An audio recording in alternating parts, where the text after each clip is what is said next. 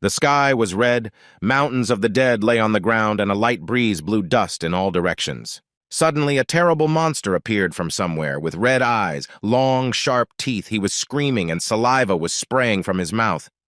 Even though the guy was holding a knife in his hands, he was very scared and started screaming, either from fear or from surprise. The monster pressed him against the mountain, but the young man stuck his hand with a knife into its mouth so that he could not close it.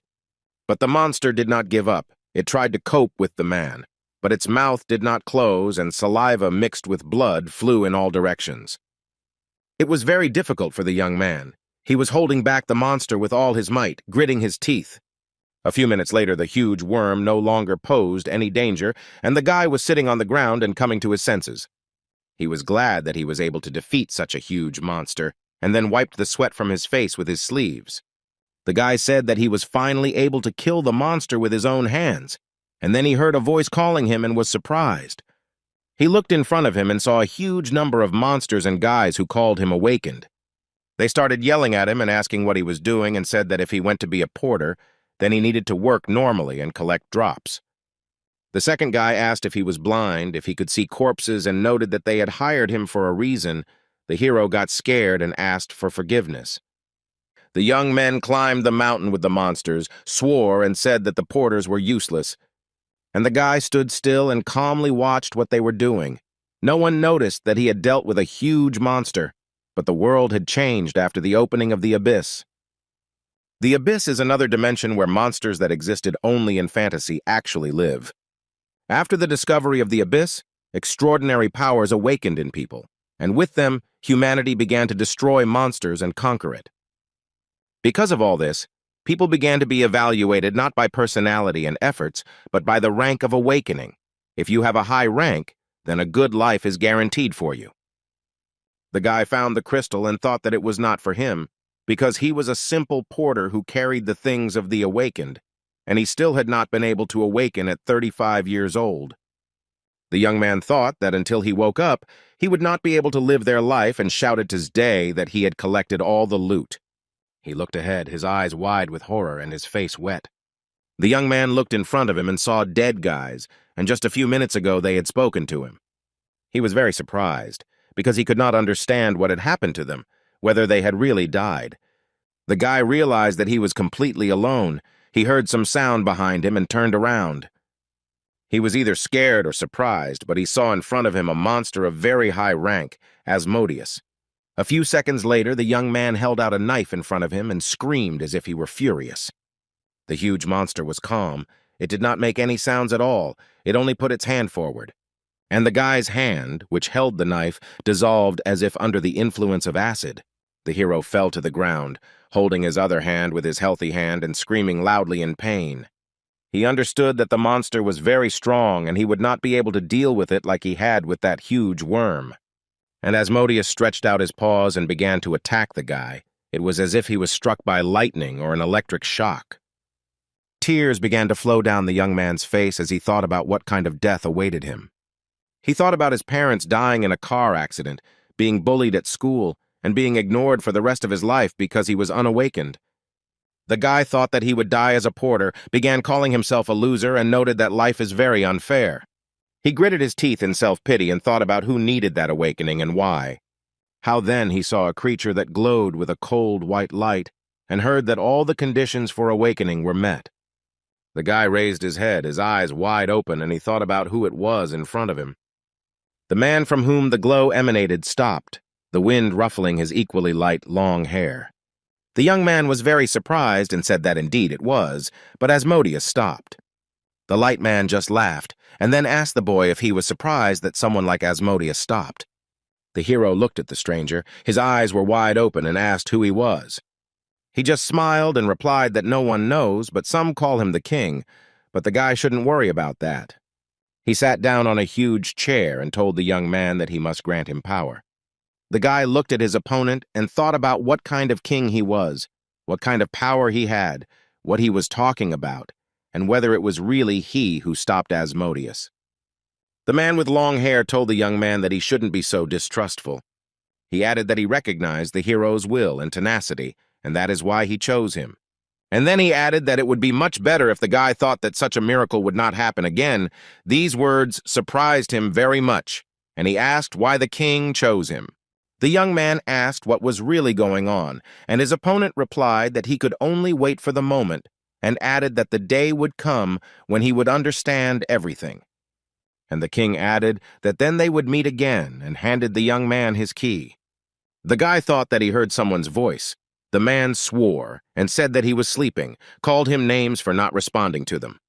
The young man began to open his eyes and heard that the guys were going to wake him up. He was very surprised when they wished him good morning. The young man didn't have time to understand anything before the dark-haired guy hit him in the face with all his might. The hero's cheek began to swell, and the opponent sarcastically asked whether the guy had woken up or not.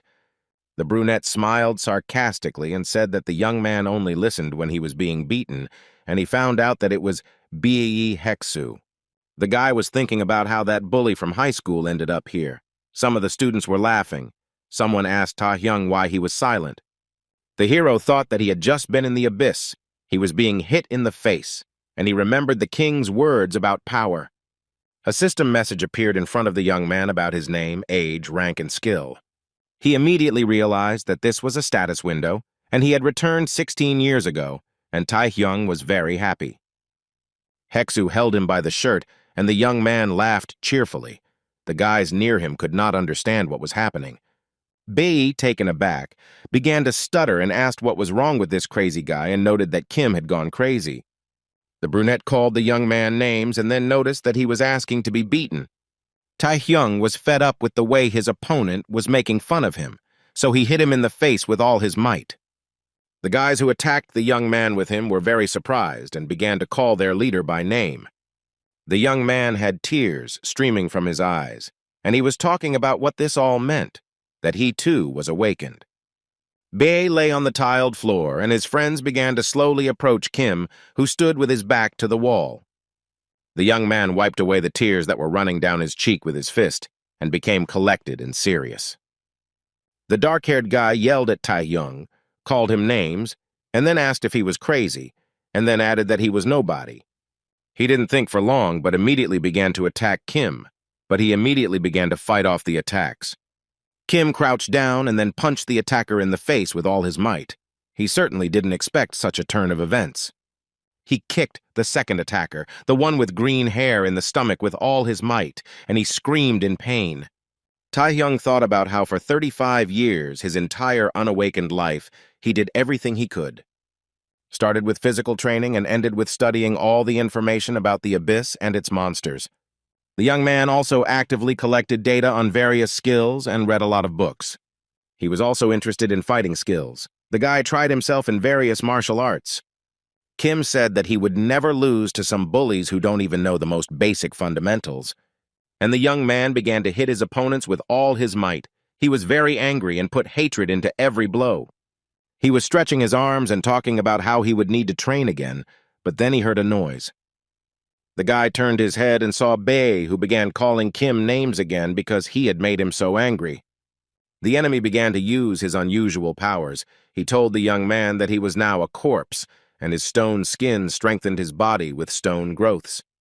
The opponent didn't think for long, but immediately began to attack the young man. He barely dodged the stone fist. Kim gritted his teeth and began to understand that his opponent was not as simple as he seemed from the very beginning. The young man crouched down below, raised his head up, and saw how Bei folded his arms and flew towards him. Literally a second later, the stones hit the ground, broke into small pieces, and flew in different directions. The enemy was sitting near a pile of stones, and the wind was blowing dust in different directions. Kim was not hurt at all. He was safe and sound, quietly sneaking up on his opponent, who began to listen to what was going on behind his back. The guy crept closer to Hex, gritted his teeth, and hit him in the head with all his might.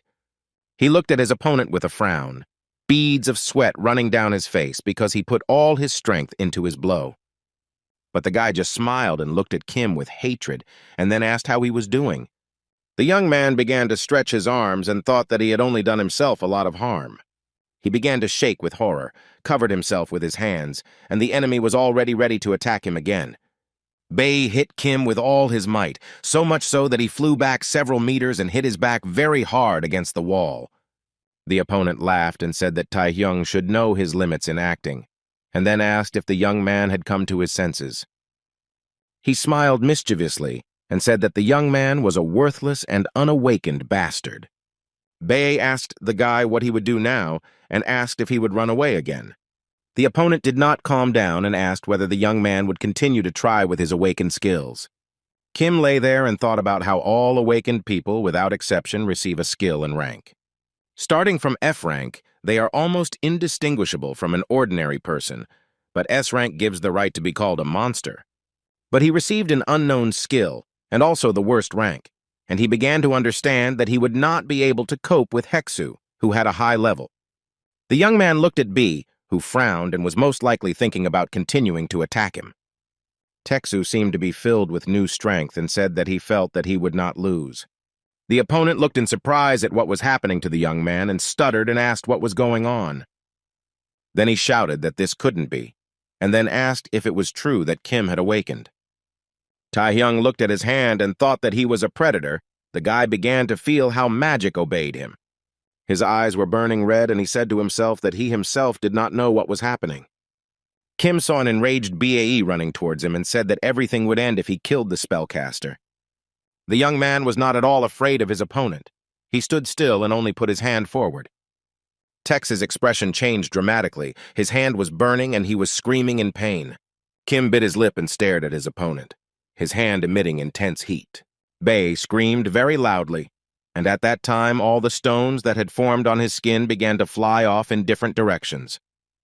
At this time, the school children were on break. Some were looking at their mobile phones, others were talking to each other. As a few seconds later the sky turned blood red, the young people could not understand what was happening. But nothing stopped Kim. He continued to attack his opponent as best he could. The guy didn't have any protective stones in the form of spikes on his body. He felt very bad. Literally a few seconds later, he simply fell right at Tex's feet. He didn't even have the strength to stand on his feet.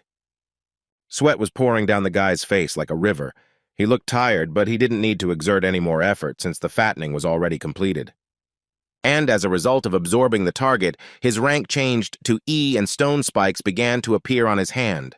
But that was not all, as in addition to everything else, a new skill, Stone Skin, was registered. After everything that happened, the young man went to the medical center, which was located at the school. The nurse heard someone enter the office, turned to the door, and her eyes widened at what she saw. Kim dragged Bei to her, as well as the guys who had attacked him and gotten hurt along with him. The young man raised his head and greeted the nurse. His appearance was also far from ideal. The girl's face became covered in beads of sweat. Her eyes opened wide in surprise, and she asked what happened. After the fight, Kim carried all the victims to the medical center so that they could receive the necessary assistance. The nurse also cured him, as she had special healing skills. Kim lied to her when she asked how they got hurt. He said that they all rolled down the stairs together. She did everything without asking any questions. The guy thought that now he was completely healthy and that it was wonderful because he not only woke up but also got even with B.A. Heksu. He thought that the whole problem was only in the predator, but he had not been able to raise his rank before, even though he had trained all his life. Now everything has changed dramatically, and the rank has increased immediately after the first battle. He understood that it was F rank, but his strength was much higher and could be compared to C rank, and he could also absorb other people's skills. The guy climbed the steps and thought about why the king gave him such power, why he regressed him. Kim had many questions, but there were no answers to them. He looked ahead and thought about the fact that in the end he had only one thing left to do: find out more about the predator. The man stood in front of the building for a few minutes and admired it as if he was seeing it for the first time. The young man raised his head and began to look at his house and thought that he had not been there for so long. The young man recalled that after his parents died, he stayed with his uncle. Kim entered the apartment and said that his uncle would be late, and he had time to look for information about skills similar to his. He looked to the right. The guy's eyes became very big in surprise, and his mouth opened.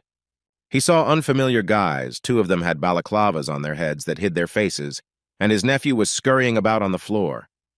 He raised his head, looked in front of him, Beads of sweat appeared on the boy's face, and he asked if it was really Kim Tae-hyung. The man recognized Hwang Jae-yoon and asked him in surprise why he wasn't at school. Kim thought that even before his regression, the boy wanted to make friends with other gangsters, so he took money from home and got into trouble. The strangers began to ask Hwang who had come to the house and what he was doing there, but he did not know what to answer. The young man looked at everything that was happening and thought that who would have thought that this was today. He thought about how he was wondering who it was, but it turned out to be Jaehyun's cousin. One of the bandits approached Kim and said that if he didn't want to get it, he should forget about everything that was happening and get out, because they would still take what they needed and leave.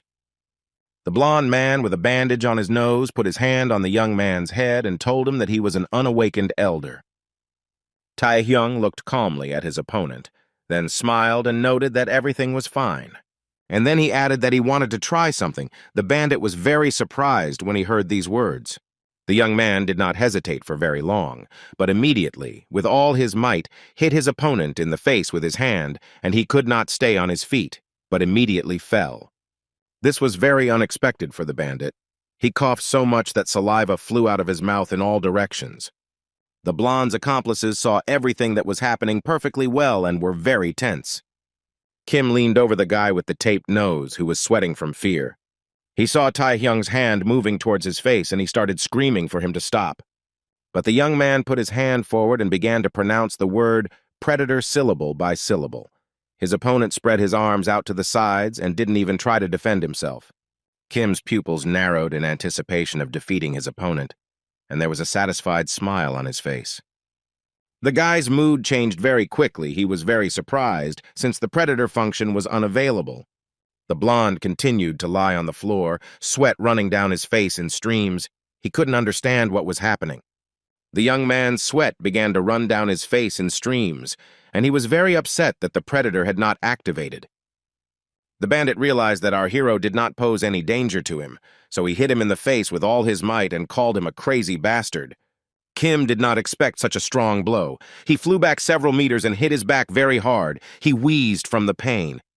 The blond guy with a bandage on his nose quickly got to his feet and started yelling at the guy to die. One of the bandits from his group began to attack the young man with chains, which was exactly the skill he possessed. The second one began to spread a very strong poison on the young man, thus he tried to get rid of it. And the blonde himself decided to use his skill of bleeding. The bandits decided that together they could very easily deal with the young man, who bowed his head and covered it with his hand. Then something very unexpected happened. A purple, very thick fog appeared in front of the villains. The blonde put his hand forward and asked how the unawakened dared to pretend to be awakened, and added that the guy didn't know his place at all. Suddenly, a system message appeared stating that skill usage was detected.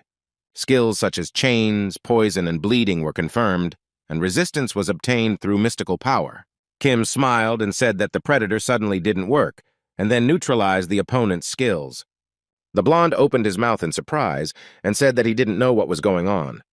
Tae-hyung didn't think for long. He walked up to his opponent and hit him with all his might with his hand with stone spikes right in the face. The young man's eyes changed dramatically. The pupils narrowed, the irises turned white, and a sly smile appeared on his face. The bandit screamed in pain. The guy knocked out his tooth. He screamed that Kim was incredibly strong. Literally a few minutes later, a calm young man stood by the window, as if nothing had happened, and said that he had now learned two things. The first is that the status window is only visible to awakened ones. It does not display all the information, and also that there was no shortage of mana, but the predator still did not activate. He realized that there was something other than mana in the activation conditions, and besides that, the predator's passive effect was not listed in the description. Kim realized that he would neutralize all the negative effects, such as bleeding and poison, and he would gradually be able to confirm his assumptions. A drop of sweat appeared on the young man's face. He tried to analyze something else but heard someone's voice. The leader of the bandits began to ask the guy what he was doing, and Tae-hyung calmly looked at him. The little boy, Kim's cousin, was on his knees and said that he had seen his incredible side, so he repented of what he had done and asked for forgiveness. The boy asked what he should do, lick the man's shoes or bark. He was ready to do whatever he said, and our hero thought that Huang was very pathetic and a real fox. Kim grimaced, a bead of sweat appeared on his face, and his cousin began to bark and make other sounds typical of a dog. The young man understood perfectly well that the problem was not in the boy, but in what would happen very soon. And he calmly told his cousin that he would forgive him, and he stuttered and asked if he was telling the truth. Kim folded his arms across his chest and said that in exchange Jae-yeon would have to go with him, and he looked at our hero in surprise. The gates to the businesses were closed, and there was a sign in front of them stating that only authorized persons could enter the premises. A group of people looked up. The girls were very scared, but the man was absolutely calm. They saw that a gate had broken through, a phenomenon where a path from the abyss suddenly opens up for monsters, and if nothing is done, a dungeon catastrophe is possible. The man said that 10 years had passed since the last disaster, and that time a gate suddenly appeared and the monsters began to crawl away. The girls said that if they did nothing, there would be only a few moments before the disaster. The second asked if perhaps it would be worth evacuating the nearby areas. The young man noted that this was not necessary since he had a skill called barrier.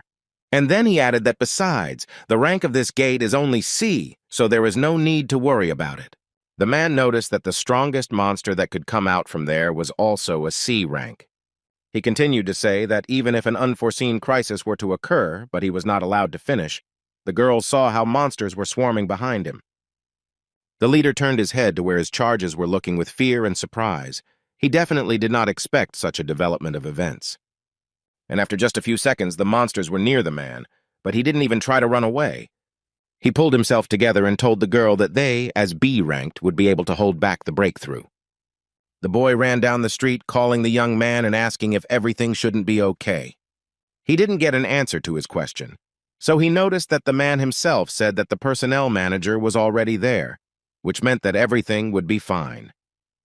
Kim told his cousin to stop calling him sir, and then pointed out that the kid was right, because the original mana of this gate is at the C rank level. The personnel there are B rank, so C rank monsters are no obstacle to them. Huang's face was covered in sweat from the strain, and he noticed that he had said exactly that. His pupils narrowed greatly, and he noticed that this was all true if the gate was actually C rank. The man leaned over the monsters and thought that it was very strange that these low-ranking monsters were able to break through his B-rank barrier. Beads of sweat appeared on his face from worry, and he thought that it couldn't be that the mana coming from there was of a higher rank than his. The leader was torn from his thoughts by his charges, who began shouting that there was something inside the gate. They all raised their heads up and began to stare, their mouths wide open in surprise. The huge monster opened its mouth wide, bared its huge, sharp teeth, and growled very loudly. The leader's pupils became like dots. Beads of sweat appeared on his face. He could not understand what was happening. And the monsters became more and more numerous. They approached people, shining their red eyes and clicking their teeth. The leader and his charges were very confused. They did not understand what to do in such a situation. The huge monster screamed very loudly, and fragments of the gate flew in different directions. It was a giant ogre that belonged to the A rank. The wind blew in the leader's face. Sweat began to flow down his face, and he said that this monster was definitely not a C rank. The man began to suspect something. He saw a fiery flame in front of him and said that this monster was of a rank. Literally a few seconds after his words, a powerful explosion occurred. The cousin shouted at Kim that, let's say, the young man was right, and then noted that it was stupid and asked how he knew all this, and he thought that he had already gone through this. Huang said that not only was there no monster here, but the area wasn't even being evacuated, and the guy told him that he had good intuition, and these words surprised the cousin. The nephew asked again what Tai-hyung meant. He said that his intuition told him so, and the cousin accused our hero of lying. The boy turned to the man and told him not to say that he was fooling him. He wanted to say something else, but he saw how people were running away from the monsters. They were all very scared. They barely managed to break away from the monsters. They shouted for the guys to run away too because the gates had been broken through. From different directions, people could be heard asking for help. Huang turned blue and was covered in beads of sweat. The man calmly asked him if the boy remembered that he told him what to do and ordered him to act. The boy looked at the man and asked with surprise in his voice what he would do. The guy opened his eyes wide. His pupils narrowed. Beads of sweat appeared on his face. He thought for a bit. And then he said that he would deal with this abomination and would be there. Huang was very surprised when he saw that stone growths began to appear on his uncle's body. The man stood by the huge window, looking at the evening city and asking if he had been correctly informed that the situation was escalating and that the C-rank gate breakthrough turned out to be A rank. He noted that it was impossible to send reinforcements since the others were busy in the dungeons or exploring the abyss, and added that the only solution to the crisis was an awakened A rank. The boy turned his head to the side and told the man that he was his hope and asked him to help them. Blade of Madness. And Hensu bit his lip at this suggestion. This was the awakened A rank. Tears started flowing from his eyes, and the man said that they should all hang in there, and he was going to them, by the way. The 8th grader syndrome was his peculiarity. One of the scary monsters received a strong blow to the head. He clenched his teeth very hard because he did not expect such a rebuff. Taehyung fought back against the huge and scary monsters as best he could. Some of them were bigger than the guy. The young man dealt with huge monsters and threw them in stacks on top of each other. He put his hand forward to use his skill because there were a lot of monsters. After a while, the guy smiled, and despite the absurdity of the situation, he began to understand that the predator skill did not work because of fatigue. It exceeded the required indicator. Most skills use mana, but that doesn't mean you only need to worry about it. The thing is that there is also fatigue. It increases if you use skills or move.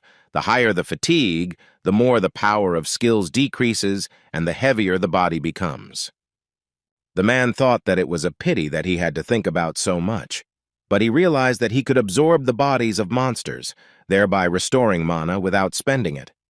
A message appeared in front of him saying that the target's life activity had stopped and mana would not be spent. He had succeeded in the hunt and had restored it. The guy was very happy about this. He was also informed that his rank had been raised to D. He understood that the more he used Predator, the stronger he would become. And at this rate, he could become a first SSS rank. When the monsters were destroyed, the young man noted that the job was done and he needed to return to his cousin. But he heard some noise behind him, so he turned his head to the side and looked there in surprise. He saw a man fighting a very large monster and was very surprised. The stranger beat the monster, called him a dirty monster, and shouted that he would avenge the souls of those killed. Tears flowed from his eyes, and he spoke of how the warrior of justice and Hensu would judge the monster. Taehyung's eyes and mouth widened in surprise. Beads of sweat appeared on his face. The man attacked the monster, and it only rolled its eyes and screamed very loudly in pain. And Hensu did not stop. His attacks were like fiery lightning, but the monster did not resist him. The pillar of fire that appeared after the force was applied was visible from afar, and it seemed to be going into the sky. Our hero stood to the side and watched everything very carefully. His mouth opened in surprise.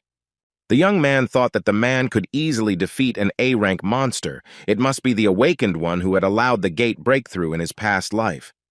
The youth watched as Madness Blade and Hensu climbed onto the monster and thought that he really was as strong as everyone said. And he laughed cheerfully, squinted one eye, and said that the stupid monster died from his sword of justice. Our hero looked at Anna, and in his head there was a huge number of thoughts that were not connected to each other. The man folded his hands as if he was going to pray, and then told the residents that he hoped that the residents would be at peace. Kim watched everything that was happening carefully. A system message alerted him that the use of a skill was being felt. He saw a monster approach the Blade of Madness and stab him with a knife. The man was unable to react to this in any way. Beads of sweat appeared on Anna's face. He began to wheeze, cough, and blood flowed from his mouth like a fountain. The monster smiled sarcastically. The blood vessels in his eyes burst, and he said that Hensu had been caught. And at that time it became very dark outside. A very strong wind was blowing, which dispersed the dust. There were no people at all in the markets and bazaars. From the outside, it might have seemed that the city was dead. Huang stood near the sofa and looked at the school nurse. She was feeling very bad. The boy looked at her. Beads of sweat appeared on his face. He frowned and wondered if this was all really normal. His pupils narrowed very much when he heard that a lot of people would die today. Kim also added that their school nurse Choi Nayeon would also die. The boy looked at him with disbelief. The man said she would die because she would help others instead of evacuating. The young man asked his cousin if he could put people to sleep with his sleep skill, and he answered in the affirmative. So our hero asked him to put the girl to sleep and evacuate her. Taehyung looked at the boy intently and said that he would handle the rest himself.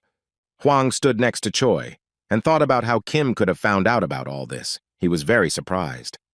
The boy had a whole swarm of thoughts in his head. He was so nervous that beads of sweat appeared on his face. The boy looked at the nurse and understood that his uncle's proposal made sense. He clenched his fist and thought about the fact that Kim was awakened with the precognition skill. Hwang said that having a skill like foresight was very cool, but the man said that it was not so. Kim asked with a smile on his face if anything could go wrong, but then cursed in his mind. He watched Anne and the monster and thought that something was definitely going wrong right now. Hensu held his wound and began to ask the monster who he was and demanded that he reveal himself. And he started laughing in response and noted that the man was alive even with his vital organs punctured and that this was amazing. He said that this was very amazing. The bald monster smiled and said that it would be more fun this way. It was the B-rank villain Han Sando who had the stealth skill. The awakened ones who committed a crime are called villains, and the bald guy is one of them. This is a deadly maniac who, during the gate breakthrough, killed people for his own pleasure. Kim watched everything that was happening and thought that he was sure that in their past life, these two people had definitely never met. Beads of sweat appeared on his face, and he began to guess that the future had changed because of him. Anne frowned, called Khan a malicious bastard, and shouted, "How dare the villain do this?" He became very angry, used his skill, started running towards his opponent, and shouted that he would punish him with his own hands. But after a few minutes, Hens's face changed dramatically. He heard some strange sounds. He, just like the villain, froze in place with a weapon in his hands, and stones and dust began to fly in different directions. The monster that Anne had dealt with some time ago began to get up, and the guys who were on it also began to fall. The monster became very angry. It bared its huge teeth and screamed very loudly. Hens was very surprised when he saw the living ogre giant, and the villain began to laugh and noted that this was incredible regeneration. This was expected from an A-rank monster. The monster became very angry and tried to deal with two men at the same time. Sando was able to jump aside, started laughing, and said that there was nothing he could do in this situation, so he would leave Anna to this freak. He turned his head towards Kim and noted that in any case they had an observer here. Khan started laughing and then said that this was great because the more victims, the better. His eyes burned with the fire of hatred. He swung at Kim and began to scream for the guy to die. Our hero stood calmly. There was a smile on his face. The villain did nothing to him, as stone spikes appeared on the guy's skin. He called the attacker an idiot and hit him with all his might so hard that he fell. Sando jumped to his feet very quickly and noticed that the person in front of him was awakened. He wanted to hit the young man with his sword again, but he froze in place because Kim said that the villain in front of him was a B-rank villain. Our hero noticed that in front of him stood a psychopath who loved to kill people while using the stealth skill. The guy asked if he had named all the enemy's regalia correctly, and when he didn't receive an answer to his question, he noted that it was great that they met. The Khan was not going to give up. He began to attack the young man, but it was all in vain. The sword hit the stone growths. But this did not stop the villain. He continued to attack Taehyung again and again. Our hero was serious, calm, and collected. He crossed his arms in front of him, which were covered with stone spikes. The villain had a crazy look. Despite the fact that the blows did not cause any damage to the guy, he continued to attack, and Kim defended himself. Sando laughed and noted that the man was skilled enough to be confident in himself. And then he added that who would have known that the blades did not work on the young man, and he continued to wait for new attacks. Han said he doesn't know how his opponent figured out who he is, but Kim probably thinks he has a chance since the villain's attacks don't work on him. The guy listened attentively to his opponent, looked at him intently, and was ready to attack. And he asked if the young man knew that he needed to understand that the world does not follow plans. After a few seconds, his trail disappeared, as if he wasn't standing in front of Taehyung, who immediately realized that he had used a skill called stealth. The young man became very tense, began to cover himself with his hands and thought that even though he had used his skill, it still wouldn't change anything. The villain's stealth doesn't affect anything since his attacks don't hit him anyway. Suddenly, Kim heard the villain's voice behind him, asking if the guy was sure that he wouldn't be attacked. Beads of sweat appeared on the guy's face, and Khan hit him with all his strength on the arm. Blood spurted out of the wound. Taehyung was very surprised when he saw the blood, and his opponent began to laugh very happily. The villain continued to hold his weapon in his hands and asked the guy if he knew how many like him he had already killed. He had a sarcastic smile on his face and said that they were all fools who believed that their skills were invincible, but upon realizing their weakness, they immediately became lost and died. Kim gritted his teeth as Sando told him that there were some things he needed to understand before he died. He attacked the guy and then said that all skills without exception have weaknesses. The young man knelt down and thought that he had no idea that stone skin had any flaws. As it turns out, it doesn't block the blow completely, and the unbearable shock breaks the stone. And the destroyed part is replaced, but with a stone of significantly increased strength. Finally, the guy realized that this was exactly what the villain had been trying to achieve from the very beginning. Taehyung gritted his teeth and thought that he was now completely confident that he could handle a one-on-one fight against a B rank because his physical abilities were far above the average D rank. And he calmly said that it was necessary to finish with the tests. The villain was very surprised and asked what he said. But literally a minute later, he started running at the guy, laughing and saying that he was cornered, and that most likely that was why he went crazy. Kim asked Han if he knew why he wanted to meet him, but he only asked what the young man was yapping about. But the young man did not listen to the villain, and continued to talk about how he wanted to take away his skill. Sando opened his eyes wide and wondered what this ominous manna was, while his opponent had been hiding it all this time. But his mood changed very quickly. He smiled through his teeth and called our hero an idiot. The villain said he didn't know what that skill was, and then asked if Kim could hit him without seeing him. The young man replied to Khan that he himself had told him that all skills have weaknesses. And he himself added that he realized this when he was absorbing monsters. Some of them constantly left his field of vision. Taehyung was silent for a moment, and then added that in the end, the predator caught up with everyone. The young man said that no matter where his enemy was hiding, Khan tensed up after these words. Kim noticed that wherever the villain ran, the villain's eyes became huge, and he asked again what the guy said. And the young man looked closely at his opponent and noticed that the predator would catch him no matter what. And our hero, with the help of his special skill, began to attack his opponent while he was absolutely calm. The city was very quiet, the sun was rising, but the streets were still empty, deserted. On the path, among a huge number of stones, a man was lying face down. He was alive and mentally swearing. He thought that if it weren't for that villain, everything would have been completely different. And Hyun-soo thought that he was a hero of justice, an invincible warrior who could not defeat death. The huge monster folded its hands into fists, its eyes glowing with hatred. It walked straight towards the guy who passed out. The monster folded his hand into a fist and began to scream as if he were mad. He was very much ruined. The monster hit with such force that dust and dirt flew in all directions. He could not stop. After a few minutes, he stopped and screamed like a wounded animal, his eyes burning red. When the huge monster calmed down, he looked at the place where the guy was and saw only a dent. Our hero asked what was going on and noticed that the monster's opponent was sprawled on the ground so that he was not visible. Kim told the monster that it was all no surprise, but in fact, he managed to save an hens because he used a new skill. He held the guy by the scruff of the neck. There was a smile on his face, and he himself said that it was much easier this way. The man and woman opened the doors and were very surprised and also happy with who they saw. Hwang laughed and told his parents that he was already home, and Kim asked if everything was okay with his uncle. And the elderly people had tears in their eyes and frowned, as they were very worried about their son. The boy laughed and said that nothing had happened, and his parents replied that they found the house in disarray. The boy tearfully reported again that nothing had happened, and the young man laughed and noted that everything was complicated. The man held a mobile phone in his hands and watched the breaking news about the gate being breached. The announcer said that according to government statements, the current threat of a gate breach had been completely eliminated. He then said that given the possibility of another breakout, the government had ordered nearby schools to close for a week. The news also reported that the survivors have begun to recover successfully and the public can breathe a sigh of relief. At this time, the nurse explained to the police that when she woke up, she was already in this place.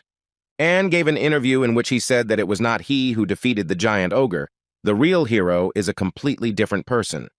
The announcer reported that the body of the giant ogre was not found, and the identity of the villain who attacked people is not known for certain.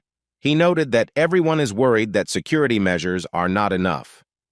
Kim looked and listened carefully to this news and said that it was excellent. He was very pleased. The young man was glad that not a word was said about him. He had no plans to become popular. He looked at the cave into which the railway led and said to himself that it was time to take the next step. Kim thought about how he now had 3 skills. He noticed that getting stealth was quite successful, but at the current level, it was difficult to use 3 skills at once. He knew that using it stupidly would use up all his mana and increase his fatigue level, and it would end up pretty badly, so potions would be the best solution. Potions are elixirs that are created for various purposes, such as restoring mana or fatigue. The guy thought that they were quite expensive, so he first needed to earn money. But he needs an official permit to hunt, and even simply using his skills without one is considered illegal. That is why he has only one thing left to do: clear out unexplored dungeons. The monsters became curious about how a mortal could find them and dare to come here. One of them suggested paralyzing the guy and throwing a feast, and Taehyung noticed that he met highly developed monsters. The guy looked at them and noticed that he didn't have enough B rank to change his rank. He would have to destroy 100 of these monsters. The monsters shouted at him how dare he and asked if the man even understood the situation he was in. The monster took in so much air that her cheeks became huge like 2 balloons and her eyes burned with the red fire of hatred. It spat in the direction of the young man and screamed that they would eat him alive. The monsters laughed like madmen and asked how the guy was doing now, wondering if he felt his body turning to stone and becoming paralyzed. But Kim looked at them with a smile on his face. A system message appeared in front of him that resistance had been received due to mystical power. The monsters suddenly stopped laughing, and the young man noted that he had thought that they had useful skills. Screams and squeals could be heard from the cave. Kim saw a message that he had succeeded in the hunt, and a new skill, paralysis, was registered. There were 2 security guards at the entrance to the new South Korean Players Association. Go Tae-wook, deputy manager and personnel officer of the New Korea Players Association, was thinking about the 2 best players.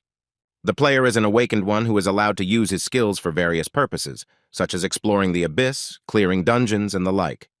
In South Korea, there were only 5 such player centers, 4 great guilds that had indivisible fighters, alchemist masters, wizard mages, and nightwalker informants.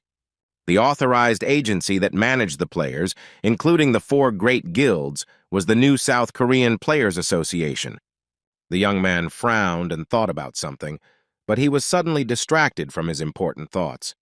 He was distracted by Yu An, the leader of the Nightwalkers Guild and an S-rank player, who told the chairman that they hadn't seen each other for a long time.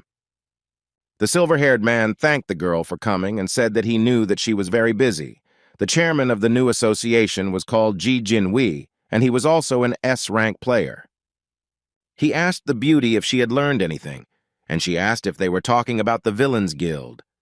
The Villain Guild was a criminal organization founded by the most hardened of villains, and members of the guild wore gold rings with 3 skulls. Yu handed the document to Ji and said that it listed all of their movements, as well as a list of the players they were targeting. The girl said that she was sure that the man did not call her to personally hand over the documents and asked why she was invited here. The man laughed cheerfully, took the paper in his hands, and said that he wanted to know her opinion. Ayan looked closely at her opponent. She was very surprised that the chairman cared about her opinion. Jinwee formally asked when Miss had passed the player test. The girl was surprised by this question, but she answered that it was when she reached the qualifying age at 19 years old. She wanted to add something else, but she was thinking very hard about the question that was asked. The girl started to talk about something, but the chairman smiled and began to ask a new question. He was interested in Yu's opinion on whether a high school student could fight a monster, and he was sitting on the mountain with the monsters that had been killed. The guy put his cell phone to his ear and asked if he had reached one of the 4 great guilds, called the Alchemists. On the other end of the line, they confirmed that he had reached the right place, and the young man said that he wanted to buy several types of potions from them. The 7-day closure of the school due to the breach of the gates was over, and the children were rushing to classes. What happened during these 7 days? Kim and her cousin were pumping up their endurance and strength. The young man not only did physical training, but also cleared dungeons. The guy also managed to visit one of the 4 largest alchemist guilds and greatly surprised its employees. They looked at the magic stones and couldn't believe that there were so many of them, and promised to take the young man to SVIP to make a deal, and Kim was able to buy the potions. The young man was also able to reach the sea level. He thought that despite this, he still had a very long way to go. But besides everything that happened, he has to go to school, because it is one of his responsibilities. The boy's classmates approached him and began asking if it was true that he had single-handedly wiped out B.A. Hexu's henchmen, and then they asked if he had awakened. Kim replied that no matter what happened, but his opponent had big problems, they were very surprised and asked why if he knew the reason for this. The guy wanted to answer something, but he heard someone's footsteps and began to listen to them. He looked intently to the side, and the pupils of his eyes narrowed very much, but despite all this, he was calm. The young people who walked through the office did not stand on ceremony, but clung to desks and chairs, which fell to the floor with a loud crash. But this didn't bother them at all. They looked ahead and went where they had previously planned. One of the guys put his feet right on the desk, thus showing his superiority. He told the young man with a smirk on his face that Lee Young-jae would not just let this go. The guy looked at Kim and told him that they hadn't seen each other for a long time. It was the awakened S-rank Lee Jung-jae. He was the leader of the Tessen High School gang, and his parents were the owners of the corporation that sponsored it. It was he who set Behexa, who constantly bullied him, on our hero, and John-Z did all this because the young man was unawakened. Kim looked at his opponent from under his long bangs and noticed that he was not his friend, and he just laughed. The boy heard a kid from Lee's entourage tell him not to talk nonsense and to get lost. He felt on top of things and talked about how Taehyung was a bastard and how dare he even talk to John Jae. The boy tried to say something else, but suddenly he got a punch to the nose with all his might. Lee stood up and asked the guy in his retinue if he could see that he was busy talking. Kim calmly watched everything that was happening and did not even get up from his seat. John Jae told him that he knew that the young man was very inspired after defeating Bae Haiksu. Then he asked through clenched teeth whether it was possible to tease an opponent while looking him in the face. A drop of sweat appeared on Kim's face, and he thought that this was the magical power of the awakened S-class, and it was simply off the charts. The guy put his hands in his pocket, and his opponent told him that he should pay attention when important things are said to him. The young man took his hands out of his pockets, used his skill, and wondered what it would be like for Lee when he met the predator. A girl with blue hair approached John Jae. She noted that everything should be in moderation and asked him to leave. A guy from his retinue extended his hand to her, but she grabbed him so hard that he howled in pain. The beauty's name was Lim In, and she also asked Taehyung to finish what he started. The boy frowned. A drop of sweat appeared on his face, and he began to smile timidly at the girl. He was embarrassed. Lim In was not only the head girl, the most promising and educated, but also rich and an S-class awakened. She stood calmly and looked at Lee, and he was only thinking about the fact that it was simply impossible to retreat. But he smiled, asked who should be left alone, and noted that there was a misunderstanding. It was just a conversation between friends. Lim calmly noted that they were not friends, and she knew it very well. The guy smiled, looked at the girl with hatred, and asked her not to cross the line. But she did not back down and said that if Lee did not leave voluntarily, she would help him and demanded that he leave. Kim watched everything that was happening and thought that it would be better for them to really leave everything, because if they continued, the class would be in danger of being destroyed. John Jae couldn't stand the girl's piercing gaze, turned around and said that he was leaving, and then added that he didn't intend to fight for nothing. Literally a moment later, he turned around, pointed his hand at Lim, and asked her if she really thought that was what he would say. A fireball appeared in Lee's hands. His eyes glowed with the red fire of hatred. and his pupils narrowed very much. The girl did not expect such a turn of events. Beads of sweat appeared on her face from fear. But then everything was interrupted by a call. The broadcasting department was about to tell the school children some very important information. The voice from the speaker announced that there would be a special lecture in the main hall of the Players Association, so all students should immediately gather in the main hall. The message was repeated one more time, and John Jay stood as if in a stupor and could not understand anything. Lim and Kim looked at him calmly. They understood that the skirmish did not happen only because they announced important information. Lee smiled sarcastically and said through clenched teeth that this was all very timely, although he himself did not think so. He walked towards the exit and noticed that the young people were lucky, while the guys from his retinue just made faces. Ayan turned her head towards Taehyung and asked if he was okay. Beads of sweat appeared on her face from worry. She started to say that the guy shouldn't thank her, but before she could blink, the chair he was sitting on was empty. The young man was already at the door. He asked why the girl was standing and inquired whether she had heard the announcement about the gathering in the main hall. Lim looked at him intently, and the young man said that he would go there quickly. The beauty opened her mouth in surprise and wondered if Kim had always been like this. A huge number of young people gathered in the hall. They were talking about what the special lecture organized by the Players Association would be about. The students opened their mouths and eyes in surprise. The man greeted them, said that he was the HR director, and his name was Go Tae-wook. The man said that there were two reasons why he had gathered them here, the first being the lack of response to the gate being breached. He noted that he was offering an apology from the Players Association, and also said that he would conduct safety training. And the second reason for this meeting, the HR director noted, was that changes had been made to the player exam. Lee listened very carefully to what the man was saying, grimaced, and then called him a bastard. Lim was thinking about Kim. She wanted to find out more information about him later.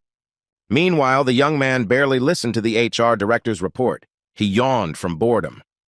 The students began to talk about how the player's exam affected them and noted that it was for 19-year-olds and they would not be able to participate this year. Go said that this is what they think, and then said that it concerns them, so he is here to give them advice. Tae-wook said that an unexpected event had recently occurred, a gate had broken through, and due to the sudden increase in the number of monsters and dungeons, the association admitted that they were short of personnel. He noted that starting this year, they plan to allow even high school students to receive recommendations.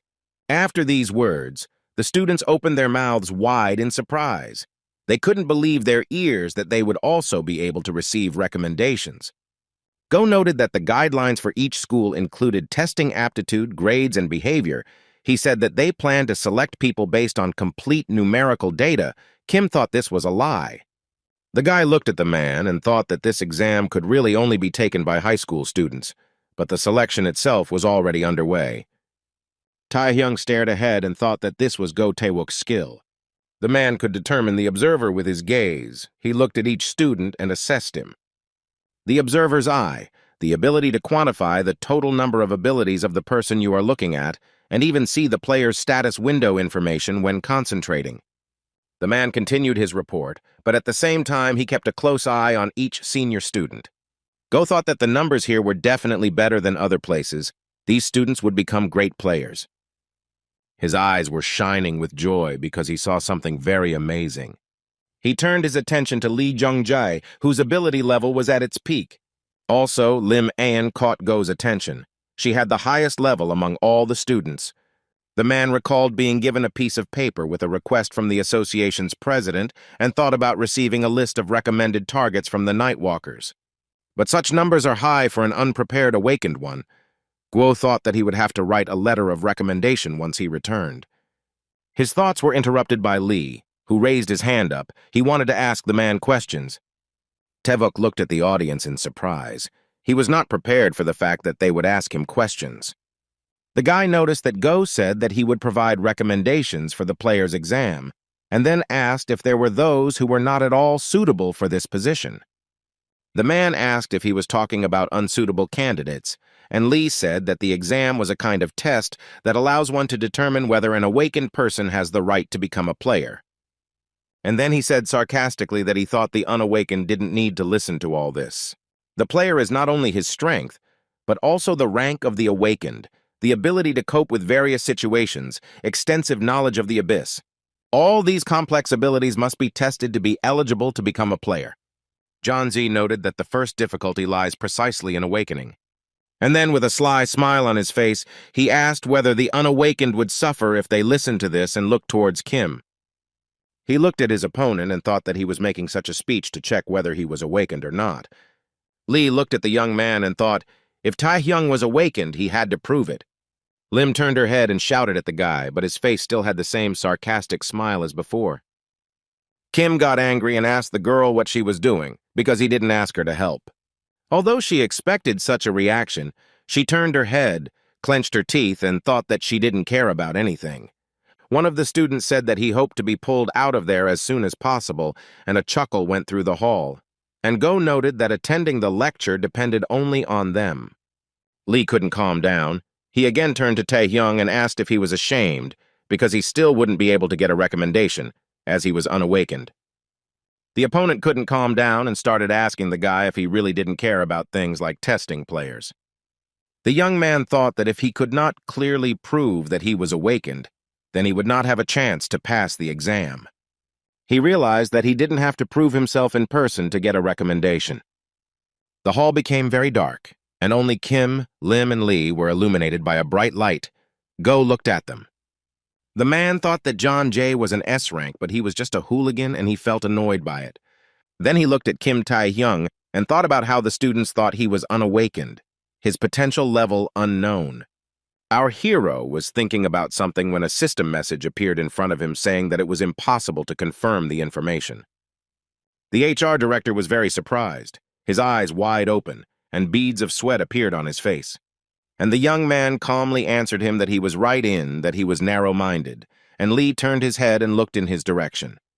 He asked what benefit there was in listening to such information for the unawakened, since it would only hurt his pride unnecessarily. The guy showed his opponent an obscene gesture and calmly told his opponent that he would leave the assembly hall. John Z did not calm down and told the young man to stay and listen to the excellent lecture and said that he was really annoying him. Go watched everything that was happening and thought that his observer's view hadn't worked. He also remembered that he had scanned the association's president quite calmly. The man's skill did not fail him when he wanted to see UAN, the guild leader. This had never happened before, but on this brat the skill somehow failed and stopped working. Go watched Kim walk away, beads of sweat appearing on his face, and a system message announced that the information could not be confirmed. The young man turned his head and looked at the association's head of staff with a slight smile. The man's pupils narrowed very much. He opened his eyes wide and frowned. After all, what he saw shocked him. He was finally able to see information about this guy. The young man went to the school library and said that he was thinking of using his free time to look for clues about the king. 3 guys came in to see him, and Kim said that there was no point in staying here now. The boy with a bandage on his nose told our hero that John Jay was looking for him and demanded that he follow them. The young man turned the page of the book and with a smile on his face said that he did not want to do this. The opponent smiled sarcastically and asked Kim if he ran his aunt's restaurant. The guy was very surprised, tore his gaze away from the pages of the book and looked at the boys. The main one among them noted that this was what Lee had asked to convey. The most important one among them told our hero that he had no parents and that his aunt was having a hard time, and then asked if he wanted to make her life even more difficult. The boy with a bandage on his nose told Kim not to worry, and noted that they would make him go anyway. But he didn't have time to finish speaking, because something unpredictable happened in the library. The guy, who had only been smiling slyly for a few minutes, was now screaming in horror. He wheezed as Taken grabbed him by the throat and lifted him up so that his feet were off the ground. And the guys who came to the library with him were lying on the floor. They didn't have the strength to get up. Kim continued to hold the wheezing boy by the throat and told him not to make him ask twice and to ask where Lee was. The young man entered the gym and saw John Jay with a man standing in the middle of the room. The bald man extended his hand forward and said that it was all amazing, and the guy asked what he meant. The man frowned and noticed that ever since the youth arrived here, he had used a status-reducing skill several times. It was the A-rank Hunter Sol Hundo, Lee's bodyguard.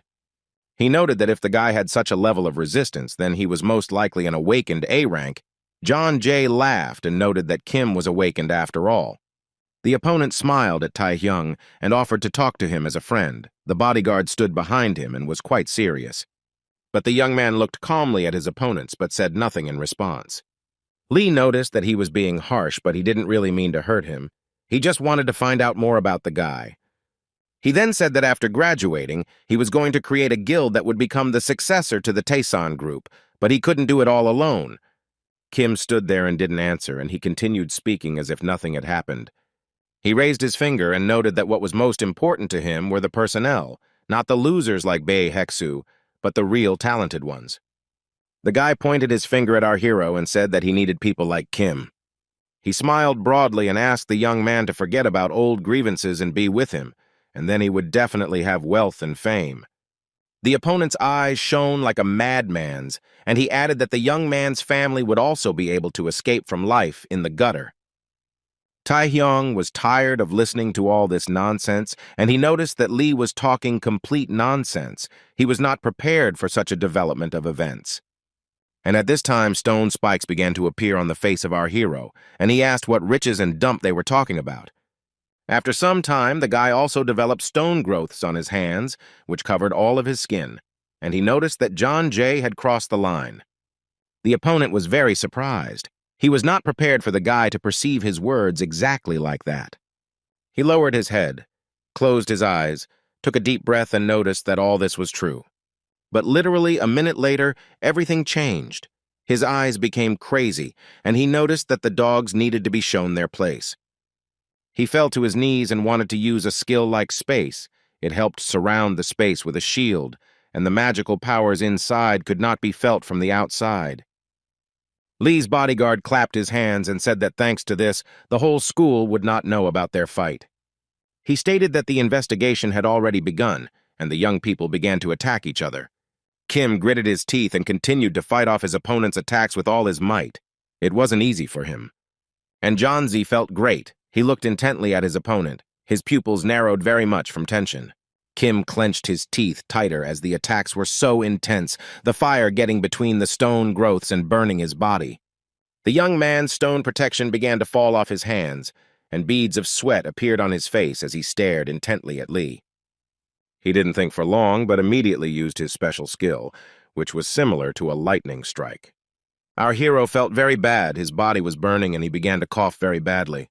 The enemy laughed cheerfully. His eyes were crazy, and then he asked the young man if he understood everything now. Sol Hundo watched everything that was happening and thought that he felt very sorry for Tai-hyung. He thought about the fact that the guy was most likely an A rank awakened with high body strengthening skills, and with such a level of combat instinct and willpower, it was hard to believe that he was a schoolboy. Bodyguard Lee thought that the young man probably couldn't even find an opponent for himself. But today's battle surprised the man, and he thought that this was the fruit of an S-rank talent. Sol pressed his lips together and knew that Tai-hyung had no chance of winning this fight, so he just needed to learn his lesson. But the man's incomprehensible flow of thoughts stopped very abruptly. He was surprised by what he saw. Kim had no intention of stopping. He got into a frenzy and attacked his master beautifully. Each of his next attacks was confident and very accurate. The young man punched his opponent in the face with all his might. And a few minutes later, the guy threw John Jay aside with such force that dirt and dust flew in all directions. The bodyguard did not understand how it all happened. Large beads of sweat appeared on his bald head and face, and he screamed that Kim had thrown Lee away. The floor beneath the enemy gave up the ghost. He wheezed and coughed, and his head was filled with a whole swarm of incoherent thoughts. He caught his breath a little and started calling Tai-hyung names and asking how he dared to attack him like that, and then he noticed that he couldn't move. Sol was so shocked that he just opened his mouth and wondered if it was true that his master couldn't move. He looked at the young man and thought that his skill was not limited by armor. The man also became very curious about who was in front of him. Kim had a satisfied smile on his face and said that he finally succeeded. He has 3 skills that are gained from the Predator skill. These are Stone Skin, Invisibility, and Paralysis. But the young man didn't use all of his skills from the start, as C-rank Paralysis couldn't easily overcome S-rank resistance. At the same time, invisibility is very quickly destroyed by a wide range of fire attacks. And the Predator skill is a last resort and should not be used casually. Therefore, Taehyung's goal was to accumulate a skill like paralysis in the enemy in close combat. The status reduction skill has a greater effect if it is enhanced by a direct hit rather than applied at a distance. If paralysis is applied several times with continuous hits, then resistance is meaningless.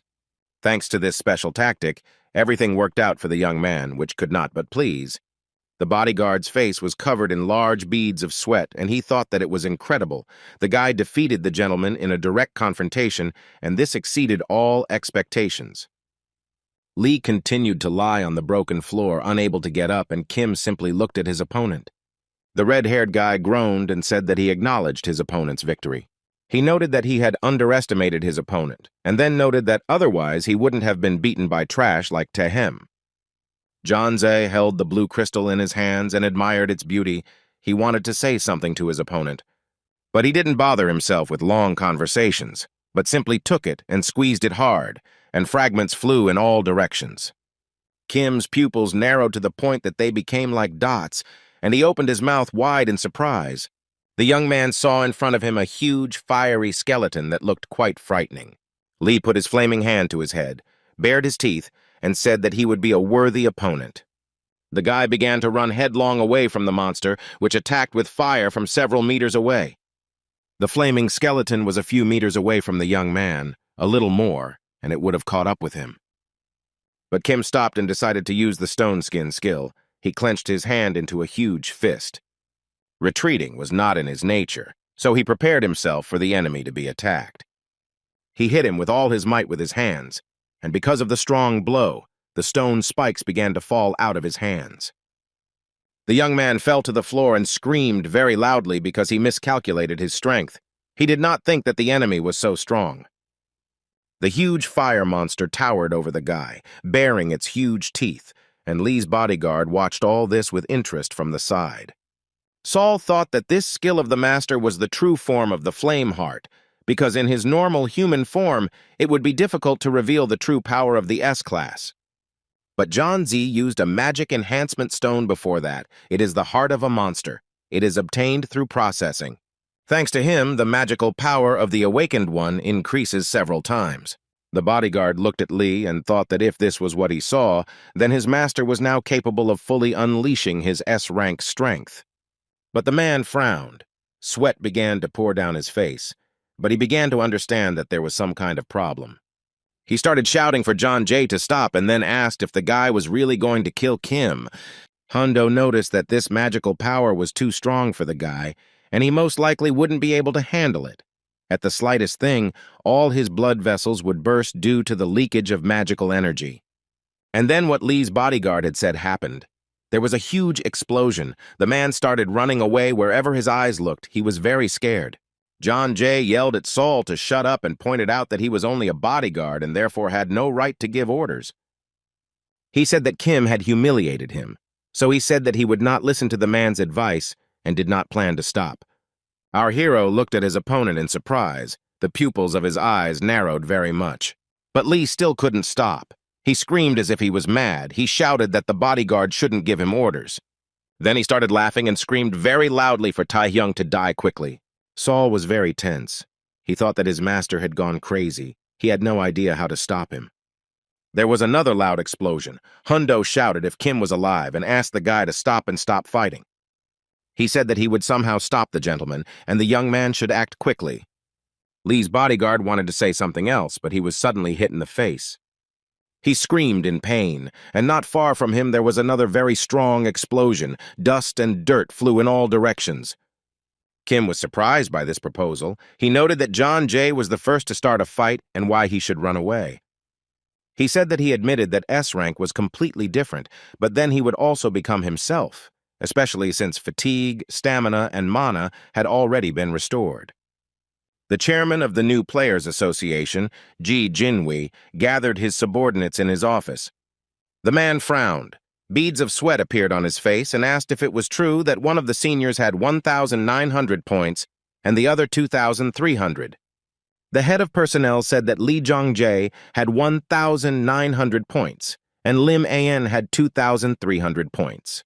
Both of them confirmed S-Rank awakened. The girls said that even if they were S-Rank, Lee had 1,900 points even without training, which is comparable to an A-Rank hunter and equal to a Japanese saint. Go Tae-wook heard someone cheering and saying that Korea finally had a saint-level hunter. The saint was a hunter who represented Japan. She was 19 years old when she first tested her level and turned out to be a monster whose total points exceeded 2,500. Go thought about Kim and didn't understand what the hell was going on with his points, since their number was more than 5,000. He wondered if this could be a simple illusion or if there was a mistake in his skill. Tae-wook was very serious and came to the conclusion that he had to find out everything personally. Saul was on his knees. He was saying that this couldn't be. The man was shocked. He looked at Tae-hyung and was very surprised. The man asked who our hero really is. Kim did not answer this question, but began to repel the attacks of his opponent Lee. He also began to ask why the young man had thrown him away, since he had an S-Rank and was the heir to the Tisan group. He continued to scream, calling his name, calling his opponent names, his face twisted in horror. Kim continued to calmly attack him and said that he didn't care what rank Lee was, and also noted that he didn't care that he was someone's heir. And he said that he didn't care about the enemy's regalia when he had the power of the king. John Zay raised his head and looked at the young man in surprise. He was definitely not prepared for this turn of events. He opened his eyes wide in shock, and beads of sweat appeared on his face. It was very quiet in the schoolyard. The sun's rays reflected in the huge windows. And literally a few seconds later, there was a very strong explosion, and dust and dirt rose up in a column. The building was destroyed, glass was blown out of some windows, and it began to burn. Lee was lying on the floor, covered in dust and dirt, his mouth slightly open, barely breathing, feeling very ill. His bodyguard, who was standing apart from his master, was shaking with terror, and sweat was running down his face in streams. Kim opened his eyes wide and told the man that he had surprised him very much. An A-Rank hunter pulled Young Jae out of the center of events at the very last moment when Tae-hyung used Predator. The boy thought that it didn't matter now, since he had already taken his skill anyway, and Sol asked the boy what he was even thinking about. The man said that his master was the heir to the Tisan group and how he was going to deal with the consequences. Kim asked who started it first, and he would also say everything. The young man smiled mischievously and asked if he looked like the kind of person who would be scared by something like that. He looked at what was left of the school and told the bodyguard not to worry, since he had no intention of killing Lee anyway. Saul asked what he needed then, and the guy replied that in return he should receive payment for his life. The man did not understand anything. He opened his eyes wide, and Kim said that John Jae was not an ordinary guy, but the heir to the Tisan group. Tae-hyung smiled and asked if he shouldn't get 1 billion for it. The children ran out into the schoolyard. They were very scared because they did not understand what had happened. Someone was shouting for everyone to move away. The senior students were asking each other what was going on. They didn't understand what had happened. Lim knew that this was not an attack by a monster or a demon. She felt magic and a strong flame and immediately realized that this was the power of Lee Jong-jae. She became curious about who his opponent was. She immediately remembered that he always dealt with Kim and became very nervous. The teacher was saying something to the students, trying to calm them down, but Ayan didn't listen to her and started running somewhere. The woman started shouting after the girl to stop, but as if she had heard and seen nothing.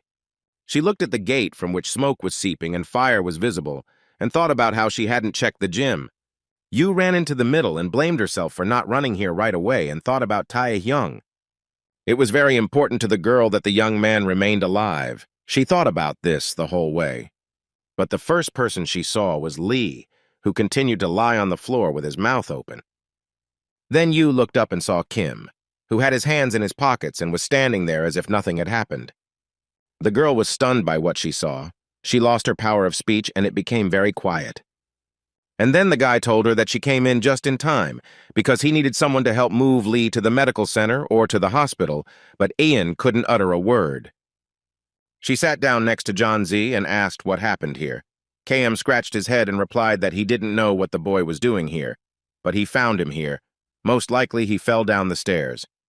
Yu thought about the words he said, and the young man said that he did not know what happened here, and asked the girl not to tell anyone that she saw him here.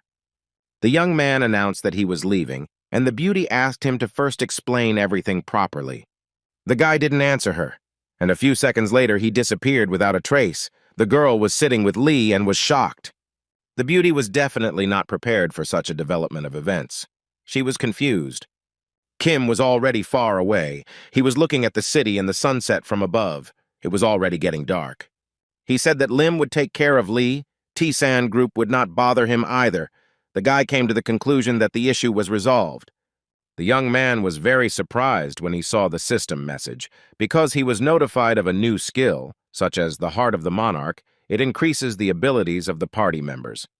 He also became curious about what charm was. He asked if it wasn't just about looks like celebrities. The guy became curious about how he got it. He wondered if luck had turned away from him, and the skill he had acquired was not called Flame Heart, but Monk's Heart. Kim mentally asked Lee if he was an idiot. He was surprised that his opponent had such a skill. After a few minutes, the young man smiled and realized that this was actually very good. The guy thought that skills that affected the entire party were rare, no matter their level. Since he had several skills, he could combine them, but Monarch's heart was much better. Kim was walking down the road, talking about how cool it was, when he suddenly heard a noise behind him. The young man turned his head and saw several foreign cars behind him. Several men got out of the car, and Go Taewook, who was walking first, said that Kim had finally been found, and then added that he had a few questions for him. The guy opened his eyes wide. He looked at the man and thought about why this man was here now. Go's eyes glowed purple, and he began to ask the young man what he had done in the gym. The man held a glass of alcoholic drink in his hands with ice cubes floating in it, and spoke about what this means and what the result is. The dogs barked, and he continued to talk about how his only son was in the hospital. But as if that wasn't enough, he paid for his life. The compensation was $1 billion. The man asked his interlocutor if he could deal with the problem that had arisen as quietly as possible. Before him, kneeling, was his bodyguard Saul, who asked for forgiveness and replied that he would do whatever his master ordered him to do. His interlocutor ordered him to do whatever he thought was necessary, and then noted that the guy was impudent, and it was very funny.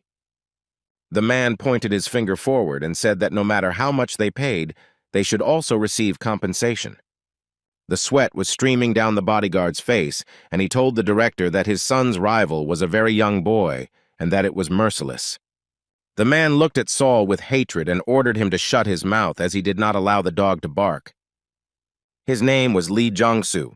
He was the CEO of T-San Group and an S-rank hunter. Taewook repeated his question, wondering what Kim was doing at the gym, and the guy wondered how the man ended up there. The young man could not understand what Go was talking about, the explosion or the incident at the lecture. The guy understood that the deputy director of the association was in front of him. The chances that he would personally visit the scene of the fire were small, but he could know that he was the culprit and make his move. The young man had sweat running down his face, and he began to think that he needed to find out everything, and he asked if his opponent was talking about the explosion in the gym. Go opened his mouth in surprise and could not understand what the young man was telling him. Then the man looked to the side and clarified that they were not talking about a fire by any chance, and said that other organizations would deal with this problem. Go said that the guy never answered his question, and Taehyung thought that Taewook didn't know anything about the explosion. A satisfied smile appeared on the guy's face, and the man, for the umpteenth time, asked him what he was doing in the gym. The young man was silent for a moment and asked if the deputy head of the association was not yet aware of this. Go couldn't understand what Kim meant, and Kim said that he was sure that his visit was because they wanted to invite him to the hunter test. The man laughed in response and answered on what basis they could invite him to the hunter test. The young man showed his points and noted that this was actually his basis and asked if this was not enough. The men's mouths opened wide in surprise. They thought that this simply couldn't be. They looked at the guy and thought about the fact that in these few hours he had become even stronger, which meant that number was neither a coincidence nor a mistake. Kim looked at them intently, and they wondered who he really was. Go asked why the boy's clothes were so dirty, but he didn't know how to answer that question. Taehyung's cousin stood at the door and asked if the young man was really going to the hunter's exam, and he said that it was true, and it would take place in a month. The boy shouted that Kim was a god, a general, an emperor, because he was very surprised by this news. Then he fell on his knees and began to bow, and the young man asked him in surprise if his cousin was joking. The young man held a dumbbell in his hands and thought about the fact that as for the gym, T-San Group would take care of everything, and Go Tai-wook's suspicions would most likely be dispelled. The exam was in a month. He needed to focus on training. Kim was thinking that there would be no more problems when the mobile phone lying on the table rang. The unknown individuals grabbed the man by the neck and asked why the association's hunter was guarding the house of a high school student. He began to wheeze, and the villain said that the guy was most likely one of those participating in the next hunter test. Then he added with a wry smile on his face that this is exactly how the association takes care of rising stars. It was the two assassins, Black Brother and White Brother, A-rank demons. The second of them noticed that the young man they were guarding was just a brat with little experience. His companion laughed and noted that although the boy was a promising hunter, he was nothing without sufficient experience. He smiled with all his teeth, but his eyes were angry and said that they would show everyone what the real awakened ones are. As the white villain began to scream furiously, the guy grabbed him by the throat and lifted him up. Black had a weapon in his hands. He began to run to help his brother and at the same time asked the young man who he was. Kim, and it was he, let White go, looked at his brother and asked who he was asking questions to. Without waiting for an answer, he hit the villain in the face with his knee with all his might. He did not expect such a response. The guy looked intently at his opponent and cheerfully said that he was their small fry with no experience. And a few hours before this, when the school building was burning, a very interesting conversation took place. Saul asked about the billion, and then said that if he kept silent about this incident, then it would not be up to him to decide. Taehyung waved his hand, looked at his opponent, and said, "Who doesn't know this?" Our hero noted that he was not such a bad person as to hold his subordinates accountable, and asked the man to simply do everything possible to reach an agreement. A chain appeared in his hand, and he said that if Hundo wanted to betray him, he had something interesting.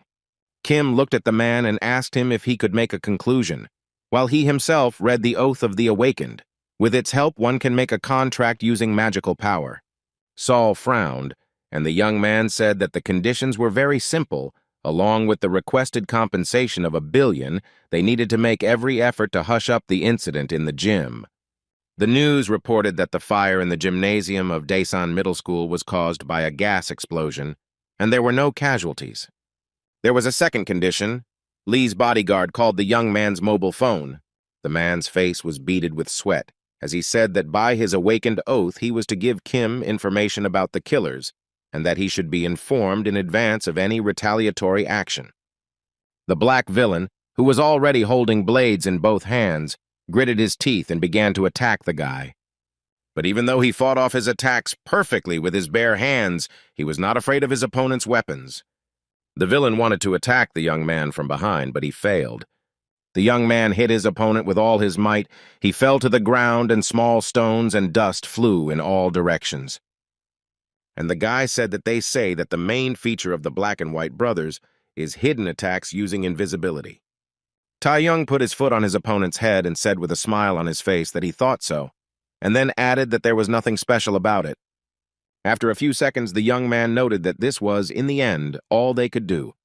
A luxurious black car was flying through the city's night streets, and inside it was no ordinary person.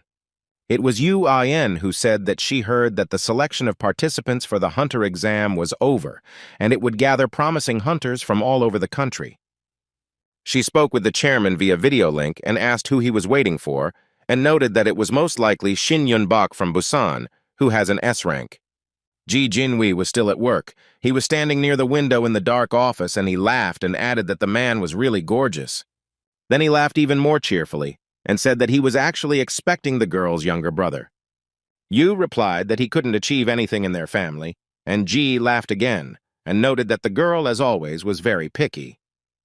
He asked Ayan who she was looking forward to if it was that boy named Shin Yubak. The girl chuckled mysteriously and replied that he hadn't heard anything interesting yet, and the man was very surprised.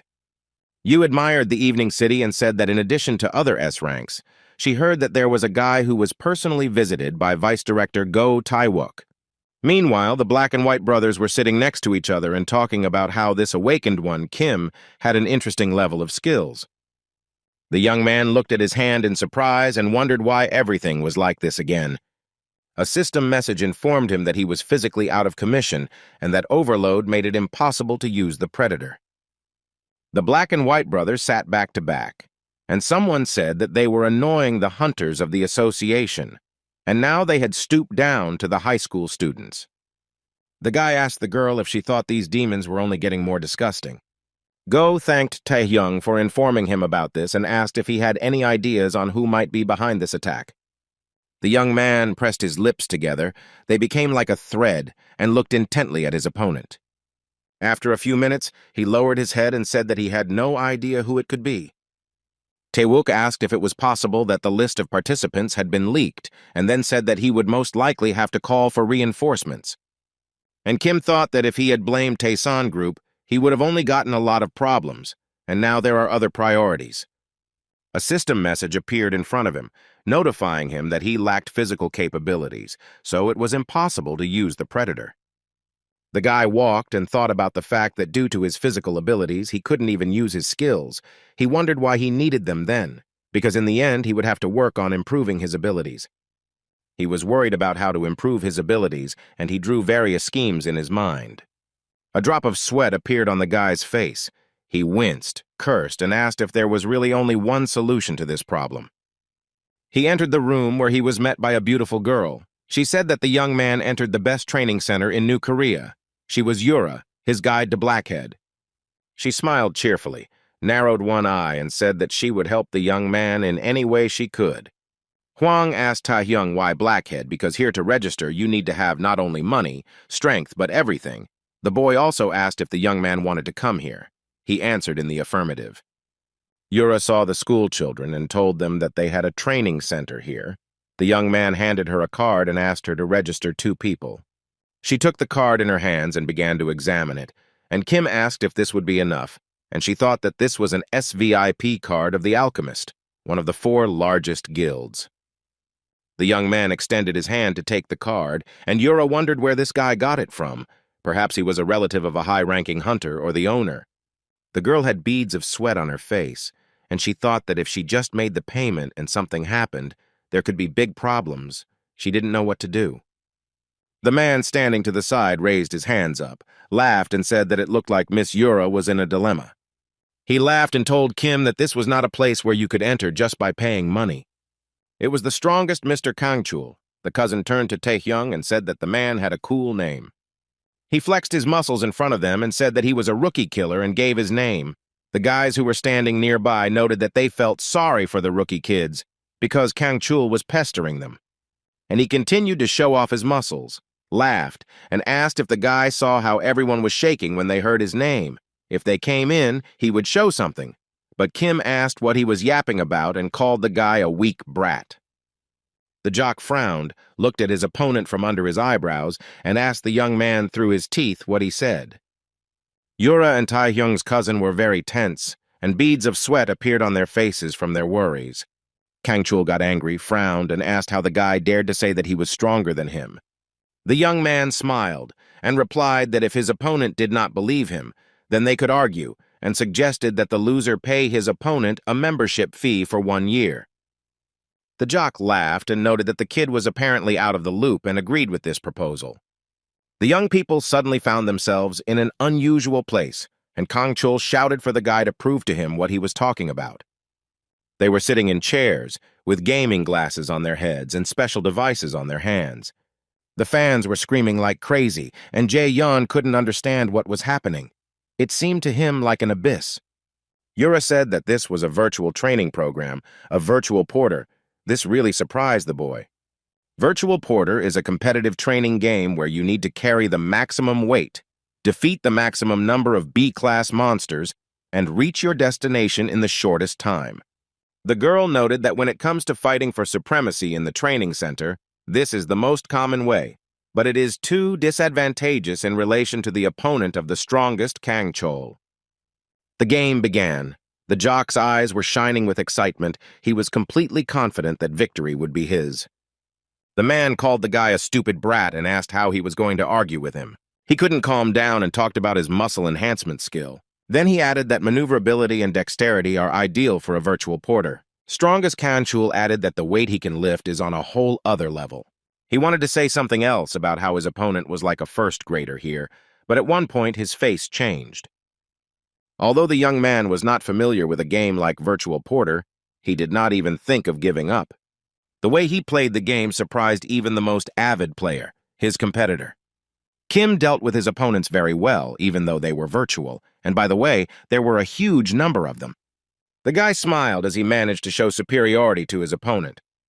The game ended very quickly. Strongest Kangchul was not prepared for such a development of events, but he was confident that victory would be his. But he said he had only planned to visit for 30 days, and beads of sweat were streaming down his face. Then the bodybuilder added that due to the maximum weight, the training went well, and the fans who stood on the sidelines were impressed. Taehyung told his opponent that the bet was really tough and the game was new to him. The young man smiled triumphantly and told Kangchul to pay the money for the annual subscription and get lost. 30 days have passed since the announcement of changes to the Hunter exam, and finally the long-awaited day has arrived. A huge number of people gathered as it was a significant event. The reporter who was in the helicopter said that the Hunters Association had stated that this time, minors were invited to participate on recommendation. He added that people of all ages flocked to the testing center, but there are the most unexpected hunters. One of them is Hong Julnuk, who has no equal in close combat. His rank is A. Lee Gilson has an excellent fighting sense that even S ranks can't defeat. He is also an A rank. Shin Yunbak, who is S ranked, has no rivals in Busan and is also often called Thunderer. Lim Ayan, she is an S rank. This girl is rumored to have the highest score among those taking the exam. She is a rising star of the Saint level. The reporter continued to voice the names of the hunters who came to take the exam, and he noted that there were a lot of people who wanted to take it. New reporter Kim from Psy Economic had tears in her eyes. She realized that everyone was very far away from her, and if she didn't report again today, she would be fired. She was behind the people who came to the exam, fell to her knees, and said that not only would she not be able to interview the participants, but she would not be able to take photos either. The girl said that her E rank was to blame for everything, and then added that her life was ruined. She cursed, looked around, and heard the stranger ask why there were so many people here. Tears were streaming from her eyes. The girl turned around and thought that in front of her was an exam participant because he was interested in how to move forward. It was Taehyung who decided that no matter what, he needed to move forward. The reporter continued to sit on the ground and look at the guy. He smiled and said that it was all deadly boring. He was a participant in the hunter's exam, and his rank was designated as C. The reporter came to her senses very quickly. She extended her hand to the young man and began to beg him to give her an interview. Kim Taehyung was called to come into the room since the exam was supposed to start in a minute. He laughed and said that he was almost late because of the sudden interview. But the guy wasn't upset at all, as he understood that he needed to take care of his image in advance. He stood at the very end, but there were a huge number of people who came to take the exam. The participants had sweat running down their faces in streams. They were very worried. This was an important event in their lives. Ayan approached our hero. She didn't expect to see him here. She was so surprised that she didn't even know what to ask the guy. He also didn't expect to see her here. She asked what happened to his body, and the young man said that he had just been practicing a bit. Lim looked at Kim and thought about how this was called a little. She heard that he had awakened, but how could so many changes happen in a month? The headman remembered Lee Jong-jae and wanted to ask something, but she couldn't formulate a sentence properly. An announcement was made that the youth would carry the future of the new Korea, and everyone was welcomed in this way. Those present were informed that the first round of the test would take place in this hall, where future hunters would be chosen from among the awakened, and the rules were also going to be explained to them. The exam organizer said that first you need to look at your chest. There is an exam badge with the engraved number of each of the participants. At the first exam, you will need to collect 5 badges, including your own. If you don't have one, the person is eliminated. The presenter raised his hand and said that this was the so-called fight for the examination badge. The man said that the exam was already starting and time was limited. The participants had only 1 hour. The floor changed. The young people were not ready for such a complication. The whole space began to change, and the host noticed that during this test, everything was allowed except murder. A wicked smile appeared on the man's face, and he shouted very loudly that the first round of the exam had begun. The exam participants were not delighted. They screamed in horror. Everything was aggravated by the fact that the floor was unstable. Someone shouted at Lim An to attack first if she didn't want to get beaten. The girl looked very confused. This recommendation encouraged her, and she realized that she needed to act first. And behind the glass were examiners who carefully observed everything that was happening in the room and the subjects. They discussed the hunters, assessed their skills, singled out one future star, and noted that the rest of the test subjects were unremarkable, in their opinion, all surpassed the previous test subjects. The members of the examination committee looked at one of the examinees very intently. They were especially expecting special results from Shin Yunbok from Busan S-Rank after the test. The examiners said that 20 minutes had passed since the start of the test. Shin's every blow was effective, and no one could get close to him.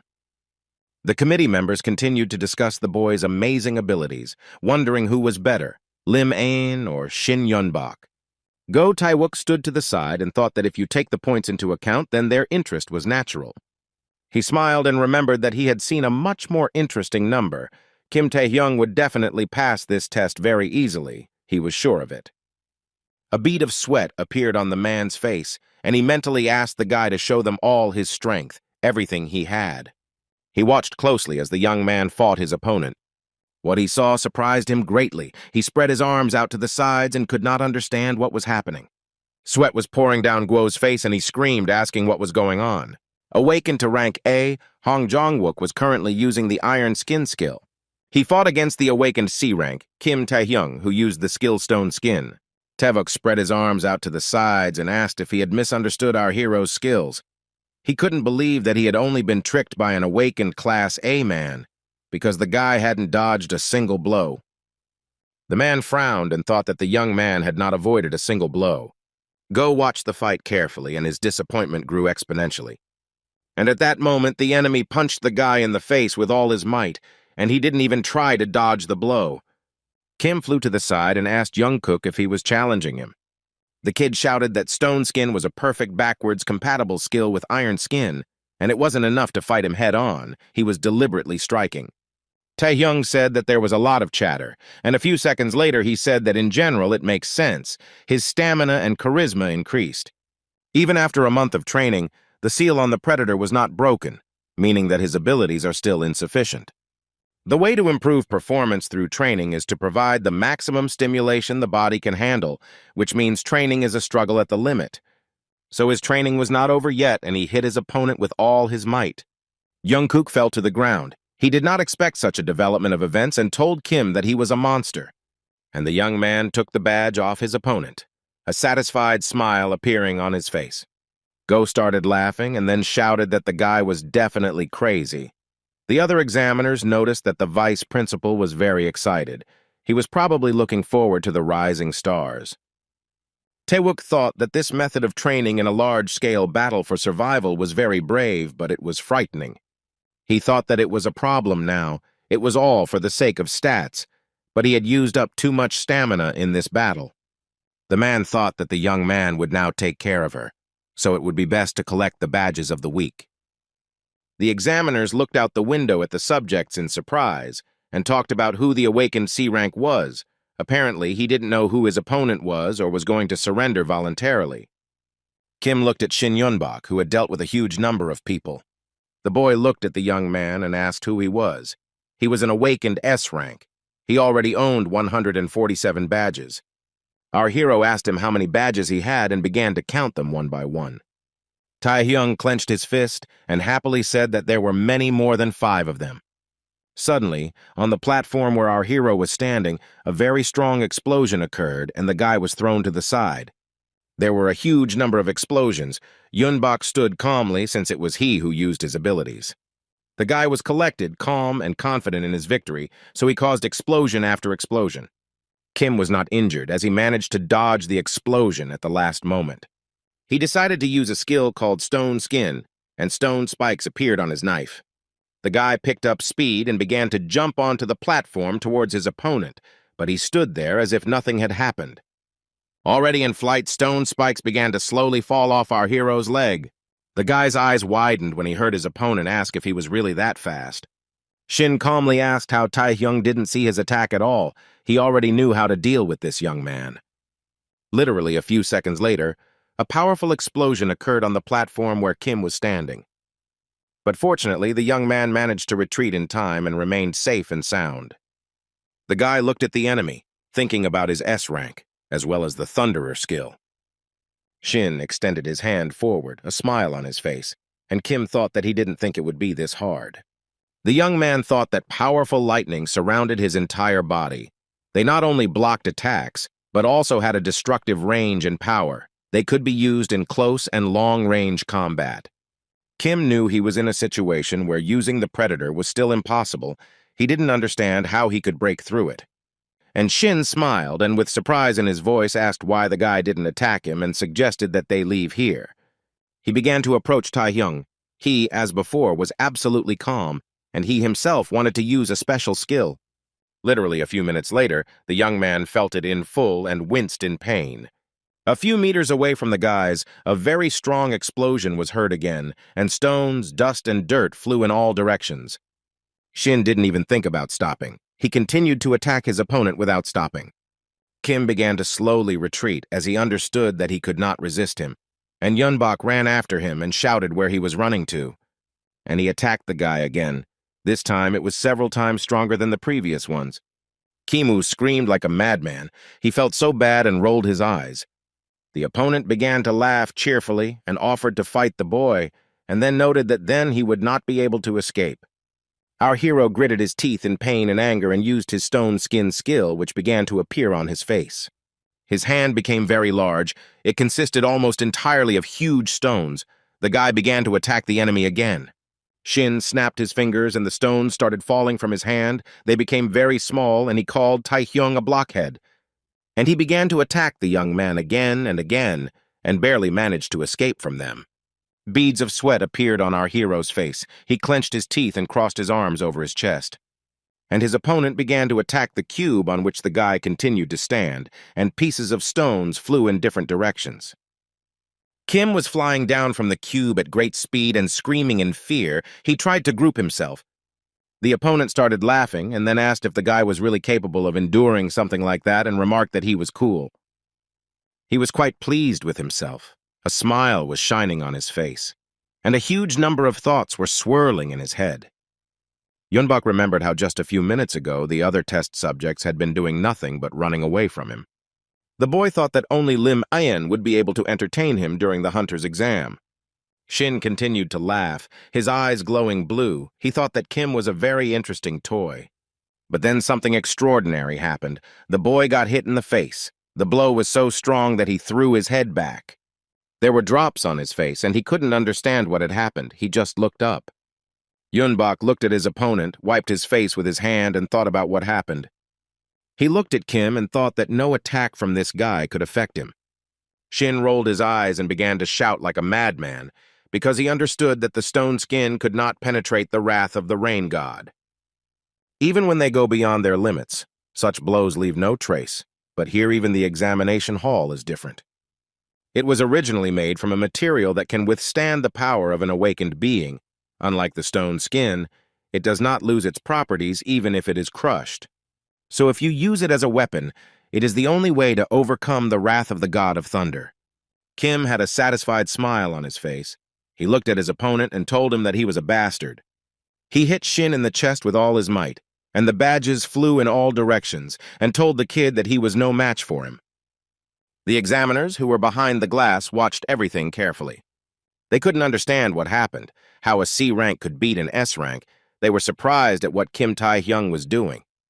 Go scratched his beard and thought with a smile on his face that the guy was making people nervous, and came to the conclusion that he was a good guy anyway. Yunbok was lying on the floor, and Kim was calmly collecting the badges that were lying near him.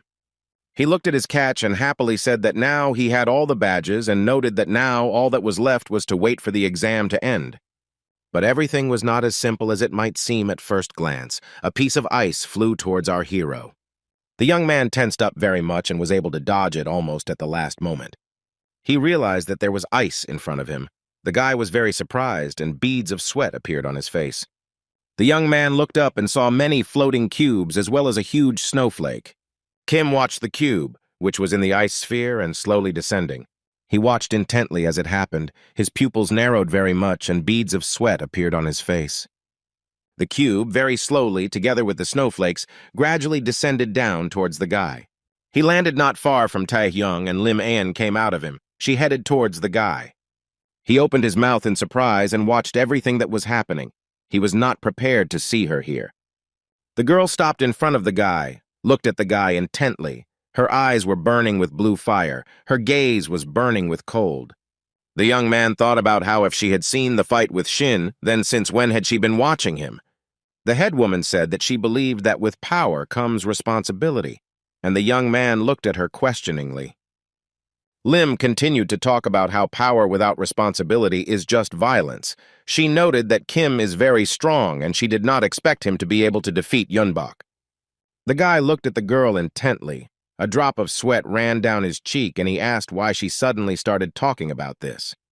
An extended her hand forward, looked closely at Tae-hyung, and noted that this was probably how he would defeat Lee Jung-jae. The young man opened his eyes wide in fear and his pupils narrowed very much. And the girl stretched out her hand forward to use her skills. She was very angry. Kim started running away and shouting that this snow was like bombs. He also noticed that because of invisibility, everything would be useless. But this did not stop the beauty. When the guy fell to the floor, she began to kick him with all her might. He groaned in pain and decided to use a skill like stone skin to at least protect himself a little. Lim was furious and screamed that she believed him back in the gym. The headmistress continued to attack Kim and said that she was not like Lee Jung-jae. The guy was not able to dodge all the attacks, and Ayan said that she would not act recklessly out of self-interest. She said she realized all this when she saw him fight, remembered what happened with Lee Jung-jae and Bae Hyuk-soo, and realized it was all Kim. The girl continued throwing snowballs and could not calm down. She was very irritated. And at the end, she threw a huge block of ice at the weakened guy, and small fragments bounced off it and flew in different directions.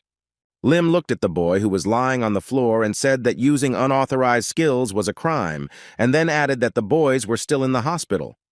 She stated that something most likely happened to Tae-hyung, so she intends to file a complaint. The boy was shaking in the cold snow, and Ayan added that the young man should refrain from taking the exam.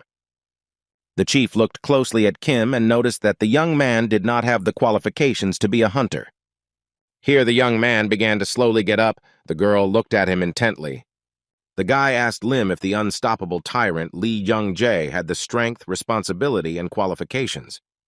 Kim asked if the girl wanted to just put him down in the end and told her to use the survival test as an excuse and not be a coward. She looked at the guy in surprise and asked if that was his answer and said that in such a situation there was no need for more leniency. The girl had a weapon in her hand, and she told Tae-hyung that she would finish this. The stone skin, broken hundreds of times, had long since lost its function. Kim knew that even if he used stealth, it would quickly disappear from large area attacks. The monarch's heart, which increased the ability level, had already been activated. It was not enough to turn the situation around. The young man knew this very well. The predator is still sealed and doesn't have the stamina to inflict paralysis in hand-to-hand combat like he did to Lee Jung-jae, so the guy was at a loss. He ran forward, and the young man had a huge number of thoughts in his head. The boy looked at the girl from under his brow and understood that in the situation that had developed, he could only do one thing. Lim swung her weapon at the guy, her eyes burning with the blue fire of hatred, and she looked at Kim with clenched teeth. There was a very strong explosion. The ice sphere was torn into several fragments and they flew in different directions. The examiners, who were watching everything closely, could not understand what had happened with the battle. They could not see anything because of the fog. Go frowned, raised his head up and started calling Tae-hyung. The man was very scared. All the members of the examination committee had beads of sweat on their faces. They couldn't understand what it was. There was a huge hole in one of the cubes, and clouds of smoke were coming out of it, and there was no one in the room itself. Somewhere in the distance, two human silhouettes were visible. A guy was pressing a girl to the floor. The young people held hands and kissed each other passionately, and shards of ice lay near them. Lim opened her eyes, saw a guy in front of her, tried to somehow break free from his embrace, but she couldn't do anything. The young man looked intently at the girl but did not let her go. A bead of sweat trickled down his cheek. Ayan held a huge weapon in her hands and ran towards the guy, but he did not move away, but moved towards her. She was very angry. Her eyes glowed with the blue fire of hatred. The girl clenched her teeth. And she hit the ground with a huge hammer, and from the strong blows, stones, snow, and ice flew in all directions. Lim was very serious, but when she raised her head up, she was very surprised. Kim was flying towards her at full speed. She was shocked. She didn't expect such a turn of events, so she didn't even step aside. In the desperate last moment, what the young man was aiming for was by no means a kiss. Although Taehyung still succeeded in his plan, he ended up near the girl, grabbed her hands with his own, and kissed her. But it only seemed that way from the outside. In fact, the guy used a skill called paralysis. The success rate of the status deflection skill increases at close range and at long range, and when it is applied from the inside rather than the outside. So Kim mixed his blood with paralysis and forced the village chief to swallow it, but considering the S-class's monstrous resistance, it was just a gamble. But to the young man's great surprise, the result was worth it. The girl was immobilized. Lim tried to say something, but nothing came out. The paralysis had taken effect. She was unable to resist. System messages appeared before the young man that the enemy's mind had been fatally shocked. Charisma had been increased by 3. He thought that this was a success. Taehyung looks at Ayan as it was announced that the first stage of the exam was already completed. One of the committee members reported that the medical team would now carefully transport the exam participants, and all those being tested would need to remain in their places until the staff arrived. The message was repeated twice to make sure everyone heard it and did not go anywhere. Since the first test was completely completed, all injured participants of the exam were immediately given medical assistance. Despite Lim Ayan suffering from paralysis, losing her exam badge, and being unable to fight, she passed the first stage of the exam. Kim Taehyung collected badges. There were 7 of them. An unexpected move, as well as a victory over Shin Yunbok and Lim Ayung, surprised everyone very much. Therefore, the young man was the center of everyone's attention during this exam. Behind the guy's back, they said that he had defeated the most promising and that there were rumors that he was a C rank. Everyone was interested in whether it was true. Someone asked how many points the young man had. Kim was talking about how it would be good to have healing skills since he couldn't even walk, and he wondered if he should get that skill later. The young man heard someone calling his name very loudly, and he began to look around questioningly. It was Shin. The guy's entire face was covered in bandages. He called our hero a cowardly bastard. Taehyung frowned as he didn't expect to see this person here. He immediately used a skill called Stone Skin. And the opponent shouted that the guy here would not be able to do the same tricks as in the examination room. And he immediately began to attack the young man. Yunbok simply was not prepared for the fact that he would lose. The guys who were standing aside watched what was happening. They noted that the fight had started again, and Shin most likely decided to take revenge for the defeat. The young people laughed and said that if there was one less successful candidate, it would only be better for them, and they shouted for the enemy to defeat Kim. And he continued to attack. He looked, to put it mildly, like a madman and said that he didn't care. Then he yelled at Taehyung to shut up, and a few seconds later he demanded that they fight fair. A drop of sweat appeared on the young man's cheek. He smiled and told his opponent that he was crazy. Shin shouted that the guy was not given the skill, but he would teach him who was the boss here. He started laughing. His eyes were burning with a yellow fire. His pupils were narrowed and he couldn't stop. Our hero looked at his opponent with surprise and could not understand what was happening to him. A few seconds later, Yunbok fell to the floor, and pieces of stones flew in all directions. He rolled his eyes and started screaming like crazy. It was a very frightening sight. And Kim had sweat running down his face like a stream. He couldn't understand what was happening to the guy, and he continued to scream. The exam organizer came into the room and said that everyone here was an asshole and asked if they couldn't just take a break. Taehyung looked at the man intently. He began to understand that he knew him, but he could not remember his name.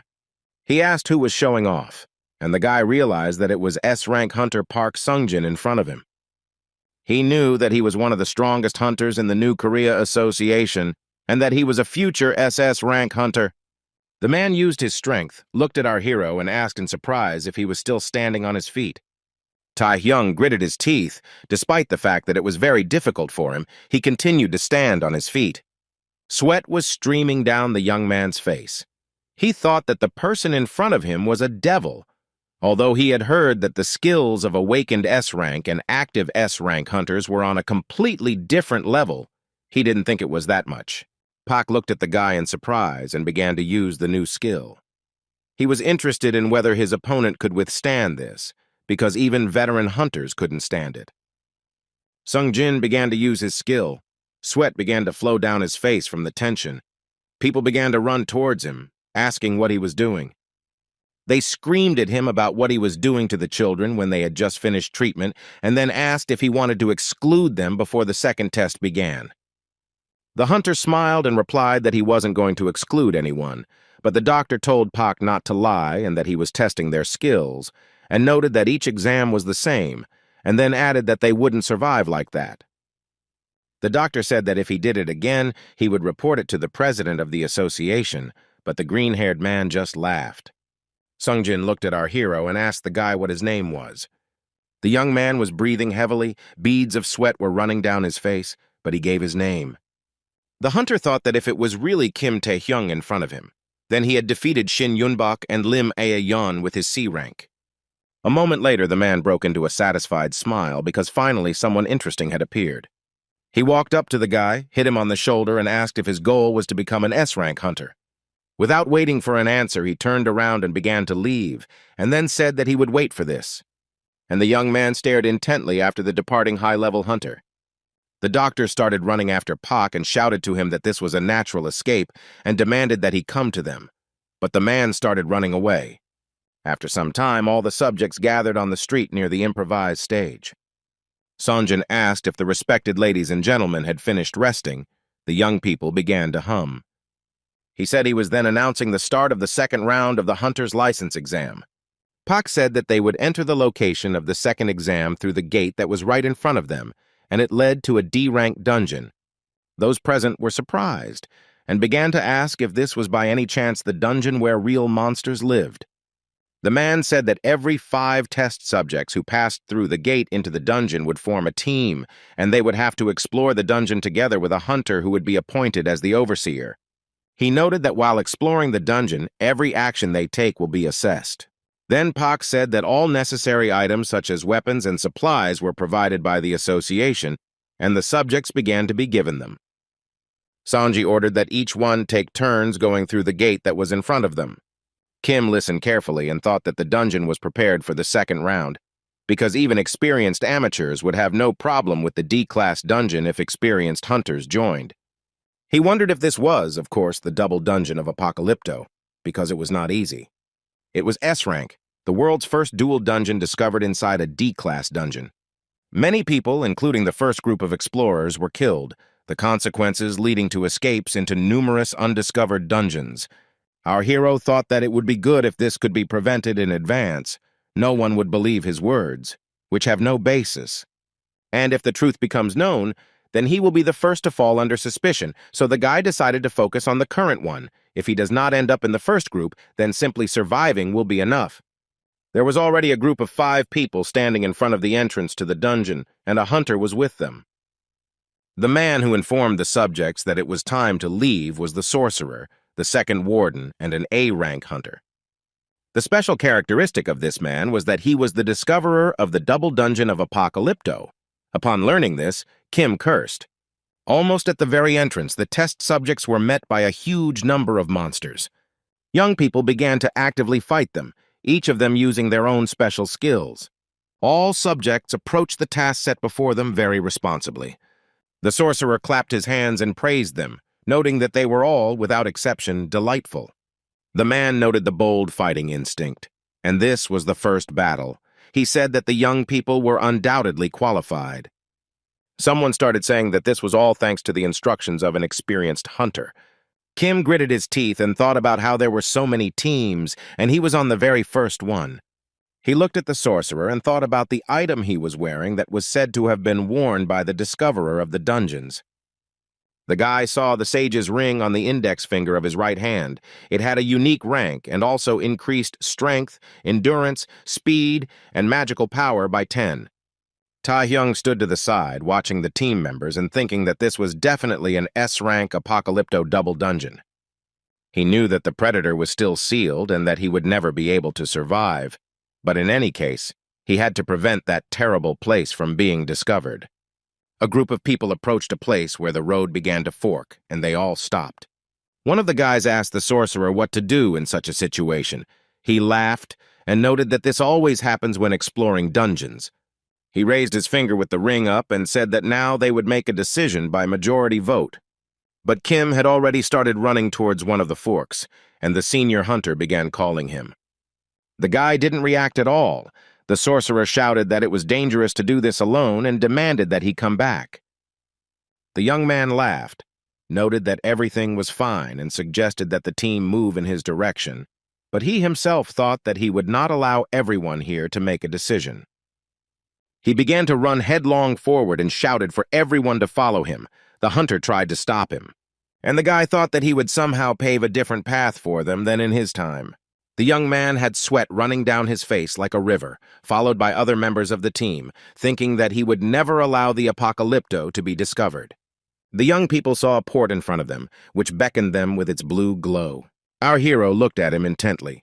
He could not understand what was in front of him, because they were already in the dungeon, and here was the gate again. The guy thought about the double dungeon and began to guess that this was the ill-fated Apocalypto. He looked ahead and cursed mentally because he had gone around the main path like that, but still ended up here. One of the guys who was on Kim's team stepped forward and said that he would go touch the portal. The young man turned around, looked at the team, and shouted loudly for everyone to stay in their places, and they began to ask what happened. The guy said that they passed through the gates into the dungeon, and then there was another one, and he noticed that it was not natural. Kim noted that such cases should be reported immediately and asked the sorcerer, who folded his arms across his chest, if this was true. He replied that it was the first time in his life that he had seen something like this, and, in principle, it would be right to report this to headquarters. Our hero exhaled. He was glad that the current situation would be resolved positively. But the man with the mustache suggested that they first enter the portal and only then report. Taehyung began to ask why the hunter didn't want to report everything, but he asked not to ask interesting questions. The sorcerer said that magic can be felt from these gates, and it is not as dangerous as it looks, especially since they are in a D-rank dungeon, and he is still an A-rank hunter. The man said that this gate was prepared by the association and it was a special case, and if they explored it first, they would definitely get the best score.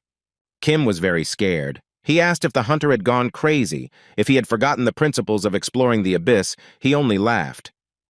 The sorcerer pointed his finger at our hero and said that this guy doesn't know how to work in a team. One of the subjects noted that the guy behaves as he pleases. Someone from the group said that Taehyung should not be so arrogant. They were supported by a third member of the team, who said that criticizing the actions of an active hunter was bragging.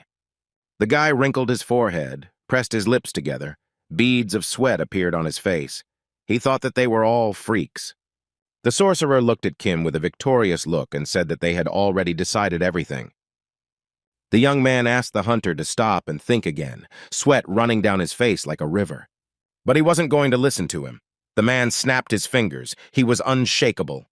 Time seemed to slow down, and everything around ceased to be bright and colorful. Kim was very nervous. His pupils were very narrow, and sweat continued to flow down his face. The sorcerer was also very surprised by what he saw. Sweat also started to run down his face. He asked what this was all about. The group members were extremely scared. They looked around and said that it didn't look like a D-class dungeon. There in the distance was someone's silhouette, and a tiled road and tall columns led to it. The young people asked the sorcerer if they were really in a D-rank dungeon. Kim stepped forward and told everyone to shut up and watch their backs. One of the guys noticed that this jerk was starting to be rude to them. Our hero was very nervous. He began to listen to the sounds and then said that they were coming. Unknown creatures began to approach the group. They looked intently at each other. The inhabitants of the dungeon stopped not far from the people. They were armed and also tense, since they did not expect uninvited guests here. Someone said that there were A-rank monsters in front of them, Death Knights, but where could there be such things here? The group leader stared at the monsters, beads of sweat appearing on his face. After a few minutes, he started shouting for everyone to get ready for battle. The team was in shock. The monsters, hearing these words, became very wary and grabbed their weapons even more tightly. The hunter stretched his arms forward. Beads of sweat appeared on his face from fear. He wanted to use his skills and called the Death Knights filthy monsters. The monsters started to burn. This happened because the sorcerer used his special skill. Then the group leader shouted at the subjects to start attacking now. The hunter shouted that the fire and flashes of light needed to be at maximum to block the monster's view. And those who hold shields need to defend themselves and stay at the forefront. The rest are ordered not to give the enemy distance, to take them by surprise. The young people followed all the recommendations of their leader, because they knew that he was very experienced. After a few minutes, the monsters no longer posed any danger to those present. The sorcerer came closer to examine the monsters. The members of the group went with him, their eyes wide open in surprise. The test subjects laughed and said that they survived, and who would have thought that they would defeat A-rank monsters? The guy raised his hand up, laughed, noted that it was all nonsense, and suggested trying again, but he didn't see the silhouette that was behind him. But the joy very quickly turned to fear, and the young people opened their mouths in surprise. Armed monsters were heading towards them, but this time there were more of them, and the weapons were more serious. The men were very scared. Beads of sweat appeared on their faces, and they began to scream in horror. Kim leaned over one of the monsters that had been destroyed in battle and began to examine something. He touched the monster with his hand and thought that it was something strange. The guy became very tense.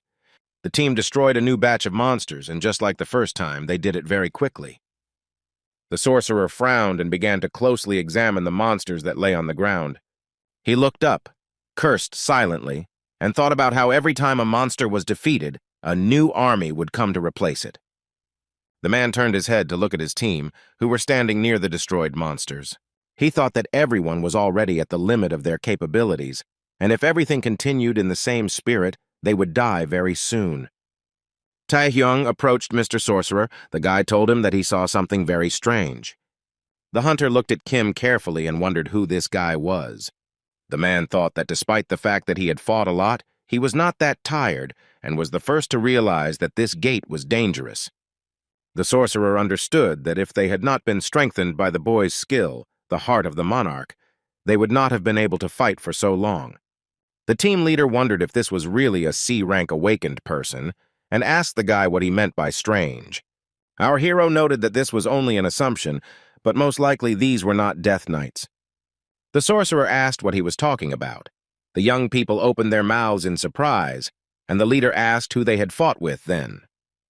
Our hero picked up the sword of one of the monsters and calmly said that he would now go and find out everything. The hunter couldn't believe his ears, and Taehyung began to use his skill, Stone Skin. And he, together with the sword, began to run towards the group of monsters that was located nearby. And Kim, alone, with a huge weapon at the ready, began to fight with huge, well-armed monsters. It was not easy for the young man. He fought one of a huge number of strong monsters. The guy opened his eyes wide, his pupils narrowed very much, and he clenched his teeth from tension. In front of him was a huge monster. It was most likely the main monster. Therefore, our hero decided to deal with him first and swung his huge sword. And behind him were other monsters who were running after him. The young man was at a loss. Suddenly, something strange happened. An unusual glow appeared that shimmered. The group members who were watching Kim began to ask what it was, and someone said that it looked like an illusion. The sorcerer watched what was happening carefully and said in a calm voice that it was a trap of illusion. Kim said it was a trap that showed virtual enemies and locations, which could be a strategy to weaken attackers.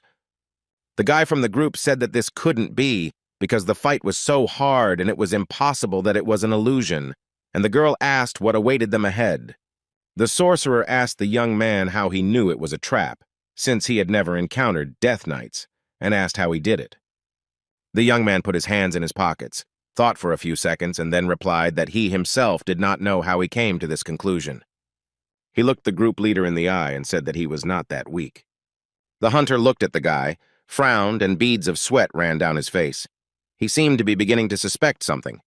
Kim waved his hand and suggested moving on. He noted that it was better not to stop until they were killed. And the group moved forward, its leader walking ahead and lighting the way with a flashlight. The sorcerer thought that the illusion had disappeared, but the situation had not improved at all. After the discovery of Apocalypto, the underground spaces changed dramatically. The injuries they received in the battle with the illusion have become more serious, and they can't just wait for rescue. If there is any hope left, it is to find the exit gate from this dungeon.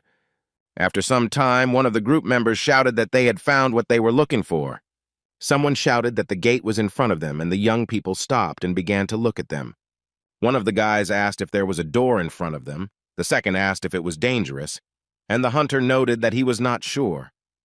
The sorcerer narrowed his eyes and said that if they did not open the gate, they would die anyway. And the head of the group began to slowly open the door, and just as they gradually opened, so his face changed. They saw before them the Death Knight, who was standing on one knee, holding a huge sword in his hands. One of the guys immediately realized who was in front of them, the second laughed, and said that he was the only one. How wrong he was, because literally in an instant there were many more Death Knights. The whole group was very surprised, their eyes wide open. This was completely not what they expected. A minute later, the skulls that hung like paintings in an art gallery burst into flames and illuminated the entire room. The young men could look around and see that the Death Knights had again become significantly more numerous. There were a huge number of monsters. They stood on the balconies that were located on the walls. It is noteworthy that there were several times more of them than the crew members, and they were all armed to the teeth. The boys looked around and couldn't believe their eyes that there were so many Death Knights in front of them. The leader of the knights sat on the throne and laughed cheerfully, then calmed down a little and said that in front of him were insignificant people who somehow got to him. He paused for a moment and announced that they would begin the duel. It was the owner of the double dungeon Apocalypto, Lord Death Knight, rank S. The Death Knights were already ready for battle. They took their swords in their hands and hit the floor with all their might. Then they headed towards the uninvited guests, by the way. Everyone had different weapons. One of the monsters pointed his sword at the young people, and they simply stood there in confusion. The guy asked what was going on. Kim said that the monster most likely wanted a one-on-one fight. The young men became very worried. Sweat began to flow down their faces like a river. No one wanted to fight the monster. They said that they had no mana. Kim told the boys to calm down and noted that their goal was not to fight, but to escape. And they didn't even wait for Taehyung, the hunter and the girl. They turned around and started running wherever their eyes looked. One shouted that it would be better to return to where they started. The second insisted that he did not want to die. The monster was already fed up with all this. He took the weapon in his hands more strongly and began to walk towards the uninvited guests. He threw a spear straight into the backs of the young men who wanted to run away as quickly as possible. The Death Knight succeeded. The weapon hit the guy with such force that he began to cough up blood. The sorcerer and Kim watched what was happening carefully. They were very nervous. Because of this, huge beads of sweat appeared on their faces. Our hero thought for a bit and called the group leader. He said that he would buy him time and that the man should run to the exit. But the hunter waved his hand so that Taehyung and the girl fell on their backs, and he himself ran forward. The wizard decided not to listen to the young man, but to do everything as he wanted. The young man got up from the floor and started shouting at him. What was he doing? Because he had offered him another solution to the problem. But he yelled at the guy to shut up, as he was just a low-ranking brat, and told Kim not to talk to him at all. Our hero was simply speechless. He just stood and looked at the sorcerer. He didn't know what to say to him. The group leader stated that he really wanted to become an S-rank hunter, and the boy listened to him attentively. The man said that no matter how much he trained and improved his skills, he not only did not get any closer, but even moved away.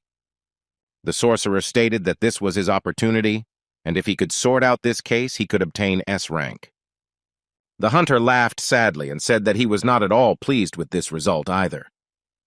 He might have told the young man something else, but the Death Knight began to get closer and closer to him.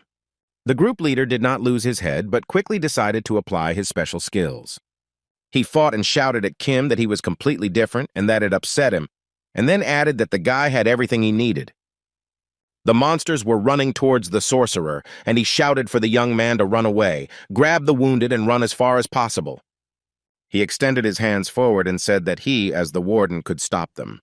The young man looked at the group leader and called him by name. The guy was very scared. Our hero began to look around him. The members of his group were very badly wounded. He looked at them so intently that his pupils narrowed very much, and beads of sweat ran down his face in streams. He understood that they were all gone. Our hero collected his thoughts, turned around, and walked confidently towards the Death Knights.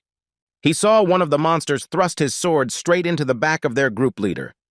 The sorcerer was lying face down, and next to him lay broken glasses, and there was a huge wound on the man's back.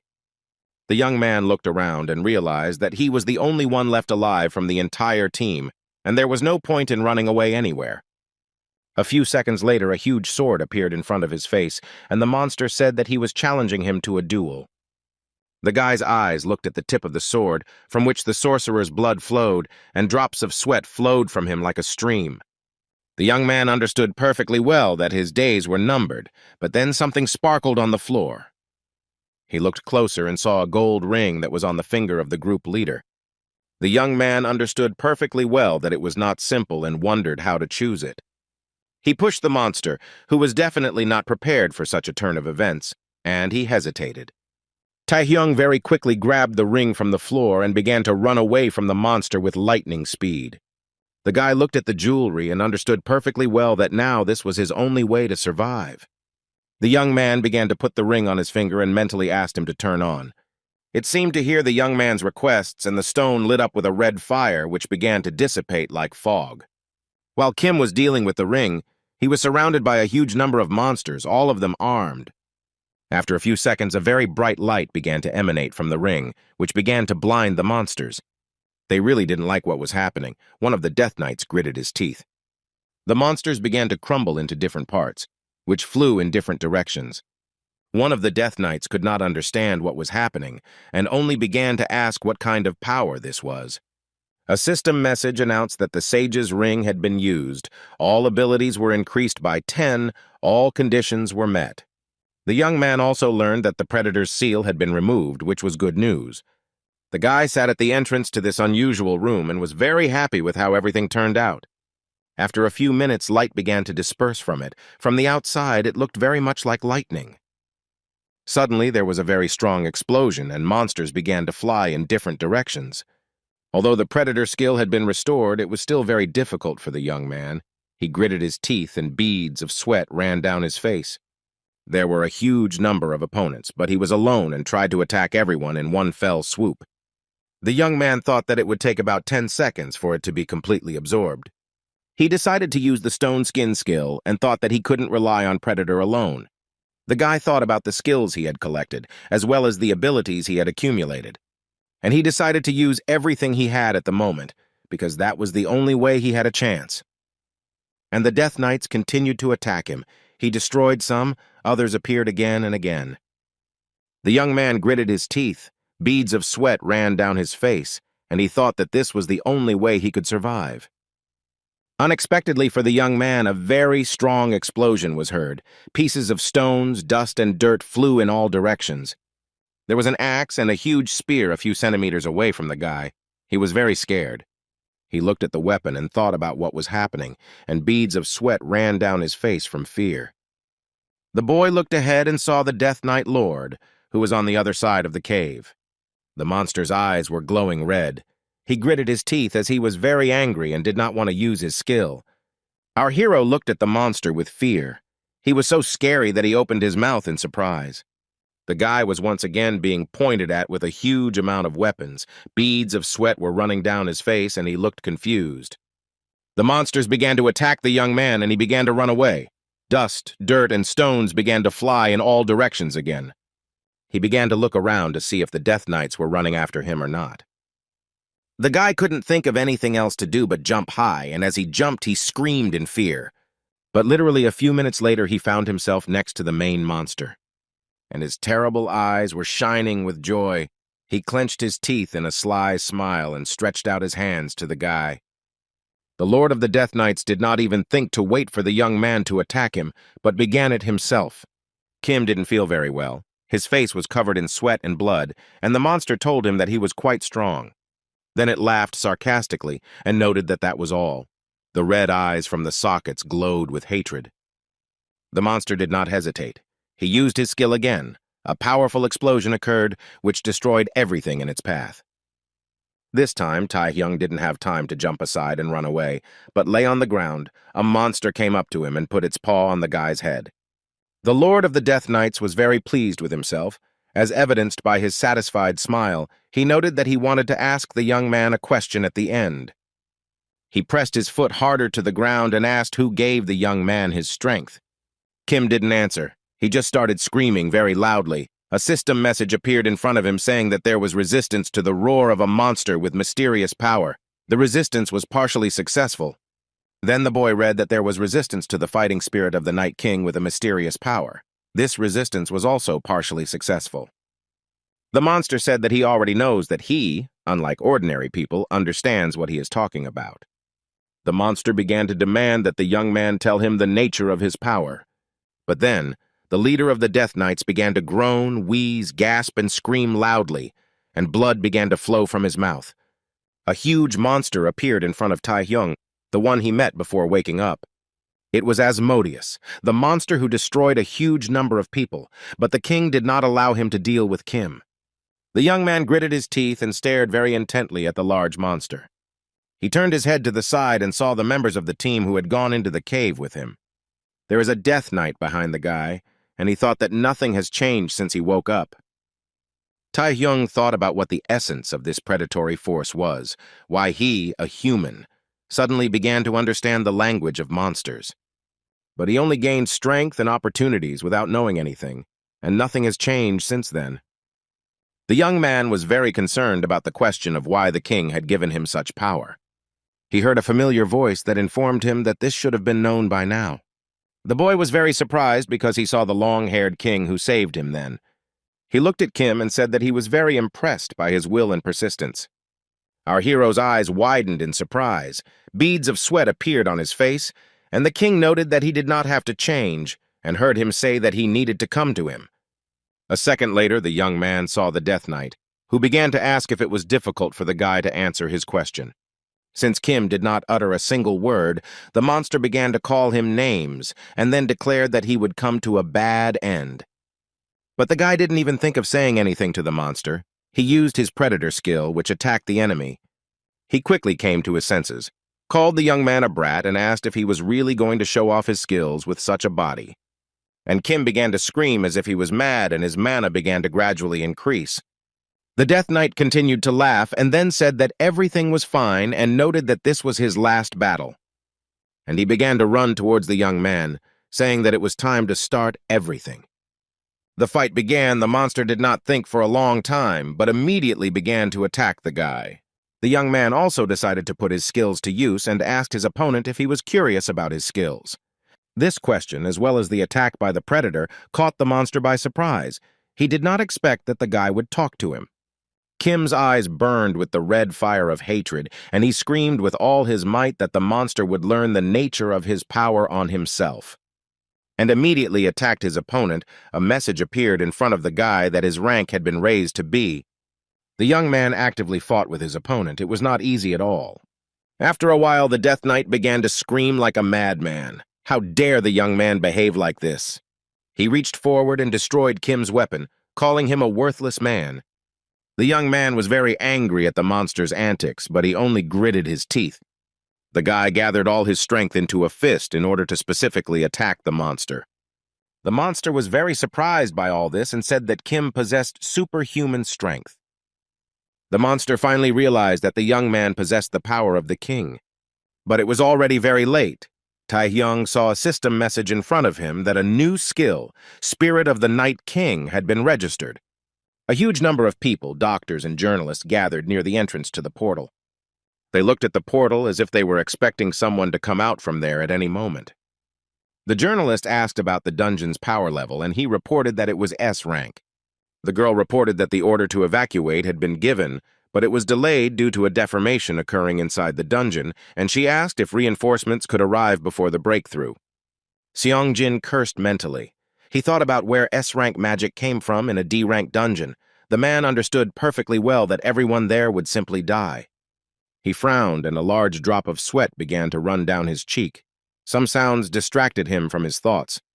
Everyone started looking at the portal, and someone shouted that the dungeon was being broken through. Pak wasn't prepared for it to happen so quickly, so he shouted for everyone to be ready.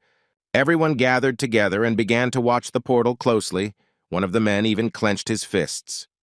Sungjin winced, sweat started to flow down his face, and his mouth opened wide in surprise. Our hero came out of the portal and began to walk towards the people who had gathered around him. Kim looked at them intently and said that he barely made it back from that dungeon. Thanks to Taehyung's actions, the double dungeon incident ended. The test subjects were able to evacuate, and the score results were determined based on the scores before the evacuation.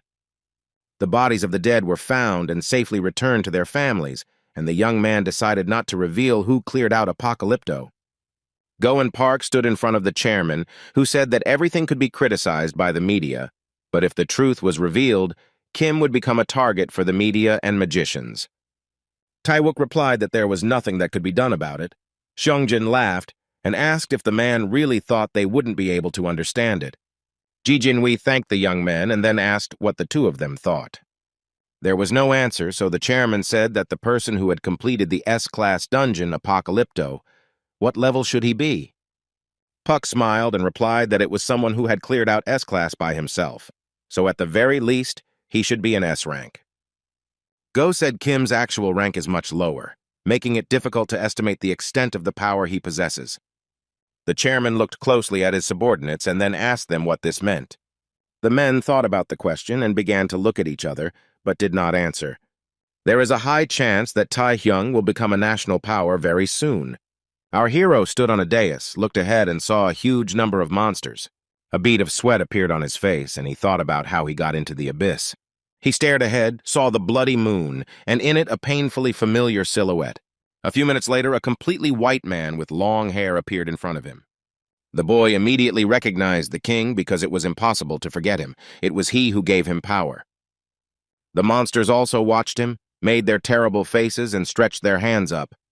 But the king was absolutely calm. He continued to lower and stretched his hand down. A white light began to disperse from it, as if a huge number of fireflies had filled the space. Kim looked down where there had just been a huge number of monsters, and they seemed to have evaporated. The young man was impressed by what was happening. Sweat began to flow down his face like a river. The king surprised him very much with his strength. The boy raised his head to look at him, and the blond man said that he was waiting for him. The young man was very surprised by these words. He could not contain his emotions and opened his mouth wide. And the king said that he was waiting for Taehyung in the deepest part of the abyss, and his snow-white hair turned bloody on one side. Our hero woke up in a cold sweat. Beads of sweat were rolling down his face, and he was breathing heavily. The young man lay in bed, breathing heavily, looking at the ceiling, and after a few minutes he began to feel better. He sat up in bed, began to look closely at his hand, and wondered if it was really a dream. Beads of sweat began to run down his hand, and the guy thought that he was too bright and alive to sleep. The young man thought about the king's words because he said that he would wait for him. Kim became interested in what this meant. He thought about the predator's power, which even S-rank monsters fear, and understanding their language, our hero thought that all this was becoming more questionable.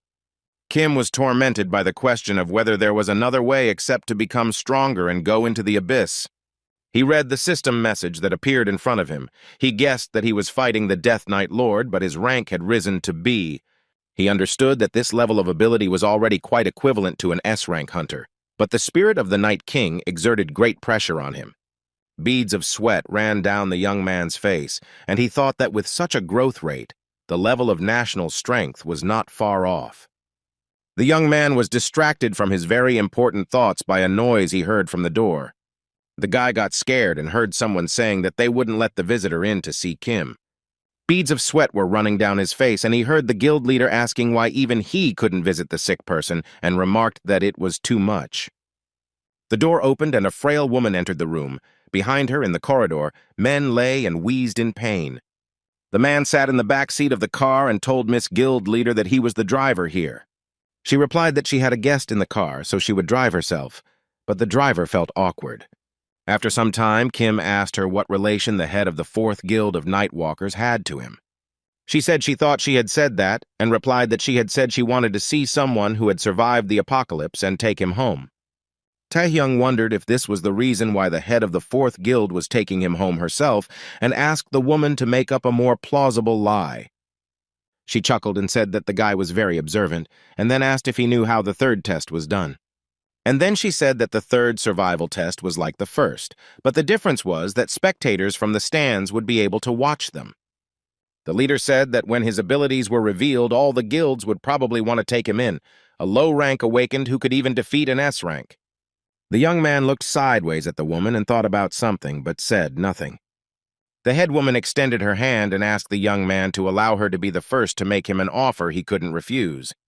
She looked at Kim intently and said that she would give him whatever he wanted and told the boy to join the Nightwalkers. The young man looked intently at the head, but was in no hurry to offer her his hand. While the woman was looking at Taehyung, the driver who was sitting in the back seat was sweating profusely. The pause lasted for a long period of time, and then the guy replied that he didn't want to. When Kim arrived at the house, he politely thanked them for giving him a ride. The guild leader looked at the young man and couldn't understand what had happened. She asked if the guy heard what she said, and noted that there would be fees or something else. He just had to tell her about it. Then the woman asked if he had prior consent from another guild, and then asked if perhaps the young man had expressed himself incorrectly. Taehyung thought that she was annoying him, but he himself answered that it was not a mistake, and he did not have a special reason. He said that there were some conditions, other guilds, and asked if the Nightwalkers were really that special. Kim began to descend the steps and calmly said that he simply did not want to and would not, and said goodbye to the head. But she didn't want to let him go so easily. She grabbed his hand with one hand and covered his mouth with the other. The guy had beads of sweat on his face. He turned around and saw the woman he had just spoken to. He was very surprised. She held him.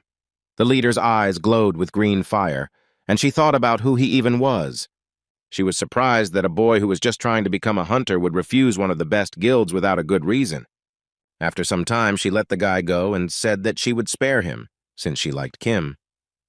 The driver, who was standing at the top of the steps, called the lady and told her that the guy was still in the process of taking the exam and he was very young. And he told Taehyung that the guy should not waste the opportunity that flowed to him on its own. He didn't have time to finish speaking, as our hero calmly noted that this was hopeless stubbornness. The young man looked at the woman intently and calmly told her that he thought her name was Lim Ayan. Now it was time for the guild leader to be surprised. Her face was covered in beads of sweat, and she began to ask how he knew this. A slight smile appeared on the guy's face, and he calmly said that he simply knew, and added that it was because of the name he had taken away. The guild leader's eyes and mouth opened wide in surprise. She didn't even know what to answer. The woman grabbed him by the throat, and everything around him lit up with green light. The driver, who continued to stand at the top of the stairs, became very tense. He looked confused, frowned, and thought that they were in big trouble. Guildmaster Yu Ayan's real name is Lim Ayan. She is the illegitimate daughter of Lim Chanyong, the CEO of Yuksung Group, and was originally raised as his successor. But a new daughter was born into the family. Lim Ayan's name was taken away, and the girl became an outcast. After this incident, she changed her last name and turned into a hunter. It was she who grabbed Kim by the neck. She thought that few people knew about this fact. Ayan got really angry and asked how he dared to say that to her face. Was he crazy? The guy replied that she started first. The girl was very surprised and asked what he said. A system message appeared in front of Kim that there had been resistance to the spirit of the Amazon with a mysterious force, and it had been successful. He counterattacked the woman with the spirit of the Night King, and she also succeeded. Ayan opened her eyes wide in surprise and thought about what kind of power this was, because she had never encountered anything like it before. And the guy thought that he was still not able to withstand the power of the S-rank skill because it was pushing him back. He stared at the girl who was several steps higher than him. The young man stood up to her and stood in such a way that the head of the guild could not leave. She looked intently into his eyes. He smiled and calmly told the woman not to cross the line and called her sister Ayan. A blush appeared on her cheeks. The head of the guild looked intently at the guy, bit her lip, and did not answer. The driver, who was standing at the top of the stairs, frowned and asked if Taehyung was telling the truth. In this place reminiscent of the Colosseum, ancient Rome, the third round of testing of hunters will take place. The presenter announced that this time, unlike the first and second rounds, which were held behind closed doors, viewers will be able to watch the third. Representatives of the industry, the families of the examinees themselves, and the general public came to the stadium to see the spectacle. Yoo Ae-yeon came to see Kim Tae-hyung, but in order not to be recognized, she dressed as an ordinary person. Our hero's uncle was glad that thanks to his nephew, he would be able to see it with his own eyes, and his aunt noted that this exam was very cruel. Kim's cousin laughed and said that there was no need to worry about that because their brother was very strong. And he declared that if Kim caught someone, he would win with one blow. Now the guy was the president of Taehyung's fan club. The boy waved his arms and legs, entertaining his parents, and the reporter sat and was very nervous. She thought that this time she needed to find the perfect news. The girl was on the verge of being fired. That time the interview was canceled due to low rank. The boss was shouting that the guy was not an A rank but a C rank and who needs him anyway. Kim was crying and asking for forgiveness. Tears were streaming from her eyes, and the reporter thought that Taehyung had already been eliminated, and if she couldn't pass the interview this time, she would definitely be fired. There were people sitting near her who were saying that there was a strange atmosphere in the stadium. This interested her, and the girl stood up from her seat and saw a guy at the stadium, next to whom other young people were standing. She was very surprised because many of the examinees of this round A rank awakened and rising stars, veterans, were only looking at one person. The reporter thought that they were all going to band together to destroy one, and she wondered how strong this enemy was. Kim's mouth dropped open in surprise as she heard the announcement that the third round of the exam would begin right now. The presenter said that the exam organizers really hope that the viewers will protect their nerves from shocks. Kim Tae-hyung smiled, even though he knew perfectly well that his competitors were planning to attack him. And the young people rushed headlong to attack and run towards our hero. They set a goal for themselves. Someone from the group shouted that they should attack Tae-hyung first, since he had single-handedly defeated 2 S-rank students in the first round. The ringleader noted that if they didn't deal with him first, then everyone would suffer together. Literally a few minutes later, their mood changed dramatically. The guys screamed and beads of sweat appeared on their faces. The guy they were about to attack as a group was completely calm. He smiled and used the stone skin skill. Our hero quickly and confidently repelled the attacks of all who decided to deal with him first. Some of the opponents were already lying on the ground and no longer posed any danger to the young man. The guy stood to the side and watched. Outwardly, he was absolutely calm, but at the same time ready for a fight. After some time, Kim saw a green spot on the concrete that was making strange sounds. The spot quickly grew in size and wrapped itself around the young man like a vine. Beads of sweat appeared on his face, and he wondered what had happened. The boy, who was standing a few meters away from our hero, said that if Tae-hyung defeated 2 S-rankers, then there was no point in counting crows. He put his finger to his lips and declared that the final winner of this round would be him, the A-rank genius. The opponent wanted to say something else but did not have time, as the young man got out of the bonds and kicked him with all his might. The opponent was so confident in his abilities that he did not even expect such a development of events. He screamed in pain and horror. And our hero spread his arms out to the sides and calmly announced that the next person who wanted to could attack him. One of Kim's opponents called him a monster and told the guys to attack him without stopping, because if they constantly hit him, he would get tired sooner or later. The young man heard these words clearly, so he summoned his signature skill, Spirit of the Night King. And at this time, the group of guys sped up and began to approach the young man very quickly. After a few seconds, they began to slow down as they did not feel very well. The entire area around Kim was covered in a red fog, and the silhouettes of the Death Knights were visible. The attackers were unable to reach the young man, but fell straight to the ground. Uncle, aunt, and cousin stood up from their seats. They were very scared. Beads of sweat appeared on their faces. Go Tae-wook watched everything that was happening in horror, but Park Sung-jin was very pleased and laughed. The journalist opened her mouth and eyes wide in surprise. She was not prepared for such a turn of events. Our hero was absolutely calm. He stretched out his hand forward and looked intently ahead. All the people were shouting and waving their hands, but only Yu In sat calmly in her place and reacted as if nothing was happening around her. A few seconds later, the guild leader called Taehyung crazy and said that she couldn't believe he was using his skill in front of everyone. The wind was blowing dark smoke across the stadium. The young man's opponents no longer posed any danger. The young man breathed a sigh of relief and said that the cleanup was ready and had been successful. He looked straight ahead, smiled, and saw someone a few meters away from him. Lim Ayan stood there, not hurrying to come closer, and a light breeze ruffled her hair. The girl was scared, breathing heavily and looking at her opponent with fear. The guy asked Lim what they should do and suggested that the girl refuse right now.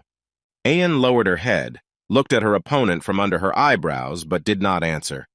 The young man smiled and said, "If not, would the girl like him to do the same as in the first round?" The beauty furrowed her brow and glared at her opponent with hatred. It was not in Lim's nature to give up, so she used her skills. The young man watched everything that was happening carefully and was absolutely calm. The headman had a huge weapon in his hands and shouted that Kim should worry about himself. Her eyes burned with hatred, and she screamed that that situation would definitely never happen again. The guy smiled even more cheerfully, looked intently at Ayan, and replied that they would see everything. The headman walked past the young man and tripped over him, sending the weapon flying in the other direction. The beauty didn't even realize how she was sprawled on the concrete floor, and the guy was watching everything that was happening. Lim lost consciousness and was in no hurry to get up, the wind blowing her hair. The young man smiled and said that Ayan was his most difficult opponent. The host of the event announced that this was the end of all the tests, and that the best person to pass this exam was Kim Taehyung, test taker, number 920. The guy was sitting in front of Ji Jinwi. There were gifts in front of him. The man noted that they were for the fact that the young man passed them with honors and congratulated him on becoming an S-rank hunter. The association's chairman said that they never thought that the third round would end so clearly, although it is natural, since he himself went through the apocalypto. Our hero began to look at the gifts that were lying on the table and said that he was just lucky. Ji looked at Kim closely and asked if he had any plans to join the New Korea Players Association. The guy didn't expect such a question from the chairman. He opened his mouth in surprise, and a drop of sweat appeared on his face. Jinwi saw the young man's reaction and asked him what he thought about working for the benefit of the New Korea. The man propped his head up with his hands and began to stare intently at the young man. The boy looked at the gifts the chairman had given him and thought that so much had changed. He was unawakened and fought with S-ranks. Being first wasn't enough. Kim thought that not only the head of the fourth guild, but also Ji Jinwi, who could be called the best in the New Korea, was also hunting him. While our hero was having one thought after another, the man looked at him intently and waited. The young man smiled and thought that he really didn't know what was going on in the world. Taehyung took the glass that was in front of him in his hands and said that he would refuse the offer. Ji didn't expect such an answer. He shouted why the guy was refusing, and he calmly explained that there was no special reason for this. He took a sip and said that instead of simply belonging to one of the 4 major guilds or associations, he had other plans.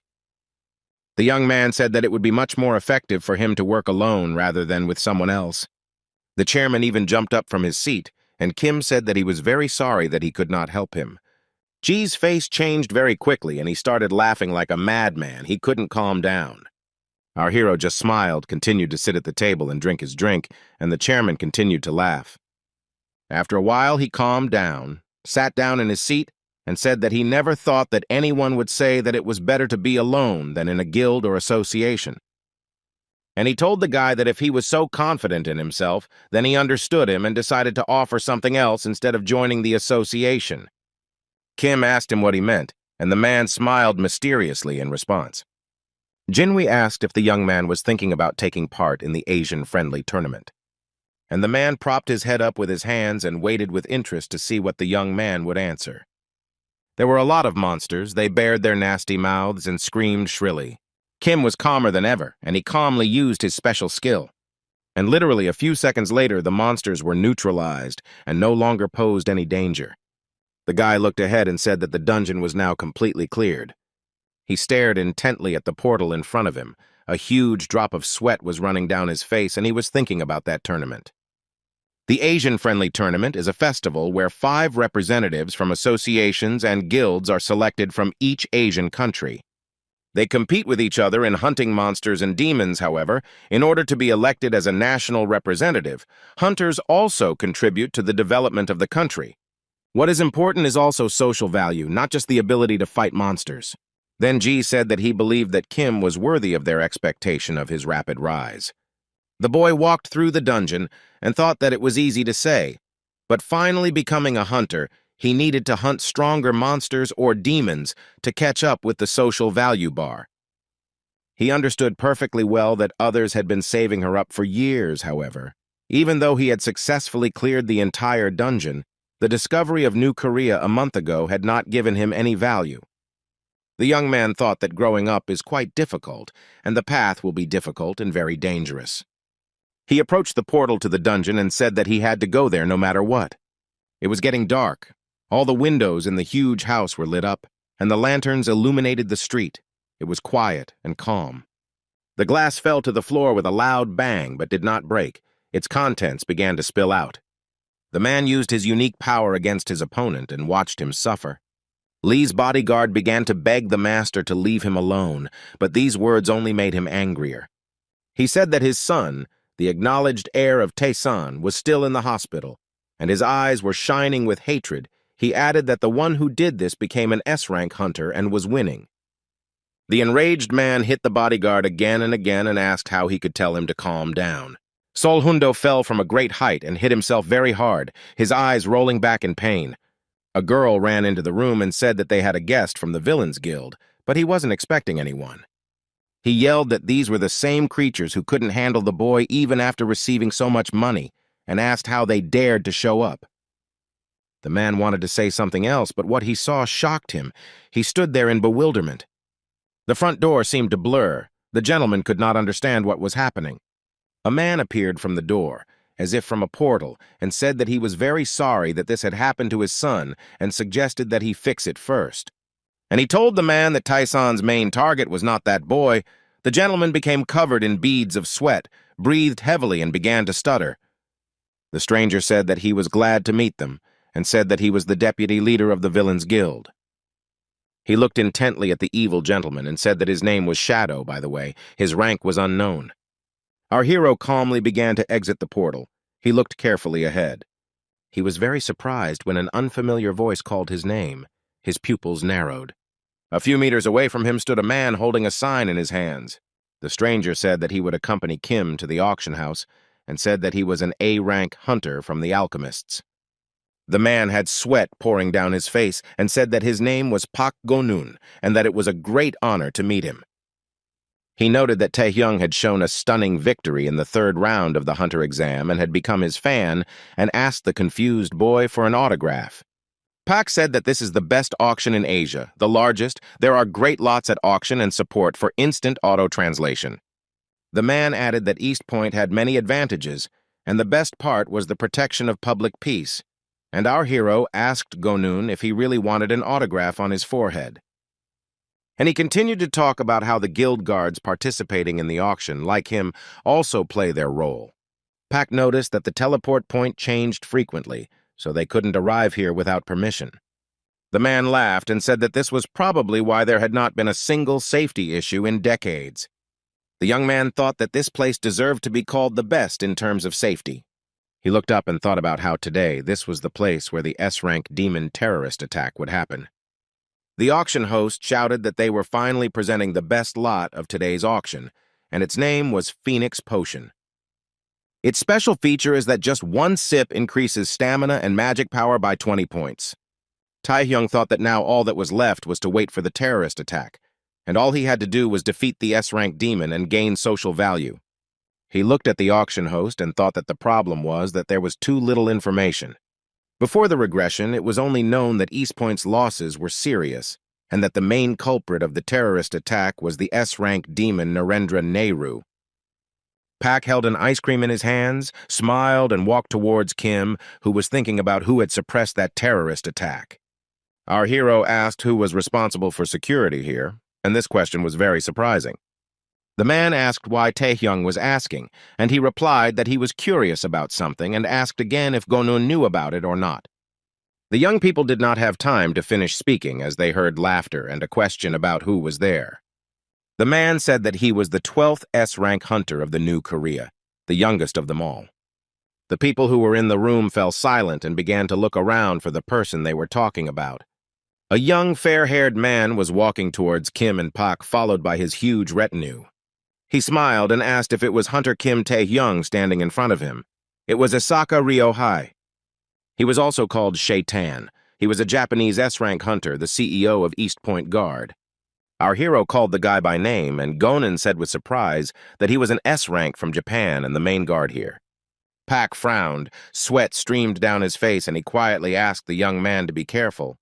Isaka killed his colleagues for his own benefit, which is why hunters call him Shaitan. Ryohei extended his hand to Taehyung and said that he heard that a rare genius had appeared in New Korea, but he didn't expect to see him here in person, and laughed. But the young man looked intently at his opponent and was in no hurry to greet him. When he looked at Shaitan's hand, he was very surprised because he offered his left hand. After some time, he finally decided to extend his hand in greeting, as he understood that it was necessary. Isaka squeezed Kim's hand with such force that the young man felt as if he had been electrocuted, and his opponent was very happy about it. He laughed like he was crazy and said that the guy could tolerate it, and then asked if it was true that he had an S rank. Beads of sweat appeared on Taehyung's face. He gritted his teeth and thought that the guy in front of him was a bastard. He heard some sounds, turned his head to the side, and saw people complaining that they had difficulty breathing.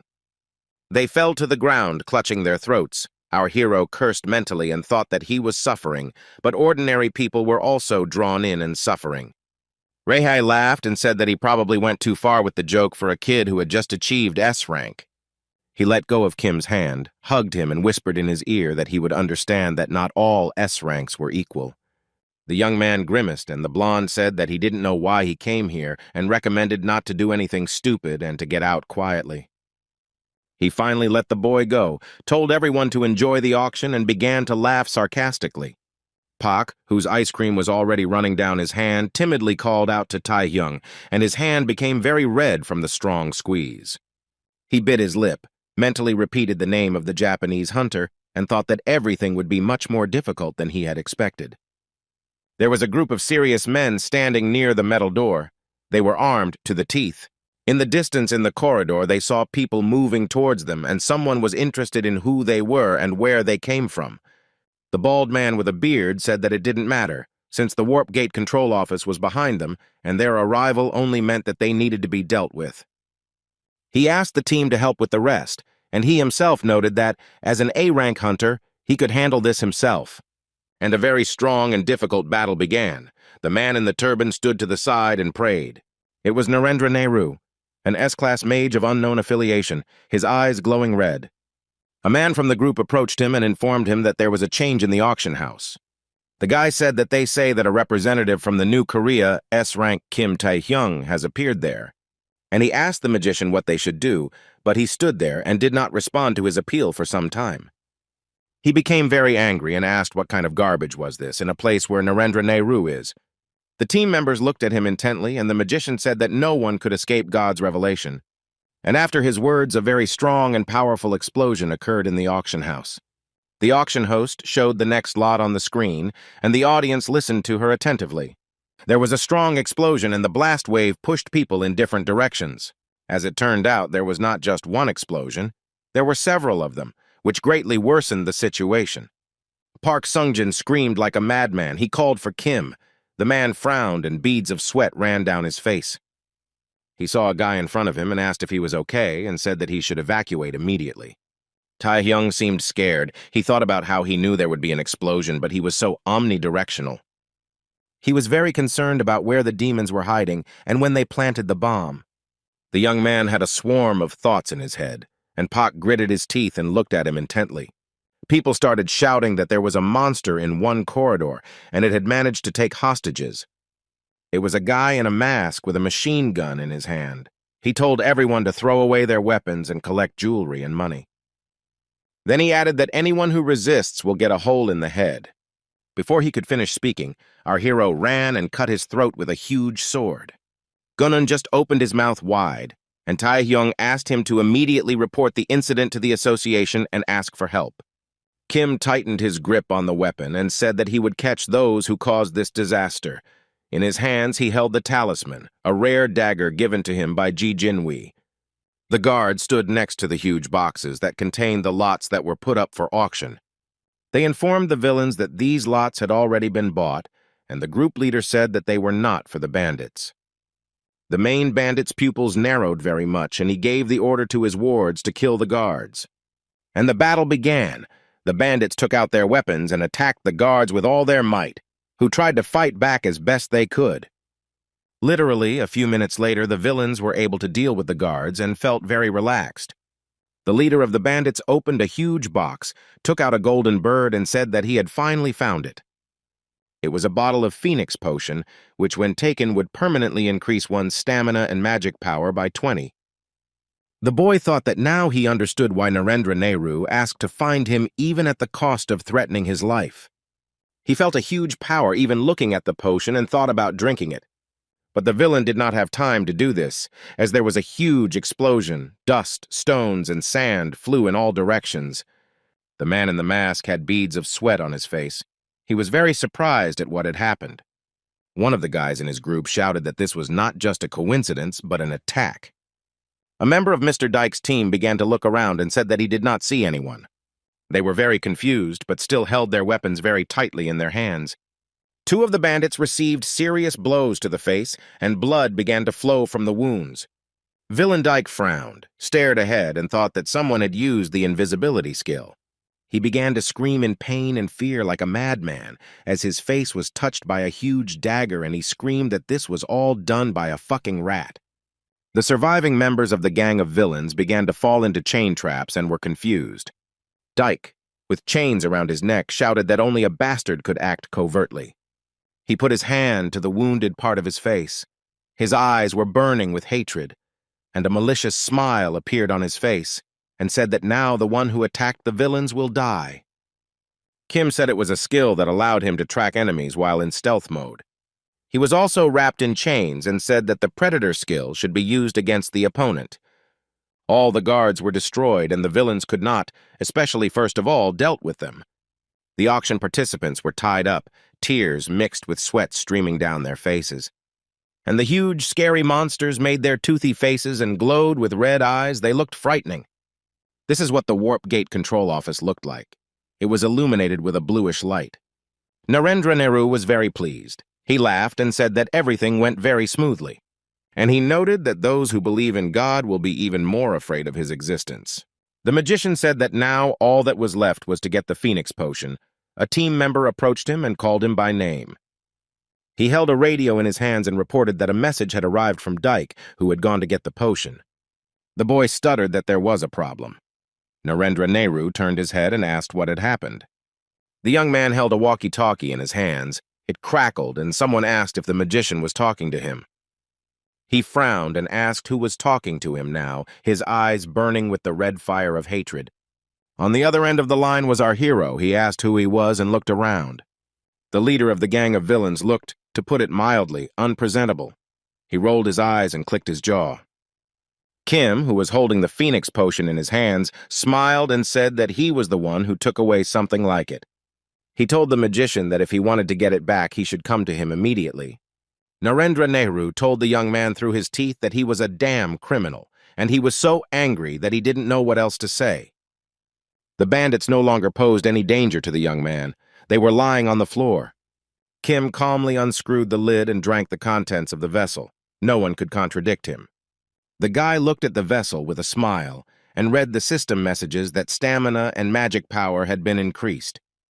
He said that this potion was a unique rank, and it was definitely different from everything else, and he had been running around the dungeons for so long, but his stats suddenly increased just from this. The young man noted that this way, there was no longer any need to worry about the Phoenix Potion falling into the hands of demons, and footsteps were heard. It was Shaitan, accompanied by his retinue, who arrived at the place where the villains had just perished. He looked ahead and saw the boxes that had already been put up for auction, and the mage's slain servants. The guy from Isak's retinue said that the last time they definitely contacted him was from here, and he asked if that person had escaped. Shaitan began to laugh like a madman and asked what the man was telling him. He frowned. His eyes glowed yellow, and the hunter said that the man was right in front of them. And he shouted for the hunter Kim Tae-hyung to come out of invisibility and show himself to them. Our hero took a step, smiled, and said that he thought his skill was perfect. Isaka came closer and said that the guy was at least an S-rank hunter, and then asked what he was doing there. And the young man asked his opponent, wasn't he the one responsible for security? Shaitan should already be running around everywhere trying to stop the terror. The blonde laughed sarcastically and said that he had to find something, noted that one thing. Kim began to search for something in his inside pocket and noted that this was all very strange. The guy said that despite the fact that there were many hunter guards in the building, not only did they not find such a pile of bombs. The young man was silent for a moment, began to take out his dagger, and then noticed that it was impossible to enter East Point without permission. Reihei lowered his head, and Kim continued to say that seeing the demons bursting in, he expected there to be a traitor.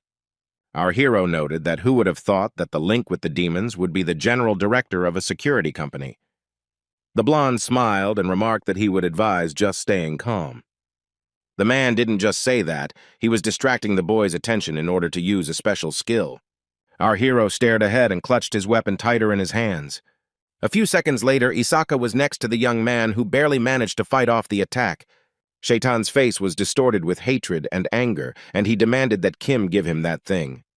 Taehyung smiled and told him to take her himself, like a magician with his skill. And the battle began. The young people from the blonde man's retinue stood to the side and watched everything that was happening. Sparks from weapons, pieces of stone, dust, and dirt flew in all directions. The guys stood to the side.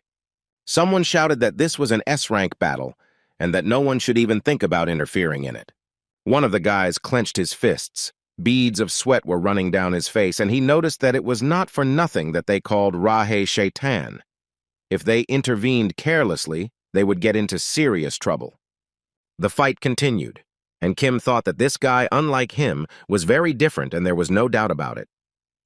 Our hero used the stone skin skill, and thought about the fact that he guessed from the sound and the feeling of threat his direction of attack. He gripped his weapon tighter and thought about the fact that his opponent could see him, and that didn't make him very happy. When Shaitan swung his huge sword at the young man with all his might, he screamed. The blow was very accurate. The sword damaged our hero, and blood began to flow from the wound like a river. He gathered his strength and thought that even though they had similar invisibility skills, he never imagined that the enemy could be so different. The guy was hovering under the ceiling. A whole swarm of thoughts was in his head, and the people from Isak's retinue saw him and began to call him. Taehyung thought that everything should be different since he took the Phoenix Potion. The young men from Shaitan's guard began to writhe in pain. They screamed like madmen. They moaned, screamed, spat blood, and eventually fell to the ground, unable to withstand our hero's attacks. The guy began to look for Isak Rahe with his eyes. He was interested in where he was. The young man heard Shaitan's voice saying that this was a great decision, and looked from under his eyebrows. The enemy noticed that a skill like stealth was weak against wide-area attacks. His face turned crazy, and he said that if Kim was going to find him, he should have used this skill on himself. And he began to attack our hero, who held the weapon tightly in his hands and looked intently ahead. There were guards standing in one of the corridors on the floor. They were armed and calm. But then, suddenly, the ceiling fell through, and young people who were fighting with each other began to fall right on them. So they flew several floors, and the blonde pressed our hero to the floor and pointed his weapon at him. After a few seconds, he frowned, and beads of sweat appeared on his face. He was not prepared for this. His weapon was blocked by chains, and Kim looked at him calmly and smiled. After a few seconds, Isaka smiled and told our hero that he was a fool. The blonde's mood changed dramatically. His face became distorted, and his head was full of thoughts. He flew up and thought that Kim had used the skill not to find him, but to prevent him from escaping beyond the skill's range. Taehyung laughed cheerfully and then asked where Shaitan was going to run away to. The blonde man became contorted and began to scream like a madman. He called our hero names but could not get out of the bonds. The young man looked at him, laughed, used the stone skin skill, and hit the enemy with all his might. Isaac and his retinue were kneeling before Kim. linked by a single chain. They were all miserable, exhausted. Their faces were distorted. They were not prepared for such a turn of events. Shaitan looked intently at the young man and only puffed. He was at a loss. He looked at the young man and began to scream as if he were mad. It was difficult for him to find the words. Taehyung smiled and asked him how he would explain why a man with a lot of money became a criminal. Rahe turned blue with anger and shouted at the guy to shut up and say that if it weren't for him, everything would have been different. But Kim did not listen to the nonsense that his opponent was talking and kicked him in the face with all his might. The opponent flew forward several meters, and our hero said that there were too many words for a murderer. The guys from Shaitan's retinue shouted to see if everything was okay with Mr. Rahai. They were very nervous. The young man looked at them intently and told them to pass the information on to Narendra Nehru. Isaka winced in pain, and the young man said that requests for help were already pouring in from associations in every country. And he added that when support comes, he and Narendra will know that this is the beginning of the end. After these words, Shaitan began to smile. He asked what kind of help he was talking about, and Kim said he knew he still didn't know anything. Guo was already in the office of the head of the association, G. They were studying some documents together, heard a sound, and raised their heads. An elderly man with gray hair, a beard, and a mustache ran into the office. He was in a great hurry. He frowned and, out of breath, asked what had happened to the East Point security. It was So Sangik, the head of one of the 4 guilds, the master of the S-Rank Alchemist Guild. Taewook reported that the auction was not only about our guild's items, there were also many distinguished guests from the New Korea. So noted that they were all there. But the chief asked the man to calm down and said that as soon as they heard about the terrorist attack, they immediately organized a support unit. It will consist of elite hunters and will be led by Park Sungjin. So asked in surprise why they hadn't arrived yet, since their guild had provided the staff and supplies. G looked at his opponent intently and said that this was not the problem, adding that there was no way to get there now. The older man asked him what he meant, and Go said that when the gate control office was taken over by demons, all the warp gates were blocked. This made him very angry and he screamed. Taewook said that everything would be fine. He said that there are currently 2 S-rank hunters in the building, although Kim Taehyung has just received S-rank. But the monsters are controlled by someone named Narendra Nehru. Go noted that he hoped that the 2 could hold out until the new warp gate was connected, and noted that our hero could defeat Nehru on his own. A girl entered the room and said that this could have been true if his opponent had been a normal S-rank. The men turned around and saw Hunter Yu Ayan standing in front of them, staring at everyone gathered. Meanwhile, the young man the association chairman and his assistants were talking about was near Isak and his retinue. Shaitan, despite his position, smiled sarcastically and asked the young man if he knew such a skill as contract with the devil. The young man asked him again, and he said that this skill was the most powerful and that Narendra possessed it. Rahai said that he could make sacrifices and summon monsters of a level corresponding to the quantity and quality of the offerings. Taehyung looked at his opponent intently. A drop of sweat was running down his cheek, and he asked again about this skill. The blonde laughed and asked who the young man would sacrifice. A hunter from one of the guilds, Yu Ayan, looked at everyone gathered and spoke about people. The men looked at her in surprise and opened their eyes wide in amazement. And the guild chairman had beads of sweat on his face, and he asked what the girl was talking about. Go said that Narendra currently has, at best, hundreds of hostages, so noted that the villain belongs to the S-rank and his monsters are famous for their monstrous strength. The old man said that if he sacrificed hundreds of people and summoned demons, then something would happen. Yu Ayan looked straight ahead and said that a disaster would happen then. While the head of the association was thinking in his office about how best to help Kim, he wanted to hit his opponent. The young man frowned. Beads of sweat ran down his face and told him through clenched teeth that he was a sick psycho. Isaka laughed and told Taehyung that he might have been lucky enough to win, but he definitely couldn't beat Narendra. He offered our hero a choice. Watch as innocent hostages were sacrificed while they begged for their lives. And then he added that the guy could also fight a battle that he couldn't win and would die a dog's death. Rihei laughed and couldn't calm down. Kim pressed him against the wall and clenched his fist to hit him. Narendra Nehru stood on a platform and looked down at the people who were tied up. One of his group members approached him and informed him that Isaac Rachel had most likely been captured. The masked guy said that Kim Tae-hyung, who actually defeated Shaitan, took the Phoenix Potion and now his whereabouts are unknown, and asked what to do in this situation. Nehru laughed and said that there was no chance of winning in a face-to-face match, and noted that it was better to wait for the support of the association. He thought about something and began to use his special skills. Dark smoke came from his hand. The Tide people began to be thrown in different directions. They screamed in pain and fear. Naru used magic to throw the girl onto a platform, and said that if Kim didn't show up himself, they would force him to show up. His crazy eyes glowed with fire, and he announced that the festival of the name of the gods would begin. Suddenly, the great magician froze in place. He looked confused. This was not part of his plans. People noticed that the light suddenly went out, which made them feel uncomfortable. The guy from Narendra's team screamed when the bomb would explode. The second one cursed and said that he couldn't see anything. The mage stood on the platform and planned to use his other special skills.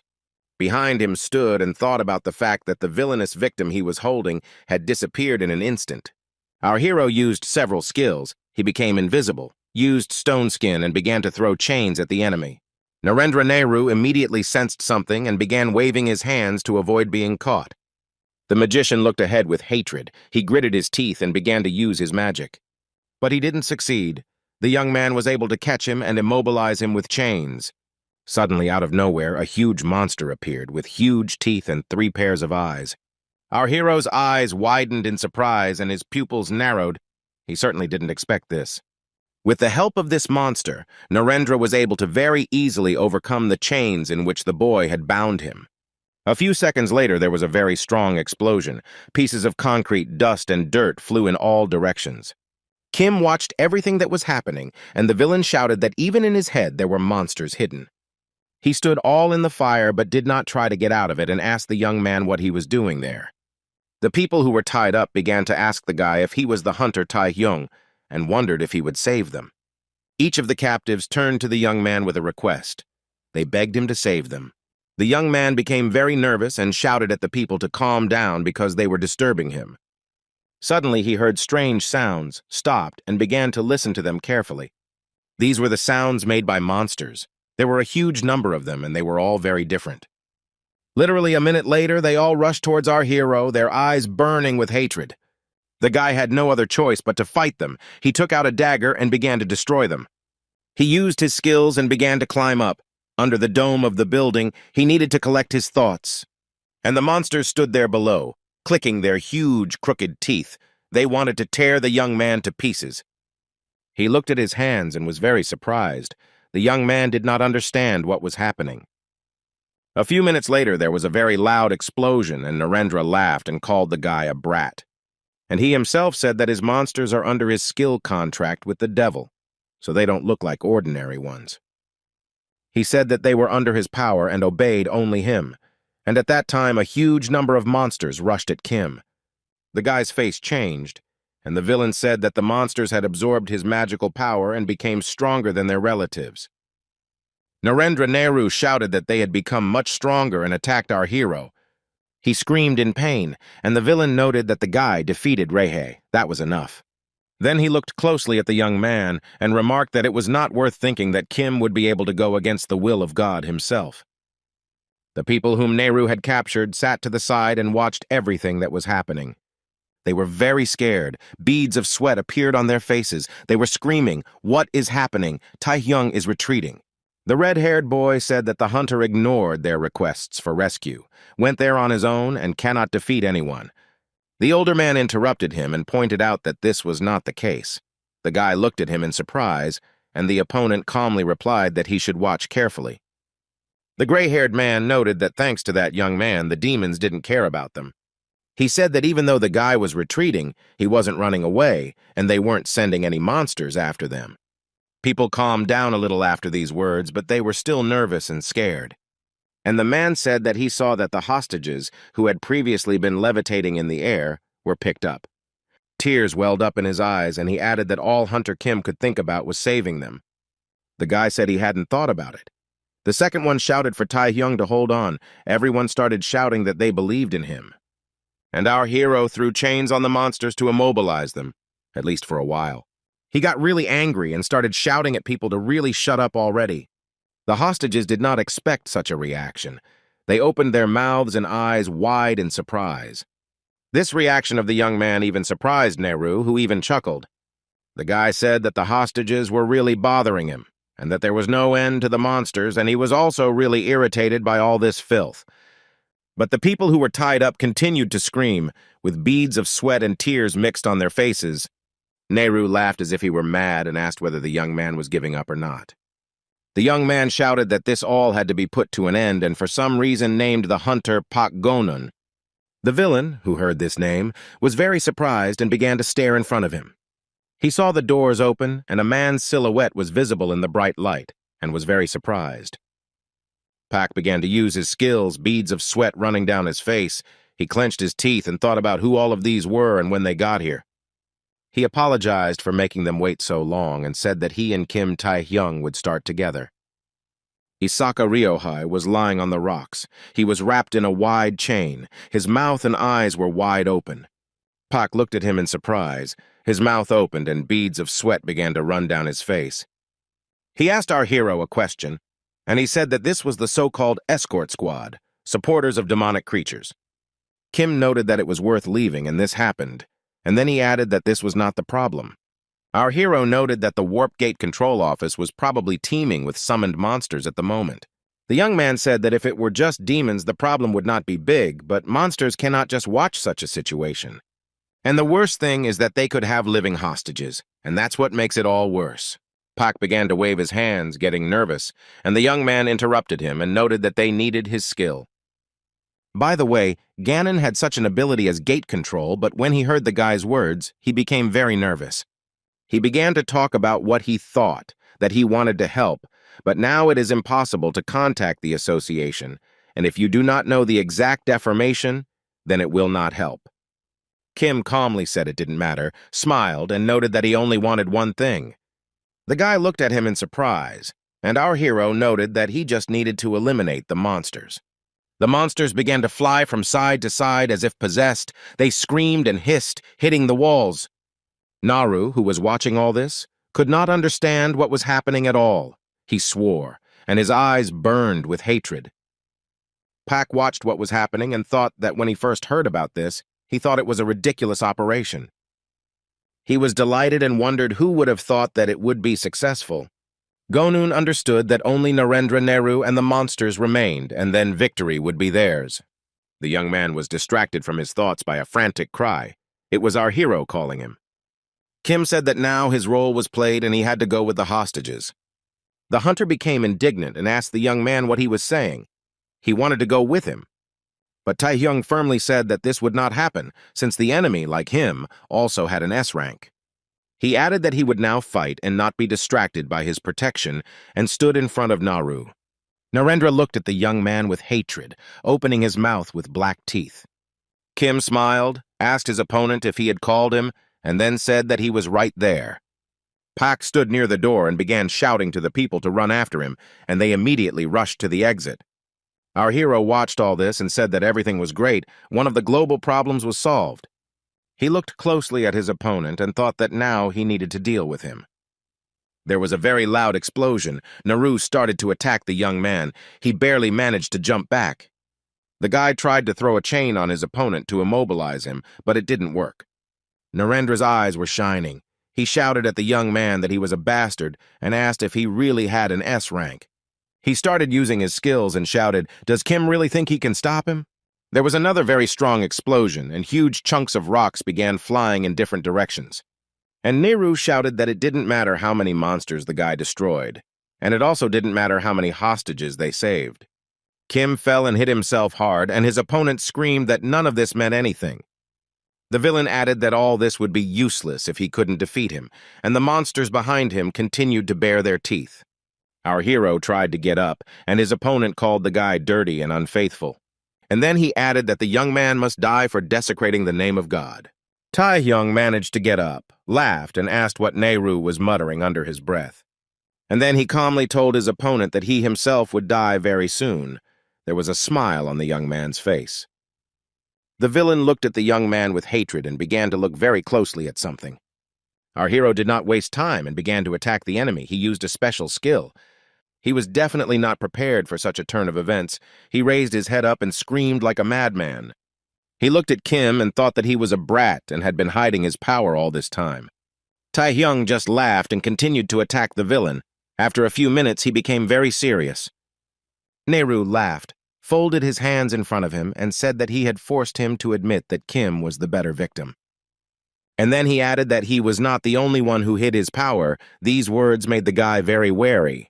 Beads of sweat began to run down his face, and his opponent announced that he, too, had an ace up his sleeve. The villain's team members felt very ill. They were crawling on all fours, coughing and screaming in pain. Kim watched what was happening and wondered what was going on. Nehru said that everyone had been sacrificed. He began to read a prayer and asked that the Lord send punishment on the sinners. The young man's pupils narrowed very much, and he watched everything that was happening with tension. Some strange sounds and screams were heard, and a very angry green monster appeared in the room. He opened his huge mouth and roared at the top of his lungs. It was a S-rank bone dragon. Pak and the people whom the hunters had saved began to leave, but on their way they encountered villains. The man folded his hands into fists and said that there were still a lot of monsters left.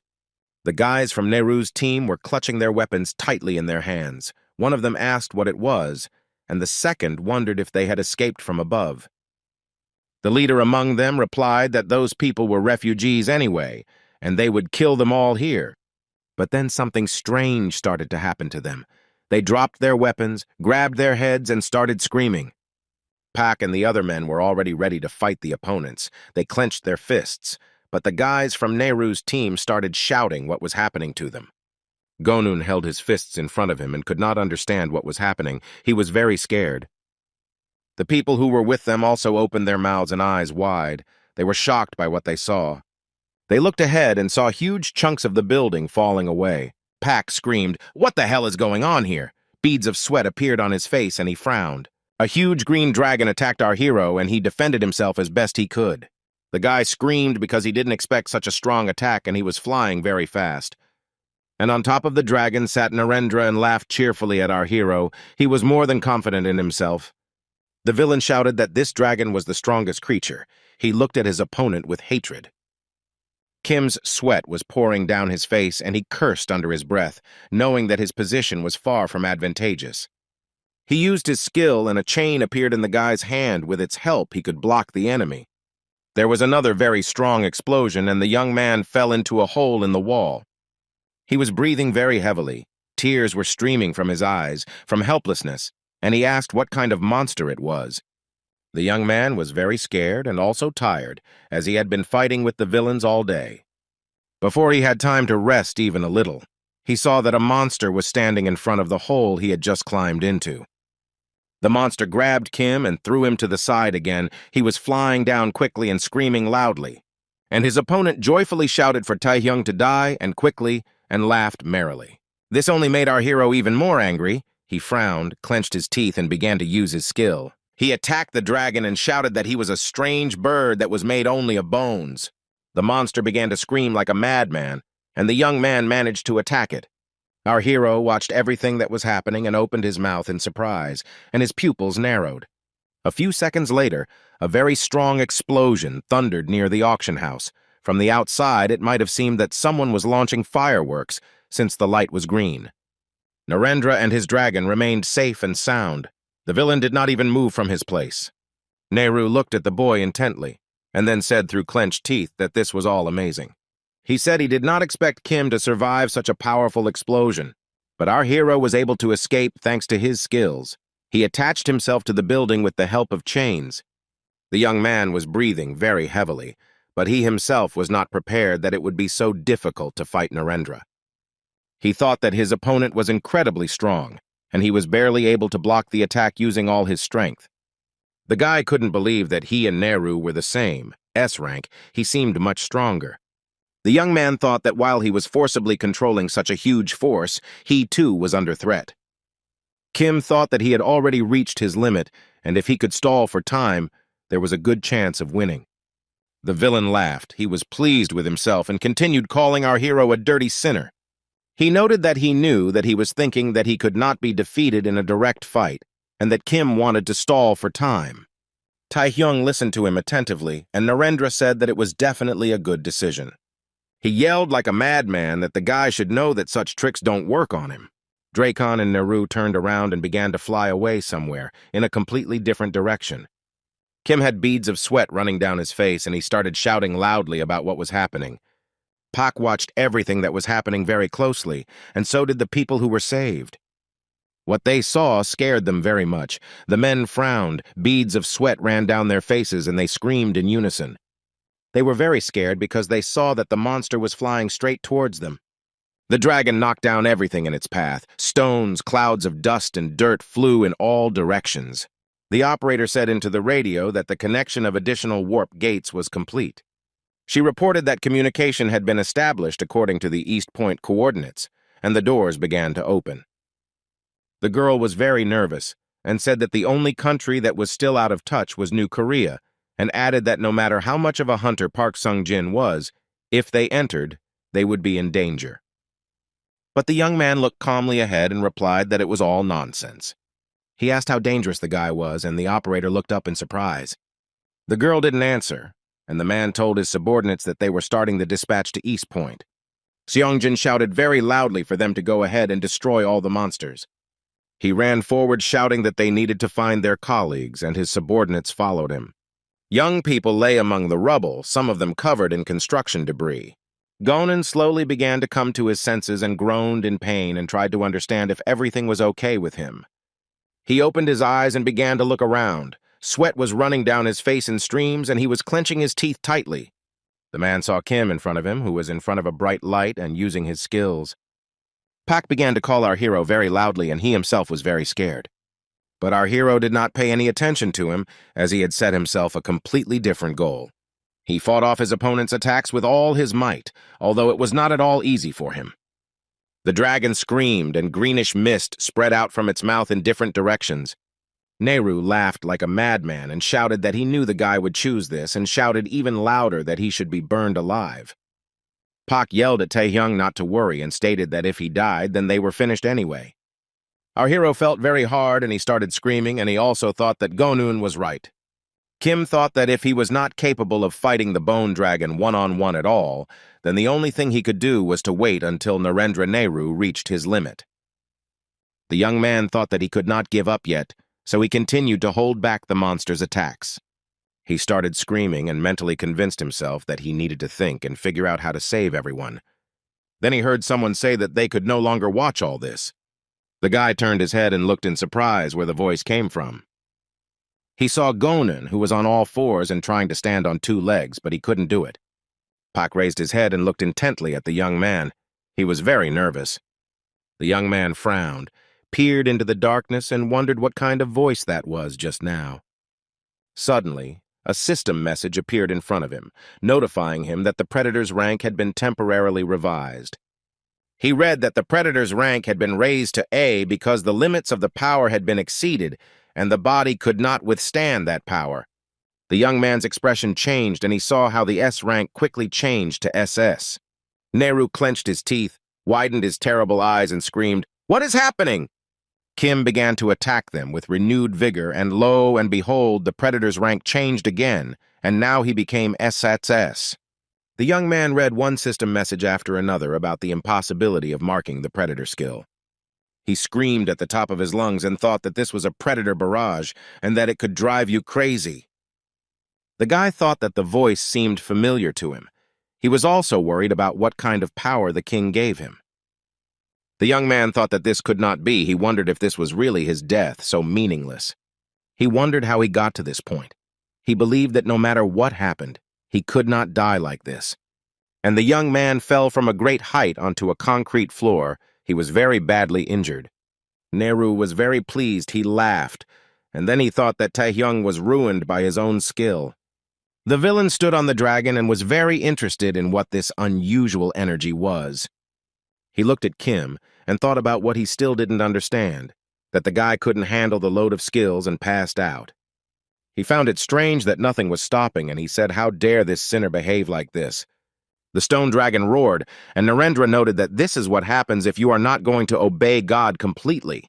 Our hero did not react to these words at all, and the villain screamed at the top of his lungs that he would destroy him himself. And he began to approach the young man closer and closer to put an end to this story. Suddenly his face twisted. He was very surprised and opened his mouth with nasty black teeth. Tae-hyung was able to get up from the concrete floor despite everything that happened to him. Everything around turned bright red, a strong wind began to blow, and concrete blocks were flying. Nehru looked at everything that was happening in confusion and could not understand what was happening. Kim laughed and asked the villain if he was talking about God and began to laugh like a madman. He smiled sarcastically and told Narendra, frightened, not to make him laugh. And the opponent stood there confused, only the wind blowing his long gray hair. Beads of sweat appeared on his face. He began to stutter and then asked who was in front of him. And our hero's arm began to recover. Nehru noticed that it was not Kim Tae-hyung in front of him and asked where he got his strength from. The boy, who had changed dramatically, said that it was none of his business as Narendra was already dead. Kim used a special skill to attack the vile old man, but he couldn't understand what was going on. The attack was very strong, and a system message appeared in front of the young man stating that the skill contact with the devil had been registered. Tae-hyung was in pitch darkness and asked where he was and noticed that he had fought with Narendra Nehru. But suddenly the guy was wrapped in chains and he was very surprised and could not understand what had happened. And literally a few seconds later, a huge burning stone began flying towards him. The young man felt very bad and thought that it was stone skin paralysis. He was shaking very badly and he thought about what was happening to him and screamed in horror. The guy screamed like he was mad. He was very much tormented by the thought of why his skills weren't working. The red round thing that looked like a wheel laughed and asked what my skills meant. Kim looked at her in surprise. Beads of sweat appeared on his face, and the wheel asked since when this had been his power. It was the monster who told our hero that if he forgot, he should spit out everything he swallowed. The young man woke up on the floor next to the bed. He was breathing very heavily and began to look around. Tears were streaming from his eyes, and the boy thought that it was just a dream. He looked at his hand, which was covered in beads of sweat, and thought that his right hand, which had been lost in battle, was now in place. Park Sung-jin came to him and asked if the guy had already woken up. Kim immediately recognized him, and the man took a fish out of the bag and offered it to the young man. The men sat at the set table. Park talked about how this apartment was organized for Tae-hyung by the Association and Alchemist. He noted that this was a response to the terrorist incident. Seong-jin reported that thanks to Kim, Rahe, who was allegedly deceived by demons, was arrested and said that the terrorist attack was of great power. But despite this, many people survived. The man also told Tae-hyung that many sympathetic people had come to see him, and he added that it was not only members of his family, but also the president of the association. Everyone was screaming, crying, and horrified. Pak told the guy that according to preliminary test results, he had no health problems, and said that he stayed because he was afraid that demons or reporters would come to see him. It seemed that Kim had not heard anything the man had told him. He was staring intently at his hand. And then he said that he seemed to have lost his mind during the fight with Narendra Nehru. And he asked Pak what had happened there, and the man looked at him intently. The guy moved his eyes from his hand to his interlocutor. Beads of sweat appeared on his face, and he repeated the question. Sung-jin was silent for a moment and said that he himself was very interested in this. Pak Gun-woong lay on the concrete floor, beads of sweat appearing on his face, and looked ahead in surprise. In front of him, the guy saw Tae-hyung, who was actively fighting with opponents, using his skills. Our hero looked ahead and thought about what had happened, because just before him was Narendra Nehru. Pak looked at Kim and thought that he looked like Tae-hyung, but it was definitely not him. He started shouting at the guy who he was and how he ended up like this, but he never received an answer to his question.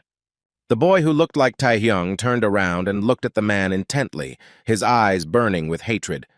And Pak began to shake, as if he was in the cold. The man began to make some incomprehensible sounds.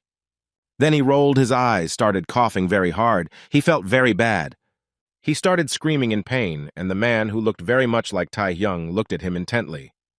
His eyes became the same as they were in Nehru.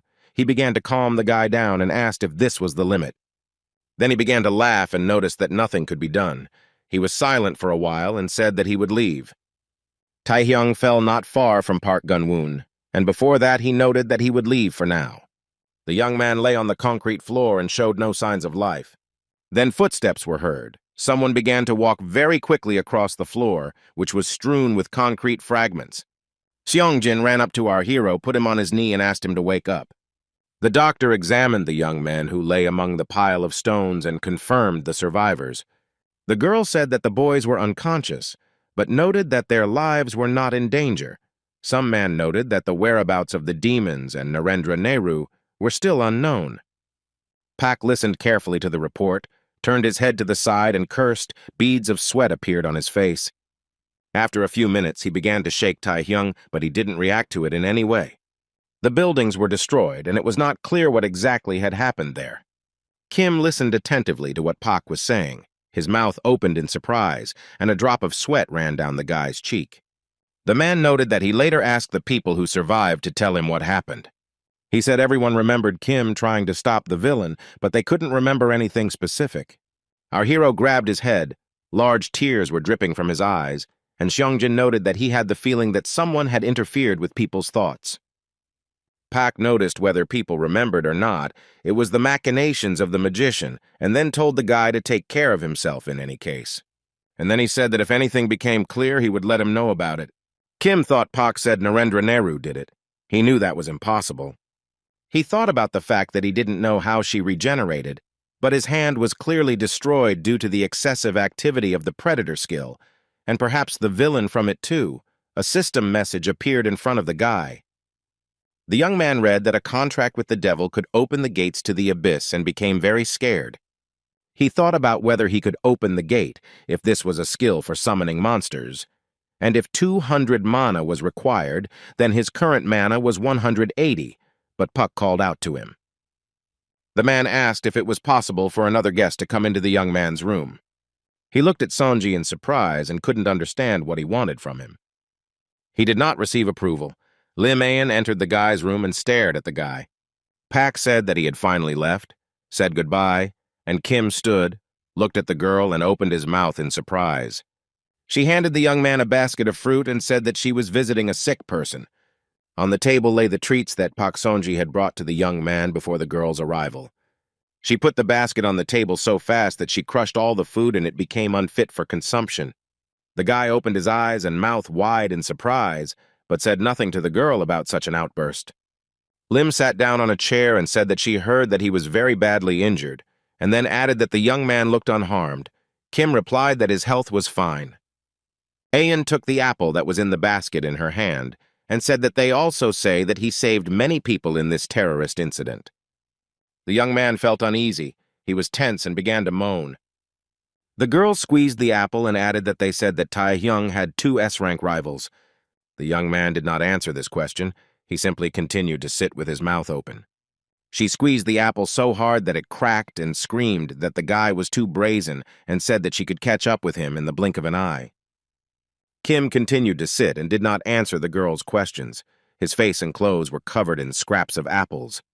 Ayan turned her head to the side and said that she was visiting a sick person, and Tae-hyung looked at her and thought about whether he should call the police. The girl was shaking with anger. A drop of sweat appeared on her face. She clenched her teeth and clenched her hand into a fist. She looked at the young man and thought that she had come first because she had been worried when she found out that he was injured. But he was absolutely fine. The guy looked ahead. Streams of sweat began to flow down his face, and he thought about the unreal aura. Lim blushed with anger and asked if everything was okay with the young man, as his face had changed. They heard some strange sound in the corridor and turned their heads to see what was going on. Lim and Kim were very scared. They were covered in beads of sweat, and the footsteps were getting closer. The guy opened his mouth in surprise and asked why this man appeared again. But the girl was no less surprised when she saw the one who came to see Tae-hyung. It was her sister Yoo A-young, who also decided to visit the sick hero Kim. She did not expect to see her sister here, but she jumped up from her seat and asked why she had come to our hero like this. Lim asked how her half-sister knew the password to the door, and she replied that she asked her not to call her sister. The brunette said that the association had given her the password and looked at the young people in surprise. The young people looked at each other tensely, and there was a long pause. After some time, Yu came to her senses and even began to smile. She had come up with some kind of plan. She walked up to the young man and suddenly grabbed his hand, not very hard. Lim was not prepared for such a development of events. She jumped up, blushed, and opened her mouth in surprise. The guy didn't understand what was happening. Beads of sweat were running down his face, and the girl was holding him as if he were a hostage. Lim started running towards them, shouting what her sister was doing, but she only got laughs in response. She said that two S-class hunters were living in the same house and asked what kind of relationship there could be between them. Kim started stuttering in shock. The girl started shouting in response that it was a crime because Tae-hyung was a minor. The young man freed himself from the woman's embrace and told her that the jokes were over. He looked at Yu and asked why she came again and asked if she would ask to join her guild again, and then asked how many more times he had to refuse her. She rubbed her wrist and said it was still a little rough and noted that she was just visiting a patient today, just a visit. The woman also said that she had a gift for him this time. The guy was very surprised. Yu said she heard from the association president that he was going to the Asian tournament. She took another step towards the boy and informed him that despite all the activity in East Point, he was still only ranked 30 in the public ratings, and it would take a lot of incidents to reach 5th. The guild leader noted that only after this would he be able to represent the new Korea. She looked the young man straight in the eye and said that she would give him the right to clear the fire temple in the double dungeon. People were sailing on a boat and looking at the ruins that remained of a huge building. Someone asked if East Point was really here. The opponent replied that it was, and many people say that the building retained its shape for several hours after the terrorist attack and then collapsed. One of the men asked about the location of Ofida Oro. The second replied that it was still not really known. He was asked whether it was worth reporting this to his superiors, but his opponent said that there was no need for this. The young man noted that the goal had already been achieved, and in any case he was just a bag of money for the mercenaries. He wanted to say something else, but a huge ship sailed towards them, and the people who were on the deck called out to them. The sailor reported that only East Point investigation personnel could enter.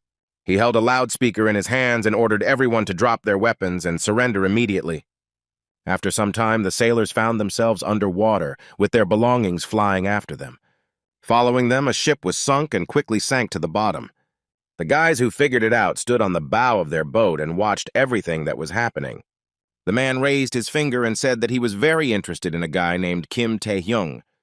A huge number of people had gathered at the Night Walkers Guild headquarters. The head reported that Kim is involved in the strategy and added the hero of East Point and the most promising star of the new Korea. Everyone gathered was very happy. They chanted the name of our hero. Ayan said that even if they grant the right to clear, they determine the distribution of items and participants in the raid. Tae-hyung thought that it was such an unexpected gift, and who would have thought that it would be the right to clear the Temple of Fire? The second double dungeon in Korea was named the Fire Temple because its entrance resembles a burning flame. Before the regression, the Nightwalkers Guild succeeded in clearing out the area, but was close to being completely destroyed. Considering the risk, it is safe to say that there will be a huge increase in Tae-hyung's social value. The boy thought that due to the destruction of his right arm, his strength and endurance indicators had significantly decreased, so he thought that the new task would be too difficult. He understood that Yu An and all these people were here, and by clearing the double dungeon they couldn't lose. People who were not participating in the raid came to support them and wished them all the best.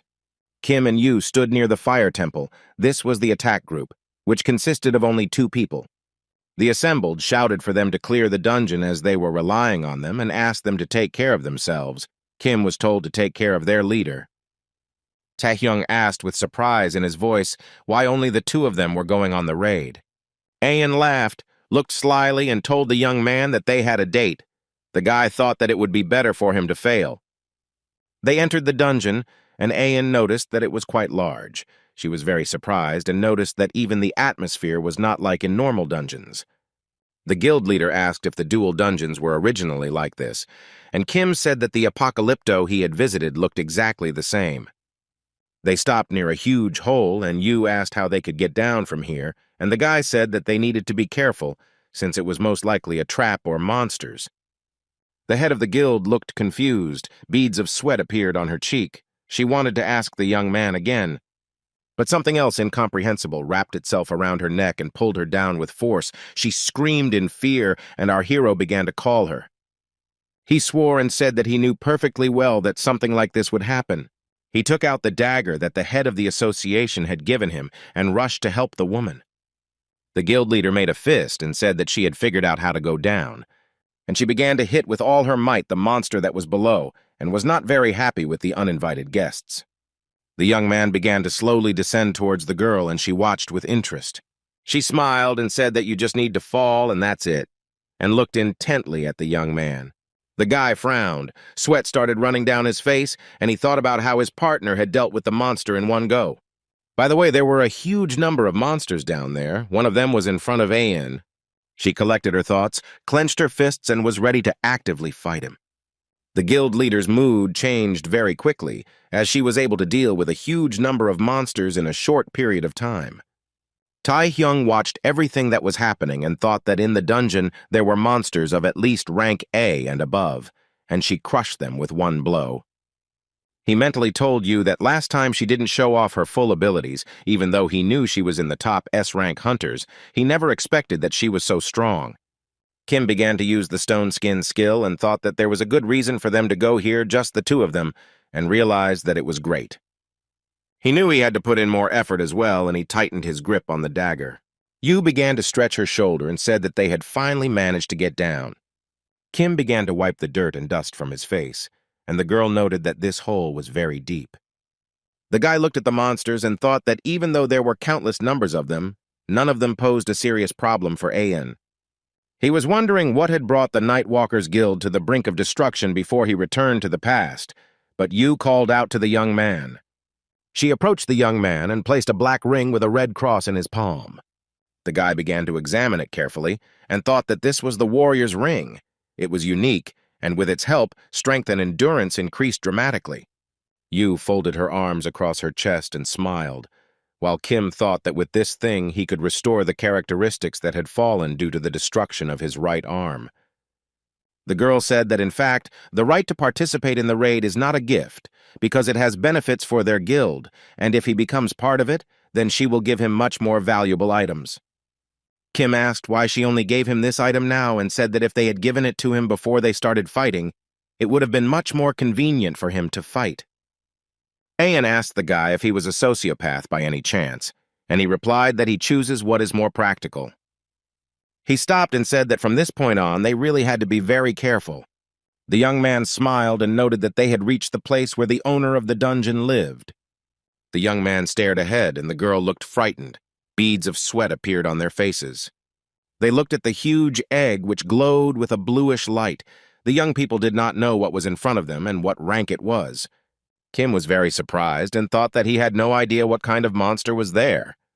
He squeezed the dagger tighter and said that the egg most likely contained the owner of this double dungeon. The boy told Hunter Yu Ayan that the first thing he needed to do was gather information. He looked around in surprise. The young man looked confused. Beads of sweat were running down his face. The young man watched as the girl clasped her hands and hit the egg with all her might. Our hero cursed and asked why the guild leader did everything his own way. He looked at the girl's silhouette and shouted if she was okay, as he was very worried. Her eyes glowed with green fire. She laughed and asked the guy why he was asking. Yu made a victory sign with her hands and declared that she had completely destroyed that huge egg. The girl said that in terms of strength, it was most likely an S-rank monster, either low or mid-rank, and added that even though she had gathered all her strength into her fist, she still never expected to deal with him with one blow. Tae-hyung looked confused. He couldn't believe that the girl did that, and Ayan asked if she was good. Everything around was illuminated with a bluish light. The head of the guild could not understand what was happening. Yu began to ask what it was, and her partner only chuckled in response. He himself was confused. The stranger gritted his teeth and said that these were insignificant people in front of him, and noted that he never thought that they would be able to get to his true form. Ayan looked ahead. She was nervous and beads of sweat appeared on her face. The girl did not understand what was happening. The young people raised their heads to look at the glow, and it said that some interesting kids had visited here. They looked at the bird, which looked like a phoenix, and she said that the power they had decided to boast about here would turn into nothing before her blue flame. It was the master of the dual dungeon, the Temple of Fire Phoenix, whose rank corresponded to Category S. Taehyung and Aeon stood with their heads raised and looked at him intently, their mouths open in surprise. The Phoenix was a monster with such incredible regenerative abilities and resistance to magic that it could safely be called an immortal being. Kim was surprised that the master of the double dungeon was Phoenix, and we were talking about a bird with a blue flame. The bird flapped its huge wings and everything around was filled with blue light. The young man had beads of sweat running down his face and covered his face with his hands from the bright light that blinded his eyes. The young man began to call the hunter Yu Ian. He warned the girl to be careful. The guy winced and screamed that the monster had the ability to control minds. As the girl clenched her hand into a fist and hit with all her might, pieces of stones flew in all directions. The rock fragments hit the young man hard, and he gritted his teeth, beads of sweat streaming down his face. A U and S-rank hunter fell under the control of Phoenix, so she attacked her partner. Our hero watched the girl and shouted to her that she was an experienced hunter. But Aeon approached the guy, clenching her hand into a fist in order to strike. The guild leader was very serious and started to kick. The guy barely dodged the blow. He gritted his teeth and decided that he had to use his special skills. With their help, he began to attack the girl. She could not stand it and fell onto the stones. The young man put his hands in front of him and shouted at the top of his lungs to make Hunter Yu come to her senses. But the head of the guild did not listen to his requests and began to attack the guy in response with her special skills. Phoenix watched everything that was happening. He laughed. He was very happy with the fact that people were so stupid. Aeon stood and stared ahead to make sure she had dealt with her opponent. The girl wanted to take a few steps forward, but she couldn't do it. She was chained. She tugged at it to free herself, but after a few minutes, she was standing there wrapped in chains. Yu gritted her teeth and tried to get rid of the chains again, but she was unable to do so. She looked ahead and heard Kim talking about how it was now clear who had destroyed the Nightwalkers. The guy used the stone skin skill and said that they were just before returning. The girl looked intently at the young man, tears streaming from her eyes. Taehyung told her that it would hurt a little and began to hit the chain with all his strength with his stone hand and told Yu to be patient. The girl felt very bad. She suddenly lost consciousness and fell. Kim said the chains and paralysis would only last for a short time and added that Aeon would come to his senses when he woke up. The guy looked at Phoenix and wondered what difference it would make if he got rid of it earlier. The bird laughed and asked the young man if he enjoyed the entertainment. The young man smiled. His hands became covered in stone skin, and he said that the chicken had managed to surprise him, and then declared that it was now his turn. And after a while, Kim and Yu stood with their backs to each other. They were wrapped in chains. Phoenix approached them, began to laugh, and asked where the guy was going. Had he really changed his mind about showing his strength? The young man did not answer. He just covered his face with his hands and lowered his head. The bird continued to laugh, and the boy gathered his strength to attack it. He failed, and Phoenix began to laugh again and noted that the attack was weak and noticed that his body was like flames. The bird told the young man that no matter how much he cut, he would not be able to put it out. Then Phoenix said that no person like Taehyung could overcome his body. And the monster began to attack the young people who were connected to each other by a chain. Kim thought that even for Phoenix, this was an unthinkable regeneration, and he continued to laugh. The guy thought about his power. He understood that no matter how you look at it, this is not an ordinary monster. The young man bit his lip. Beads of sweat ran down his face like a river, and he thought about the fact that in front of him was the Grand Phoenix. A Grand is a monster that has exceptional strength and is unlike any other. To distinguish the others, Grand was added to his name, and a plus was added to his rank. The boy thought that if it really was the Grand Phoenix, his skills wouldn't be able to suppress its regenerative ability. He understood that there was still a small chance, but it was very small, and it was only the predator. Our hero knew that only he could get out of control. Like last time, he could not be used except as a finishing force. The young man looked at his hand and thought that without it, his victory was definitely impossible. He gritted his teeth and wondered what to do in this situation.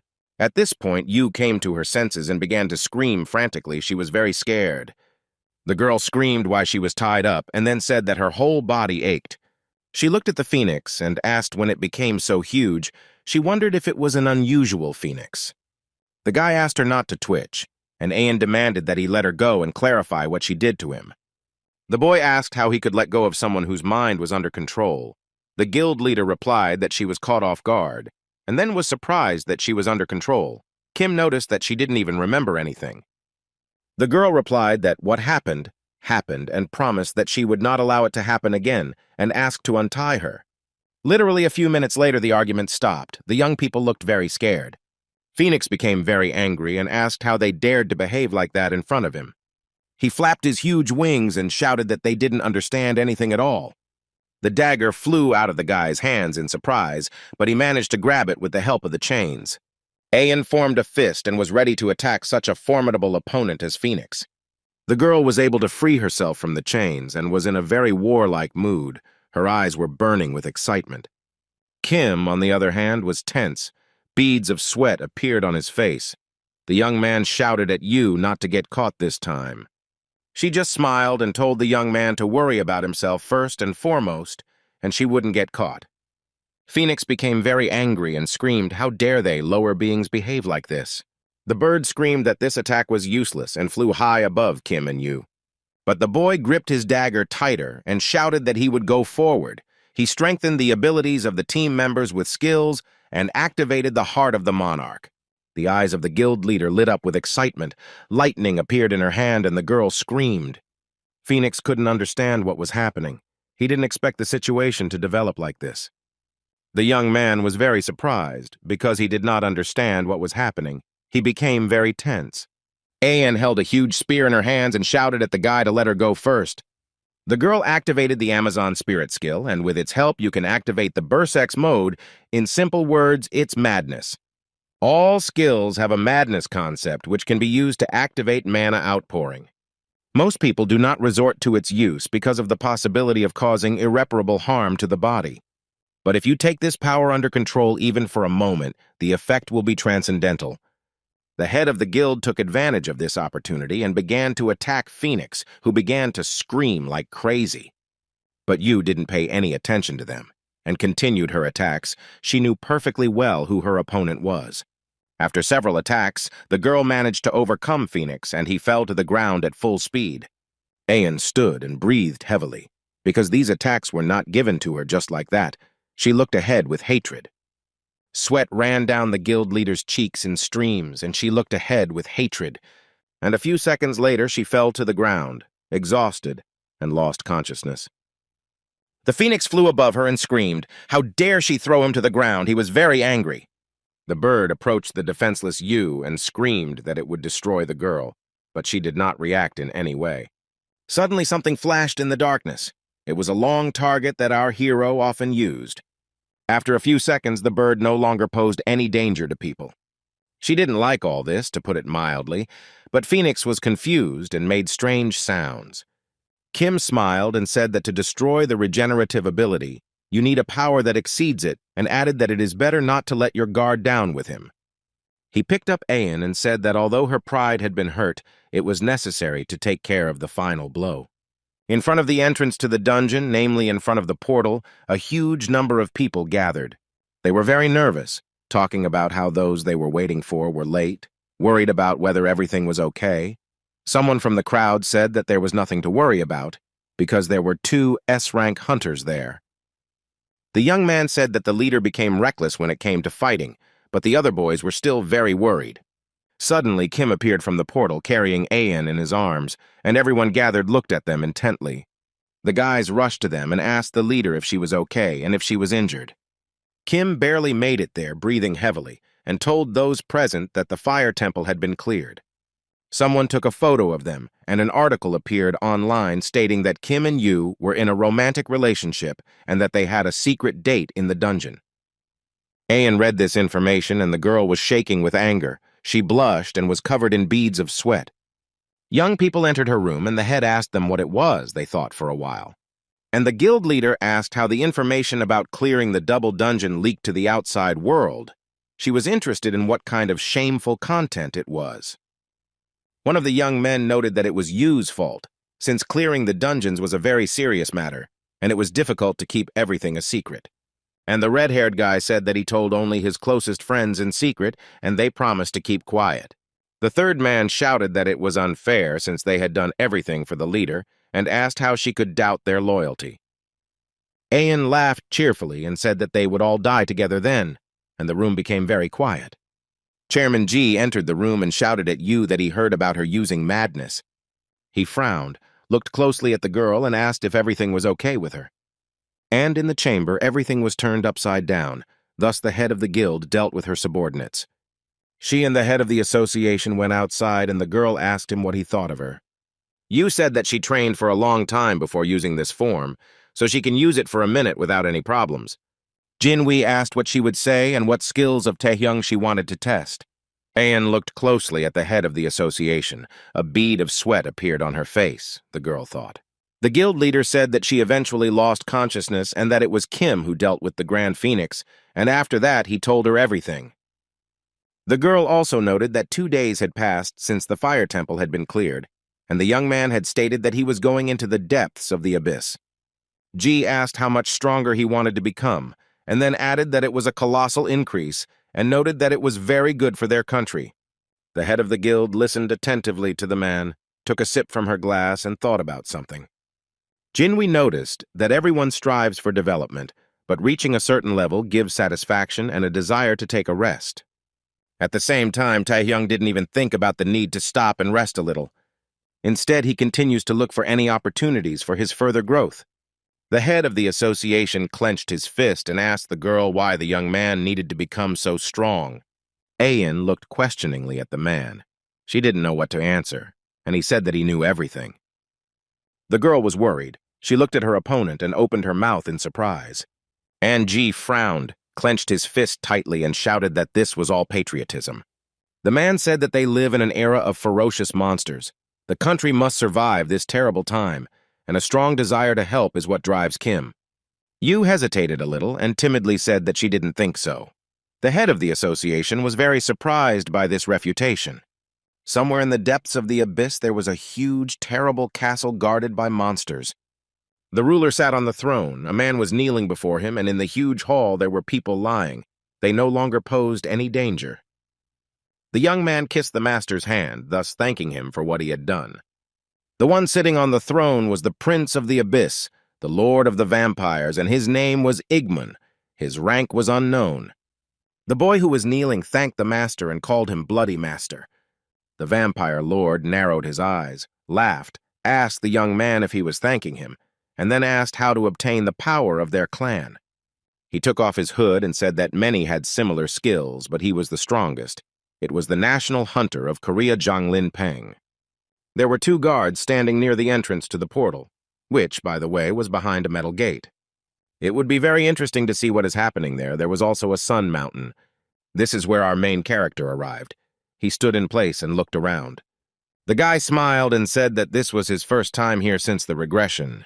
A man approached him and greeted the young man, saying that he was glad to see him in the abyss. He bowed and introduced himself as a member of the World Hunters Association and the manager of the 22nd Zone of the Abyss, and he was also an A-rank hunter. The man said his name was Paul Baker. He put his hand on his heart and bowed his head to Kim. The guys decided to take a walk, and the manager of the Abyss said that judging by the records, Taehyung was here for the first time, and he agreed. Baker raised his finger and said that in that case the guy should take hunter guides or mercenaries with him.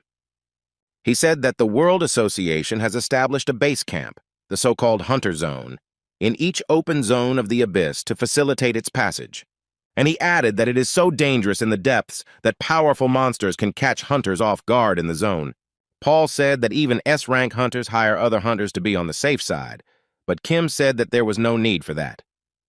The young man wanted to say something but didn't have time because a cracking sound was heard from the side. A huge, snake-like monster crawled out of the hole, but our hero did not see it, since it was behind him, and Paul became very tense. The man shouted for Hunter Kim to watch out and noted that the guy had a monster behind him. He was very surprised, his eyes wide open and beads of sweat running down his face. But literally just a few seconds later, the monster no longer posed any danger. The young man dealt with it very quickly. Kim tightened his grip on the dagger that Ji had given him and said with a smile on his face that he was just going to take a short walk. Literally a few minutes later, a huge number of monsters were lying at our hero's feet, which no longer posed any danger. The guy put his hands in his pocket and said that Paul must have come back too, because no one had ever gone that far before. The youth thought that thanks to absorbing the Grand Phoenix in the Fire Temple, he was able to reach 200 units of mana. He understood that this was the condition for activating the contract with the devil. But there was one thing. A system message notified Taehyung that he could open the gates of the abyss. Kim wondered why the skill had changed. It wasn't just controlling monsters, but creating gates. He looked at the indicator and realized that it was a one-time skill. He thought that in order not to drag more than a dozen monsters with him, one strong guy would be enough. The young man clenched his hand into a fist with magic stones. Thus he used the magic stone of enhancement, and the mana indicator was temporarily increased. Then our hero activated his skill, contract with the devil, and created a gate. A satisfied smile appeared on his face. He stepped forward towards the portal and said that he would look at this guy. The young man took a few steps and saw a huge castle in front of him, with long steps leading to it. The young man began to look at it. He stared at the building and clenched his teeth. There were a lot of steps. Kim climbed them and thought that he had never heard of such a place. Our hero thought about the fact that he had used the magic enhancement stone to increase the effectiveness of his skills, and he wondered where it had led him. Behind the young man's back, the devils began to speak, their eyes glowing with curiosity, and they said that they had no choice but to find out some information. Taehyung gritted his teeth. He wasn't ready to see the devils, much less hear them. His pupils narrowed sharply from anger. In the place where the devils stood, there was an explosion. Stones, dust, and dirt flew in all directions. The young man used the stone skin skill and gripped his dagger tighter. He stared ahead, clutched the dagger even tighter, and pressed his lips together very tightly. There were 3 devils in front of the guy. They said that the uninvited guest was very formidable, and then asked what the man was doing in this dangerous place. The horned creatures were very happy. They said that luck had smiled on them and they had a guest, and it was a man. Kim realized that the succubi in front of him were of Class S rank. This was very unexpected for him. A succubus is a monster that sucks out a man's life force through mental influence, such as illusions or brainwashing. The young man looked at them and thought that an ordinary succubus had a rank of no more than Class B. He thought that this was the contractor, and the monsters began to ask if he was lost, and then noted that he looked delicious. The guy started waving his dagger. He understood that if these were contractors, then he could very easily deal with him. And the young man, without thinking twice, began to attack the monsters. It was not easy for him since there were 3 of them. They rose up and laughed at the young man, saying that he excited them. The green-haired monster snapped her fingers and said that passion wasn't so bad. Kim rushed towards her, and she added that it would be quite difficult to train this person. The monster attacked the guy with a special skill, laughed, and told him to try to cope with it. The young man lowered his head and hands, and the horned one said that no man could resist their brainwashing. And the green-eyed monster began to laugh very loudly, heart-rendingly, so loudly that the blood ran cold in the veins. But it didn't last long. The guy hit the monster with a dagger with all his might. She wasn't ready for such a turn of events. The other 2 horned girls were shocked by what was happening. They screamed in terrible voices. The young man clutched the dagger tighter in his hands and stared intently at the other monsters. He used his special skill, extended his hand forward, and told them to kneel. In the blink of an eye, the monsters fell to the ground and began to writhe in pain. They screamed that they were in pain and could understand what was happening and how a person could resist their ability. The guy smiled slyly, asked the monsters what it meant to resist. He used the skill and said that he was not interested in creatures like demons. Kim went forward and said it was time to move on to the contract, and the she-devils lay on the stairs and groaned in pain.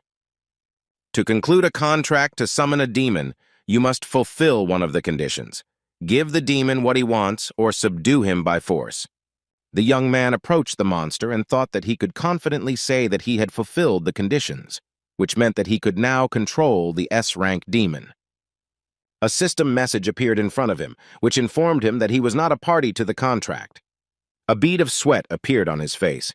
The guy frowned and wondered who this was if not a contractor. The young man heard a voice that said that he now saw that this was an unusual person. Kim turned his head to look at the speaker. The monster with long blonde hair smiled happily and said that he would be a great gift for the queen. It was a rank S succubus. The monster with long braids and a white apron told the queen that she had heard that a man had invaded the castle. The queen was lying on her bed in the royal chambers and asked again whether a man had really invaded them. After a few minutes, she laughed happily and said that it would be fun. Our hero still managed to reach the castle and enter it. Dust and dirt were flying from the windows in all directions. A huge crowd of monsters ran after the young man, and he clutched the dagger in his hands ever tighter. They called him a cowardly chick and shouted that the boy must be caught alive, as he was a gift for the queen. Kim cursed under his breath. He looked confused and scared. The only salvation for him was the decision to run away. From all sides there were sounds of rattling. Succubi were breaking glass, and the young man was thinking about what was happening to them. The guy bit his teeth. Beads of sweat appeared on his face, and he asked where so many succubi came from. The only right decision for him was to use a special skill, which he did in this situation. He attacked them so that the succubi flew out through the hole in the roof at great speed. And the young man wiped his face with his palm and thought that if there were no contract soldiers among them, then he had only one choice. He approached the doors near which stood a devil in a white apron and thought that he needed a monster that could command even a grand succubus, and that this was their queen. The monster who stood near the door said that Her Majesty was waiting for him and invited him to come in and settle down. After a while, she came out and said that the queen was waiting for him. It was the queen of the succubi, and the young man entered the queen's bedchamber, which was very large and gloomy. She stood up and welcomed him to her palace and told him that before him was the first woman, the mother of all princesses, the queen, and said that her name was Rosalia.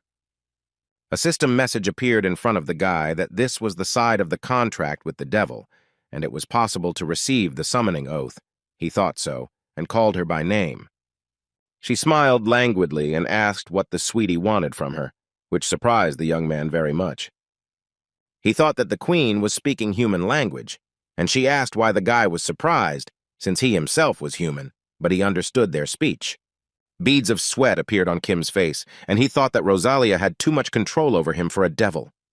She asked him what the purpose of his visit to her palace was, fame, wealth, or if he had wandered in there by chance, and then she asked if he had decided to satisfy his lust. The boy said that he came to her in order to perform the oath of summoning. Rosalia listened to him attentively, thought for a while, and repeated the words after the young man. And then suddenly she started laughing like a crazy person and couldn't calm down. Through her laughter, the queen informed the young man that he was rather self-confident, and Kim only smiled wryly. She opened the curtain that covered her and said that the guy was being seduced. Rosalia smiled and asked why she would need to make a contract if she already had a toy. It was the Archduchess of the Abyss, Queen of the Succubus, her rank unknown. The guy listened to her attentively, and then calmly said that this was expected. He used his special skill and told Rosalia that he would make her obey. And without thinking twice, she began to attack the young man with the help of her long tentacles. Taehyung used his skill, chains, to secure himself and not lose the dagger. He said that he would do everything with one blow, as his hand was covered with stone skin. But stones and chain links flew in different directions. It's good that he at least held a weapon in his hands. Kim was not prepared for this turn of events. Beads of sweat appeared on his face. And Rosalia looked at the boy intently and told him to learn some manners. She waved her index finger at the young man, and he began to approach her as if he were a magnet. The guy didn't understand what was happening to him. He was approaching the queen and screaming very loudly. He gritted his teeth and thought about how this skill hadn't worked. He looked around and saw the city center and began to understand that Rosalia had changed the space. The young man fell rapidly downwards and finally began to understand that this was an illusion. He was tormented by only one question. When did it all start? And the queen only laughed. She smiled sarcastically and asked Kim if he still hadn't understood anything. And then she looked the young man in the eyes and said that it all started from the very beginning. The boy lay unconscious, entangled in Rosalia's tentacles, beads of sweat appearing on his face. Kim gritted his teeth and felt like he was sinking, thinking it was just a hallucination. Literally a few seconds later, the young man's expression changed dramatically. Suddenly, he found himself in the backseat of a car. The young man was in shock. Tae-hyung began to look around and looked at the guy who was sitting next to him in the car. The boy smiled, and our hero began to understand that he was in childhood and was shocked. Suddenly, the boy folded his hands into fists and shouted that they said so on TV, that high-ranking awakened ones get a lot of money. The boy said that he would definitely become one of them, and then he would buy his mom and dad something tasty or something else that they wanted. The father laughed, and the mother replied that this was what she expected from their son, and he looked at them in surprise. The woman told her son that the most important thing for her was that he lived a long and happy life. The little boy replied that it wasn't funny, and beads of sweat appeared on his face from worry, while adult Kim sat and thought that his parents always said that. The young man thought about the fact that what his parents wanted most of all was a low rank and money with which he could help his family, and not his happiness. These memories warmed the boy's soul, and he remembered what happened in childhood and smiled. The young man's expression quickly changed. He was very scared. Kim, again, as a child, I saw a car get into a traffic accident. The boy looked at his father. He showed no signs of life, and the windshield was broken. The mother's seat, which was sitting in the front seat, was on fire, and the windshield was smashed. The car caught fire very quickly. Tae-hyung turned his head to the side and was very surprised. He saw how his uncle and aunt were holding his little one in their arms. His aunt was crying and saying that even the heavens were indifferent to everything. Even the uncle had a stingy tear running down his cheek, and the aunt was sobbing, talking about how the boy was left alone. Adult Kim, who was sitting in the car and watching all this, began to call them. And suddenly the young man heard laughter and a voice that said that he was still such a stupid, unawakened bastard. All this was said by two big guys who were beating our hero with their hands and feet, and he, already an adult, was sitting and watching this from the side. He couldn't watch this for long and got out of the car, told Kim to stop playing the victim, stand up, and the offenders continued to laugh and say that Kim had only become stubborn. A picture appeared in front of Tae-hyung, where he was walking somewhere with two guys. He finally realized that these were his memories. Then they laughed at him and told him to remember his place, since he was a porter. But now Kim realized that when he was unawakened, he did not have the strength to resist. But it was much harder for him to bear that his aunt was yelling at him and crying. When he was about to set out on a campaign, his relatives asked him if they had offended him in any way and noted that he was not fit to go into the abyss. Aunt and uncle said that everything was fine with money, and if he didn't think about them, then let him think about himself. The guy thanked them for their kindness and noted that he was grateful for everything.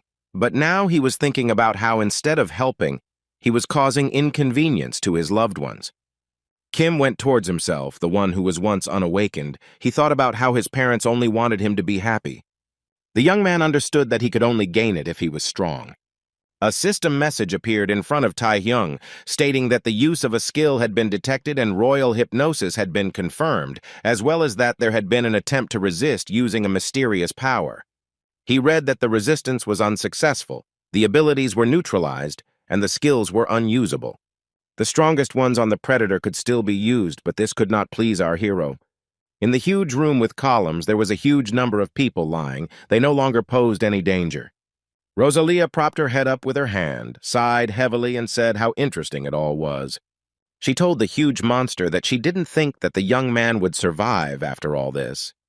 She pointed her finger at that unawakened Kim and said there were a couple of discrepancies. The queen noted that, firstly, these are flashbacks in which the guy looks much older than he does now. And secondly, these are very contradictory memories related to the same period. Rosalia was very interested in what the young man was hiding because he was quite unusual. An interesting idea came to her, to take and shake everything up here once. But the queen was in no hurry to put her idea into practice. She was still thinking about something else. Literally a few seconds later, her facial expression changed dramatically and her pupils narrowed. In front of her, in the bright rays, appeared the image of a man with long white hair. Rosalia froze in surprise, opened her mouth, and stared at him. The light white shining creature stopped in place, looked at the demon queen, and did not say a word. Rosalia was very nervous. She frowned and finally realized that the king was in front of her.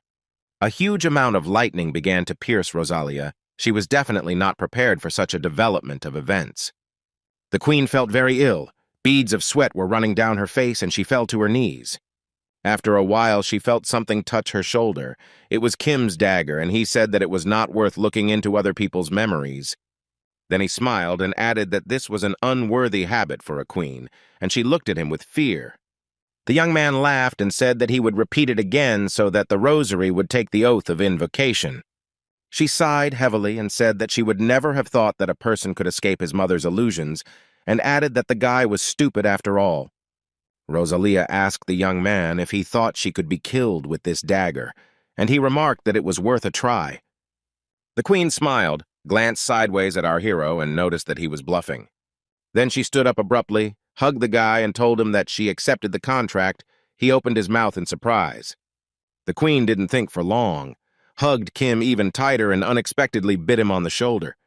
Kim screamed loudly, and a system message appeared in front of him, informing him that the terms of the contract had been fulfilled and the oath of conscription had been taken. The skill contract with the devil was replaced with Queen's Man. The skill rating was also changed, and the guy lost consciousness, while his sense of smell increased. Rosalia looked at the young man, smiled, and wished the king's chosen one good dreams. Our hero was lying on the ground with his eyes closed, and he was either sleeping or unconscious. A bead of sweat appeared on his cheek. The guy opened his eyes because he heard someone calling him by name. He sat down and looked at the man opposite him, who asked if Kim had woken up. Paul Baker, A-rank hunter, member of the World Hunters Association, said he was glad because Taehyung was okay. He also said that he found a guy here unconscious after a patrol, and this is a hunter's area. Paul asked the boy if everything was okay, and he put his hand to his head and thought that Rosalia had sent him here. A huge number of system messages appeared in front of Kim, and he began to understand that this was not a dream. The skills were replaced, and he received another one, which is called perfect hypnosis. He thought that given his level of power, summoning Rosaria would allow him to deal with even the opponents that awaited him at the Asian tournament, and the hypnosis skill had an infinite range of uses. The guy became very curious as to why the queen suddenly changed her mind. He also remembered the last words that Rosalia said to him, and it was a wish for good dreams. And the queen also called him the king's chosen one, and the young man thought that she most likely knew him. But Pak turned to Taehyung, and our hero questioned his opponent. It was clear that he was worried. The man asked the boy what he would do next and suggested hiring guides. The young man smiled, thanked him for his concern, and said that he had already finished his business and it was time for him to go home. The head of the guild slowly walked down the steps and adjusted her jacket. She was absolutely relaxed. The girl was surprised when she heard that they were congratulating her on her discharge. She was not prepared to meet anyone. Yu looked up and saw 3 young men standing in front of her. One of them had a huge scar on his face. His name was John Han Soo. He was an A-rank hunter, vice leader of the Nightwalkers Guild. Ayan asked how many more people she had to beat up to prove to them that she was in shape. The young men laughed. One of her subordinates said that there was news that might interest her as the guild leader. Chan reported that Hunter Kim had returned from the depths of the abyss, and Yu asked how long ago it had been. The girl was very surprised and said that even a hunter like Taehyung could not explore the depths alone. The man said that he was with the S-rank in the tomb, but the point is not that the hunter returned. Yu opened her mouth wide in surprise, and the speaker noted that the guy had met someone there. Chan smiled and said that the boy met with the leader of Onsamiro, one of the 4 largest guilds. His name was Hunter Kwan Kang Hyuk, and he looked very suspicious, but he was in a fighting mood. When our hero saw him, he was very surprised. His pupils narrowed, and beads of sweat appeared on his face. And Kwan smiled and asked through clenched teeth if it was really Kim in front of him. The man frowned, smiled slyly, and offered the young man to fight in battle. Kwan Kang Hyuk, the leader of Onsamiro, one of the 4 largest guilds, a man who is called the Tank of South Korea. They say he can fight monsters for hours on end, capable of single-handedly driving out monsters by the hundreds. But the most famous rumor is that he forcibly recruits into the guild through duels. And the guild leader with crazy eyes said that he would start this fight. He was already impatient to fight. But the girl who was standing next to him shouted at him to stop and asked where he was going. The man became very angry and started yelling at his secretary. He looked like a monster. The girl was not afraid of Kwan, but asked him if he wanted to receive a complaint from the Human Rights Commission again. Secretary Kim Heen noted that if the guild leader continued in this spirit, the path to the abyss would be closed to him and she would have to protect him again. And the girl greeted Taehyung and said that she was the secretary of the leader of Onsamiro. She said that the man probably knew about the inhumane recruitment of people by their leader, but they were here to invite the hunter according to all the rules. Kwan noted that it was a normal recruitment, but Kim could join voluntarily and there would be no need for a duel. Our hero asked if he refused.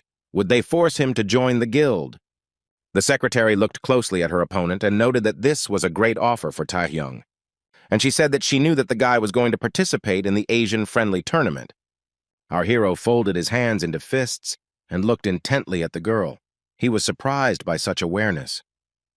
And Secretary Kwan noted that their guild is the most advanced in exploring the abyss among the 4 largest. In addition to the scheduled clearing of dungeons, they also provide support in exploring the abyss. The girl said that if the guy chooses their guild, she is sure that it will compensate for all his weaknesses. And our hero calmly looked at the secretary of the head of the guild and did not respond to her suggestions. Kwan Han-soo gritted his teeth and told the secretary that it was enough to talk about it, and she looked at him in surprise. The head of the guild noted that if the guy was one of those who would fall for this, he would have agreed long ago. Taehyung interrupted him and said that he had changed his mind, which greatly surprised those present. The guild leader asked what the guy said, and the secretary clenched her hand into a fist, beads of sweat appearing on her face from worry. Kwan asked the young man if he wanted to join their guild as he couldn't believe his ears. Kim answered through clenched teeth that that was exactly what he had said, and he was surprised that the man was asking him again. And he opened his eyes wide, his pupils narrowed very much and looked questioningly at the young man. Taehyung approached Kwan and said that perhaps it was worth trying his method. He smiled and said that the winning side gets what it wants and asked if the man was okay with the deal. He frowned. The pupils of his eyes narrowed very much. He smiled and agreed with this proposal. Everything was supposed to take place at the stadium at the Onsamiro base, where a huge number of people had gathered. Journalists asked Kim what his relationship was with the Nightwalkers and the hunter Yu Ae-yeon and why he agreed to a duel with Kwan Kang-hyuk. The young man was silent, and questions poured in one after another about whether the guy was going to fight the South Korean tank, what he thought, whether he had a chance of winning. Taehyung thought about how Kwan annoyed him. He wished he could finish with them. He would burn them all with great pleasure along with the newspapers. And the journalists did not stop talking. They continued asking the young man a huge number of questions. Suddenly, a journalist in glasses, her name was Kim, shouted that she also wanted and needed to take an interview. The guy took her hand and pulled her towards him. She was so nervous that her face was covered in beads of sweat.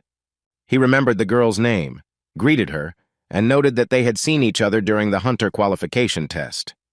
The journalist blushed, started mumbling something, and then said that she was glad to see him. The young people were chatting, and other journalists were looking at them and whispering about where the reporter was from and where she was from in general. The girl thought that she couldn't believe that he remembered someone he had seen for a couple of minutes at most. She noted that he was such an important person, and they were completely different. Taehyung told everyone that he would answer a couple of questions from reporter Kim, but a little later he noted that leader Kwan Kang-hyuk had a busy schedule and did not have time for unnecessary conversations. The girl was very happy, and other journalists were wondering what kind of relationship she had with the hunter, but our hero waved his hand and said that it was time for him to go. And the young man went to rent the stadium. He kept his hands in his pockets and climbed the stairs. The opponent was already waiting for him. He folded his arms across his chest and looked intently at Taehyung. Kwan laughed happily and was surprised that the guy came, and he himself said that he already thought that he chickened out. Kim smiled and noted that he kept his promises and immediately used the stone skin skill. The host shouted for everyone to hear that the match everyone had been waiting for so long was about to begin.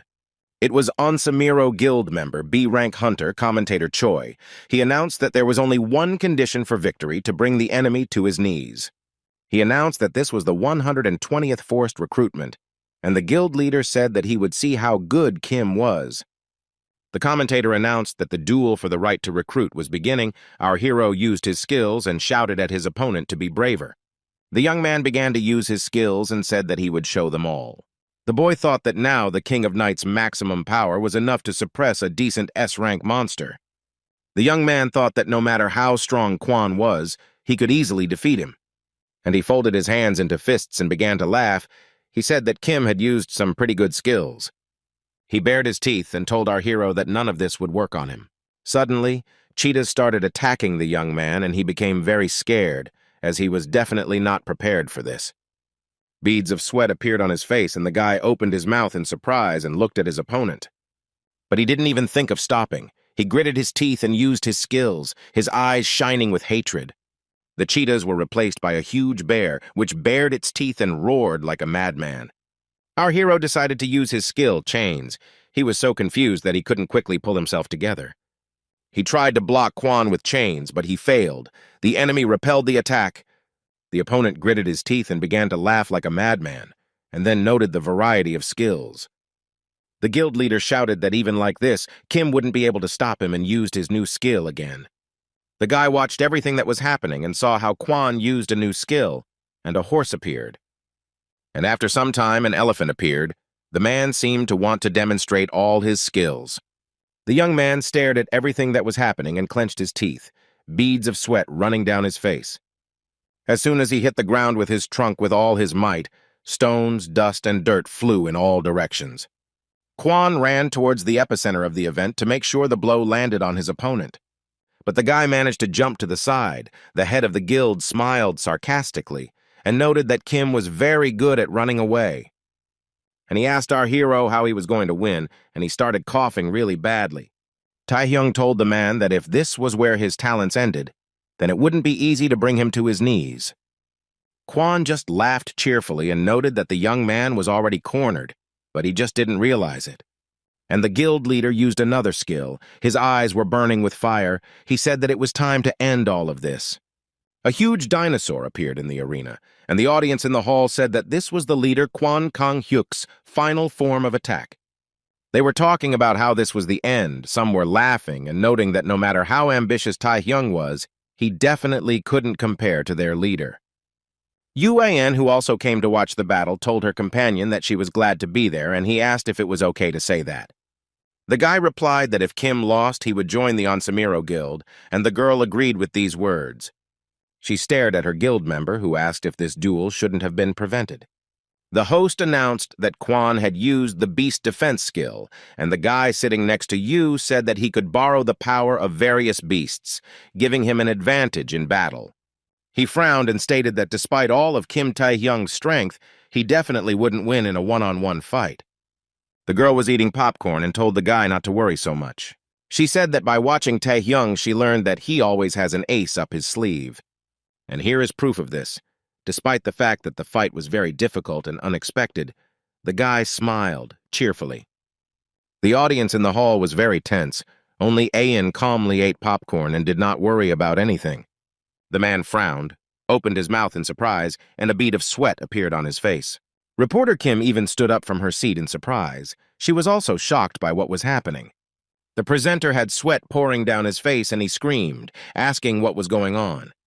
And then, in a trembling voice, he said that the head of the guild himself knelt down. From the outside, it might seem that the man was surprised by his actions. Sweat was pouring down Chuan's face. He raised his head up and opened his mouth wide. And where did all that arrogance go? Kim smiled and cheerfully asked if he had won or if he was imagining it all, and no one was prepared for that. Meanwhile, the secretary of the Onsamiro Guild was talking to someone on her cell phone and saying that the leader had simply proposed a duel and the other side had accepted the proposal. Quan was kneeling. Taehyung was pleased with him. The stadium became very quiet. Then one of the guild members, either saying or asking in surprise, said that their leader had lost. Some guy screamed, how could it be that a man who had never knelt in 100 dungeons just gave in, and noticed that it was a hoax and Kim was cheating? People started shouting for them to fight again, that the duel was not real, but a fiction. Someone said that they should fight as they should. Our hero stood in the stadium and listened to all this. And they kept shouting that everything was fabricated and that they needed to fight again. They chanted these words several times. The guild leader continued to kneel, and the guy thought that he expected this, but he did not think that the enemy would lose in close combat. Kim thought about how the perfect hypnosis skill he received from Rosaria had worked perfectly during the last attack. He quietly told Quan to kneel down, and he just gritted his teeth because mentally he didn't want to do it, but his body didn't obey. Sweat was pouring down Guildmaster Onsamiro's face, and he was thinking about how he had lost. But when he had managed to do it, since he didn't remember the last minute at all, he was wondering what his mistake was. B. Quan screamed so loudly that it was heard not only by those inside the stadium, but also outside it. What happened really surprised and shocked everyone, but Yu An was sitting there absolutely calm. Guildmaster Onsamiro said that he didn't know what skill the boy used, but he himself was to blame for his loss, and the result was obvious. The man shouted that his guild members must accept this situation with dignity. He said that he would personally rip off the heads of all those who were dissatisfied, and Yu's companion asked if Quan had really lost.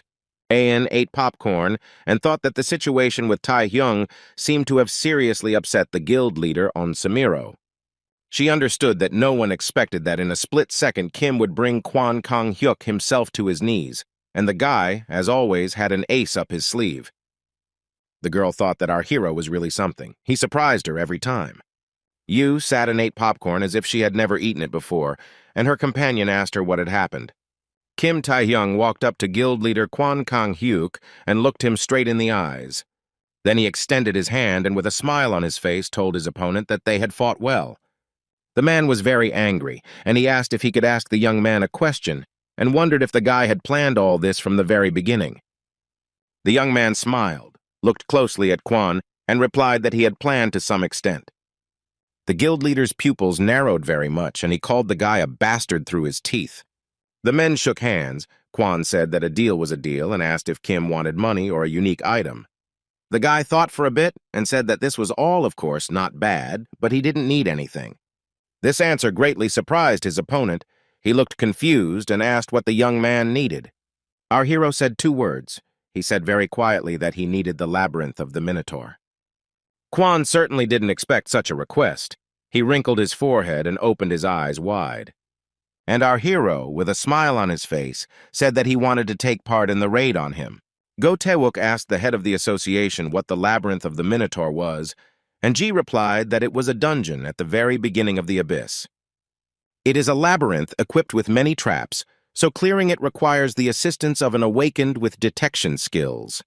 Jinwei noted that even though he was at the beginning of the abyss, many S-rank awakened people failed there. Go said that Onsamiro, having secretly obtained the right to raid, was going to clear it out in the near future and asked how Hunter Kim found out about this, and clarified whether it was possible to turn a blind eye to this. The head of the association said that there are some concerns because you never know what will happen in the abyss. And then he said what they could do, because all they could do was trust those who volunteered. Tae-wook laughed and noted that if he were younger, he would definitely join in. Ji thought that these fears were not really connected with the complexity of the dungeon, but with the human factor as well. The head of the association very much hoped that his worries were in vain. But the man's thoughts were distracted by a video call. He turned his head to see who was calling.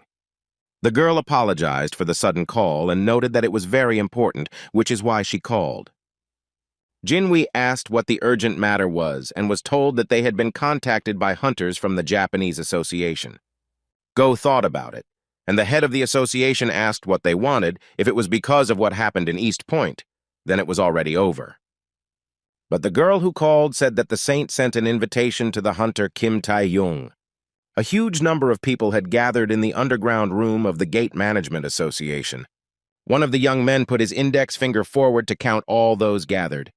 He counted very carefully and attentively so as not to miss anyone, because it was important.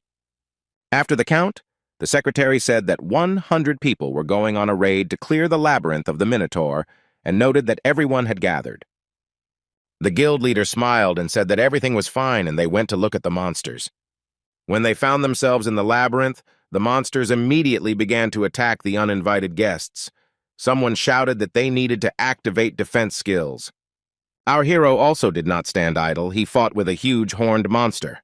The young man used his special skills to defeat the monster. Horned monsters with huge horns screamed like crazy, their eyes burning with anger. After a short time, Kim calmly examined the labyrinth. He quickly dealt with the attackers. Taehyung heard someone comment that he did a great job and turned his head to the side. It was the head of the guild, Onsamiro, walking towards the guy, holding the head of a monster in his hands. The man smiled and asked how the young man felt about the weapon he had given him. The young man squeezed the dagger tighter in his hand and said that it was not bad and noted that his weapon needed repair. Kwon Kang-hyuk laughed and said that he was going to give it to the guy when he joined them, by the way. It was an Arzan that had a very rare class. The guild leader said that participating in the raid was beneficial to both of them, so he decided that it would be a good reward for the bet. The man said that he was very grateful and asked if they could clear the dungeon. Taehyung said that attempts to clear the labyrinth of the Minotaur had failed for the last 30 years, and without special preparation it would be difficult.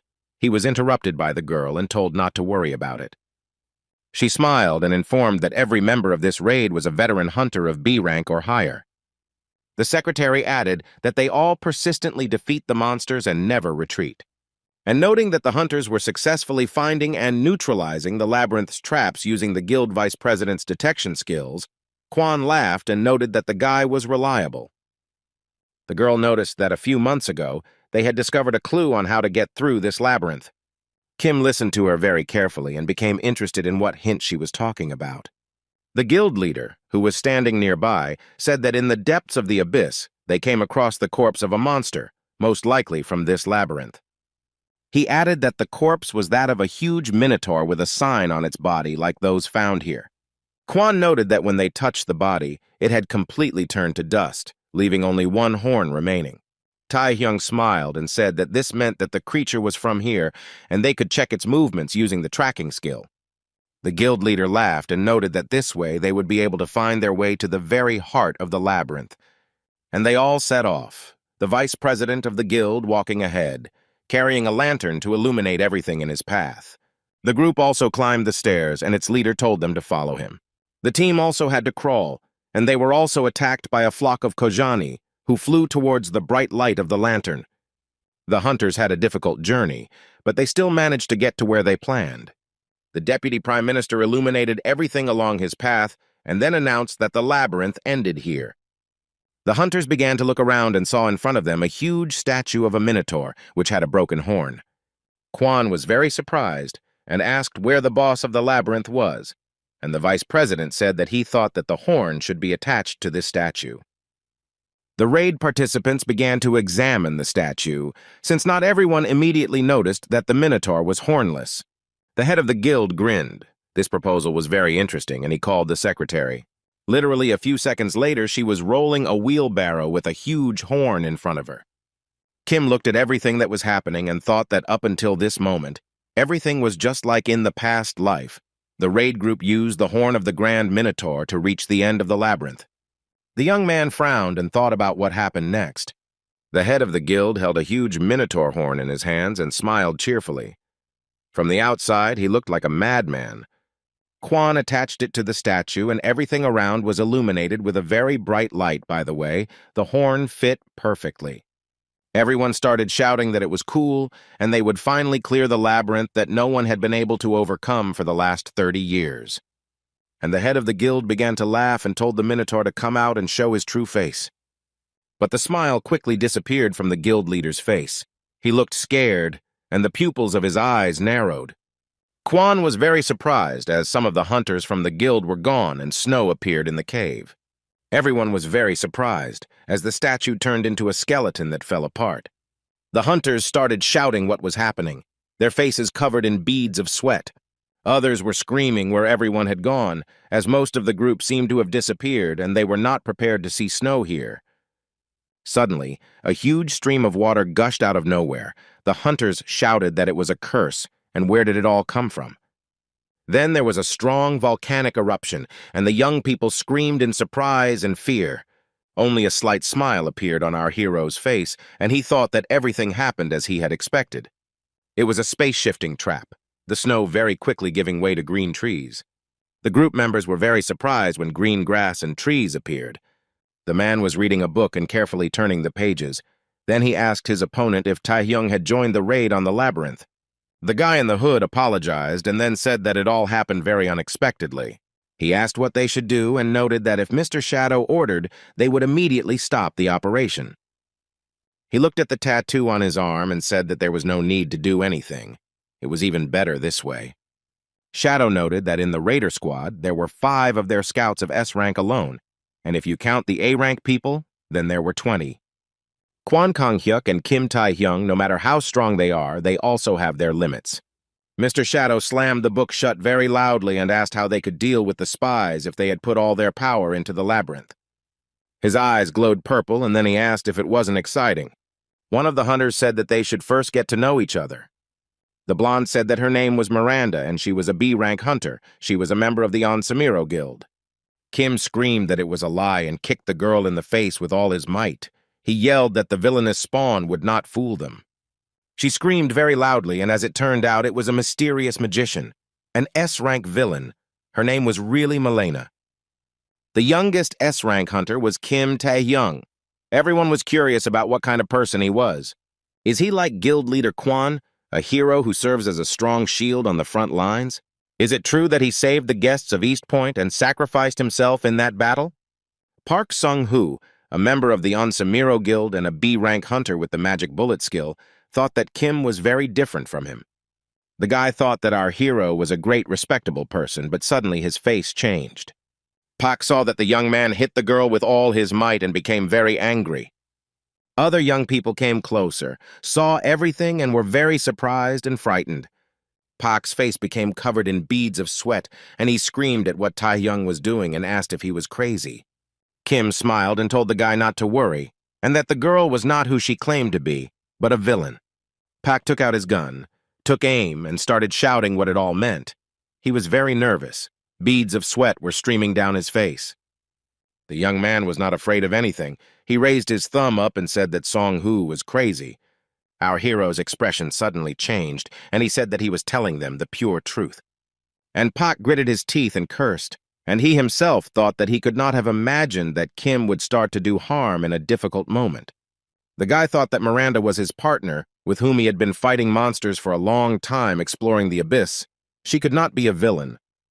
Song-hoo gritted his teeth in anger and thought that this couldn't be true. He put Miranda on his lap and asked her to wake up. Tears were running down his cheeks, and Puck was talking about how they needed to get away from this madman. The young man frowned and told Miranda that he would definitely protect her. But Puck, completely unexpectedly, received a punch in the face and screamed in pain.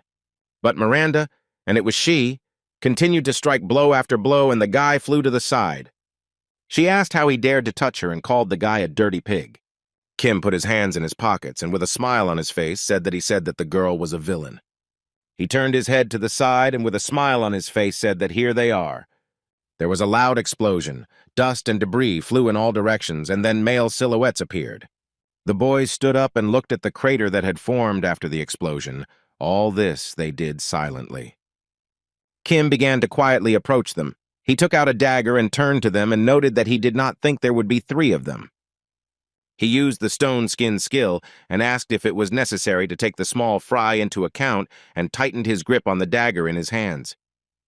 At this time, Miranda stood a little further away, changing her clothes and pinning up her hair.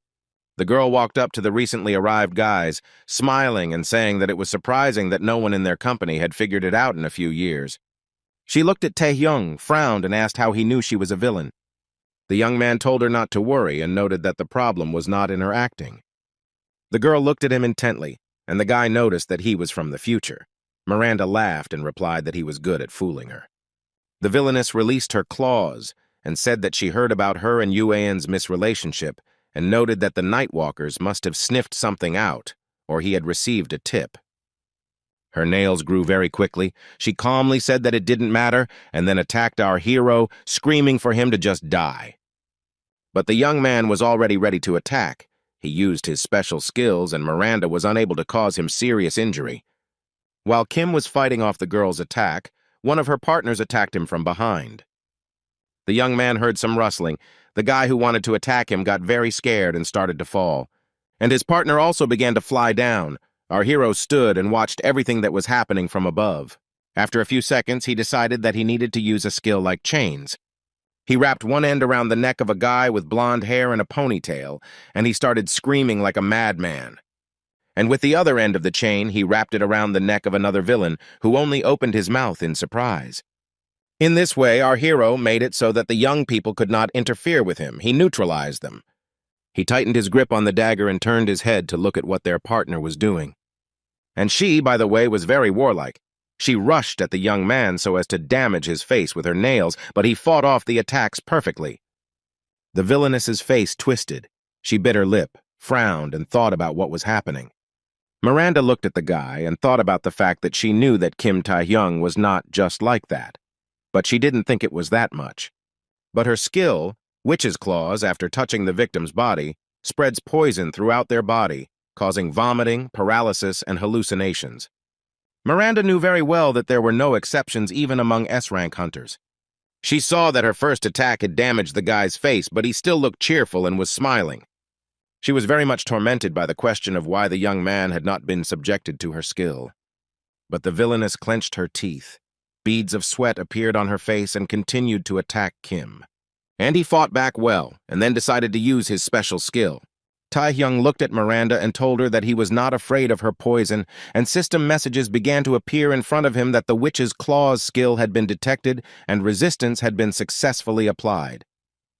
The villainess couldn't think of anything better to do than run away, but wherever her eyes looked, beads of sweat appeared on her face from the tension. Literally a few seconds later, she realized that she couldn't run. Her pupils narrowed very much, and she frowned. A few seconds later, the girl flew into a ravine, breaking trees on her way. Pak heard some noise and went to see what was going on. He was very careful. From the tension, sweat ran down the young man's face like a river, and his glasses slipped down the bridge of his nose. Pak saw Miranda tied up, and Tae-hyung was standing in front of her. The guy was in no hurry to come out to them. The villainess screamed that she had the strength to make Kim untie her while calling him names and threatening to tear him to pieces. But the young man came closer and grabbed the girl by the hair with all his might, and she screamed. The young man apologized and said that he didn't have time to have fun with her. He used the perfect hypnosis skill and suggested that the villainess play the truth. The guy asked Miranda how many spies there were and clarified the purpose of their infiltration. Sweat ran down the girl's forehead, her gaze seemed to cloud over, and she began to babble something. And then she said that there were only 20, including 5 S-rank people, and stated that their task was to fail the raid in the labyrinth. The guild secretary, who was walking calmly, was very surprised. She was definitely not prepared for this. The vice premier of their guild pounced on the leader. Holding a dagger in his hands, Kwon was not ready for the attack. Miranda also told Kim that the villains were tasked with killing the head of Onsamiro. Kim stood and thought about the 5 S-rank villains. He thought that before he returned, there were 3 of them. His expression changed dramatically, and he thought that just like when the gate was broken through, the future was gradually changing, and it was most likely because of him. Pak, who had already come closer, said that now that they knew their target, they could quickly join the hunter Kwon Kang-hyun. Our hero agreed with the young man's suggestion, and they set off on their journey. The guy with glasses wondered if Miranda really was an undercover villain. He wondered if Kim knew this from the beginning. Something else was still bothering Pak, but Tae-hyung noted that getting out of here was easier than it seemed at first glance. Our hero said that even though this place seemed like a completely different space, it was still part of the labyrinth. The boys stopped in front of the open door, and the young man noted that there definitely had to be a passage somewhere here. Kim said that they might not get to where they need to go right away, since the labyrinth is connected to countless spaces, but this door most likely leads to the hunter Kwon Kang-hyuk. Tae-hyung stopped near the door, and Park, who had beads of sweat running down his face, shouted that he had a question. The young man turned his head towards him and was ready to listen to him. The man in glasses asked why he hadn't said this before. He said that he was very sorry that he doubted Kim's actions, but if our hero had immediately reported the spies to the guild leader, then all this could have been avoided. The young man looked closely at Pak and noted that he had said everything.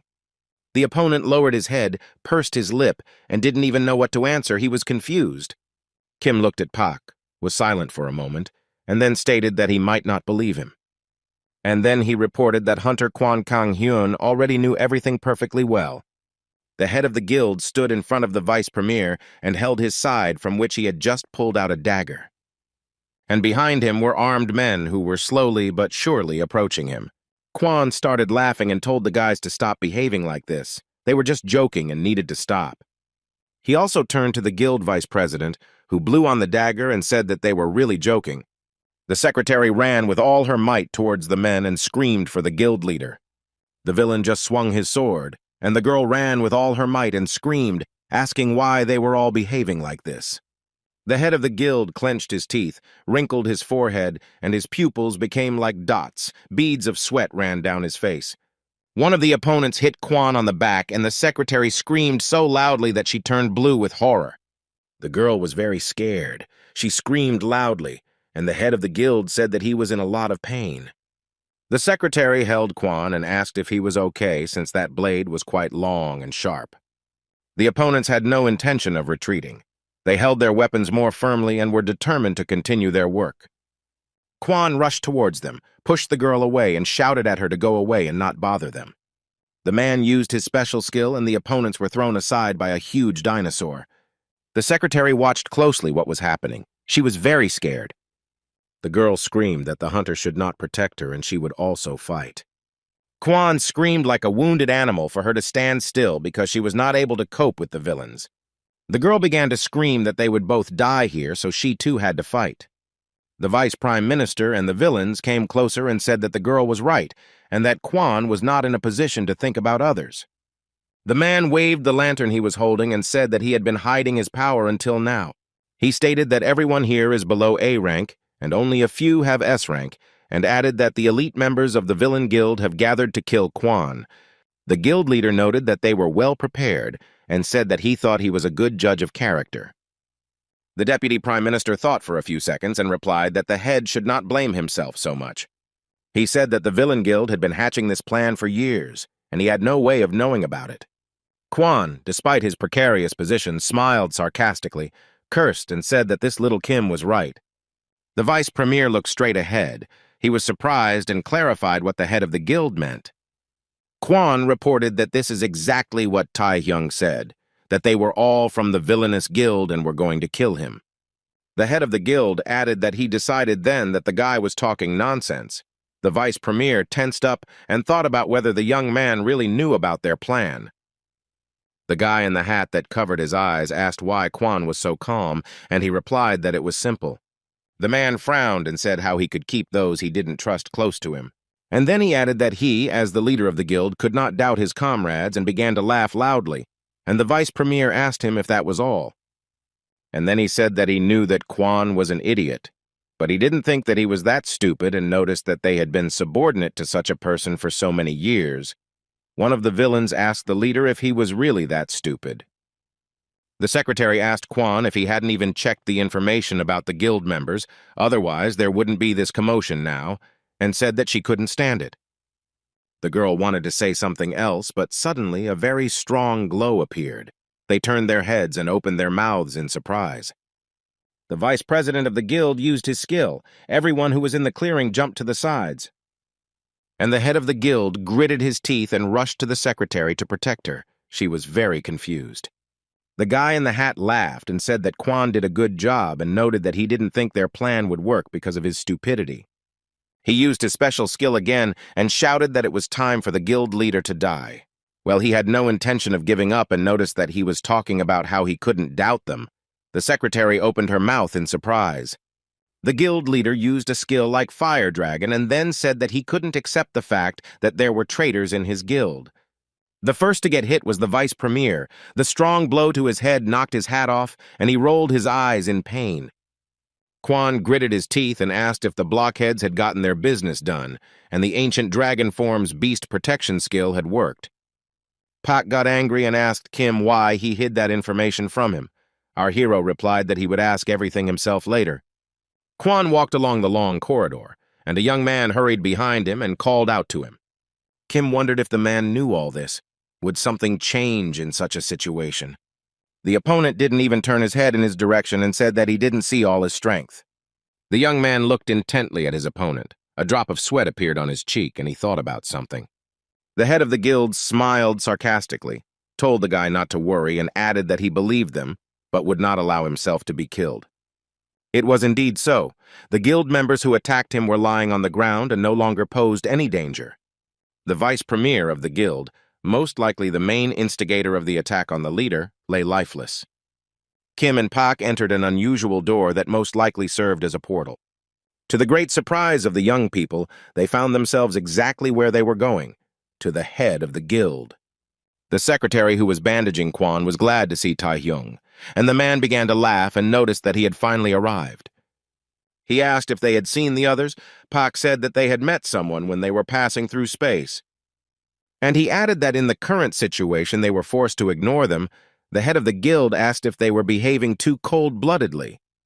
Kim didn't answer his question and immediately asked what Kwon thought he should do next. The man bowed his head, smiled, and said that now there was no choice but to retreat. The guys looked at him in surprise, and he continued that perhaps there were still villains who had reached the end of the labyrinth, but the owner of this dungeon was nowhere to be seen. He said that it made him incredibly angry, but that the only thing left to do was to run away before they took even more damage. He frowned and said that he would be very sorry if he had not insisted on leaving, but the man did not have time to finish the sentence. Kim interrupted him and remarked that this would serve as a lesson and that he should be more careful next time. The head of the guild became very angry after these words, said that he apologized to the guy, and the secretary tried to calm him down. Tae-hyung thought that despite it being a waste of time, this was the best decision. He had uncovered the villain's plans for a successful raid, but after the regression, Kwon had more enemies, so he was seriously injured. The secretary said that we need to take the guild members and get out of here as quickly as possible. Our hero stood aside and thought that the available information about passing the labyrinth was very fragmentary. If the future had changed again, then he did not know what changes awaited them, so he needed to give up. The girl approached Paku and asked him if he had encountered monsters or traps in other spaces. The guy said that they had passed through many spaces but had not noticed anything special, and noted that they would most likely get out without any problems.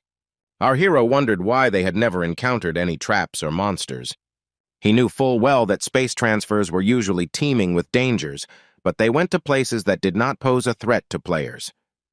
The guy opened his mouth in surprise and thought about how this was possible, since he himself had encountered the owner of the labyrinth before the regression.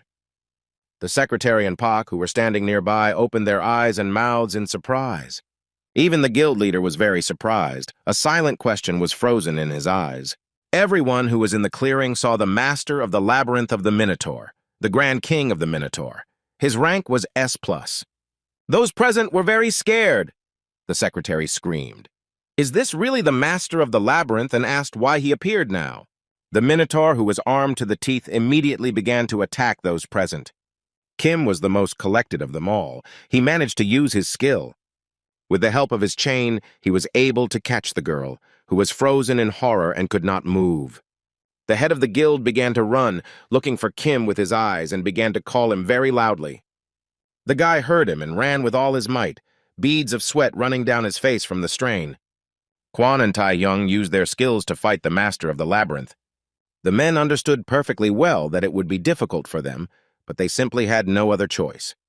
By the way, the Minotaur was very angry. He squeezed the weapon he had in his hands even tighter, and a very difficult fight began. The guys attacked their opponent together because they knew how strong he was. During the battle, the master of the labyrinth decided to revive Tao King. His rank was also very high and corresponded to Category S. The men were very surprised that another high-ranking monster appeared. It was super difficult for them. They began to look at each other as they understood that this was truly a dead end. The secretary and Pak, who stood aside, did not interfere with the high-ranking hunters, but they still saw monsters. The Minotaurs approached the young people and called them children who were walking around their house. The monsters spoke of those who had shed their blood here, and Kwon began to call for his secretary. The Grand Minotaur came closer and told them not to be afraid, to come closer, and he would take all their anger and hatred. And then he added that he would simply destroy his enemies and began to laugh very loudly. The hunters understood that the secretary and Pak were trapped, so they rushed to free them. And those two raised their heads up, opened their mouths and eyes wide and looked at the monsters in surprise. They didn't even think about running away anywhere. After some time, Pak came to his senses, took out a gun, and began shooting monsters. The young people screamed in fear, and beads of sweat appeared on their faces from excitement. Then they saw how the guild leader folded his hand into a fist and began to hit the monsters with all his might. Pak and the secretary were very worried about Quan, because he began to fall right onto the monsters. The Minotaurs looked up and were already smiling in anticipation, but at the last moment, Kim used his chain skill to save the guild leader. The young man also managed to immobilize the monsters with the help of chains. They were screaming and raging. Suddenly, our hero began to call the hunter Quan Kang Hyun very loudly. He became very nervous. The man took a deep breath, his cheeks puffed out, and looked intently at his opponents. He blew on them like a fire dragon with the fire of a monster. They were not prepared for such a development of events. The Minotaurs were burning, screaming loudly in pain, but could do nothing about it. Quan laughed cheerfully, looking at the monsters. He asked how they felt and called them bastards. But the joy quickly disappeared from his face. He, like Kim, frowned, and beads of sweat appeared on the hunters' faces from worry. Absolutely nothing happened to the monsters. They began to attack the young people with renewed vigor. The Minotaurs came closer and closer, baring their teeth, shining their red eyes, and growling with anger. The hunters opened their mouths in surprise. Their pupils narrowed very much. They could not understand what was happening. Then Quan decided to approach the monsters and began to hit them in the face with his fists. Their heads began to crumble. He gritted his teeth and realized that his skill really worked against monsters. That's why he continued to attack the rest of the Minotaurs, hitting them on the head with all his might. The man gritted his teeth and thought that this was still not enough, because the monsters regenerate very quickly. And indeed, after a few minutes, the monsters stood in front of him. As if nothing had happened, the head of the guild thought that they would not kill them until they dealt with the king. But the Grand Minotaur was much bigger, stronger, smarter, and more cunning. It was almost impossible to deal with him. Quan gritted his teeth and thought about how they could defeat the main Minotaur. This was X's idea for him. The man looked at the guild members who were running away from the monster, thinking that one blow from him would be enough, but he couldn't fight and protect his charges at the same time. The hunter looked at Kim and understood that he too was at the limit of his strength and needed to come up with something new. Quan gritted his teeth, beads of sweat ran down his face, and he thought about what to do, what decision to make. And then he remembered how he spoke with the head of the association, who said that measures would be taken if he continued to force me to join his guild through a duel. Quan threw his head back and listened to Ji say that when enrolling someone as a comrade, a man should pay attention not only to combat training, but also to the personality itself. He then told the chief that he was not one to live in constant suspicion, but his opponent said that caution was needed. He added that during his career as a hunter, he had seen a lot, and sometimes the slightest mistake led to complete failure. And he said that sometimes he had to give up something valuable in order to save something greater. Ji looked closely at Quan and noted that strength alone was not enough. One had to know one's limits in order to prioritize achieving one's goal. From the outside, it seemed that Quan had fallen asleep, but the head of the guild said that this is precisely the most important quality of an outstanding hunter. Quan smiled wickedly and asked Ji if perhaps he lacked determination. Only now, in such extreme conditions, did the man understand what exactly the association chairman meant. He looked at the Minotaurs and shouted that he had taken the old man's words too seriously. The monster became enraged and folded his fist, and the man said that he could try to kill the enemy. Quan knew perfectly well that he shouldn't even try, since it would lead to the death of his comrades. But what should he do in such a situation? He gritted his teeth and said that his guys would die no matter what, and this really bothered him. Suddenly, the man screamed that he really should close his eyes to this, and his hair stood on end. Kim, who was standing nearby and clutching a dagger in his hand, was very surprised and gritted his teeth. He called out to the guildmaster, and Quan laughed and asked the young man what he would say. He told Taehyung that he was very greedy and would somehow protect his comrades and show the monsters where the crayfish hibernate. He was shouting that the hell with the choice, and our hero looked at him with a smile and said that he didn't understand what he was talking about. And then he said that there was another way to defeat the king of the Minotaurs. The hunter opened his mouth in surprise. At this time, the monsters became more and more numerous. They surrounded the people and stretched out their paws towards them. The guild leader shouted if Taehyung was sure of his words, and the young man replied that he thought so. The king of the Minotaurs laughed and said that they had chosen this path themselves, and he was very sorry. And then he added that no matter what decision they made, the end would be the same, and the monsters began to advance on the hunters. They bared their faces, stretched out their paws, and shone with their red eyes. Kwon stood and watched carefully what was happening. A huge army of monsters was walking towards him. And the Grand Minotaur said that all this was in vain, and added that no matter how many Minotaurs they killed, nothing would happen. At this time, Kim decided to use his special power. He really hoped that it would work. The guild leader watched him and shouted. He was also very worried about everything working out. The Grand Minotaur began to turn his head from side to side and screamed very loudly. All his arrogance had disappeared somewhere. Our hero gathered his strength and pushed the monster with all his might, sending dust, dirt, and debris flying in all directions. Kim used the chain skill. Pulling the main Minotaur behind him, he resisted, bared his teeth, and screamed. The man watched everything that was happening and asked with surprise if this was the method that our hero had told him about. The guy replied that this was just an assumption, since the different spaces here were separated by doors, and the gap behind the king of the Minotaurs probably also represented a passage to another dimension. And he added that those monsters that are endlessly reborn may simply be transported from that world. Kim pointed out that if there is no queen on the board, all the pawns will naturally disappear. Kwon laughed and then asked if Taehyung was wrong, then they would all die. Our hero smiled cheerfully and calmly replied that the difference was still not that big. The guild members who were standing aside opened their mouths and eyes in surprise. They were shocked by what was happening. The monsters that stood next to them began to gradually disappear. From the outside, one might think that someone was erasing them with an eraser. The Grand Minotaur was very angry. He clutched his weapon tighter in his hands and shouted at the hunters that they were impudent little people. And after such words, they became very angry and began to attack the monster. The Minotaur King was very strong and also very angry. He wanted to end all this as soon as possible. He attacked our hero with such force that he flew to the side and landed among the skulls. The guy looked to the side and saw Kwon. He understood that he had also been hit. The head of the guild was not far from Kim, and he looked, to put it mildly, not very good. He was wounded and beaten. The young man looked closely and saw that the man's arm was torn off. He had received a very serious injury. Taehyung's pupils narrowed very much. He called the guild leader and told him that his hand was very injured. He only frowned deeply and shouted at the top of his lungs for Kim to pull himself together and continue the fight. The young man winced in horror as the guild leader informed him that the monster was approaching them. But the boys quickly got up on their feet and thought about how they could resist the Minotaur. Kwon clenched his fist, frowned, clenched his teeth. He was very angry. Kim tightened his grip on the dagger in his hand, used his chain skill, and ran forward with a shout. The Minotaur also did not sit still. He held a weapon in his hands and hit the ground with all his might.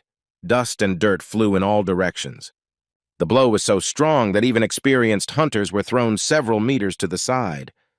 The monster looked at everything that was happening, laughed, and said that this was an interesting creature. The guildmaster lay and groaned, and the king of the Minotaurs said that he never thought that they would use the space he had created. Kim was shaking, either from anger or from fear, and he gathered his strength to somehow get to his feet. The boy looked up and heard the monster say that they had spent a lot of effort on the Tao Kings. He raised his huge paws with weapons up and asked the young people if they were already exhausted. Taehyung looked at his opponent. Tears of sweat and blood smeared across his face. The main Minotaur did not think for long, but began to attack the young man again. Again, pieces of rock, dirt, and dust flew in different directions. But the guy still stood on his feet. He cursed mentally and thought about the huge gap in strength between them. He screamed very loudly and thought that if he didn't use the predator skill, he would definitely die. And our hero looked at his formidable opponent and thought that if he changed this skill, he would be able to defeat this monster with one blow. Kim remembered the past and thought that otherwise he would lose control again. He understood perfectly well that it was unknown what could happen then, and that was the danger. The guy looked up and came to the conclusion that this was the only way out of the current situation. Yuan was lying in a hospital bed and talking about some kind of adjustment method. Kim approached her and asked what it was. The girl replied that she had no idea why he was suddenly asking her about using the skill, but the description in the status window was really poor. She began to get out of bed and said that in fact the type of skill is important. The way of its application depends on it. By adjusting its power, you can control the level of mana consumption. Yu raised her index finger and said that her Amazon Spirit skill was not only good for attack, but also good for defense, and could also cast small magic bullets. Kim didn't care that he saw himself from the outside and heard a voice saying that his skills were also quite versatile. But he usually uses stealth only on his rings, and the young man had 2 of them. The guy found himself back in the hospital room next to AN, and she said that he had a skill in his arsenal that he couldn't handle and that it should be used at half strength.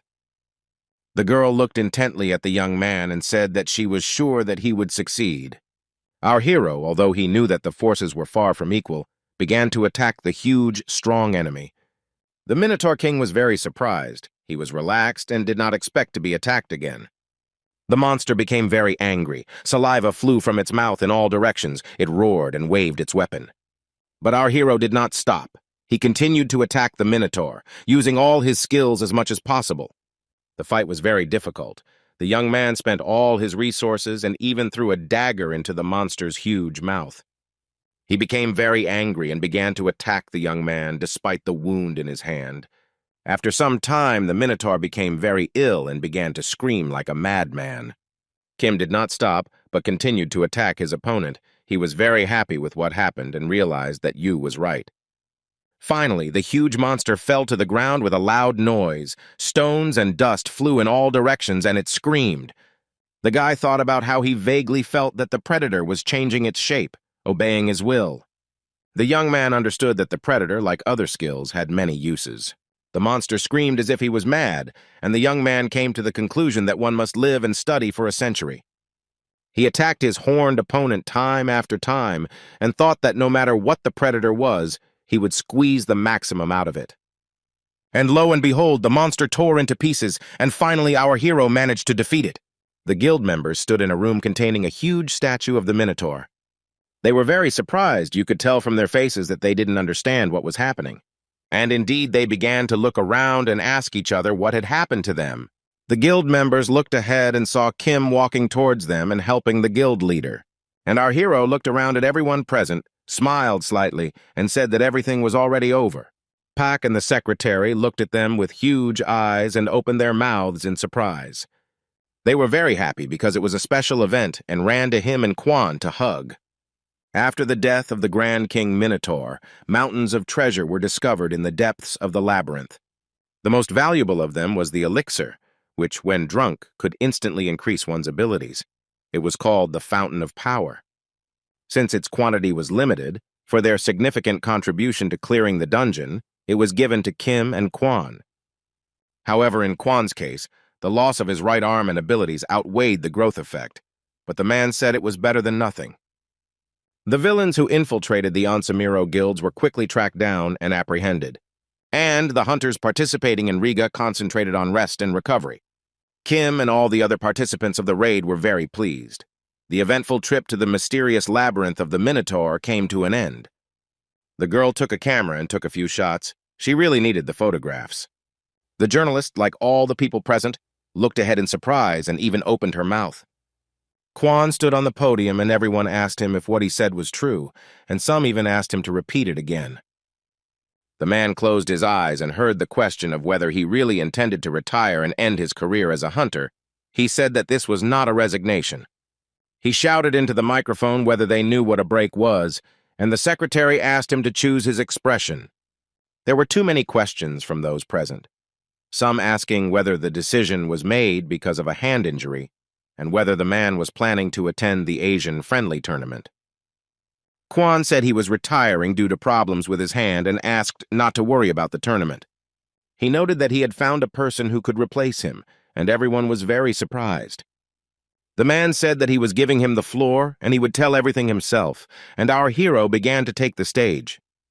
He stopped near the podium, looked around at everyone, and smiled, as expected. They also started asking him questions. Journalists were interested in whether he was a new participant, how competent he was. Some said that he took 5th place in the national ranking. The stranger said that he heard that this time Kim had received the Fountain of Power award and had reached the rank of a national-level hunter. The guild secretary said that this couldn't be. Didn't he know what this all meant, and looked at him suspiciously. The girl said that national-level hunters stand out even among S-rank hunters because they are much faster, stronger, and more agile, and asked if Kim was that talented. Our hero took the microphone in his hand and said that his name was Kim Tae-hem, and he was a new participant representing South Korea at the Asian Friendly Tournament. He looked at those present and said that they were probably feeling anxious because he had taken Kwan's place, and noted that he understood that he was still a newbie who had passed the hunter qualification test. Kim said he didn't know if he could perform as well as previous members of the national team, and a man sitting at a distance began to laugh at him. Tae-hyung said that everyone is saying that he has gone national, but at the moment he has no way to confirm it. One of the journalists said that this guy is very modest. Our hero's performance was even watched on television. People listened as he said that he did not want to be unfounded, and added that he still had a lot of growing to do. The young man was silent for a moment, and then said that he hoped that this tournament would put everything in its place. He looked into the crowd and said that then he would show everyone who he really was. The girl knelt in front of the man, folded her hands in front of her, and begged him to help. She told the master to have mercy on her and said that she had done everything possible, tried her best, and that it was a miracle that she was able to escape. The blonde had tears and beads of sweat mixed on her face and said that she didn't know how strong Kim was. The man laughed cheerfully and told Milena to finally get up from her knees. He noted that if the enemy was strong, then nothing could be done about it, and that it was not her fault that she could not defeat him. Tears of gratitude appeared on the girl's face. She was very happy with Mr. Shadow's decision, and he stretched out his hands to tickle her and said that they don't need weaklings, and Milena exploded. And the man added to everything that power is the law, and he has the right to make any decision. He frowned and asked how the pathetic piece of trash dared to beg for mercy, and remarked that it was disgusting. He ordered his assistants to burn the girl's remains, and noted that the association would certainly be interested in the disappearance of this non-entity. And he himself thought that it turned out strangely. They put much more effort into avoiding a repeat of the situation in East Point. And although the attempt to kill Kwan failed, there was no chance of successfully defending the labyrinth. The young man was haunted by Kim. He constantly thought about him, who he was and where he came from. Mr. Shadow and his assistants were leaving the burning house, and he was thinking that the Asian-friendly tournament would be a lot of fun. The man came out from behind the door and said that Hunter Kim could follow him. He pointed to the door and said that everyone was waiting for our hero and that these guys were the best hunters in South Korea. The guy also said that they will also participate and develop in a friendly tournament together with Tae-hyung. The young man entered the room and saw people sitting at a table, and heard the man who invited him into the room say that this was the new roster of the South Korean national team. Jang Jin-soo, an S-rank hunter who ranked 7th in the national ranks, said she had heard of Kim but didn't think he would be so young. Seo Han-gil, the 8th-place national ranking and an S-rank hunter, asked if this was a violation of human rights. Ga Kwak-shi-yan, the 4th-place national ranking leader of the Wizards Guild, an S-rank hunter, noted that age is not an indicator of skill. Park Sung-jin, 3rd in the national rankings, previously 2nd, an S-rank hunter, laughed and told Kim that he had been expecting him to come, but he hadn't expected it to be so soon. The head of the association looked at everyone gathered and said that the introduction had been chaotic, but the national team was now in full force. And he invited Kim to sit down and said that they would begin to develop a strategy for the upcoming tournament. Go Tae-wook stood at the electronic board, showing everyone present graphs and talking about what the Asian-friendly tournament was. He said that some time ago, when the abysses were first discovered, people awakened as hunters. Monsters began to appear in huge numbers. There was chaos everywhere. Then the hunters united to exterminate them. The guy said that at present it has acquired a competition format, and hunters from the Asian Commonwealth freely exterminate monsters for 7 days, the killing of which is converted into rating points. He noticed that although people were afraid of monsters, they still considered these days a kind of festival. And he noted that, in fact, this is a kind of small war. The tournament serves not only as a test of combat power. Tournaments are a means of visual propaganda for monster hunting because it is very important. He said that the winning country will receive a large cash reward, unique items. So given the free entry to all dungeons, they will face very high competition. Kim listened attentively to the speaker and thought that participating in the tournament would really bring him great benefit.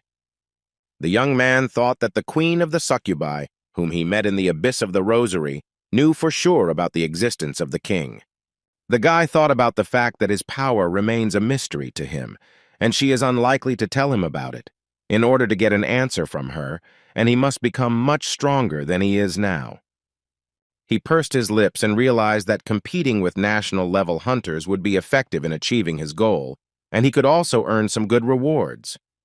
Taewook reported that their Korean team had some problems. Everyone looked at him.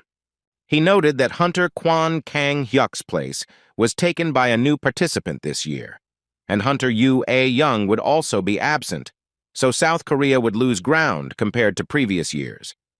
Go said that this is why they will develop some measures, when someone raised their hand high.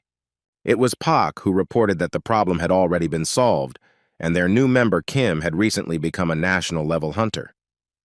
The room became very quiet and everyone present began to look at the young man. They couldn't even imagine that a national-level hunter was in front of them, and all eyes were fixed on the young man. They started asking if this was really true, since this was impossible at such a young age, but the guy said that it was just a rumor. And he added that since this rumor had not yet been proven, it was better not to consider such an assumption in their situation. One of those present said that Kim should stop pouring, but he thought that he hadn't even started. The head of the association stood up and told them not to worry, even though they didn't have as many national-level hunters as China or Japan, and the friendly tournament wasn't a bloodbath. The main thing was to fight monsters. He added that they need to earn as many points as possible, and if they don't panic, they have a good chance of winning. Ji said that the hunters in charge of the abyssal monsters will be the experienced Park Sung-jin, Kwak Shu, and Seohan Gil. The young people agreed with the decision of the head of the association. They were happy. Then the man said that Chang Jin-soo, who has a lot of experience in PvP combat, will help Hunter Kim track down the disguised demons, and the guys agreed with this decision. Ji told the hunters to get ready. The Asian-friendly tournament starts next week, and he is looking forward to their results.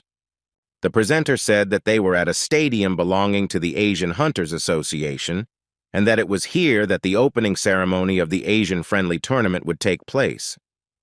He added that national teams from many parts of the world had gathered to participate in it.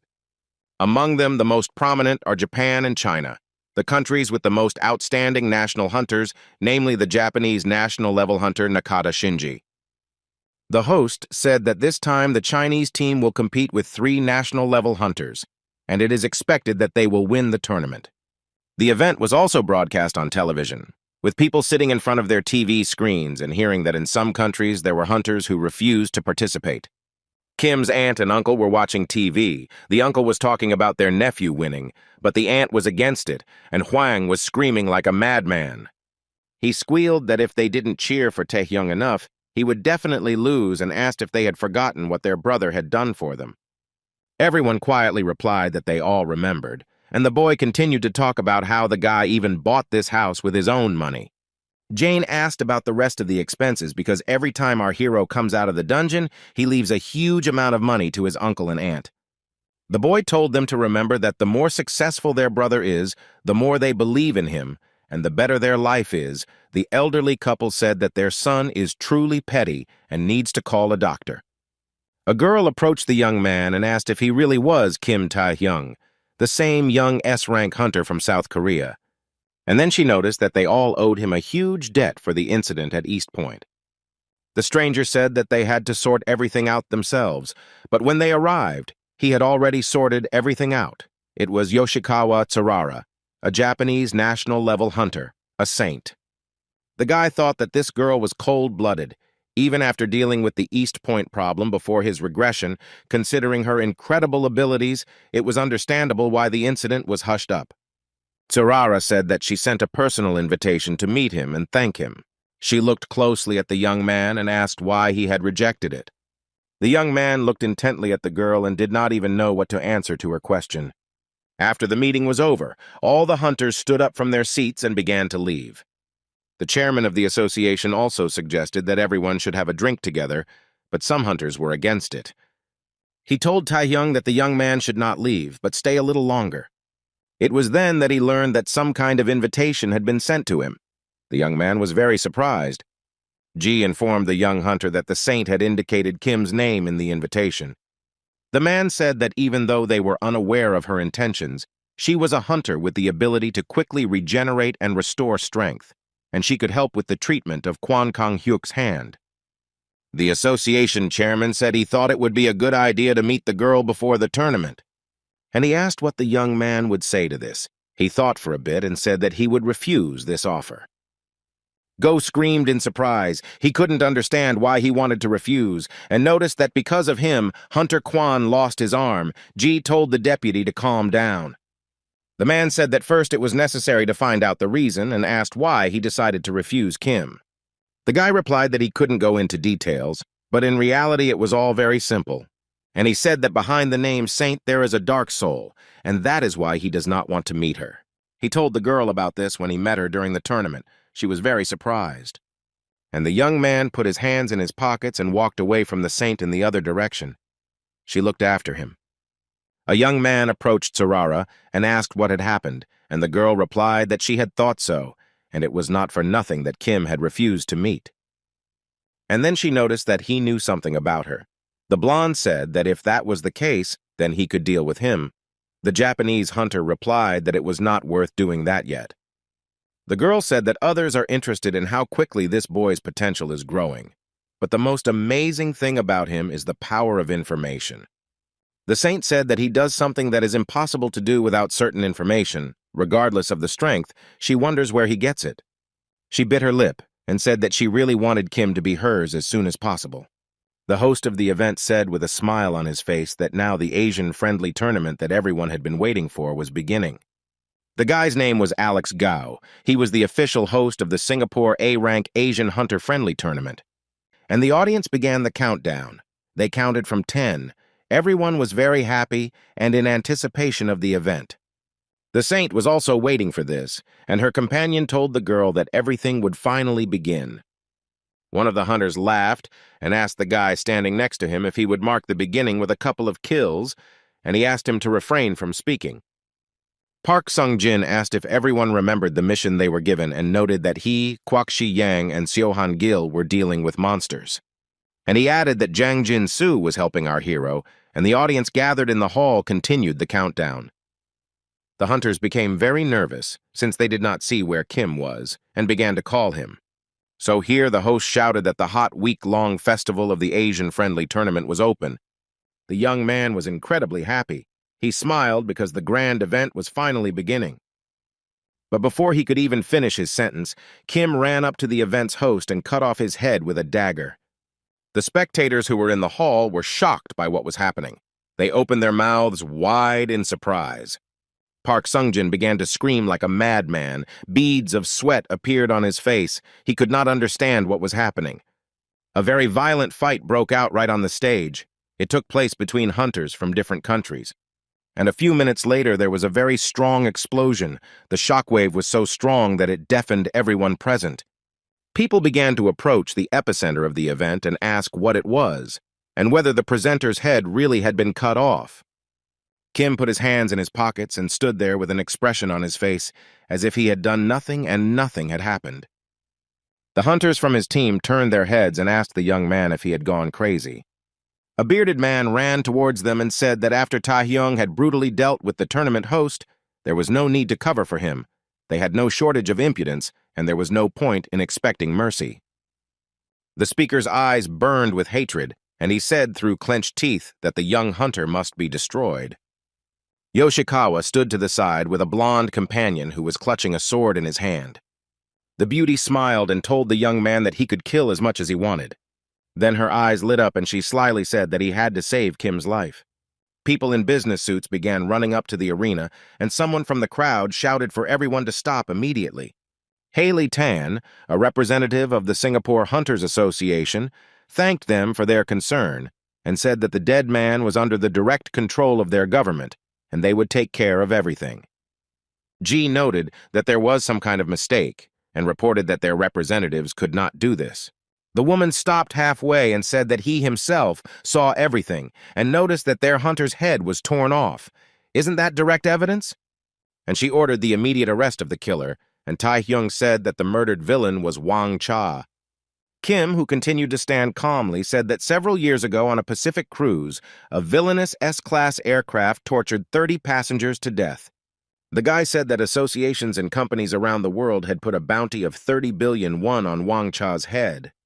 But he started selling information that he had extracted under torture and earned a decent amount of money, and then he disappeared, or rather changed his name, image, and the chairwoman asked what this had to do with it. She looked at the boy closely and wondered if the reason Wang Cha was able to escape pursuit without any problems was because of his ability to change his appearance. Our hero put his foot on the villain's head with a smile, smiled, and asked if everyone could see the difference. And they looked at the guy Kim had dealt with and were very surprised. His face had changed so dramatically. The young man looked at the people in front of him and said that he had the Nightwalkers to thank for this information. Those present could not understand what this meant and how the Nightwalkers found out about all this. One of the guys looked closely at our hero and told him that he was interesting. The South Korean team has already earned 1,000 points, and it was reported that the information about the identity of the deceased, as was supposed, was refuted, so the tournament is resuming. Hunters from all countries calmed down a bit, and everyone went hunting for monsters. Kim, who earned the first points in this tournament, credits all the merits to the Nightwalkers Guild. Guild member Ayan was asked if it was true that she knew the location of Wang Cha. She replied that it was not true. The young man asked the girl why Hunter Kim was lying, and she replied that she had no idea. Yu said that she appreciates the promotion of their guild, and they had to interrupt work because of constant calls. Everything is at a standstill, and most likely this is Taehyung's idea. There was a heavy downpour outside, and our hero found a man among the rubble who was barely breathing. He coughed really badly and then asked how they all figured it out so quickly. It was Mosquito, an A-rank villain. Kim put his mobile phone to his ear and said it was obvious that he was a villain. The person on the other end of the line was talking to him so loudly that the guy had to move his hand a meter away from his ear. The guy was told that he was late and they almost went crazy, but he said that apparently they were calling him on a secure communication channel. Ayan called the young man. She confirmed his suspicions and noted that he knew that she would call him. He said that no one else could call him via a secure channel, and the girl asked if he was going to talk. The guy said that he would like to ask her for 2 things. The first question is about an important case, and the second concerns information about the villains. Yu sounded dissatisfied and replied that all the information was transmitted through the association. Kim said that she understood that no matter how many idiots he caught during the tournament, it would not bring them much closer to victory. In order to reach first place, they needed bigger catch. The young man looked straight ahead and said that he was talking about the villains' guild. The young man saw a man in front of him whose face was covered by a hat, and he immediately said his name. His name was Ren Kimura. Suddenly, the connection began to disappear. Kim said that he couldn't hear Yu, and she answered something indistinctly. Japanese S-rank hunter arc sword Ren Kimura shouted that he had come to punish Kim for desecrating the honor of the saint. The young man immediately understood who the man was talking about, but he could not understand who or what he had defiled. Ren was a participant in the Asian-friendly tournament and was also an avid fan of hot hunting. If Nakata Shinji's sword is strategically perfect and has no excess, then Kimura's arc sword is sharpened in such a way as to instantly cut, strike, and destroy the enemy. But no matter how strong this sword is, if you miss, it will be of absolutely no use. Kim, who continued talking on the phone, also managed to bounce off the sword island. The thing is that the guy really wanted to get the information he needed from Ayan. Ren got very angry. He cursed mentally and talked about how the enemy was able to talk on the phone and dodge blows. The bandit gritted his teeth, frowned, and thought about what his opponent had done with his sword. Yu walked down the hallway and talked about how you shouldn't mess with the villain guild, and asked if he remembered why the association never touched their guild. The girl said that if you offend them in any way, they immediately break all ties with you. So without sufficient grounds to close their guild, You should try not to get involved with them. She added that if they caught him, things would be bad for him. The young man replied that this was a fair argument and continued to dodge the enemy. Ren had no intention of retreating. He set a goal for himself that he had to achieve.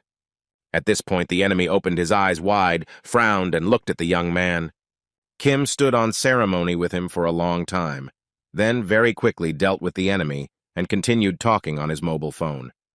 Our hero said that he had already found a way, but he couldn't share the details, but it seems that he knows how to defeat them for sure. The guy smiled and told the guild leader to just trust him and asked if he had let her down so far. The young man was indeed very reliable, but Yu was still very worried. She said that the guy persuaded her and noted that they had little information about the villain guild, so she would provide information about other organizations. The little man became interested in which ones exactly, and the woman replied that she wanted information about the Big Three. The Big Three, in their hands, is power over politicians and the upper classes, general societies. The Trinity controls the main cartel that has captured all of Asia. The girl said that they managed to find out where one of the leaders of this trio, Miyazaki Kenji, is. He won't just tell the whole story. The guy thought about the Big Three and understood that it was not as good as the Guild of Villains, but still, any information would not be superfluous. The young man smiled, said that everything was fine, and announced that he would start the hunt with them. Yu agreed and said that she would find out the information that the young man had asked her for. Kim thanked Ayan, and she said that as thanks he should treat her to lunch. He agreed to do so after the tournament. Taehyung turned his head when he heard a very loud scream. Beads of sweat were running down the guy's face from the tension.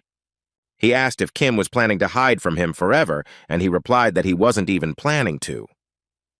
The enemy said that if our hero was not serious about fighting, he should destroy him and his entire organization. The guy replied that he was not hiding. The villain shouted that he would first deprive the young man of all his senses: sight, hearing, taste, smell, and touch. He used a skill called the Five Senses Capture. Kim said he was trying to avoid all of that. And then he asked his opponent if he had accidentally forgotten that participants were prohibited from starting fights. The opponent frowned and thought about something. Beads of sweat appeared on his face. And Taehyung said that it was forbidden, but you could still have a little fun and use your skill. The enemy froze with a weapon in his hand and could not understand what was happening. He was in shock. Literally a second later, Ren screamed like a madman. His brow furrowed and beads of sweat ran down his face. Sputnik Saint said that Kimura was defeated and suggested checking whether the media had reported this. After his defeat, Ren keeps repeating the phrase, "Let's have fun," as we should, and it seems that Kim's attacks affect the enemy's psyche. The man noted that in such a state, the hunter would not even be able to move, let alone participate in the tournament. And the girl said that his skills and concealment of information from the media were, as always, amazing. Her companion frowned, thought for a while, and then asked if he should check everything after all. The saint laughed, called the guy a joker, and replied that if they moved, their points in the tournament would be canceled. And she told him not to worry, since they had long suspected that Kimura could lose to this child, and she noticed that they had prepared a new bait. The door creaked, and the young people entered a room that very much resembled a barn. A beam of light illuminated the silhouette of a guy who was chained to the wall, his head hanging down. The blonde raised his head. He was not used to the bright light, so he squinted and asked if it was really Yoshikawa Tsurara who had come. The saint smiled and said that it was time to work for her. The guy's name was Isaka Rehai. A dark-skinned man with a shock of blonde hair was coughing and screaming. What was this all about? He was a Filipino S-rank hunter. His name was Rigaya. A man with a beard approached them and asked why he was trying to kill them. If he was as strong as he claimed, he could take first place without these mean tricks. It was the national hunter of China, the terrible traitor. His name was Wei Xing. He scratched his ear and asked if they thought he wanted to mess around with them himself, adding that their crazy organization had asked him for this favor. The young people opened their mouths after hearing this, and beads of sweat appeared on their faces. Rigaya thought that the leaders of the Chinese team had ordered the killing of members of other teams, but it could not be that they were going to start a war. And the hunter told the girl who was with her to run. She asked how her companion was. He answered that she should run and tell the others everything. The dark-skinned girl's face was covered in sweat, and she screamed at the top of her lungs that she would stop this monster. Wei Xing rushed towards the curly-haired girl with all his might, dust flying in all directions from under him. Regaya shouted at the blonde with long hair to run for help as quickly as possible. Literally a few seconds later, the hunter found herself on the ground. Her glasses were broken, and she heard her opponent swear and say that it was much more interesting with the hunters from Singapore. The girl who ran for help was also lying on the ground, and Sin asked what was next on their list. He stood up, dusted himself off, and said that South Korea was next, and it was Kim Tae-hyung's turn. The presenter showed a table and said that the first week of the Asian-friendly tournament had passed, and the results had changed a lot in a day. Korea was holding on to first place, followed by China and Japan. People who were outside could also see everything on a huge screen. The man said that the main moments of each team's hunt would be shown live. People were saying that it couldn't be that Korea had beaten China and Japan, with national hunters like Ren Kimura, but he refused to participate after being injured by the cartel. They also said that 2 corpses of participants were found in Singapore, and the Filipino hunters went missing after going into the desert. The spectators did not understand what was happening and thought that the tournament would be unforgettable. The Asian-friendly tournament's host committee has asked for government assistance in investigating the deaths of Singaporean hunters. Kim held his cell phone in his hands and listened to the news. Hector said that the members of the Philippine team had disappeared. The guy thought that these events should have happened 3 days before the coup. The young man thought that the murder had happened on the eve of the coup, which was clearly the work of Chinese national-level hunters. The young man looked at the screen of his mobile phone and thought that it was difficult to single out a motive, but perhaps they did this to disrupt the plans of other teams, or maybe to demonstrate their own strength. Our hero understood that the main reason was the personal interest of the scoundrels from the Big Three, who were now playing as part of the Chinese team. The guy said that if he now remembered his chosen one's request, he would be able to easily get her, and he understood that he needed to hurry a little when he heard a knock on the door. Tae-hyung thought about who came at such a late hour, used his stone skin skill, and asked who was there. He heard his name being called and a male voice saying that it was he who had come. The young man became very tense. There was a young man standing behind the door. He knocked again and said that his name was Chang Jin-soo. He frowned and told Kim that he had found out through the organization where to look for him and asked him to come out as they needed to talk. Our hero also frowned. He began to think about whether Jang Jin-soo was really behind the door. Kim came out to the guy, and he asked what he was doing, who allowed him to behave like this at the official opening ceremony. He doesn't care about team strategy and acts alone. Chan asked our hero if he had ever worked in a team, because this is very important. The young man pressed his lips tightly together and thought that he had heard something like this somewhere before. The opponent continued to say that the guy should not even think about making excuses, and noted that he was very deeply disappointed in him and that he needed to be warned since he was his main mentor. Tae-hyung calmly said that he was recently attacked by a member of the Japanese team, Ren Kimura. Jin-soo was surprised and noted that the guy most likely left the tournament because of Kim. It was a question, not a statement. The young man lowered his head and said that he was able to successfully defeat him. But what is interesting is how he found him. He looked closely at the young man and said that it looked like there was a rat in their organization. Chan frowned. His pupils became like dots, and beads of sweat appeared on his face. He asked what the guy was saying. And then he shouted at Kim. Did he really suspect him? And our hero replied that not everything was as simple as it seemed at first glance. The young man raised his finger and said that he suspected everyone who had access to his information, including himself. He said that he had previously found out that Wang Cha was hiding behind the Singapore team and assumed that he might be a spy, which is why he acted alone. And he noted that it was not by chance that representatives of foreign teams had disappeared. Most likely, Special Forces soldiers were involved in their murder. Kim said that there were several of them. They couldn't predict a possible attack, so it was better to split up so as not to kill the whole team. As long as they held first place, there was no need to group together. Chan really wanted to say something to the young man, but he waved his hand and said that it was time for him to go. Tae-hyung turned around and started to leave. His opponent called him and said that he had not said everything yet, but our hero did not turn around to the call. The man got really angry and started shouting that the guy was an arrogant bastard. Chan almost burst into flames with anger. He asked himself if Kim really imagined himself to be a commander. He couldn't calm down and said that he would make the guy regret it. Tae-hyung stood on the hill, watching the guy and wondering if Jin-soo could be a spy. Our hero wondered if someone had been following him before, but after Ren Kimura somehow found out where he was, there was definitely a spy among them. The young man understood perfectly well that in such circumstances one could not trust anyone and stood looking at Chan, who could not calm down. The young man knew that the traitor needed to be exposed as quickly as possible and then he would be calm, when suddenly his mobile phone rang. He received a message from Yu about the Big Three Guild, and the guy thought that he should start with this.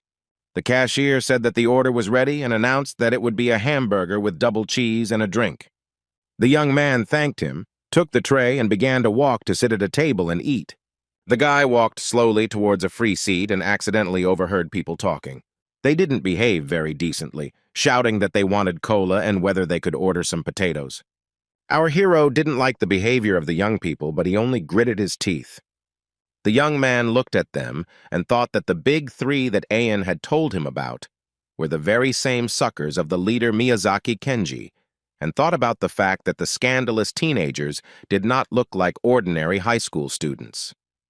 He saw a bag that was standing near the table, and for some reason thought that it most likely contained various prohibited substances. The guy sat down at the table and thought that they needed to be followed when they returned.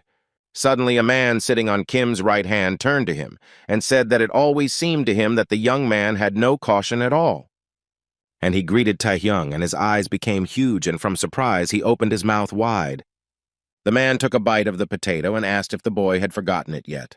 Kim immediately recognized Isak Rehai and thought about how he was definitely sentenced to life imprisonment for the East Point case. How could that be possible? The guy told our hero to relax and noticed that he didn't come here to fight. Tae-hyung got angry and said, "Stop talking nonsense now, he will remind him who he is."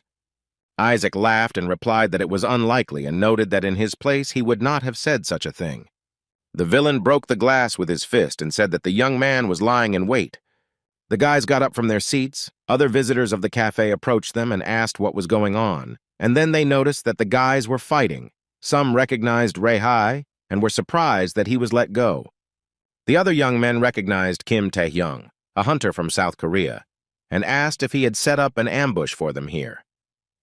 The teenagers, near whom the bag was standing, took it and started to run away, and our hero saw this and cursed mentally. He was upset that he would not be able to catch them.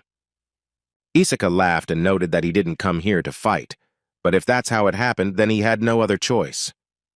He used a skill of such force that everyone present felt very sick. They screamed, were covered in beads of sweat, and were shaking. A few minutes later, all the people were lying on the floor. Kim looked at all this and thought that his opponent was able to lay everyone down in one fell swoop. He understood that after the East Point case, his skills had only improved. Ryohei asked if Tae-hyung had been following the two idiots and Miyazaki Kenji, and then most likely the big three were coming. He took off his hat and asked our hero to give him a little time and he would most likely help him. But Kim didn't think for long. He used the chain skill and immobilized the enemy with their help. The guy told his opponent that if he was so sure, then fine, and said that he was giving him exactly 1 minute. He looked closely at Isak and noted that if his words were meaningless, he would pay for his thwarted plans. The opponent coughed and said that unpleasant memories had come flooding back, but he was no longer the same as Kim remembered. And Rehei gritted his teeth and tried to get rid of the chains, and beads of sweat appeared on his face from the tension. He wondered what kind of energy it was, mentally called Kim a scoundrel, and understood that during this time his powers had grown very strongly. Our hero looked at his opponent, raised his hand, and announced that there were 50 seconds left. The enemy tried to get rid of the chains several more times, but realized that it was pointless. And then he said that he was getting straight to the point, and said that no matter how strong Kim was, he would not be able to catch the big three on his own, and if he went after them, he would fall into a trap. Kim looked at the speaker and said that there were only 30 seconds left. Rehei shouted that he was different and had worked with the hunters for a long time, of course. Among them was Miyazaki Kenji, whom Taehyung was pursuing. He also said that he could take him to the Big Three and asked how he felt about that, if the terms for the deal were good, right? The young man raised one finger and said that there were only 10 seconds left. Isaka broke out in sweat, yelled at the guy if his target wasn't the Big Three, and started screaming that he needed more. The guy made a fist, and Reihei started calling him names and asking what minute it was, even though 5 seconds hadn't passed. He once again tried to get rid of the chains, but nothing worked. The enemy's eyes began to flow with tears, and he began to beg very loudly for mercy. Kim jerked his hand, and Isaka fell to the floor. The young man noted that his opponent had made a rather tempting offer. The blonde frowned and said, "Isn't it strange that the villain who was trying to kill him all the time suddenly decided to help?" Our hero interrupted him and demanded that he state his true goals, directly and without beating around the bush. He used a special skill, looked at Reihei intently, and demanded that he tell him who was behind him. Young people ran out of the room and screamed very loudly to be saved. They were very scared. They were attacked by a blonde guy who simply remained silent and looked absolutely calm. The saint entered the room and began clapping her hands. The man looked at her in surprise. The girl noted that the guy dealt with several participants at once and said that now she understands what skills he was nicknamed the Ghost Sword for. The young man asked her if she seriously believed that everything would be fine. Tsurara asked what he was talking about, and he replied that he was talking about Isak Reihei. The man said that he had already lost to Kim once, and that Kim was so strong that rumors had spread that he was one of the national-level hunters. The girl folded her hands in front of her, and the guy said that even with the movement of the sacred confession, Reihei would not be able to defeat Taehyung. He added that with the condition of bringing Kim to the saint, Isak received the awakening poison rather than an increase in strength. Ghost Sword wanted to say something else, but the girl interrupted him with her laughter and told him not to worry about it. Yoshikawa lowered her head and calmly said that it didn't matter whether Ryohei lost or won. These words surprised the guy very much. She said that Taehyung was targeting the Big Three, and this information had already reached them. Isaka has developed close ties with other hunters, including Miyazaki Kenji, one of the leaders of the Big Three, and if he couldn't defeat Kim, he would most likely lead to Kenji and team up against the young hunter. The girl said that the mission was not easy, but no one ever knows what to expect from a boy. Her opponent listened very carefully. The man wanted to ask something, but the saint interrupted him and replied that they needed to find out as much as possible about him. Information about fighting style, values, and evasive skills, as well as character, is important, noted Tsurara. She smiled slyly and remarked that what interested her most was Kim's mysterious power. The girl approached the guy and said that it didn't matter whether Isaka Ryohei could handle it or not. The main thing was that they would be able to gather new information about Taehyung from his corpse. She smiled and noted that it was all the more so because he simply had no other choice. One man was sitting on a chair, and behind him there were a lot of people, all of whom were not very friendly. The man's name was Miyazaki Kenji. He was the leader of the Big Three, and he told the man standing in front of him that he was late. The stranger also mentioned Isak's name, and the leader asked where the little guy from South Korea was. Wasn't he supposed to bring him with him? Ryohei stated that this world was based on natural selection, and it became very quiet. Someone from the crowd asked what this meant, and Isaka said that the strong trample the weak, who were originally destined to be under the feet of the strong, such is the injustice. Kenji had beads of sweat on his face, and Ryohei noted that he was warning him once. The guy cried and said that the head of the guild should do as he says if he wants to live. The man stood up and wanted to ask if that bastard was really here when he heard a crack and Kim started to fly down. Miyazaki and the guy standing next to him raised their heads and opened their mouths in surprise. Beads of sweat appeared on their faces. Our hero used his skill, and after a few seconds, all the people were lying on the ground and did not pose any danger.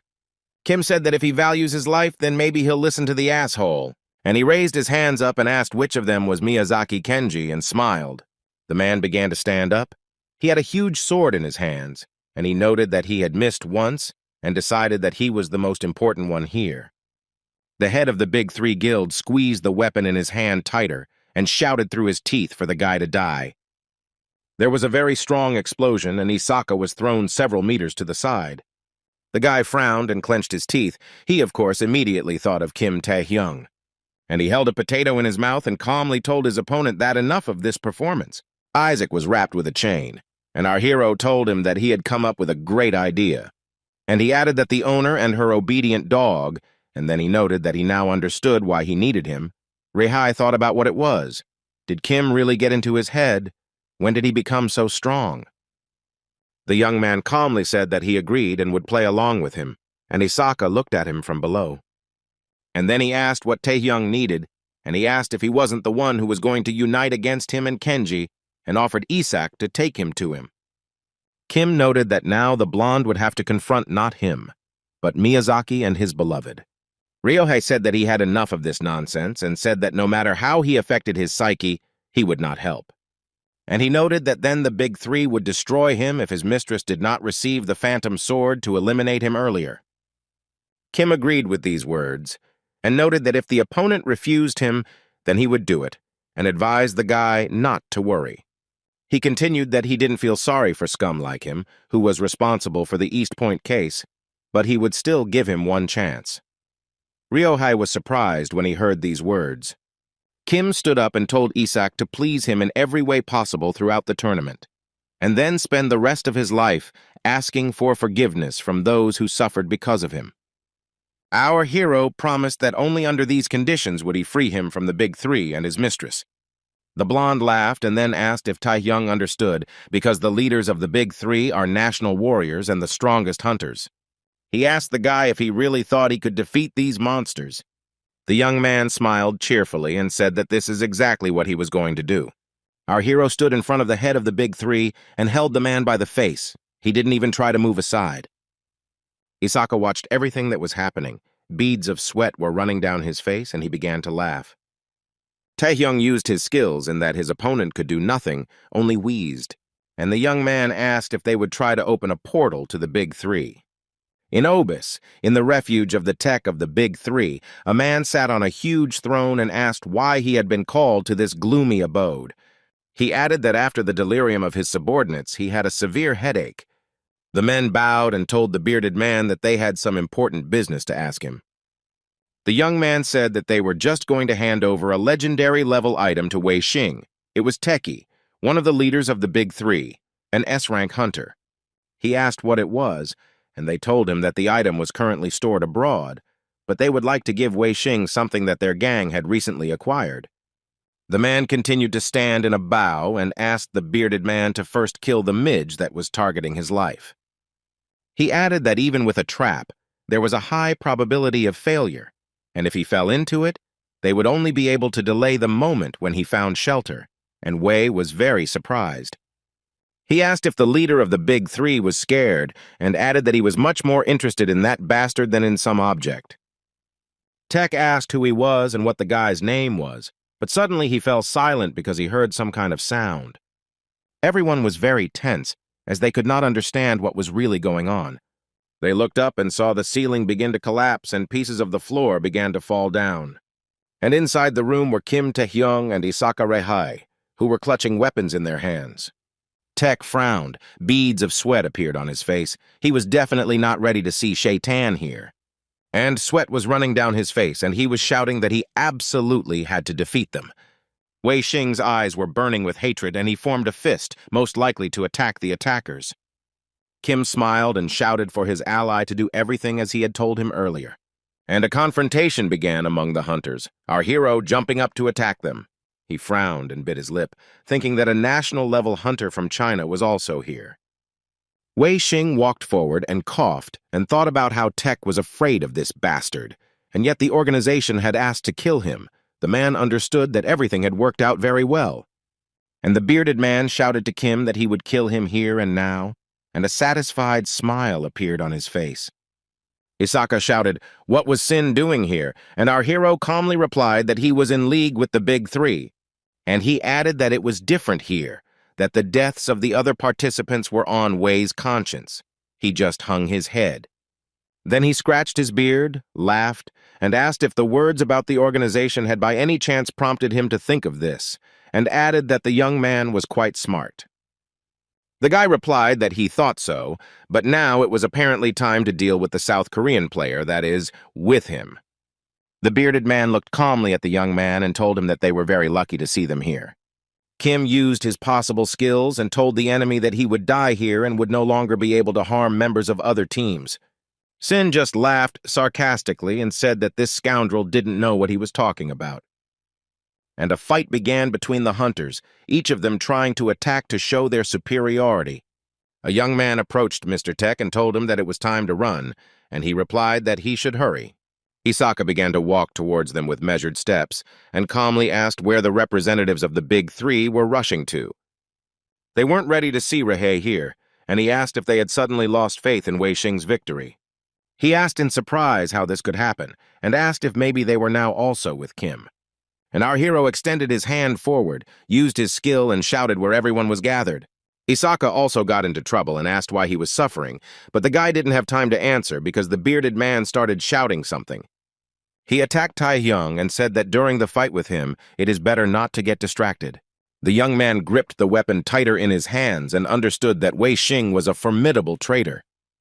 He prides himself on his ferocity, which is greater than that of any other national-level hunter, and is renowned for his ability to tear apart a creature with his bare hands. Kim knew that Sin was called the Terrible Traitor not only because of his unusual strength, but also because he had the skill to destroy everything like a ghost. All indications are that this man is on the side of death, but he is not a monster. Unlike a monster, he is doomed to flesh. With the help of the ability to activate weapons, he significantly increases his magic skills, and this is more valuable than the unique level of power itself. Improving one skill would cause the rest of his abilities to drop by one. Kim thought that such a skill should be to the detriment of the hunter. And the guys continued to fight, each of them intending to win. Therefore, they used a variety of special skills and used different weapons. Sin hit the young man's Azran with all his might, and a huge crack appeared on it. Wei laughed sarcastically and asked how so. Did the guy really not intend to kill him? Kim gritted his teeth and thought about how inconvenient this was. His sword was about to fall to pieces. He knew full well that there was no time to hesitate, so he used the chain skill.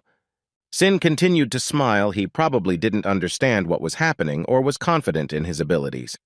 The young man thought about how he would deprive his opponent of the ability to move and gritted his teeth. He used a special power with which he pushed the enemy against the wall so that he would stop attacking. Wei started laughing and said that a weakling would remain a weakling, and the guy began to sweat from the tension. A few seconds later, the bearded man broke the chains and asked Kim if he really thought that such tricks would help defeat him.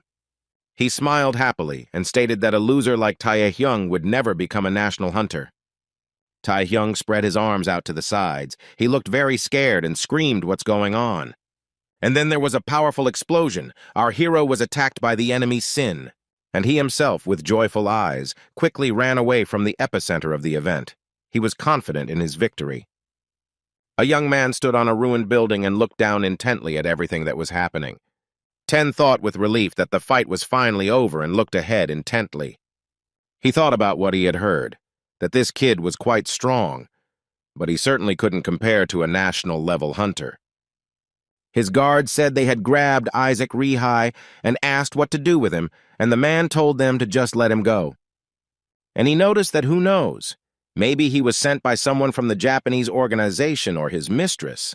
The blonde began to cough and talk about how he would deal with those bastards. Ten wondered why Isaka suddenly decided to change sides. He thought that the guy should realize that he was betraying not only the Big Three, but also his mistress, whose wrath he would have to put up with for the rest of his life. He wondered what Kim had done to scare him so much. Ten smiled and understood that Rihei had made a big mistake, because in the end it was Taehyung who lost. He was thinking that all he could do was wait for Wei Xing's order, when suddenly beads of sweat appeared on his face in surprise. The man saw not only the bearded man, but also our hero, who stood there as if nothing had happened. Ten was very worried and began to call out loudly for Shin as he was frightened by the hunter's appearance. He looked, to put it mildly, not very good, and thought about how all this could have happened when the enemy had managed to wound him. He wanted to attack the bastard when suddenly energy was released from his sword. Wei was ready to put up with this, but in the end, he managed to defeat that bastard. The bearded man thought about how he had seen with his own eyes the iron chips flying off Kim's sword when the weapons collided. He clenched his teeth with all his might. His eyes burned with hatred, and the man thought that his opponent was an impudent boy. His eyes burned with hatred, and he screamed that Taehyung had not fought him at full strength before. Our hero looked at his opponent and realized that his Azran and talisman together barely reached the level of a legendary item. Just like in the battle with the Grand King of Minotaurs, the sword's power increased several times, but this time it couldn't withstand the power and simply collapsed. And he decided to use the saturation of power as a strategy and began to attack the enemy. And Kim told the bearded man that he had deprived him of his weapon, and in return he would take his life. He approached and began to attack Sin, who only screamed as if he were furious, but it was too late. Ten watched everything that was happening. He was shocked and couldn't even say anything from shock. Our hero stood up, looked around, a satisfied smile appeared on his face. He, as before, had the level of a national hunter, and Sin didn't even know about it. The young people lay in bed and talked about Wei, whom Ten secretly asked to obtain the legendary weapon. The guy asked the girl what they were going to do now, but she didn't answer. Kai Ming, a Chinese national-level speed spirit hunter, clarified whether Xing Teng had gone along with it, so there was no need to build false hopes. Fin Guo, one of the leaders of the Big Three and an S-rank hunter, said that it was impossible for a national-level hunter to lose to a brat from South Korea. Suddenly, the young people were interrupted from their conversation by a ringing mobile phone, which was lying on the table. The man picked up the phone and told the person on the other end of the line that he was listening. He asked if Kai Ming spent time with that girl from the Big Three. It was Chang Long, a national hunter and an employee of the Chinese team organization, who called. He told Ming that Wei Xing had died, and this information scared the guy very much. Chan's eyes burned with hatred, and he told the young man that he had to kill Kim Taehyung. Sin lay on the ground, and system messages appeared in front of our hero that he had absorbed the owner of enormous power, and his physical strength had increased significantly. Kim extended his hand forward and thought that everything was going according to plan. Absorbing dead creatures did not give skills. Only living targets were suitable for this.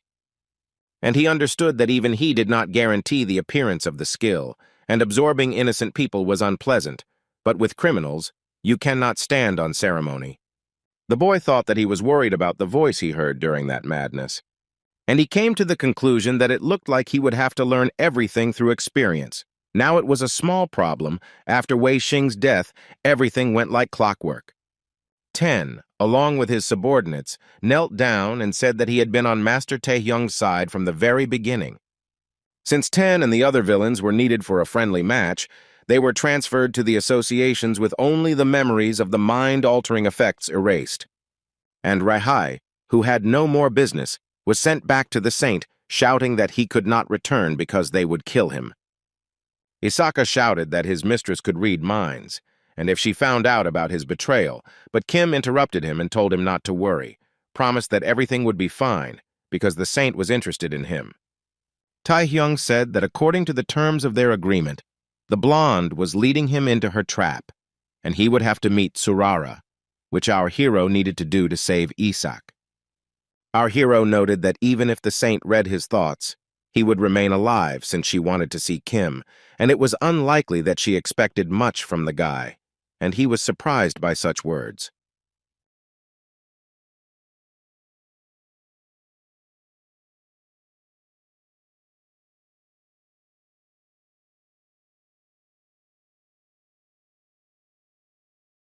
The guy thought that there was time to rest and think, took the phone to find out the news about the match. It said that the Chinese government had contacted other countries to find the missing Wei Xing. The announcer said that the new Korea was keeping first place, and all because Kim had arrested 10 from the Big Three. When the guy's phone rang, he said that Zhang Lin knew everything, but was hiding the information. The guy looked at the ringing phone and said that it would be good for him because he would be able to hunt the Big Three. He looked at his mobile phone screen and saw that Jiang Jin-su was calling him for a very long time. The guy held the phone in his hands and said that he thought the young man would not come and thanked him for agreeing. Kim smiled and replied that given the information he had heard, he had no choice. Literally a second later, the young man became serious and asked if Chan was sure that one of the big three was here. He replied that he could not reveal the source, but the information he provided was accurate. And the guy added that last night, Pingu entered this building with her subordinate. It seems like she plans to hide here until the end of the friendly match. Kim looked up and thought that indeed, this building was one of Pingu's hideouts that he saw in Ten's memories. He asked Jin Su why he told him about this, because the man did not like him in any way. He laughed and called our hero a stupid boy. And he said that he did all this in order to prove that he was not a spy. And then he added that he realized his words after a sudden attack by a representative of another country. It is quite natural to suspect everyone, but he does not want to remain on the list of suspects. Chan said that he prepared himself, found reliable information, and all so that Taehyung would recognize him as his comrade. And he asked the guy if he understood that he was his real comrade and certainly not a spy. Our hero opened his mouth wide in surprise. His pupils narrowed and he realized that he already knew that Chan was a traitor. Before meeting him, he received a call from Yu. She stated that there was a spy in his team, as he assumed. The young man clarified whether it was Chang Jin-soo. The girl was surprised that he knew everything. The guy replied that he had reasons to suspect him and asked whose side he was on, given his connection with Kimura, Japan. Ayan looked at Chan's photo and noticed that it was unfortunately China. As it turned out, the guy had been visiting a Chinese casino for several years. And she added that, in all likelihood, he agreed to the deal in order to pay off his debts.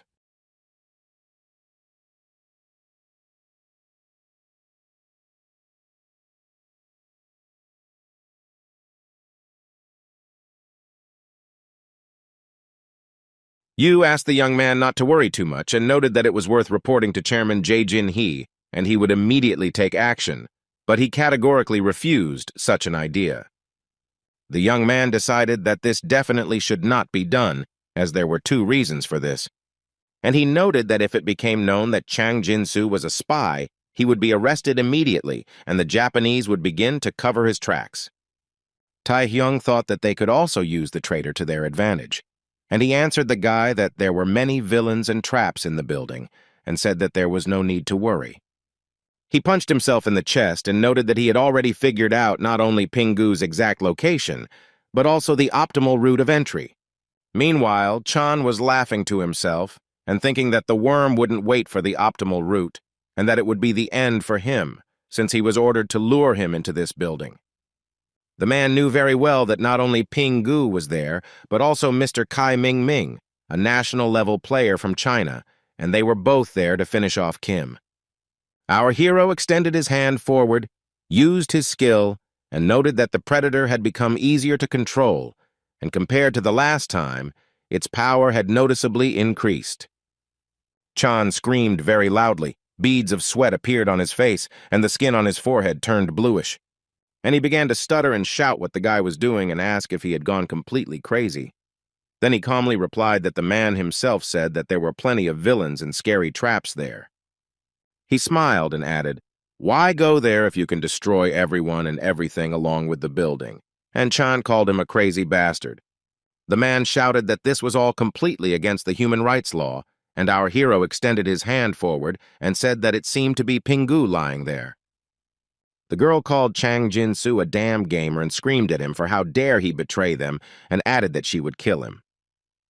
Kim asked the man what the girl was talking about, and he started saying something incomprehensible. Pingu told Taehyung that he shouldn't be so arrogant and noted that someone should deal with the guy. Our hero interrupted her and noted with a smile on his face that Sang Min should deal with him. She opened her mouth in surprise and asked how he knew all this, and Chan echoed the girl. Kim clarified whether it was about Sang Min or about Jin-soo selling out his country, and the guy they were talking about stood there in bewilderment.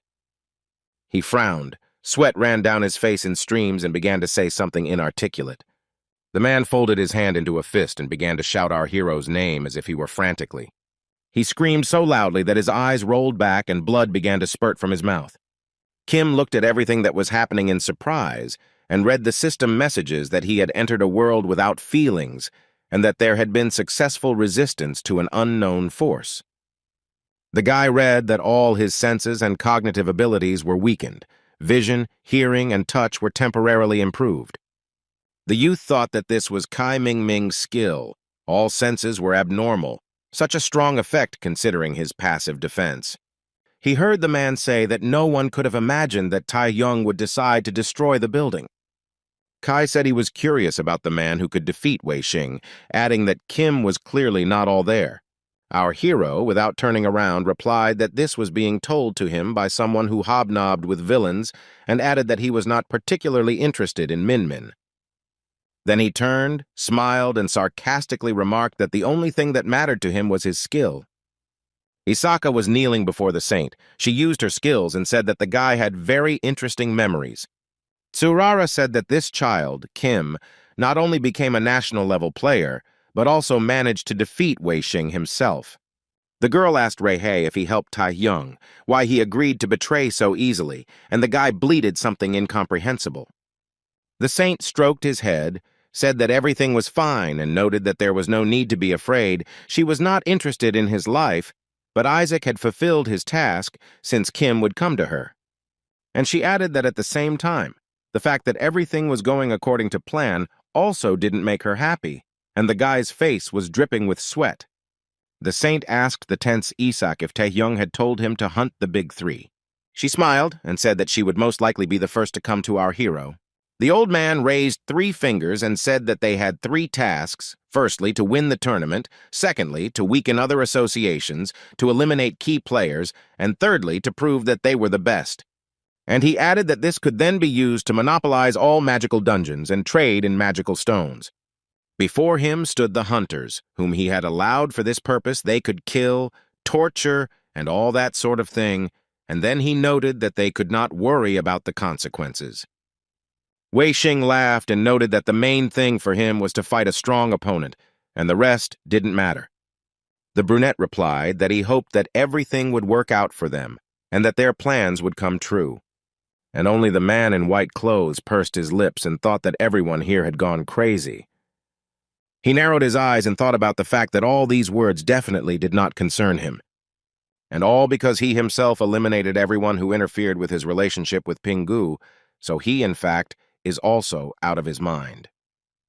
Now the old man calls on the phone and demands that Kim Taehyung's head be brought to him. Pingu noticed that the young man was following their trail, and Mr. Kai Ming should take charge.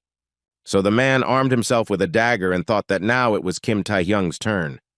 But as soon as he saw our hero, all his arrogance disappeared and he became scared. Beads of sweat appeared on his face, and Kai thought that the world without feelings had no effect.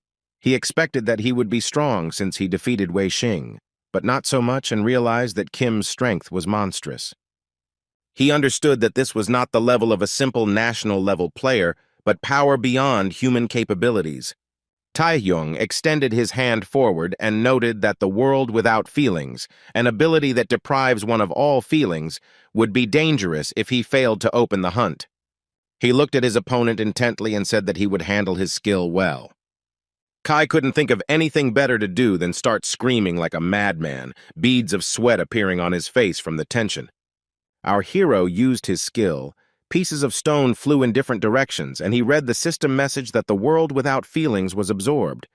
A dagger was stuck in the ground. He approached it with the words that he was left without a weapon, and everything turned out very well. The guy began to examine it and noticed that a national-level hunter would not use a cheap weapon, and that made it even better for him. The young man began to leave and thought that China had lost 2 national-level fighters at once and was the only one left. He understood that even though that hunter was a national treasure, he would not be able to make up for such a difference in points on his own. The issue with Gu had been resolved, and if he found the latter, then victory was assured. The guy thought that only the calm from Japan worried him a little. Then he heard some sound, raised his head up, and saw a helicopter. This surprised him very much. To the great surprise of the young man, the saint began to jump out of him. Our hero spread his arms out to the sides, opened his mouth, and watched everything that was happening with surprise. The girl did not fall, but landed right on her feet with pieces of rock and earth flying in all directions. Kim began to cover his face with his hand, and Sarara laughed and noted that they finally met again. It was Yoshikawa. Her skill is capable of returning even severed limbs, and very quickly, which allows saving many lives.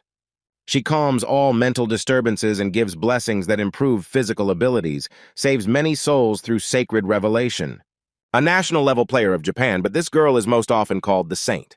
However, the true effect of the sacred revelation is mind control, allowing for memory manipulation and brainwashing. Yoshikawa Tsurara makes even her enemies become her most loyal fans. Our hero thought that now apparently it was his turn to become her fan.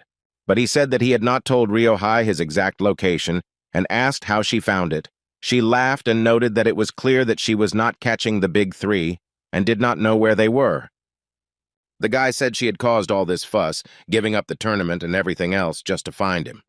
He added that all this gave him goosebumps, and the girl smiled in response.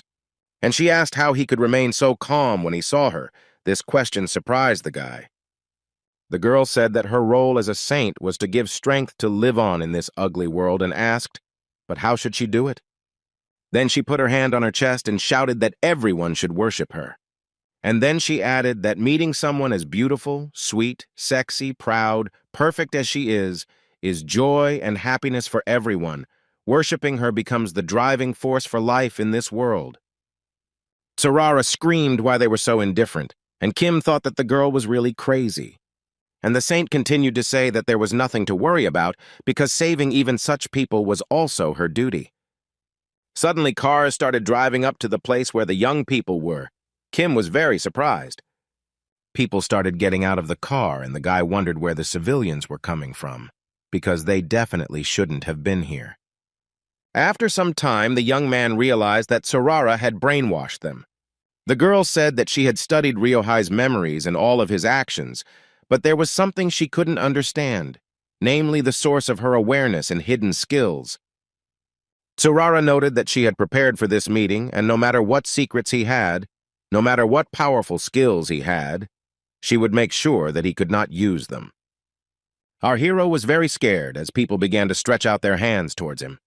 And the saint noticed that they were ordinary people, just now under the influence of the skill, and wondered if he would really be so ruthless that he would attack them. And she offered to humbly accept her rescue, and noted that the choice was his, and Kim thought it was wrong to use civilians as human shields. The men said that they needed to contact the head of the guild, as they had found the hideout of the last of the big three Shadow. They looked at the building and talked among themselves about how no one would have guessed that the man would cast invisibility on the entire area. No wonder they were looking for him for so long. One of the young men turned to his partner to tell him that they needed to contact the chief. But he didn't even have time to finish speaking, as the man no longer showed any signs of life. He saw Shadow, who said that apparently some annoying bugs had decided to stick to him. He was the deputy leader of the villain guild and a member of the Big Three. The villain put his hand on the guy's head and sweat began to flow like a river. He was very scared.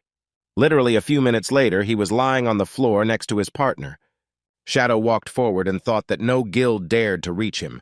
Could it be that after Tak was captured, some information leaked out? He thought about how after Kim Tae-hyung appeared, all their plans went down the drain, and who would have thought that the one they wanted to eliminate with the hands of the Big Three would be able to defeat Wei Xing on his own. The guys told him that the gates were ready, but he continued to think about our hero. He believed that the young man was not the only genius in this world. Shadow thought about how more than 10 years ago he reached the top and began to enter the abyss. A huge number of people continued to stretch their hands towards Kim. They gradually approached him. And then, in just a few seconds, they surrounded him. And the saint said that Kim Tae-hyung was a respected man who saved many people in East Point. She watched everything that was happening and said that if he was hypnotized, he would hardly use his skills against civilians so easily. Tsurara smiled and noted that all that remained was to wait until he got tired of being inactive. The girl screamed in horror as Kim used the stone skin skill and began to attack the annoying people. She screamed at him. What was he doing because they were civilians? The young man calmly replied that there was nothing wrong with that, because they attacked first. He used the chain skill to immobilize the saint and noticed that she was the one controlling the civilians. The young man did not think for long, but immediately began to attack the girl. He kicked her in the face with all his might. And she thought that she had made a huge mistake, because she couldn't even imagine that the hero of East Point would turn out to be complete trash. Tsurara looked at our hero and thought that he hit people, but only used skills that did not cause significant damage. Yoshikawa began to understand that the guy had no intention of killing civilians, which meant it was a cheap trick. And the saint used her skill, threw the seeds into the ground, and a huge tree grew in lightning speed. The guy used the chain skills to save the people who were in the clearing. They asked what it was, and Kim asked if Tsurara had applied super-fast regeneration to the seeds. The guy noticed that there were people there who were under control, and the girl who was in his arms said that he had also injured them. The saint walked towards the young man, surrounded by a crowd of people. She laughed merrily and said what she knew. She said that the recent surprise attack was a ploy to make her believe that it was useless to use civilians, and if he was pretending, then the role had to be played to the last. The girl smiled. She was very pleased. Her eyes were shining with joy, and she noticed that Kim had already been caught. The civilian he was holding in his arms began to strangle him, and the guy opened his mouth in surprise. He looked at the girl and thought that she should have been immobilized. The saint said that no matter how many times people lose consciousness, even when their bones break and their flesh is torn, they will not stop. There is only one way to prevent their death. Yoshikawa beamed with happiness and declared that the young man should accept her salvation. Our hero grinned and asked the girl if she really considered herself a saint and noted that she had not a drop of compassion. He looked intently at his opponent and told her that it was time to deal with her. The girl opened her eyes wide and read the system message that she had fallen under the influence of the world without feelings, and that her cognitive abilities and characteristics had decreased. There was a problem with the flow of magical energy, and Yoshikawa screamed furiously. She thought about how this was Kai Ming-Ming's skill and how this was even possible. The saint still hoped that it might just be a coincidence, but then she realized that if Kim had this skill from the very beginning, he would have already used it. The girl had a huge number of thoughts in her head, but Taehyung shouted that it was time to pay the bills. And Tsurara screamed again, tears flowing from her eyes mixing with blood. The girl was lying on the ground, and the young man stood and watched her from the side. He wiped his nose with his hand and said that, as befits the owner of super-fast regeneration, the saint had incredible vitality. He noted that despite the wounds she received, the girl could still move and she raised her head. Yoshikawa looked at the young man and screamed very loudly, "Where did he get this skill from?" He sat down in front of the saint and replied that he wanted to know this himself, and that was why he was looking for her. The girl began to rise little by little and asked in surprise what this meant. Kim said that Tsurara was planning to brainwash him and suggested that she try to demonstrate her vaunted divine revelation. He smiled and thought that he was going to meet the saint anyway and just didn't expect it to happen so soon. The guy thought about the fact that divine revelation is a skill that controls the memory and consciousness of the enemy, which means that he will be able to see the world of his subconscious. The memory loss at East Point and that dream, Rosaria's change of attitude after seeing his memories, that was very important, Kim thought. He understood that there was definitely a secret connected with hunting stored in his subconscious. The young man really hoped that he would be able to penetrate the world of the subconscious and began to smile. The saint said that Kim was greatly underestimating her and that she would do as he insisted. She would use him. Tsurara folded her hands in front of her and shouted that she would use her skill. A glow appeared from the girl's hands, and she screamed for the young man to become her follower. The saint noted that she did not know what he had planned, but no matter how strong he was, after the divine revelation, it would not matter. Yoshikawa looked ahead and noticed that she would find a wonderful use for his power. In front of her, she saw a sea of blood and a huge staircase, at the top of which stood Taehyung, and she thought that this was the guy's subconscious. The saint began to look ahead and wondered who was sitting on the throne. Could it really be Kim? The man laughed and noted that the girl turned out to be much smarter than he thought. He screamed that he didn't expect her to try to catch him with such a small bait, and Tsurara thought that the guy wasn't human to begin with. She wanted to say something else, but the guy interrupted her and noted that in any case he was beyond her strength. Yoshikawa's eyes and mouth widened in surprise. She was very scared. Our hero opened his eyes wide and could not understand where he was, but he was lying on a hospital bed. He sat up and asked if he was in the hospital, what had happened, and then asked where Yoshikawa Tsurara had gone. The door of the room opened and Yu Ayan entered, calling the boy by name. The girl smiled and said that the guy had finally woken up and began to come closer. Yu noticed that they were very scared, and even his family came yesterday. The young man was very surprised by this news, and Ayan noted that he most likely would not believe it, but he showed no signs of life for more than a day. The young man looked frightened and asked what was wrong with Yoshikawa Tsurara. The brunette said that she was also found unconscious, not far from Kim. She added that the same applies to Pingu from the Big Three and Chang Jin-soo, while Kai Ming-ming has disappeared altogether. Yu looked closely at the guy and asked what happened there. A drop of sweat appeared on Kim's face, and he thought about what this meant. After all, it was a failure, and he allowed this to happen, and at that time, Ayan was telling him something.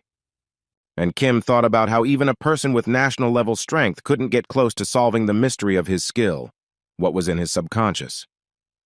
He narrowed his eyes and began to think about how much stronger he needed to become to finally find out all this. Yu stroked his face and said that the most important thing now was to take care of himself, since he wasn't ready for a friendly match anyway. But the guy demanded that the girl take her hands off his face. Then the door to the room suddenly opened. A young man entered and called Yu Ayan. It was Go Taewook. He shouted that Taehyung had finally come to his senses and noticed that they were very worried.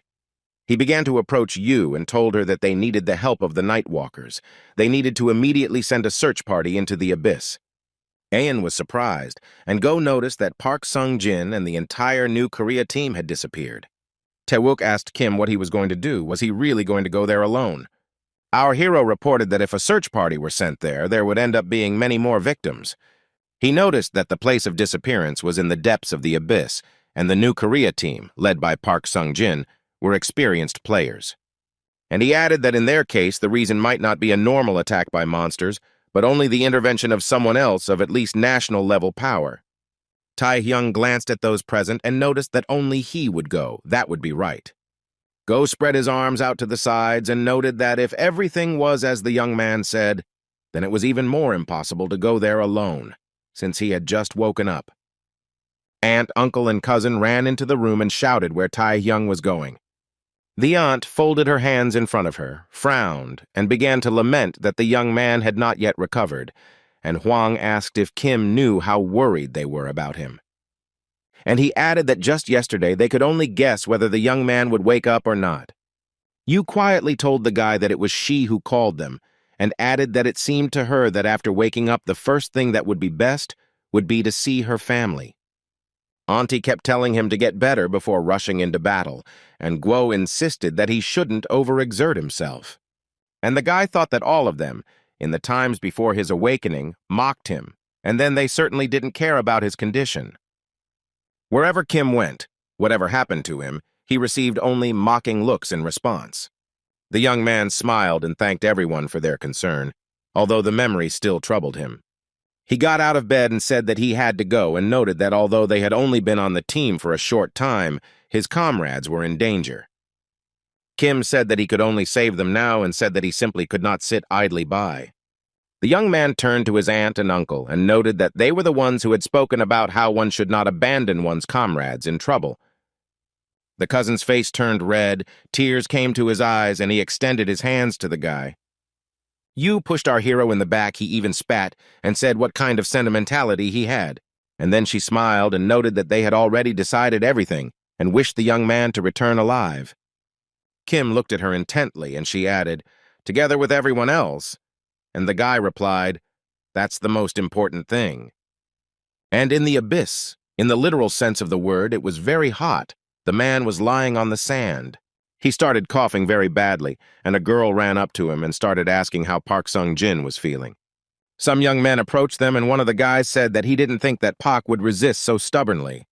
A weapon appeared in his hands, and the young man noticed that it was time to stop hiding. It was Lao Feng, a national-level player of China, also known as the Bloody Sword. The brunette noticed that Song-jin had quite good abilities, so if he swears allegiance to him, he will spare his life, because he is not some kind of villain. Pak laughed and asked Feng if he was offering to betray his homeland and comrades to him, and then shouted that he would never do such a thing. Lao noted that honor is more important than life. and then said that it was all beautiful, of course. Then he looked at Songjin's comrades. One of them raised his hand up, and the brunette said that his companion held different views. Sang Gil was shaking with fear. Pak was asking him what he was doing and why now, and he was thinking that he shouldn't be idiots but should go over to their side. He understood that Lao Feng was a monster among monsters, and joining him was the only way to survive. The guy was covered in beads of sweat, and his thoughts were mixed up in his head like a stew in a saucepan.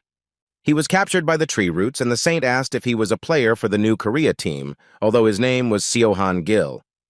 Tsurara said that she came to convey a revelation to him and offered to become her follower, reporting in detail on the location, plans, and everything else that concerns Taehyung and the new Korea team. She looked closely at the guy and noticed that he had no choice. If he refused, then she herself would make him her follower. A tear flowed from So's eyes, and the girl noted that he understood perfectly well that voluntary consent was much better for both him and her. Han Gil waved his hand and thought that he had already betrayed everyone once. Nothing would happen if he did it again. As a friend, Pak put his hand on his shoulder and asked if everything was okay. The man replied that So was very scared, asked him not to worry, and promised to get them all out of here, even if it cost him his life. And then he added that he would have time to betray him even after his death. The guy was shaking very much with fear. The saint used her powers and noted that Songjin was being bossy, and added that all he knew how to do was brag. The guy with glasses started crying, wiping away tears with his fist, asking for forgiveness, and then added that he would also fight. Lao Feng asked with surprise in his voice how they didn't understand that they were being shown the direct path to salvation. The man smiled and remarked that apparently, because of his games, they had lost the ability to assess the situation. He smiled wickedly, snapped his fingers, and said that then he would have to show the difference in their strength. And the man used his special skills against the new Korea hunter team. The young people opened their mouths wide in surprise, and beads of sweat appeared on their faces. Lao smiled and asked if they now realized that they were breathing and standing only thanks to his mercy. And he continued to attack them again and again. The hunters screamed in horror and incomprehension of what was happening. Feng looked at the young people with disdain. He felt his superiority. Suddenly, a system message appeared in front of him, stating that the world without feeling skill had been activated. The guy knew very well that this was Kai Ming-ming's skill, but that couldn't be because the hunter was dead. He raised his head up, saw our hero, and realized that it was his killer who had arrived. Lao noticed with a smile on his face that he really wanted to meet Taehyung. The young man looked intently at his opponent, smiled, and replied that it was not him. Suddenly there was a very loud explosion, and dust and dirt flew in all directions. Feng clutched the weapon in his hands and couldn't understand what was happening because Kim used one skill and ran away. He looked ahead and said that he really wanted to have fun, but the enemy had disappeared somewhere. A guy from his team approached Lao and asked if he was okay. He replied that everything was fine, and the hunter noted that they should start chasing Taehyung.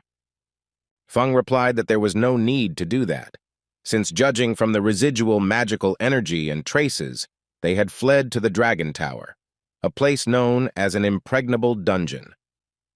Park Sung-jin began to call out frantically for our hero, his brows furrowed and beads of sweat running down his face. But the young man interrupted him and began pouring a burgundy-colored liquid from the vessel directly into his mouth. The girl thanked Kim for saving them and asked what he was going to do. And she added that they were in the Dragon Tower. Many experienced players tried to pass it, but were defeated, and the tower is also called an impregnable dungeon. The girl noted that they would not be able to leave this place until they found the portal, and they just needed to get away from Feng. Taehyung replied that there was no other choice, and asked them not to worry. And he raised his finger up and noted that as soon as they passed the dungeon, everything would end. The girl looked closely at the guy and noticed that it was impossible to pass through, since it was impregnable, and asked if Taehyung heard her.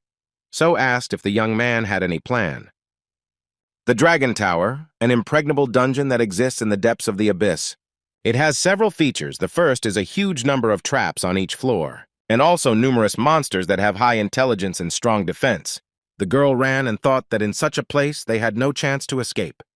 At this time, there was a young man in front of her who skillfully dealt with monsters. The beauty thought about how all this was possible, and the young man was pleased with himself because he had read a huge number of interviews with survivors of the Dragon Tower. The fact that this dungeon is called impregnable does not mean at all that it is impossible to get out of there. The reason is in the top floor of this tower, that is, long before the boss, because that is where the port for returning to the real world is, but now this information has not yet been revealed. Kim fought the monsters and thought that if he knew in advance the location of the traps and the ways to defeat the monsters, then escaping would not be difficult. After some time, they found themselves in a room where the portal was located. The girl was surprised. Pak noticed that they wouldn't have to go up any further, and so was glad that they were saved. The beauty looked closely at our hero and asked him if he really knew about this from the very beginning, and he replied that they were just lucky and thought that he knew everything perfectly well. And he ordered that we needed to get out of here immediately before the monsters came running. Everyone agreed with this proposal. The young people began to approach the portal closer. They were already impatient to leave this place. Suddenly, Sung Jin turned to Taehyung and noticed that all this was bold, mistakenly calling the guy a player. He looked closely at the young man and thanked him for coming for them. And he added that he would definitely repay him for all this. Our hero opened his mouth in surprise. Then he closed his eyes, smiled, and replied that there was no need to thank him for saving him. And he thought to himself that no one could have imagined that Park Sung-jin would thank him, although this was not surprising, since everyone was able to return safely. And I thought about the fact that So Han-gil himself admitted that he was a Japanese spy, so this problem was solved by itself. All that was left was to finish the friendly match and fight off the opponents. The young man understood that not everything was so bad. He closed his eyes and heard some kind of crackling sound. It was as if he was thrown back from the portal, and the young man screamed very loudly in surprise. He fell and asked what happened. A system message appeared in front of him saying that the portal could not be used. The boy also read that the owner of the Kaiselin Tower was watching him, and his pupils narrowed. The young man's face was covered in sweat, and he was surprised that Kai was the owner of the tower. Suddenly, a huge dragon appeared in the room and began breathing fire at people. And he screamed out what he thought about who was scurrying around his tower, and Kim, in horror, broke out in beads of sweat and screamed. Kai roared and said that a pathetic little man had come to him. It was the owner of the Dragon Tower. He had an SS rank. Dragons are one of the strongest races of monsters, flying lizards found in the abyss, divided into 4 categories. The smallest cubs, their strength is comparable to S rank, although they are quite small. Adult dragons already have a larger physique and correspond to S rank. Ancient dragons have a large build and possess SS rank strength, and there are also those whose existence is only rumored. They are called primordial, and their true strength cannot be estimated. Our hero stared ahead. Beads of sweat appeared on his face, and thought about what kind of dragon was in front of him. And he came to the conclusion that this was an ancient dragon, and thought about the fact that the bone dragon was created from the remains of an adult dragon. How strong this one was. The guy was also interested in why he showed up at all, because according to the information he knew before returning, this shouldn't have happened. The young man understood that in such a situation it was best to start with a conversation when Kai yelled for the man to die. And he began to breathe fire on the young man, and rocks fell off the walls and flew in different directions. But our hero had no doubt that the monster was extremely negative and calmly withstood the fiery attack. He used his special skill chain and said that he would have to fight after all. Kim didn't think for long. He immediately began to attack the dragon, grabbed it by the mouth. The monster did not expect such resistance and began to scream very loudly. He already had the young man's chains around his neck. Our hero was not at all frightened by the screams and continued to attack the monster. He thought with a smile that all the skills worked as they should.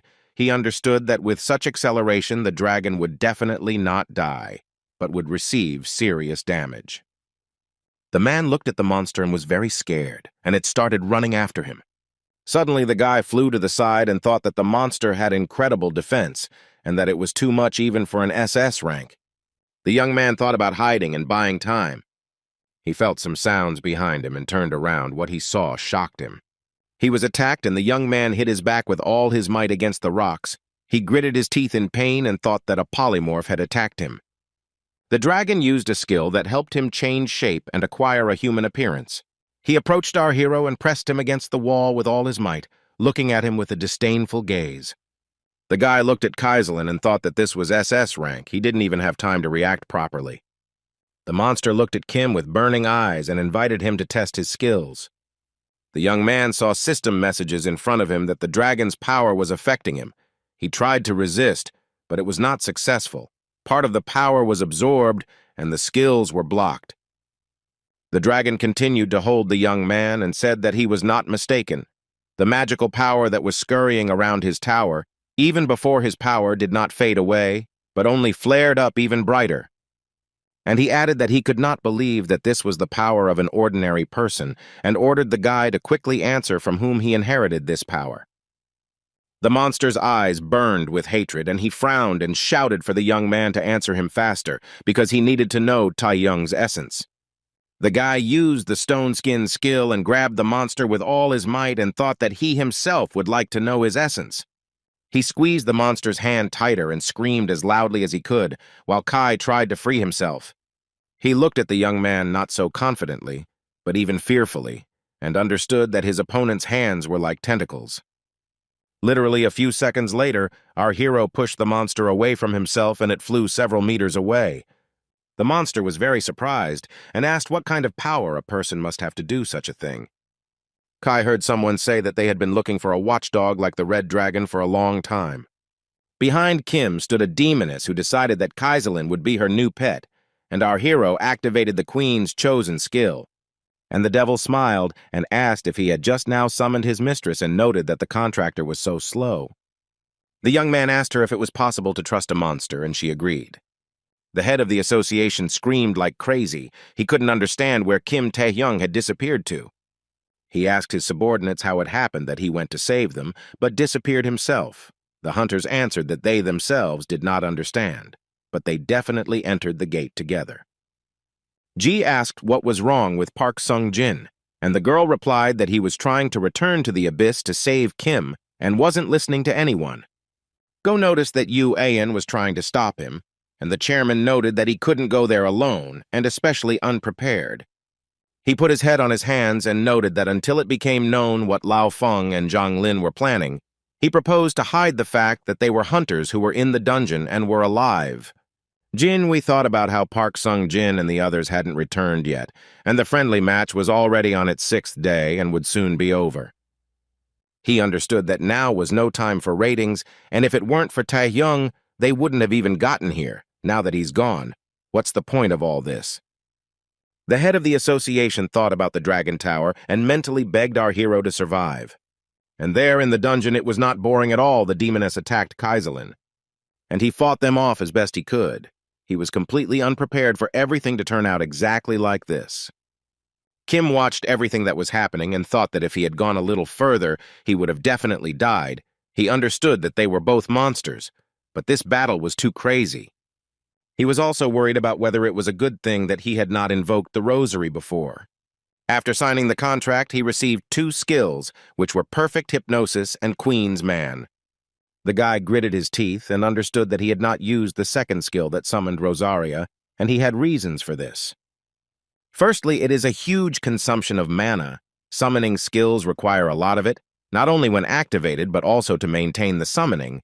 This problem can be solved by drinking a potion.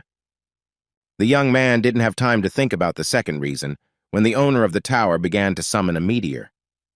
Rosalia and the young man were very surprised to hear this word. Horror could be seen on our hero's face. But the demoness very quickly gathered her strength. Our hero understood perfectly well that she was too strong.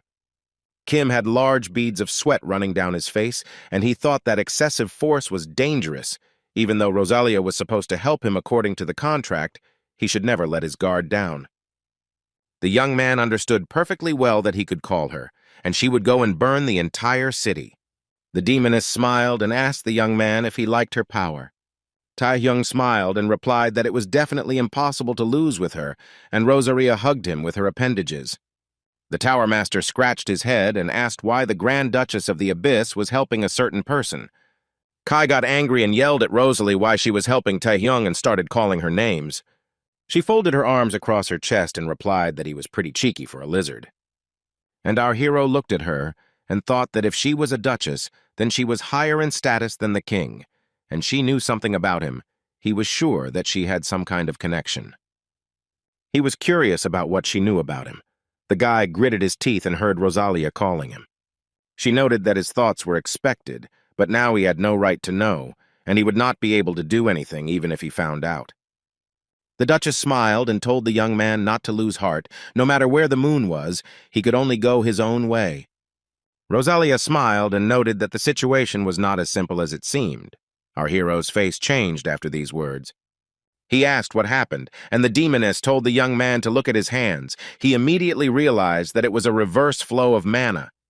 They looked ahead, and Rosalia said that she was the Grand Duchess, but she was summoned by a man.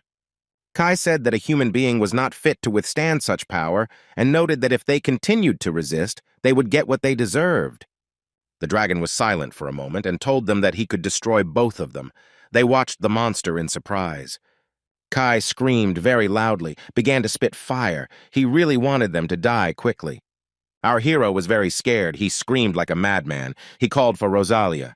Suddenly, a very strong explosion occurred. The shock wave could be seen with the naked eye. The evil lizard used its meteor skill once again, leaving shards on the floor. The Grand Duchess laughed and noted that the dragon could talk quite well. Rosalia said that everything was as she thought. Her power was limited by the summoner's capabilities, and the limit was reached. If he uses his powers, then she will remain, otherwise she will die from the backflow of mana. And the devil said that she was leaving, but not just like that, but was leaving a small gift. The guy looked at her intently. Beads of sweat appeared on his face, and he asked what kind of gift it was. The Duchess leaned towards the young man and told him to try not to die, because he was her chosen one. A system message appeared in front of our hero that he had received a kiss from the queen and that the rank of perfect hypnosis had been temporarily changed. Rosalia and Kim stared ahead as the perfect hypnosis was activated. The red dragon screamed as if he was furious. What had the Grand Duchess done? And Taehyung sat calmly on the stairs and said that it was a good joke. The young man's eyes glowed red, and he said that the succubus had decided to leave and leave the consequences to him. Kaiselin stood confused and thought about what was happening and where he was. He began to think that this was Kim's inner world. He looked at the man who sat on the throne and wondered what kind of man he was and whether he was a man. Kai frowned and thought that the creature looked similar, but still a little different. He peered into the distance and could not understand whether there was really a living creature in front of him. The young man looked straight ahead and said that he needed him and ordered him to get out of this world. He began to turn his head in different directions and asked what was going on here. The red dragon began to scream like a madman and could not calm down. He screamed in pain and asked where the creature that had just been sitting at the top of the stairs had gone. Our hero looked at the monster and thought about what was happening and noticed that the skill rank had changed. And the monster continued to scream and turn its head from side to side. The guy looked at Kaiselin and wondered what was wrong with him. The young man drank the potion and wondered if perhaps he had encountered something inside him, but came to the conclusion that now was not the time for reflection. He gripped the dagger tighter in his hands and thought that if he could defeat the red dragon, it would only be now. And the young man began to actively attack the enemy. He was squeezing the weapon tightly in his hands. Kaiselin began to scream as if he was mad, and Kim thought that his attacks had finally worked. And the boy immediately remembered the words that the Grand Duchess Rosalia had told him about not dying. Our hero thought about the fact that he had not even intended to say goodbye to life. The young man understood that he had not yet learned the truth about the king and his power, who he was and where he came from, and why he chose him. Taehyung still remembered Asmodeus and plans to take revenge on him for his death because he is vindictive. And the young man also understood that he had not had time to live a normal life and then suddenly die. Rosalia was talking nonsense. And then Kim shouted very loudly that he would definitely defeat him in return when a crunch was heard. The red dragon screamed, "How could some human act like that?" But he didn't answer, but simply used his special skill Predator. Then the rank changed.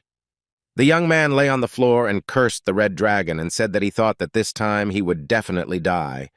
He smiled and informed himself that it was time to return, and his rank had increased from B to A.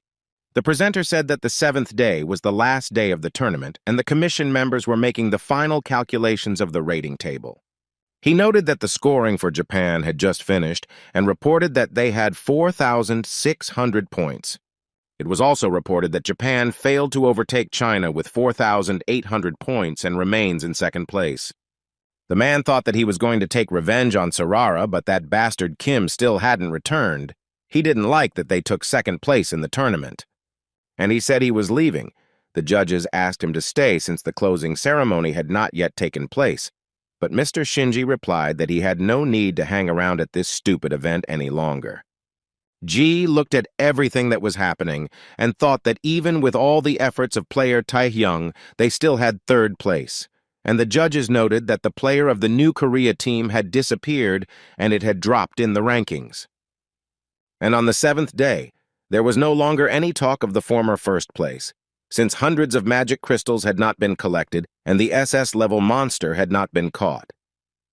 The head of the association understood that there was no chance left to catch up with his partners and mentally asked our hero for forgiveness and noted to himself that he was very weak. Suddenly he heard some sounds behind him and turned his head in surprise. He saw the player Lao Feng in the company of a white-haired man who said that a very sad disaster had happened. The old man said that he already thought that the New Korea had a real talent that could be hoped for, but who could have expected that he would die in an accident. Ji listened to his opponent in surprise. His mouth opened in surprise, and beads of sweat appeared on his face. And the gray-haired man laughed and told the chief that Kim's body had not yet been found, so there was no need to jump to conclusions. Well, since he disappeared in the Dragon Tower, the outcome was obvious and laughed.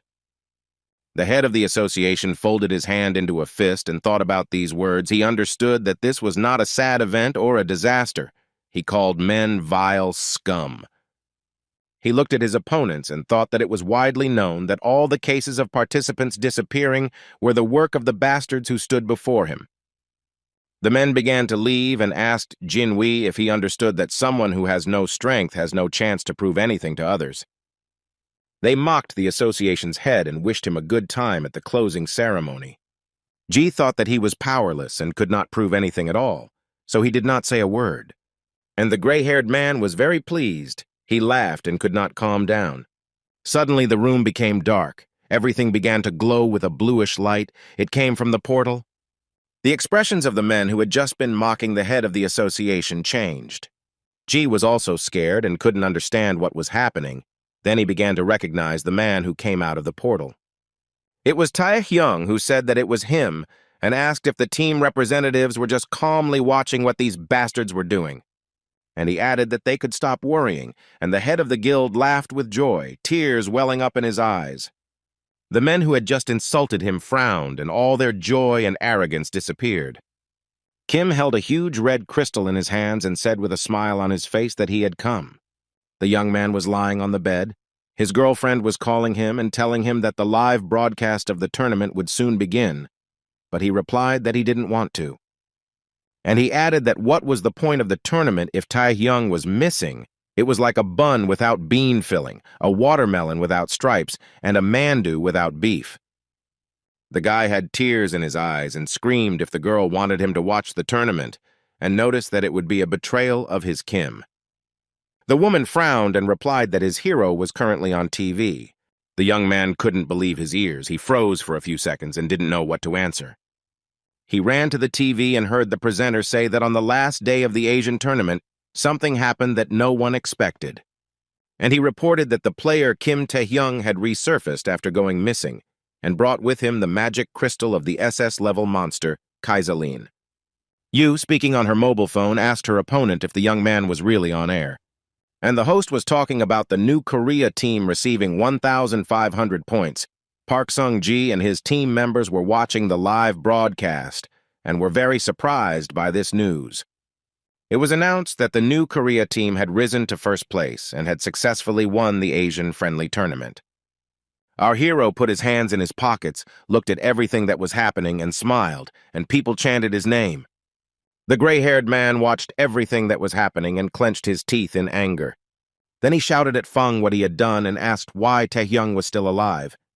Lao frowned and thought about how it was possible that the guy came out of the Dragon Tower alive and was also able to get an SS-level magic crystal. People looked at Kim with surprise, but he calmly said that trouble almost happened. And he himself thought that it was more likely because Kaislin was very strong, and they got the precious crystal from him. And without it, they would not have been able to get past the other teams. He looked at his opponents and understood perfectly well that they would not simply retreat, when suddenly he heard someone calling him. The head of the association approached our hero and hugged him tightly, which was very unexpected for the guy. The guy opened his mouth and eyes wide in surprise, and G said that it was incredible and very good that KM returned alive. Jinwei hugged the young man tightly. Tears began to flow like a stream, and the man said that he was very happy. Kim smiled, and Ji cried for a long time, either from gratitude to the guy or from the calm that all the participants of the New Korea remained alive. And so the 7-day Asian-friendly tournament ended, with the media filled with talk and numerous theories after an unexpected turn thanks to a player from the New Korea team. Kwon smiled happily. He congratulated the players on the victory and Kim's return. The man added that he was right to worry. An watched everything that was happening and thought that it was too noisy. She wondered who invited Kang Hyuk here. The Singapore team of players was housed in a huge, pompous, and unusual building. Haley Tan thanked Kim for visiting them despite his busy schedule, and she noticed that she invited the young man here for a reason, but this concerns her team. And the head of the Singapore team said that they would like to collaborate with him. The young man looked straight ahead and thought that he knew it. Nothing had changed. After all, even before this, Singapore, which lost its lead in a friendly tournament, tried to establish cooperation with talented players from different countries, but only Chan Long and Lao Feng could not allow this. Our hero told Tan that they first needed to deal with the uninvited guests and then continue the conversation. The woman looked at the young man in surprise. She did not expect such an answer. Pieces of the door started flying off, and the head of the Singapore team started screaming in fear. The villains entered the room, began to laugh, and noted that everyone was here, the head of Haley Tan and Kim Tae-hyung. The woman was surprised by the uninvited guests, and one of them said that he did not know how the young man was able to escape from the Dragon Tower. And then he added that perhaps this was for the best, because now Feng could finish him off personally.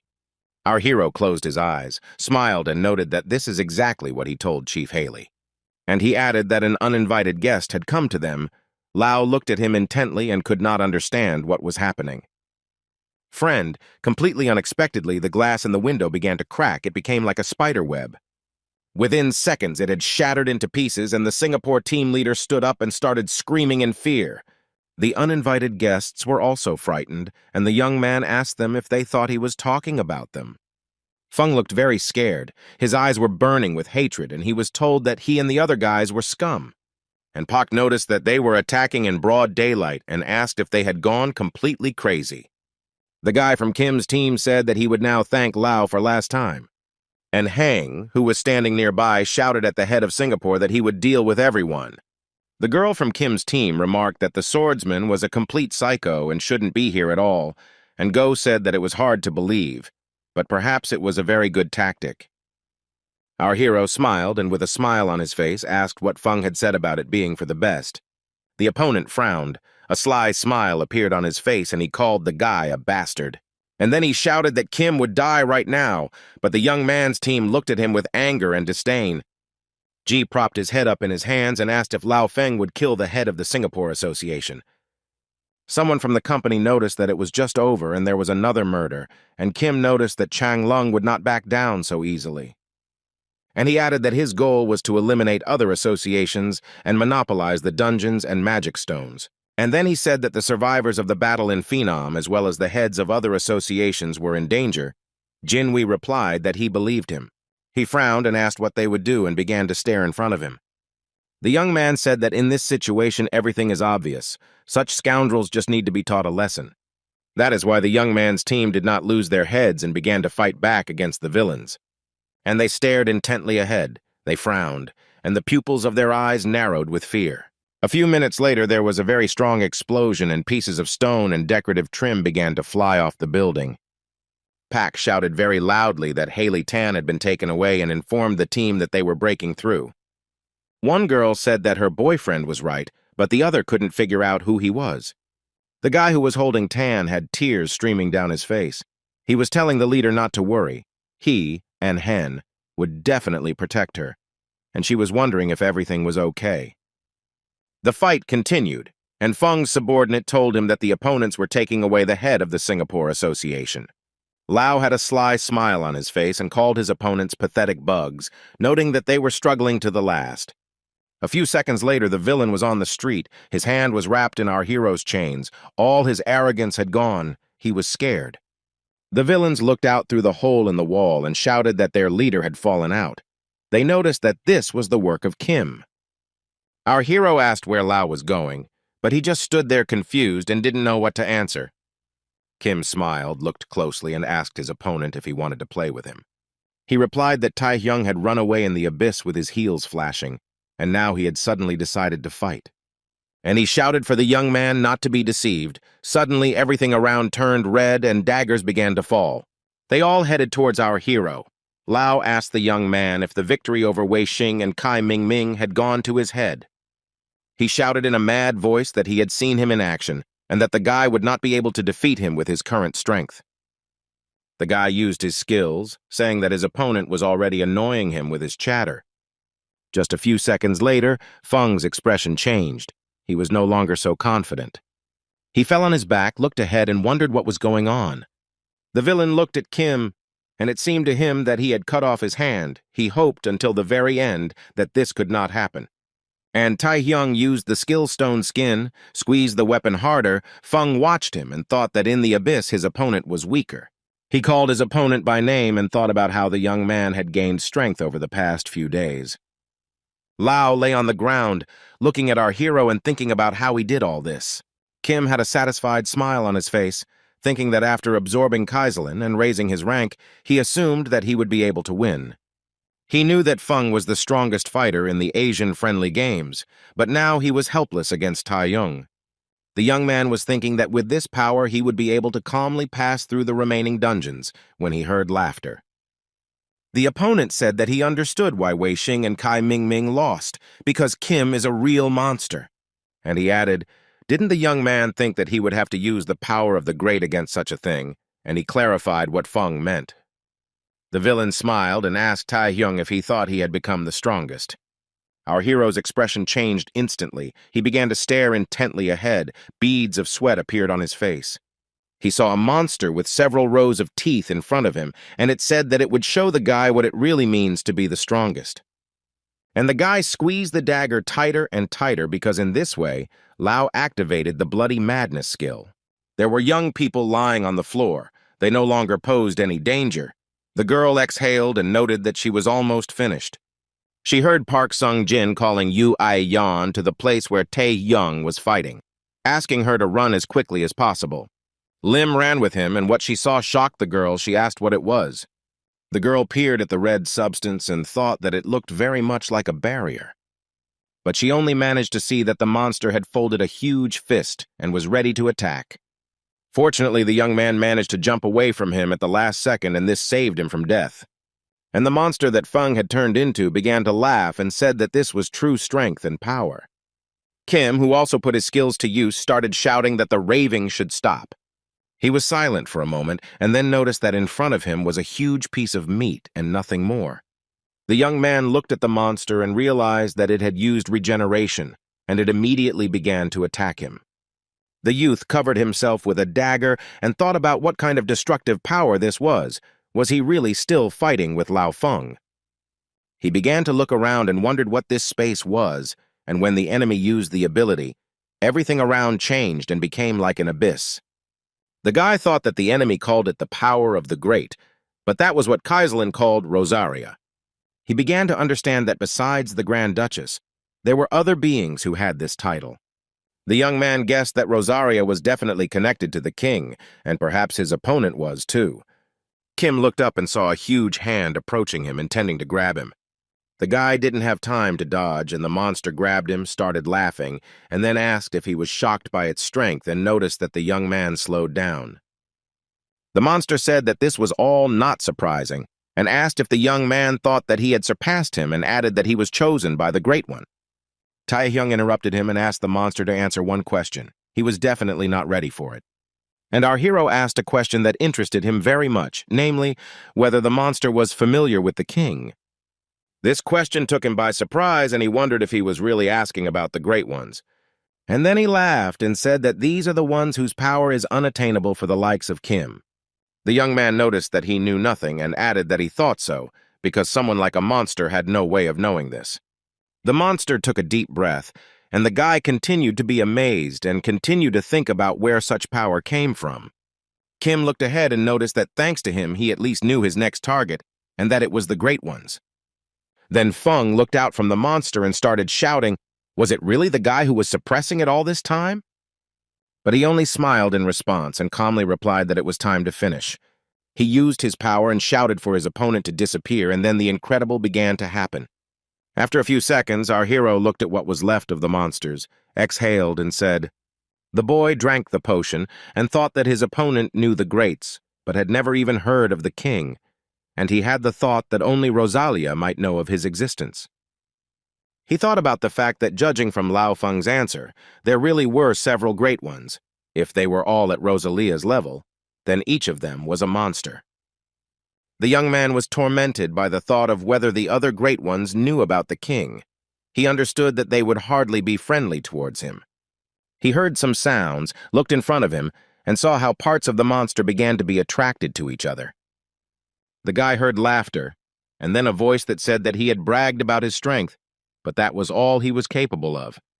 Kim looked at his opponent, who said that he was not surprised and added that people in themselves are weak creatures. The young man was covered in beads of sweat. It was the great Duke of the Abyss and Lord of the Vampires, Igman, who asked if this young man had killed his contractor. Taehyung squeezed the dagger tighter, thought about who this contractor was, who this person was in front of him, and noticed that at least it was definitely not Lao Feng. Our hero clenched his teeth. He was shaking, and he thought about the overwhelming magical power, and it was now in front of him. The Archduke of the Abyss raised his index finger, waved it, and asked if he should first evaluate the young man's skills. He didn't think for long and used a skill called Blood Sword, and a huge amount of weapons hung in the air. The young man raised his head up and opened his mouth and eyes wide in surprise. He was definitely not prepared for this. He gritted his teeth, cursed, and thought about what kind of swords were of such a huge size. He guessed that this was the skill that Feng used. The guy started hitting one of the swords and thought about the fact that the size and force of the blow were completely different and screamed very loudly. Kim looked at his opponent and realized that there was no doubt that he was facing an Archduke of the Abyss who had the same power as Rosaria, and that in his current state he could not touch him. The young man gritted his teeth and thought about why this great one had suddenly appeared, since now was not the time. And the guy came to the conclusion that he should use all his resources to the maximum. The Archduke laughed, and the young man most likely did not know that all summoned entities were influenced by the power of the contractor. If the contractor is stronger than the summoned monster, then the latter receives powerful power from him. Conversely, if the summoned monster's power is much greater than that of the contractor, its body cannot withstand it and is destroyed by the backflow of magic, or the summoning is cancelled. Taehyung thought that if his assumptions were correct, then his contractor Feng was already dead, meaning that he was now dealing with a simple forced summoning over a corpse. The boy knew that there was a certain amount of time during which he could maintain the call. The young man gritted his teeth and thought that if he could hold out until the allotted time expired, then everything would be fine. Here he heard the Great One tell him that he was clearly smarter than his contractor, but trying to survive a fight against him was a great folly. The young man spread his arms out to the sides and screamed as loudly as he could. The Archduke of the Abyss noted that even though the boy had strength, since he did not know his place, he should correct that. Igman extended his hand forward and said that at this rate the boy would be torn to shreds. But before he could even finish speaking, a red whirlwind began to swirl in front of him. And literally a few minutes later, beautiful white blooming flowers appeared, which were so inviting. The Great One looked ahead in surprise and could not understand how the flower petals appeared there. He gritted his teeth and frowned. After a while, he began to guess something. The branches of the bush seemed to part in different directions, and Kim and the familiar entity to the Archduke appeared from them. It was Rosalia, and she told the guy that he always calls her when he finds himself in interesting situations. He replied that everything was without any incidents. Igman looked ahead and after a while noted that he was now beginning to understand something. He smiled and said that he never thought that his contractor would never die at the hands of an ordinary person, but he never imagined that this guy was Rosalia's contractor. The Archduke smiled and remarked that this was even for the best. He told the demoness to give up this man and leave, otherwise she would have a hard time too. She took a deep breath and asked if Igman was trying to blow off steam after his contractor died, and noted that they met after 1,000 years and he was just as petty. Rosalia said that he knew perfectly well what her answer would be. She was silent for a moment, and replied that she did not want to. Kim screamed, wondering who this Archduke was, and she said it was the vampire Lord Igman. And she added that he was going to kill the young man, who opened his mouth in surprise. Igman screamed for the boy to die and began to laugh like a madman and called Rosaria.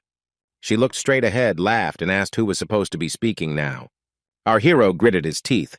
Beads of sweat appeared on his face and thought that he felt the backflow of mana again. He wondered if the battle between Emun and Lao had already reached its limit. He knew he couldn't help Rosaria, but he felt his body breaking down from having to keep up the summoning. He gritted his teeth and wondered if this would continue, but the demoness ordered him not to let the boy even think about losing consciousness. She added that the amount of force she can put into a strike also depends on the contractor.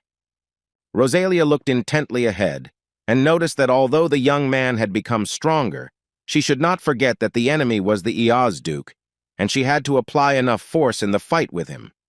She turned to our hero and asked him to try to stand firm one more time, and he called her by name. She smiled and noted that the reason he was rushing so desperately through this life was not to die in this place. And Rosalia told him to watch carefully, because this was the real power of the Archduchess, and added that this was a power that he would one day surpass. Igman chuckled and said that he thought this was the end of the time that was allotted to him. He smiled and suggested to Rosalia that they end today's entertainment on that note. And he added that they would see each other again, but only if they both managed to survive. The guy watched everything that was happening carefully, covered his face with his hands, cursed, and began to think about consciousness. System messages appeared one after another, saying that he was tired and his stamina had dropped below a critical level. The young man felt like he was drowning in the ocean and thought that at that moment he became stronger when the first enemy appeared. He was interested in how many more times this situation would be repeated. Suddenly he heard a voice asking him what he was doing with the power of the king in his hands. The young man heard them talking to him about the national level of power and pointed out that it was not funny. And the fair-haired man, who looked very much like Kim, said that if he was not going to do everything right, then he would take this body from him. The young man screamed as if he were mad, opened his eyes and sat up in his hospital bed. He looked closely at his hand and thought that he had had a dream again. The guy wondered what was going on, because the voice was clearly the same as in the last dream, and the person who spoke to him looked like Kim. A tear ran down the young man's cheek, and he thought that he connected the stranger with the king. He turned his head and saw his teammates. They came to visit him, and the young man asked them to stop hugging him. UAN reported that the barrier had disappeared in a sudden flash, and traces of a large-scale battle remained inside it. His team members came closer and found Taehyung lying unconscious. Feng's attempt to kill the association's chairwoman, Haley Tan, failed thanks to the actions of New Korea and An Hyun-soo. It is believed that Chairman Chang Rong gave Lao Feng instructions, so it became impossible to avoid the investigation of the World Hunters Association. And our hero's treatment ended very quickly, which could not but please him. But the guy still had a huge number of questions. He was interested in why. The closer he gets to the king and the predator, the more unknowns appear. He was glad that his rank was gradually increasing. It brought him great pleasure. The young man read the system message with surprise. Kim and Yu were sitting at a table in a cafe. The girl asked the guy how he was feeling. He answered that he was more or less fine. Ayan noticed that he had scared everyone very much, noted that at least he had eaten well, and then asked what he would do next. The young man brought the napkin to his mouth and thought for a while, and then answered the question. Taehyung noted that after the friendly games, they needed to clear the uncompleted dungeons of Japan and China, but the girl said that was not what she was asking about. The guy was surprised, and Yu said that he promised to go on a date with her after the games. The man replied that they had agreed to have lunch, and that she herself suggested it. Ayan noted that even with the right to clean up, Kim would not be able to go there right away. She said that the dungeons were, first of all, a valuable source of magic stones. Even if he had the right to clear them, he, as an outsider, would not be allowed to simply clear them. Yu pointed out that both players' associations would likely find excuses to drag out the time until his eligibility expired, but the guy said he had a plan. The girl looked at him intently, and he added that if the matter dragged on, he would simply take up other matters. Ayan asked what exactly. The young man took a sip from his glass and replied that he had realized how weak he was, a revelation that took Yu by surprise. The skill taken from Lao Feng, Blood Frenzy, is currently unavailable, and in order to open it, one needs to absorb strong blood. He tried to activate it, but nothing worked. Our hero thought that since this was the power of the Grand Duke, the special condition was entirely justified. But even after becoming a national-level fighter, he was unable to put up a worthy resistance. He understood that in order to confront Igmun and get closer to the secret of the king and the predator, he needed to become stronger. It was raining very heavily. The young man looked intently ahead and asked if it was really here, although he had no one to talk to. The boy looked up and saw a sign that said this was the Ban Che Su distillery. He saw that it was written on the doors that they were closed, but this did not stop him. He began to open them. A man heard someone say that today's youth have completely forgotten how to read. The young man saw a man standing near a huge vessel. He said that it was written that they were no longer working. He didn't even turn his head towards the uninvited guest, but simply asked him to leave here. Kim noted that he had not come here for wine, but that the purpose of his visit was completely different. The man froze in place, and the young man said that he came here for the fusion skill. The old man turned his head and asked how the boy knew about this. Then he asked who he was, and our hero replied that he was a national-level player and said that his name was Kim Tai-young. The young man smiled and noted that he had come here to save the man. Pan Che-su was the owner of a distillery on the outskirts of Seoul. This old man was waiting for death. At the same time, he was the only one in the world who possessed an S-rank fusion skill, World Fragment Awakened. The man did not want to focus on his skill. The distillery was more important to him. They asked him how one could live like that with such an incredible skill. The son asked Pan why they couldn't live well. Perhaps because of the bitterness of life as an awakened E-rank, he didn't share his father's views. In the end, unable to ignore the requests of the only heir, Che-su somehow tried to drain the skills of the villains brought by the son. However, not everything was as simple as it seemed at first glance. The men were very scared. After all, the result was completely different from what was planned in advance. Kim said that something went wrong. The villains that Pan used his skill on either died or became crippled due to the strong mana drain. The old man noted that the guy even knew about this. Beads of sweat appeared on his face, and the man said that, knowing all this, the guy still asks him to leak the skills.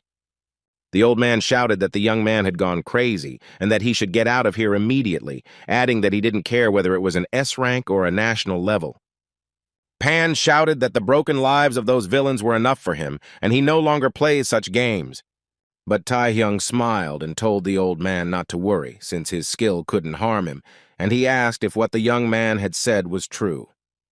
Our hero reported that everything was exactly like that, so the man started working, and the guy told him that the villain's mana rollback was not his fault. These words surprised the old man, and the boy told him that this happened because his rank was too high compared to the rank of those people. Kim noticed that the skill they received after the merger was disproportionately higher than their characteristics. And he added that he was strong enough, so there would be no problems, and even if there was a rollback, he would not become crippled, and Pan at that time was thinking, is this really possible? He stretched his hands forward and thought about how he considered his awakening, his skill, and his hands to be a curse that ruined other people's lives. And the meeting with this young man turned everything upside down in an instant. He became interested in who he was. The old man thought that this guy was like from the future. He was very surprised. Kim turned his head and said that he didn't tell anyone where he was going. So even if he died now, no one would know his location. The old man laughed and asked not to say such terrible things. The fact that there was actually no problem with Pan Che-su's skill would only be revealed 10 years later during the association's investigation. But it will be too late. The old man, tormented by guilt and the loss of his son, will drink himself to death and die from health problems. If his delusion had not been cleared up now, he would have lived his whole life with a feeling of guilt. Our hero closed his eyes and thought that it was very good that he was able to help him. Pan said with surprise that there were 3 mergers at once. He was surprised that there were so many skills in one person and asked if everything would be okay with the guy. He lowered his head and thought about how he knew that skills with unknown sources like the Predator would be impossible to determine. The young man frowned and shouted that everything was fine and that it was time to start everything as quickly as possible. The old man's face began to sweat and he said that he was starting to merge his skills. At the headquarters of the U.S. Players Association, young people gathered and sat around a huge table. The association's chairman, S-tier player Kevin Yan, said that it had been a long time since the strongest players had gathered in one place. Gregor Gale, the 10th-ranked national player in the United States, wondered if this time it was not a war by chance. Dylan Gray slammed his fist on the table and asked Gregor to show some respect to the chairman. Ricky Harris wondered why every meeting turned into a fight and asked Cody to tell them something.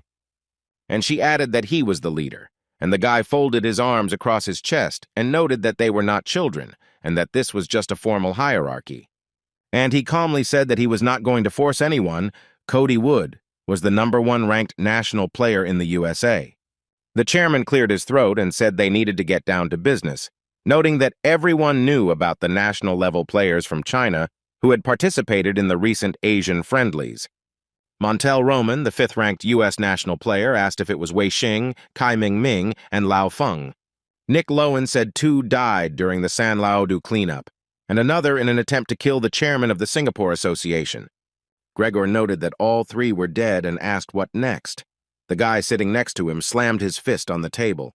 Someone asked what the official version of the Chinese Association was. The chairman said that according to their investigation, all 3 were defeated and killed by one person. And he added that what was especially important was that Lao Feng, as it turned out, had a contract with one of the great ones, the Duke of the Abyss, the vampire lord Igman. Someone asked in surprise if the guy was connected to that monster, and Ricky asked Cody if he knew about it. One of the men thought for a moment and asked who had eliminated the players from China. The second one thought for a moment and reported that it was Kim Tae-hyung from New Korea. While Pan was fulfilling Kim's request, the U.S. chairman was saying that even though that guy had beaten Lao Feng, he couldn't be compared to the best players in the world. He thought for a moment and said that the Korean player needed to be thoroughly checked. Our hero stood and stared at his hand. After the merge, his rank was AA. The American players were at the airport in New Korea. One of them said that they were sent to this wilderness only because of the investigation about this Kim Tae-hyung. His opponent noted that you could say that too. Gregor rolled his eyes, cursed, and said that the other guy just needed to be smashed. The second guy told him to calm down and noted that they were not here to fight. Marcus Gore, a national-level player ranked 8th in the United States, smiled and added that they would not fight for now. Kim got out of the elevator. He read the system messages and thought that the merger went well. He wanted to use the combined skills as soon as possible. He understood that if he used them here just like that, there would be a noise, and he thought about whether he could go into the abyss. He was distracted from his thoughts by a voice. Someone addressed the guy by name and noticed that he had finally arrived. The young man stopped and saw 2 young men in front of him. He began to examine them. Marker Gore adjusted his glasses, smiled, and told our hero that they had been waiting for him. Gregor Gale exclaimed in surprise. Could this child really defeat Lao Feng, and asked if such a thing was possible? Kim had a bead of sweat on his face and thought that these were U.S. national-level players in front of him, and Marcour told his companion that everything was correct and couldn't be a mistake. After some time, Tae-hyung was sitting at the table, and Gore was opposite him. The young man asked what was going on. The opponent noticed that the guy was impatient and said that he didn't come here for no reason. The American player tapped his finger on the table and remarked that he wanted to observe some formalities before starting the conversation. He placed the fingers of one hand on his nose and the fingers of the other on the table and asked for forgiveness. The young man frowned, pressed his lips tightly together, and thought about the man using a ziggurat. Marcus thus conducted an analysis. determined the rank and abilities, weight, height, and psychological state of our hero. He thought about the fact that this was his first time meeting an AA rank. Moreover, he was surprised that the guy was at the national level. They were not enough to defeat Lao Feng. Gore decided that he needed to test Taehyung's skills, but he couldn't do anything, and several messages appeared saying that he couldn't do it. The guy was very surprised by this and came to the conclusion that this was the end of the spying. The young man smiled and told his opponent not to try to find out what he was capable of. Marcus thought about the boy destroying his ziggurat, something that had never happened before, and he asked for forgiveness and noted that studying people had already become a habit. The man frowned and thought about Kim Taehyung being the first national-level player of the new Korea. Now he understood why the association's president, Kevin Yang, was worried, and our hero was interested in what Gore wanted from him. Marcus said they wanted him to share the right to clear the dungeon in China, which was a reward for his victory in the Asian-friendly games, and the young man asked why they wanted it. The opponent responded that he could not disclose such information and said that the president of their association recently wanted to explore that area. He added that since he had defeated Lao Feng, it would be obvious that Chang Long, the head of the Chinese association, would interfere with the raid on the dungeon, and asked if their interests didn't coincide. Gore didn't get an answer, but said that if the guy shared the right to clear the area with them, then not only would he not allow Chang Long to interfere with him, but he would also help him with the dungeon.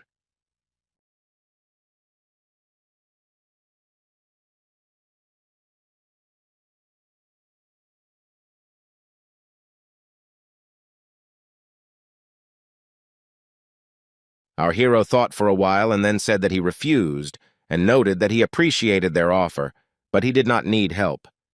The American said he was very sorry, but he thought that that was enough for them. Then, unexpectedly, Gregor Gale reported that the young man apparently did not understand anything. He walked up and grabbed the boy by the scruff of the neck and asked what would happen when he returned from America, and noticing that the answer would be heartbreaking, his companion shouted at him to take his hands off the boy immediately. But Gregor said that there was no point in persuading this boy with words, but that it was necessary to simply solve problems by force, and our hero looked at him and thought what was going on with this guy. Kim knew that Marcus Gore was definitely trying to reach out to him, but then what was that idiot doing? He looked intently at his opponent, and his gaze reminded the young man of something. The young man thought about how he had seen him countless times when he was still not awakened, and realized that Gregor had no particular reason to start a fight. The guy came to the conclusion that he didn't want to admit that they were on the same level and thought that he hadn't been treated like that for a long time, but still, now everything was completely different than then, and he agreed. Gale was very surprised, and Taehyung replied if he really wanted him to accept this offer and kept quiet for a few seconds. And then he said that they would only speak the language of force and thought that this was a chance for him to try out his new skills. After some time, the young people found themselves at a stadium that belonged to the Onsamiro Guild. The girl asked in fear what was going on at the stadium. Was there really a betting game going on? Kwan laughed and replied that this would be a great way to promote their guild to the audience. The secretary asked if he was really going to destroy their entire territory. The man was surprised, and the girl noted that it was unlikely that the stadium would survive such a battle. Gale put his hand behind his head and said that wrestling in the stadium was a very good solution. Our hero looked at him closely and noticed that his opponent should be pleased. He smiled and told the guy that he was right. He immediately used his power and said that he really liked fighting shows. Our hero looked with great interest at the monster his opponent had turned into. He didn't think for long, but immediately began to attack Kim, and stones began to fly off the stadium's surface. The guild secretary grabbed her face. She was very worried about the stadium, and Kwan was surprised by the werewolf. Marcus Gore, who arrived here with Gale, noted that this skill was called Wolf's Heart. The man in glasses noted that skills, honed to the limit, turn their owner into a werewolf and significantly increase his physical capabilities. Gore thought about how they had failed to build a relationship with the player Taehyung, but there were some positives to be found in that too. He watched the fight and realized that now he could find out if Kim's skills were really that good. Gale looked at his opponent and thought that he had heard everything from Marcus. even though he hadn't been able to test his skills with the ziggurat.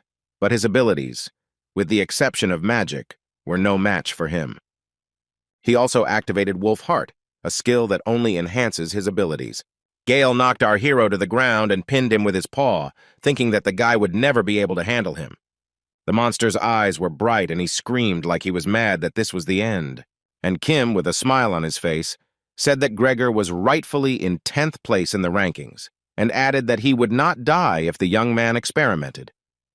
Meanwhile, the monster continued to mercilessly attack our hero, and the U.S. player got excited.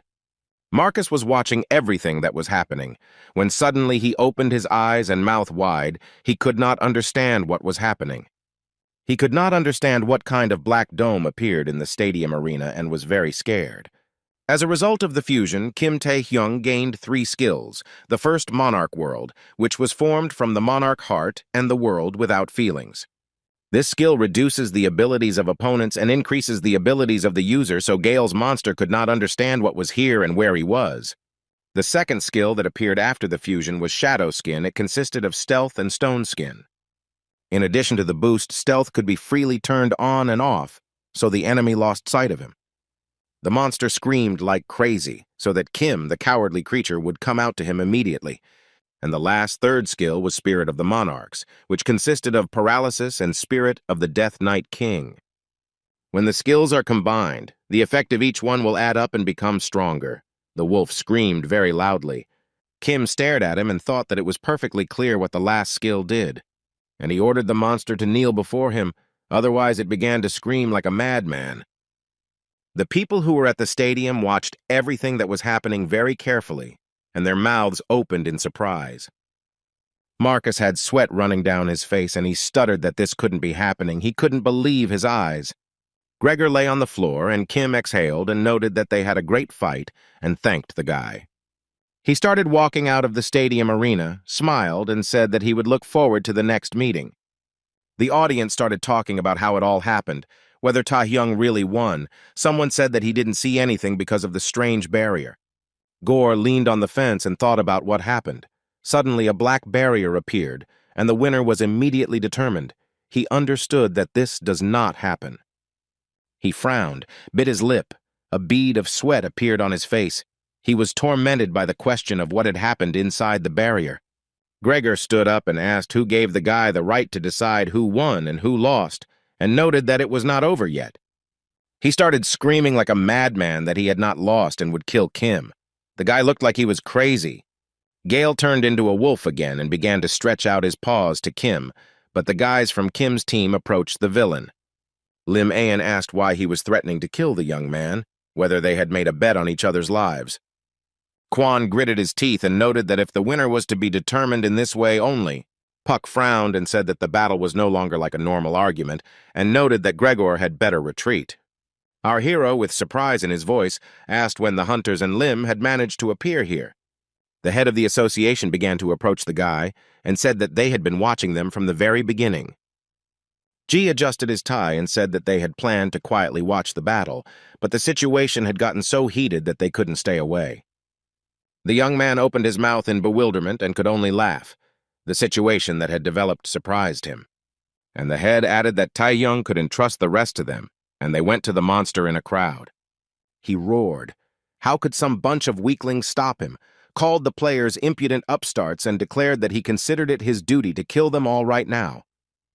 But then Marcus came closer, adjusted his glasses, and told Gregor to shut up. And he added that if he worsens the situation even more, he will definitely not go unpunished. The man noted that such a fool should understand what would happen if he angered Cody. The wolf gritted his teeth and began to growl after hearing the familiar name. Probably this was the only way to calm him down. Gregor turned into a man, cursed loudly, and began to leave the arena. He was very angry. Marcus apologized to Kim and noted that he really hoped that he would forgive them for their rudeness. Our hero put his hands in his pockets and looked at his opponent, who began to say something unintelligible. Then he plucked up his courage and remarked that in the current situation it was strange to make such a proposal. But had Kim considered becoming an agent for the U.S. Players Association? Gale frowned and started screaming like a madman because he definitely didn't like this proposal. G also started shouting. He was angry that the guys from the US were offering Kim this right in front of him, his boss. Gore replied that they would agree to any conditions and do everything he asked for, and added that capturing the Chinese headquarters and creating their own was all possible if you worked with them. Our hero said that she would accept their offer as a compliment to his abilities. And he added that they offered the headquarters of the Chinese Association, but in any case, their next target would be Japan. Marcus was surprised by these words. The boy looked at the screen of his mobile phone and said that it seemed like Yoshikawa Tsurara had already woken up. The girl ran away somewhere very quickly. Her hair was flying in the wind. It was very difficult for her. She screamed very loudly. Long vines began to wrap around her, and she screamed very loudly. Yoshikawa began to beg him to stop, let her go, and told him to stop tormenting her. He looked at her from above and noticed that she was the one who started all this, and then asked if that wasn't true. The guy raised his hand to his face and noticed that Tsurara was now asking him to stop, and noted that this was disgusting. The girl lay on the ground, looked at everything that was happening with fear, and screamed as loud as she could. Yoshikawa lay on the bed with her eyes closed and screamed very loudly as if she were frantic. Young people came to her, looked at all this, and began to ask if everything was okay with the lady. She sat up in bed and thought that she had this nightmare again. She watched what was happening to Kim, and then fell into a coma. As soon as consciousness returned, this terrible dream began. In her dream, she was pierced by countless tentacles, and she meets a creature similar to Kim. Then comes death and awakening. She wondered how much longer she had to endure this pain. The guys came up to Tsurara and told her that she needed to rest. She began to ask where they put the ghost sword, because it was always next to her, but now it was gone. The girl began to shake.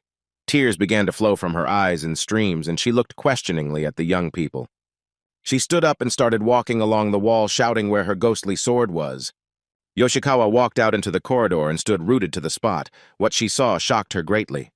Her assistant got into a fight with Taehyung, and she definitely wasn't prepared for such a turn of events. Our hero smiled and said that he didn't come here to fight, but if the guy was so inclined, then that was a different matter. The blonde shouted that everyone here knew that his target was the lady, and said that Kim was a vile bastard, and he wanted to take revenge for all the suffering that she had experienced because of him. The guy frowned and decided to summon spirits, and our hero calmly looked at his opponent. A few minutes later, a huge sword fell on his shoulder, but this did not frighten him at all. The young man looked at him. He knew very well that the spirit summoning skill filled the sword with white energy that could cut through any soul. But there are exceptions, because it doesn't matter how strong you are. If you miss, the spirits will go against you. The blonde opened his eyes wide. This information surprised him very much, and he even froze for a while.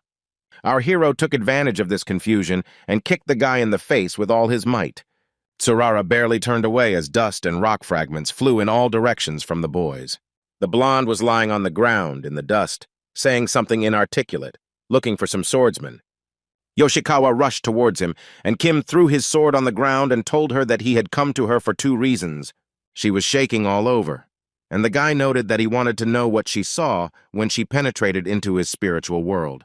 And then he added that he was here to prevent the capture of the largest shelter, which would soon happen. 2 men were standing on the bridge. One of them was interested in where the entrance to the secret shelter was. He looked closely but saw nothing but a huge hurricane.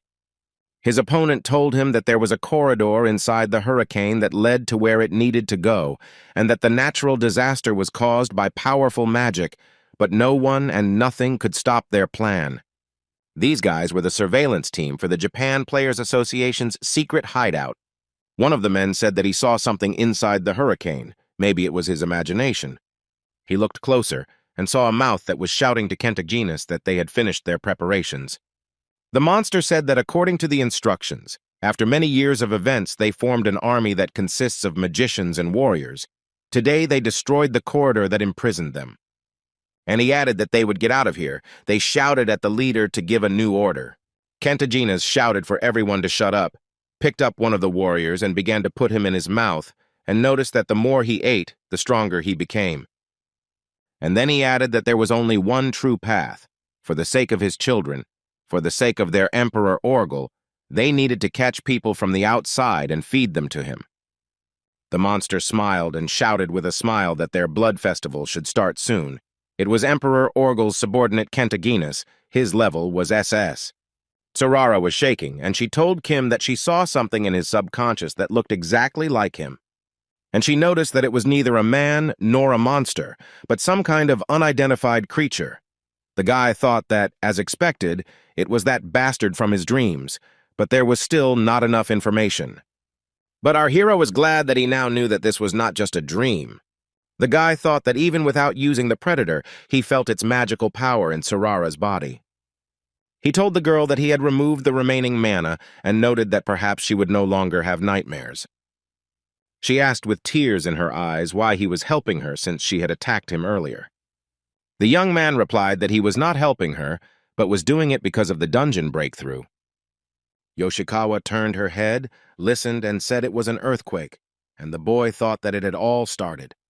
He shouted that it was a dungeon breach and ordered the girl to bring Nakata Shinji to his senses.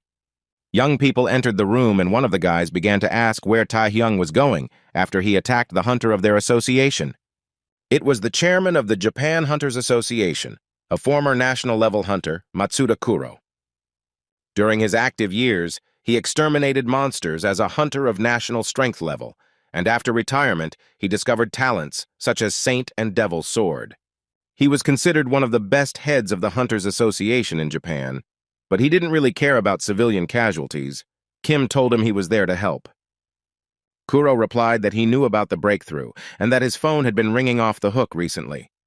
He looked intently at our hero and asked what this had to do with him. And he noticed that Taehyung's right to conquer unknown dungeons is recognized only when they are stable, but is useless when breaking through.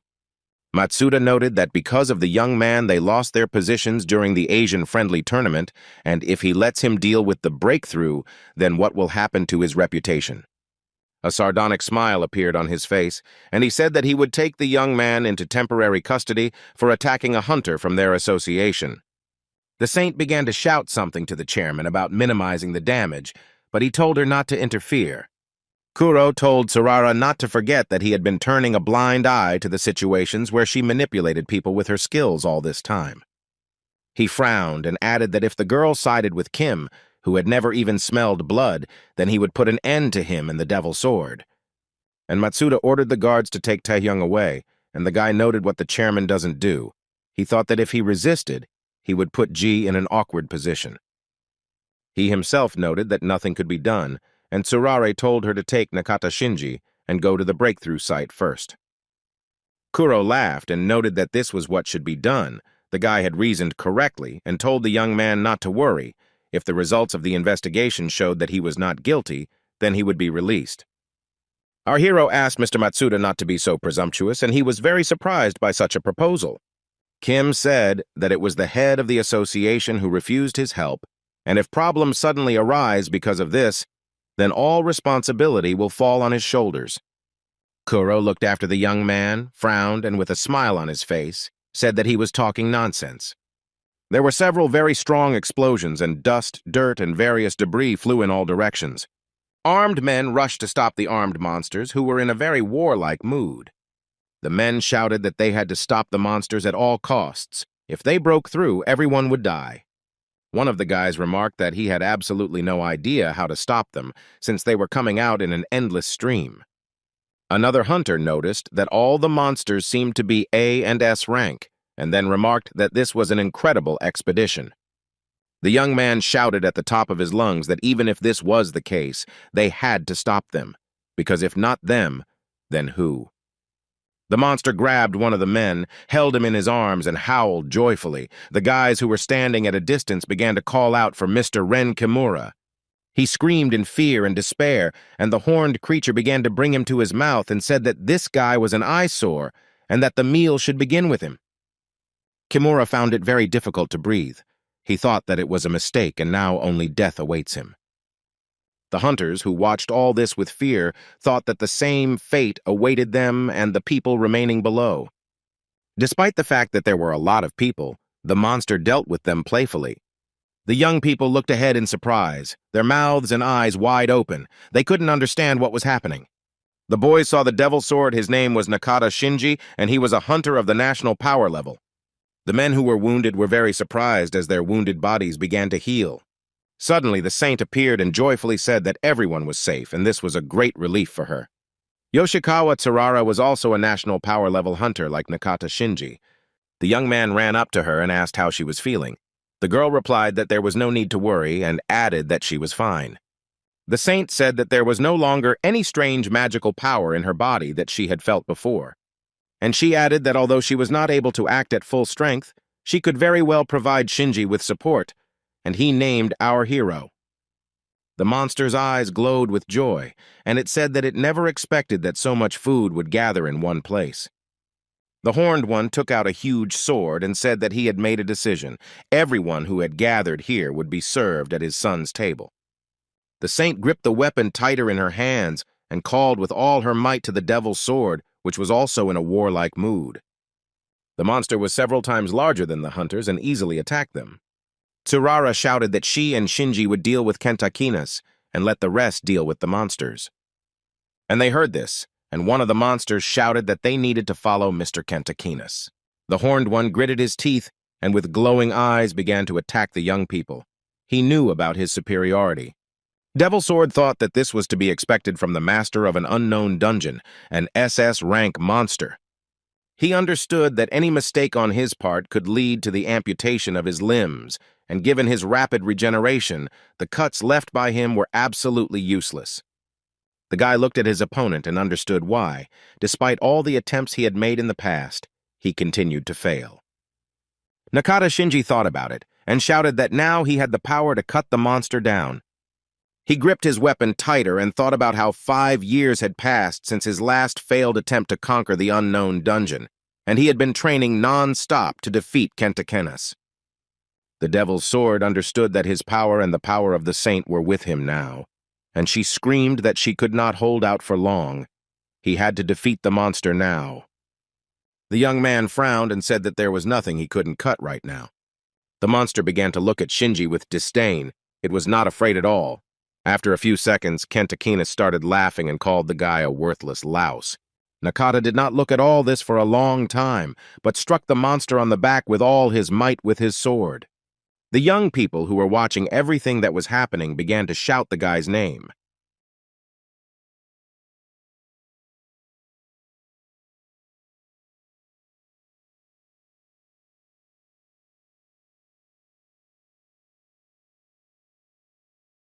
Matsuda told Kim that his help was never needed in the first place. Our hero remarked that it was wonderful that they had managed to defeat Kentakinas. And then he asked why the man thought that this was the end. The head of the Japanese Association was very surprised by this remark. The guy said that in the case of the dungeon breakthrough in the New South Korea that happened a few months ago, the rank increased from C to A, and the breakthroughs that happened in other countries also changed to S+. The young man noticed that the traditional way of measuring ranks through clearing dungeons was no longer accurate, and asked why they assumed that this dungeon breakthrough was SS rank. Meanwhile, the master of Japan's unknown dungeon Kentamion, rank SS+, was tearfully eating his father. Shinji watched everything that was happening in amazement and thought about how this creature suddenly jumped out of Kentakinas' body and began to devour his corpse, as if it was supposed to be like that. The saint approached him and also began to observe what was happening. She was tormented by the thought of what the monster was trying to do. The young people were curious about what he was like. The guy went forward, and the girl started screaming for him to stop. The young man thought that in any case, a monster remains a monster. And he understood perfectly well that the monster had to be destroyed, so he squeezed the weapon tighter. The guy stared ahead and gradually began to approach the monster. The saint also gripped the weapon in her hands tighter. She was very tense. Nakatu brought the weapon to Kentamion. The monster raised its head and noted with surprise that it was him. And then he grabbed the weapon with his hand, clenched his teeth, and screamed at the top of his lungs that this guy was his father's enemy. At the very last moment, some kind of sensible thought arose in the head of the devil's sword, but at that very second the monster threw him forward several meters. The saint began to call out loudly for Shinji as she saw that the monster had gone after him. Literally a few seconds later, it was hitting the girl with all its might with its huge paws. She screamed in pain and horror, and the monster continued his dirty work and told her not to worry. The monster smiled slyly and said that he would eat everyone here, and he was very happy in anticipation of this. The hunters began to ask what was happening and where the second monster came from. They began to understand that the death of Kentacanus was not the end. Someone started asking if the Devil Sword and the Saint were alive, because the monster, according to the measurement of strength, has a rank of SS+. One of the guys noted that he had never seen such a rank before. Kim lowered his head and thought that the monster had appeared Kentamian, the master of the unknown dungeon. Kentamian was the true owner of an unknown dungeon located in Japan. At first glance, he looks weak, but becomes stronger by eating people and monsters. Our hero thought that his level of danger was different from the monsters that the hunters had encountered so far. He hoped that Matsuda would realize the seriousness of the situation and ask for help. Kim understood that he could minimize the damage. Someone asked the chairman what the next orders would be. He noted that at this rate they would face complete destruction. The association chairman clenched his teeth. Beads of sweat appeared on his face, and he began to make inarticulate sounds. The man was shaking and thinking about how the hunters had defeated an SS-rank monster, and then an SS+ had appeared, and this had never happened before, and he began to think about asking for support from other associations. Matsuda raised his head and thought about the fact that if the monster was too tough for the Devil Sword and the Saint, then even if he asked for help, it would be useless. This monster will destroy everyone before the support of both the hunters and the city, as well as his political position, arrives. The young people wanted to say something to the chairman, but he shouted that they needed to run. One of the men asked what about the hunters who were currently fighting. Matsuda replied that they were already too late. And he noted that if national-level hunters failed, they would not be able to survive. Our hero, as soon as he heard these words, became very angry and hit the chairman with all his might, so much so that he started coughing. And he said that he was going to just silently watch, at least for the sake of Chairman G. But events developed in the same way as before the regression. Security guards started running up to the guy and asking what he was doing. The young man said that he came to prevent the dungeon from breaking. Everyone stared at him. He began to remove the handcuffs and asked what they would do, and remarked that he did not know whether they were going to run away like their chairman. And he added, if they were going to arrest him, he said, let them do as they want, but he would go there to save people. The young man walked and thought that it would be good if, before everyone was defeated, he killed Kentamian and prevented the dungeon from breaking apart. The guy had a huge number of thoughts in his head when he heard someone call his name. The guy raised his head, looked at his opponent, and asked in surprise why this man was here. Meanwhile, the city was destroyed, fires broke out here and there, and the monster devoured people. Shinji lay among the rubble and looked at everything that was happening with fear. He felt very broken. Kimura-ren was also hit, and the boy no longer showed any signs of life. The saint thought that even if she restored his body and strengthened it, it would all be useless. And the monster continued to mock people. It ate them and destroyed everything in its path. The monster bared his teeth and spoke about whether the banquet was over, and then added that the table needed to be cleared, cleaning up after himself. The saint hung upside down and thought about Kim Tae-young. If he were here, everything would be different. She remembered him saying that he wasn't helping her, but was doing it because of the dungeon breakthrough. Kim tried to prevent the disaster, even extending a helping hand to Tsurara, his enemy. The saint remembered that when she first became a hunter, she too wanted to help others with the power she had. And now she was troubled by the question of when she had gone astray. This question tormented her very much. She understood that it was too late to work on the mistakes, since her time was coming to an end. And the monster had already opened its mouth, and the girl hid a little more behind its huge teeth.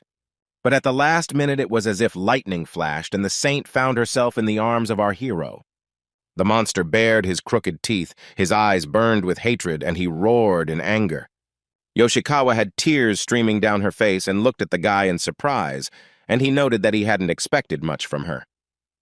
The young man smiled and noticed that the girl was holding herself very firmly. She was very surprised when she saw Kim in front of her. Tsurara looked very exhausted. She wanted to ask the young man something, but she didn't have the strength. Our hero carried her to a safe place, where they were met by members of the Japanese Association. They also evacuated the other players and began asking Kim to forgive them for what happened earlier. The young men noted that they did not have combat skills and could take the hunters to a quieter place.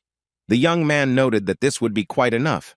The guy smiled and calmly said that he would decide to take that bastard on himself in any case. The monster became very angry and ran straight towards the young man.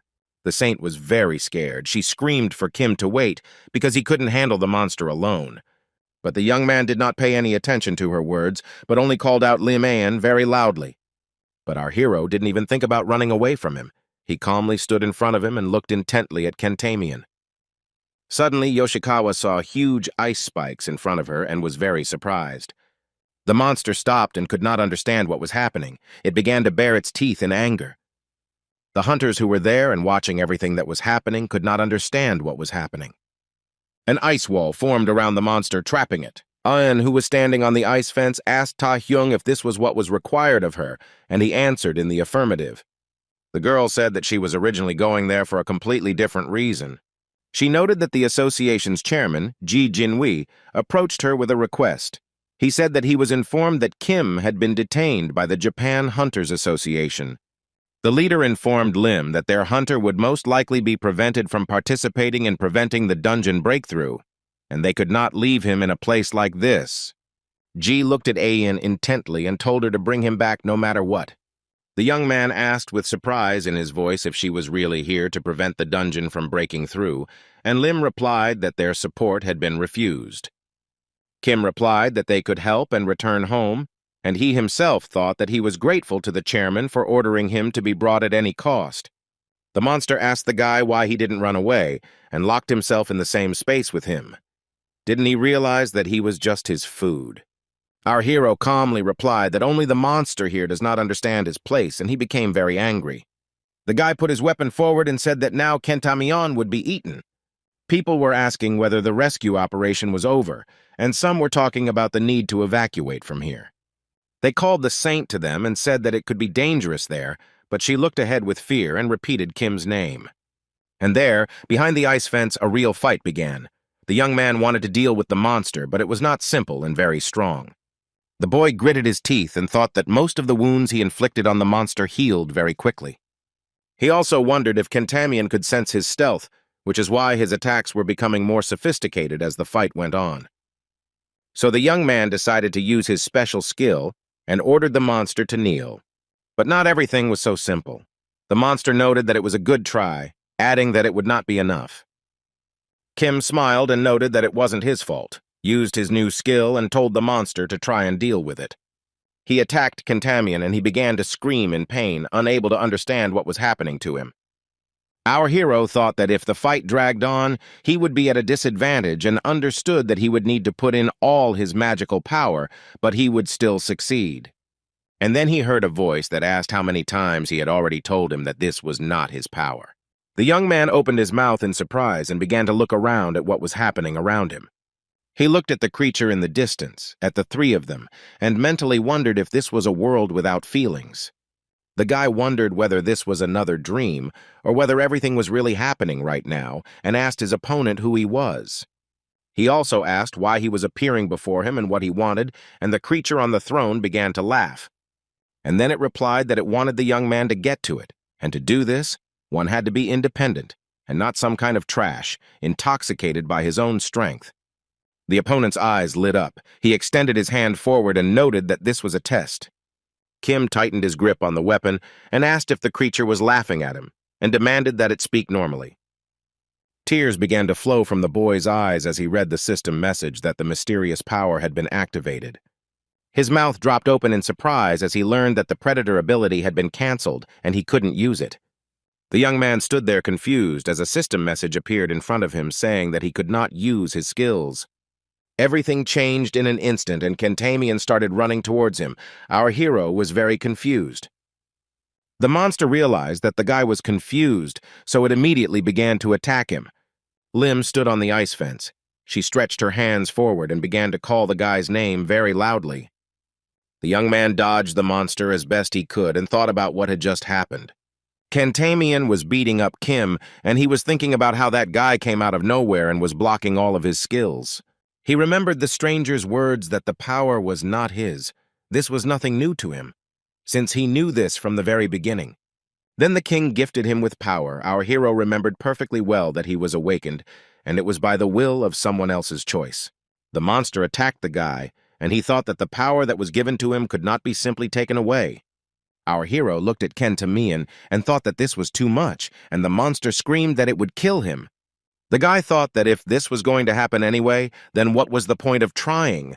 What was the point of continuing to fight for? When Lim Ayan rushed to the young man's aid, she saw that the monster was just a little bit away from killing him. Kim was very surprised when he saw the girl in front of him. He wondered what she was doing there. Lim said that she would buy time, and he must get to the saint by any means necessary and be healed. These words surprised the young man very much. He stood there at a loss. And then he asked Lim what she was saying, because she wouldn't be able to resist the monster and she needed to run.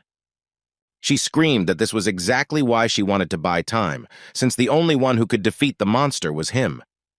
Ayan asked Kim if he wasn't here to stop the dungeon from being destroyed. The young man looked at her intently and grimaced. He didn't know what to answer her. And he himself thought about that creature. He was interested in what its purpose was, and came to the conclusion that now was not the time to worry about why his skills were taken away. He understood that the situation would change. He looked at Lim and understood that if he didn't defeat Kentamian, then everyone around him would die. He thought that he had to find a way. The young man crawled on the ground and thought about what to do. Without skill and with such a body, it was impossible to resist the monster. Then it dawned on him that there was one more skill left, the closed one, which was called blood fever. But in order to open it, it was necessary to absorb powerful blood, which put our hero in a stupor. The guy looked back, because he heard strange sounds behind him. He saw a monster lying face down. But it leaned over Lim to push her aside, and she began to scream very loudly. The monster leaned over the girl and screamed at what kind of trash dared to interfere with him, but she showed no signs of life. The monster saw this and said more calmly that it didn't matter. Now she needed to be eaten in order to be healed. And Kentamian had already begun to move his hand towards Ayan in order to quickly grab the girl. It was at this moment that something unexpected happened to him. A great force tore off his huge arm. The monster turned around and could not understand what was happening to him. He was troubled by anger, pain, and despair. He looked at our hero and froze in confusion, and all because the guy was not the same as before, and all because the absorption of powerful blood occurred and a huge force awakened. The monster started screaming that this was impossible, but he felt some kind of power and was very afraid of it. And our hero read the system messages that all conditions of use were met. The blood fever skill is activated. The creature that sat on the throne said that he thought he could leave the guy at least one skill. And then he added with a grin that it turns out that he was worried about this for nothing. And he added that who would have thought that he would absorb the monster and release the power of the great Duke Igmun. The creature said that this is how one must develop, desperately and furiously, realizing how carelessly he had lived until now, and how different his previous strength was. Our hero continued to attack the monster, and the guy who was on the throne added that this was the only way he could reach his level. After several merciless attacks, the monster lay on the ground and could not get up. He began to scream loudly, asking what was happening because the young man had only been dying for a few seconds. He looked at the young man and asked how a mere human could use the power of a great duke. Kentamian gritted his teeth and said that none of this mattered because the guy had to be killed anyway. The monster reached out to the people to get some food and said that no matter how Kim got this power, he is a servant of the great Duke Orgel. And if he can't cope in his current state, he'll simply eat even more corpses and then tear our hero apart and devour him. The guy watched the monster. He stood to the side. Lim Ayan was lying not far from him. The young man listened and realized that the girl was alive. To his great relief, she was still breathing. He looked at his hand and thought that this was the power of the Grand Duke Igmun, blood fever. Boiling blood and a heart ready to explode, a sharp pain in the body that turned into a monster. He began to clench his hand into a fist and understood that this was clearly not the kind of force that could be used for very long. The guy turned to the side and thought that for some reason, despite all this, his body had become very light. He saw a monster approaching him. It was very angry and armed. Kentamian swung and screamed at the top of his lungs, saying that this was definitely the end for the young man. But the young man managed to dodge the huge sword at the very last moment, only for fragments of stones to fly in all directions. A few seconds later, the guy found himself behind the monster and began to attack it with all his might. He gritted his teeth in anger, squeezed his weapon tighter in his hands, and could not find the words to express his anger. The monster turned around so that it could see its opponent and began to attack him again and again. But our hero managed to dodge the huge axe at the very last moment. All this made the monster very angry. He screamed what was happening, why his attacks weren't hitting the guy. Kentamian noted that his strength had not changed at all, but no, on the contrary, he had become stronger, as he had been strengthened by corpses. He didn't understand at all why he couldn't even wound his opponent. Meanwhile, our hero got closer to the monster and began to attack it in close combat. The monster was definitely not ready for such a development. He screamed and spat in pain and was very angry. Not only will Tai-hyung gain the strength and abilities of a monster, but due to the blood fever, he will have a red eye on his right side. The young man thought that it was very similar to the predator skill, but still a little different. The guy understood that now he clearly felt the energy flows. Where the monster was concentrating his forces, what he was going to do, everything was in the palm of his hand. The young man was very surprised that he could even feel how the monster's heart was located. Kentamian bared his teeth and shouted who was really in front of him. He didn't understand anything at all, and our hero began to attack him again and said that the monster would find out all this very soon, but in hell. The monster, out of pain, fear, and powerlessness, could only scream like a madman. And the guy calmly said that he, too, would very soon have to find out the truth, which is so important. After Kim Tae-hyung successfully destroyed Kentamian, the dungeon breakout incident in Japan was completely concluded. The Japan Players Association has taken all possible measures to treat the injured and repair the damage. Matsuda Kuro, having refused the help of other associations for personal gain, was suspended and detained for investigation. Luckily, Lim Aeon only had minor, non-life-threatening injuries and was worried that the association's head, Ji Jin-hee, would scold her. But the man only smiled and noticed what kind of reprimand. He was glad that everything was okay with the girl. Lim was very surprised by these words, as she had prepared herself for the worst and said that she would try even harder. As for the Saint and the Phantom Sword, they hung their heads and began to ask for forgiveness. Both confessed to their crimes committed using their skills. Yoshikawa said that she would accept any punishment as she used the Holy Revelation skill for her own gain. She lowered her head and remarked that once her punishment was served, she wanted to start over with a clean slate. In the U.S. Players Association, the men watched Kim's fight with the monster. One of them remarked that he knew Tai-hyung was a talented player, but to handle a SS plus rank monster alone was too much. He said that he thought that only Cody could do this and added that the guy became even stronger than during the fight with Gregor. And he said that this red magical energy was definitely the power of the Grand Duke. The man thought that the more he watched, the more he regretted that they couldn't get such a talent into their association, but now there was nothing to be done. He understood that such people are not swayed by money or status. They are driven by strong convictions and ideals. All they can do is hope that these convictions do not clash with each other. The man asked another if the association had made a decision, and he replied that everything was correct, and it was time for them to act too. And he added that everything they do is only for the development of humanity and looked intently ahead. And there was a faceless creature that illuminated everything around itself. Nothing was known about it at all. Our hero extended his hand forward and read a system message that it was impossible to activate the Predator ability. He tried to do it one more time, but it didn't work. He thought that it doesn't work like that. After the blood fever was disabled, his body returned to normal, but the sealed skills were still not unlocked.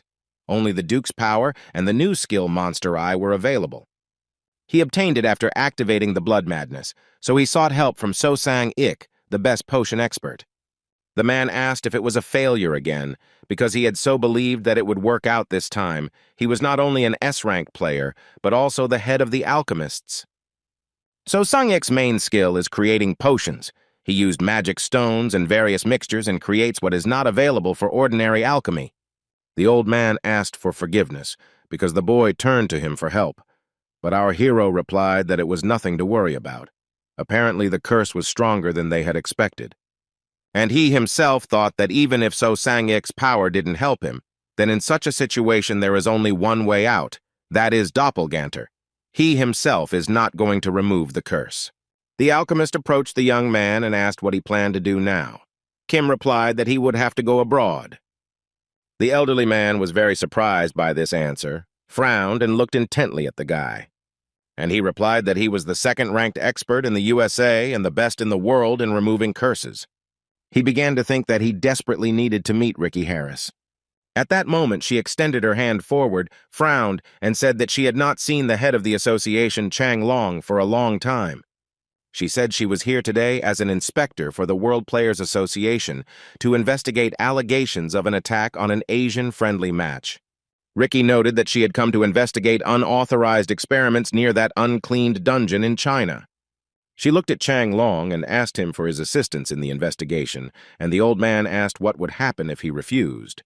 Our hero looked straight ahead and thought about what it would be like before she disappeared. The man in glasses raised 2 fingers up and said that there were 2 rights to clear unprotected dungeons. One, on the Japanese dungeon storm of Kentaganas, already cleared by the player Kim Ta-hyung. And another, which destroyed many Chinese cleansing groups, is called the Gray Abyss. The man said that they were interested in the latter. Mysterious laboratories had appeared around him and magical activity was being recorded. It is obvious that some experiments are being conducted there under the direction of Chang Long.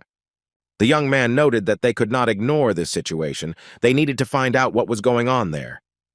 That's why he turned to Ricky Harris for help, and she listened to her opponent so attentively that she frowned. And then she decisively said that everything would have to be resolved by force, and her eyes burned with a cold fire. Chang Luna stared at the young woman and thought that this was as expected from the second-ranked country in the United States. Her magical power was so powerful that he, an experienced player, was impressed. The older man smiled, thinking that this was interesting and perfect for their plans. And he himself said that there is no point in opposing the World Players Association. He will fully cooperate with the investigation.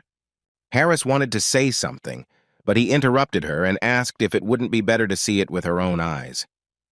And he invited her to the laboratory. The girl thought about it, and he asked what she would answer to such a proposal and clarified that tomorrow there would be an opportunity to personally see their experiments and discuss everything. Ricky was at the Players' Hotel in China and was thinking about the invitation. She was wondering what Chan was planning. There was no way he would agree to cooperate so easily. The girl understood that she had to be very careful because that elderly man was completely unpredictable. Harris still had a lot of thoughts, but she told player Kim Ta-hyung that it was impolite to behave like that. The young man showed up right in her room and sat down in the chair that stood opposite. The girl noticed that it was unethical to burst into a ladies' room in the middle of the night. And she herself was thinking that the guy who was in front of her, a rising star of the new Korea, the American Association, was interested in him. Ricky assumed that they would meet, but not under such circumstances, and our hero calmly told her that she would die there. The young girl opened her eyes wide in surprise, and a silent question froze in them. The guy looked at her intently. He knew perfectly well that this was Ricky Harris, the second-ranked player in the United States, a national-level player. She has worldwide fame, and her most famous skill is Cancel, which can even remove the Oath of the Awakened. Kim knew that at the moment he couldn't use any skills except Monster Eye and Blood Frenzy. He knew that Ricky Harris's skill was needed to clear the dungeon, but she doesn't negotiate with outsiders. According to his memories from his past life, Ricky Harris will die in the Guangzhou dungeon. It was such a high-profile case that the whole world was discussing it. However, like all people, she must take care of her life. She must somehow attract her attention, Kim thought, and the girl asked what of it. The young man opened his eyes wide in surprise, as he certainly didn't expect such a reaction. Ricky looked at him slyly and said that players were always in danger and could die at any moment, adding that with great power came great responsibility. The young man asked her if her own life was not dear to her, because it is dear to any person, and the young woman became so upset that she got up from her chair. Harris asked if a being who could control power like hers could be called human. She pointed her index finger to the side and noted that with one click she could destroy not only the room, but also all the people in this building, and added that she was no different from monsters, just like him. Ricky said that this is why players need something to channel their power into, whether it's a greater goal, a mission, a dream, or money, something to hold them back. She looked intently at our hero and asked him what was holding him back. The girl came closer to him and asked who he was, a man who could control himself. She was silent for a while and asked if he was a monster who was intoxicated with desires. The guy thought about her words. The young man chuckled and replied that he was surprised, adding that although not as much as the villains, players often lose their humanity in endless battles. And he noticed that the young woman turned out to be more principled than he thought, and then he said that he was the same. The girl lowered her head and said that since he came here, it means he needs something. The guy said that most of his skills were currently sealed, but before he could finish, Harris noticed that he was asking a lot, as for someone they had just met. And then she asked what she would get in return. Kim said that their main goal now is to help possible victims in Guangzhou and asked if that was not enough. The blonde smiled and asked if he thought she would need his help for this. The young man looked her in the eye and replied that they still had to figure that out. And then he asked if it was bad to have backup. The young people were standing at the gates of Chang Long's secret laboratory. The two girls greeted Ricky and noticed that they had been waiting for her and asked who had come with her. The beauty adjusted her hair as she did not expect such an answer and did not know what to say. Harris thought for a moment and replied that her bodyguard was next to her. No one had any additional questions, and the young people calmly walked into the room. The young man thought that only Ricky Harris had been invited to the secret laboratory. They certainly wouldn't have let another high-ranking player in. He understood that after clearing the dungeon in Japan, he became famous, so he had to disguise himself as a bodyguard. Achan noted that it is very strange that a national-level player is in the role of a bodyguard. It is very unusual. The girl smiled and remarked that extra caution wouldn't hurt, and remarked that she hoped that he didn't mind, and the guy thought that this was Chang Long. Our hero thought that it was he who organized the assassination attempt on the participant of the Asian tournament and could become the source of the catastrophe. The lab worker said that before entering, one must take the oath of the awakened one. The young people were very surprised by this, and Ricky calmly said that she did not think that it would have any meaning for her. The young man watched everything that was happening very carefully and was very surprised. He was very struck by her aura. It was very unusual, completely different from everyone else's. Lun replied that he was of the same opinion, and asked whether Ricky Harris could be stopped by some oath and asked for forgiveness for the misunderstanding. The doors opened. A satisfied smile appeared on the old man's face, and he said that it was time to begin the tour of their laboratory.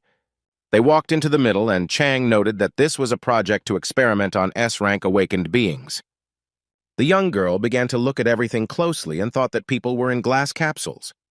She had assumed that this could happen, but she hadn't thought that the experiments would be so terrible.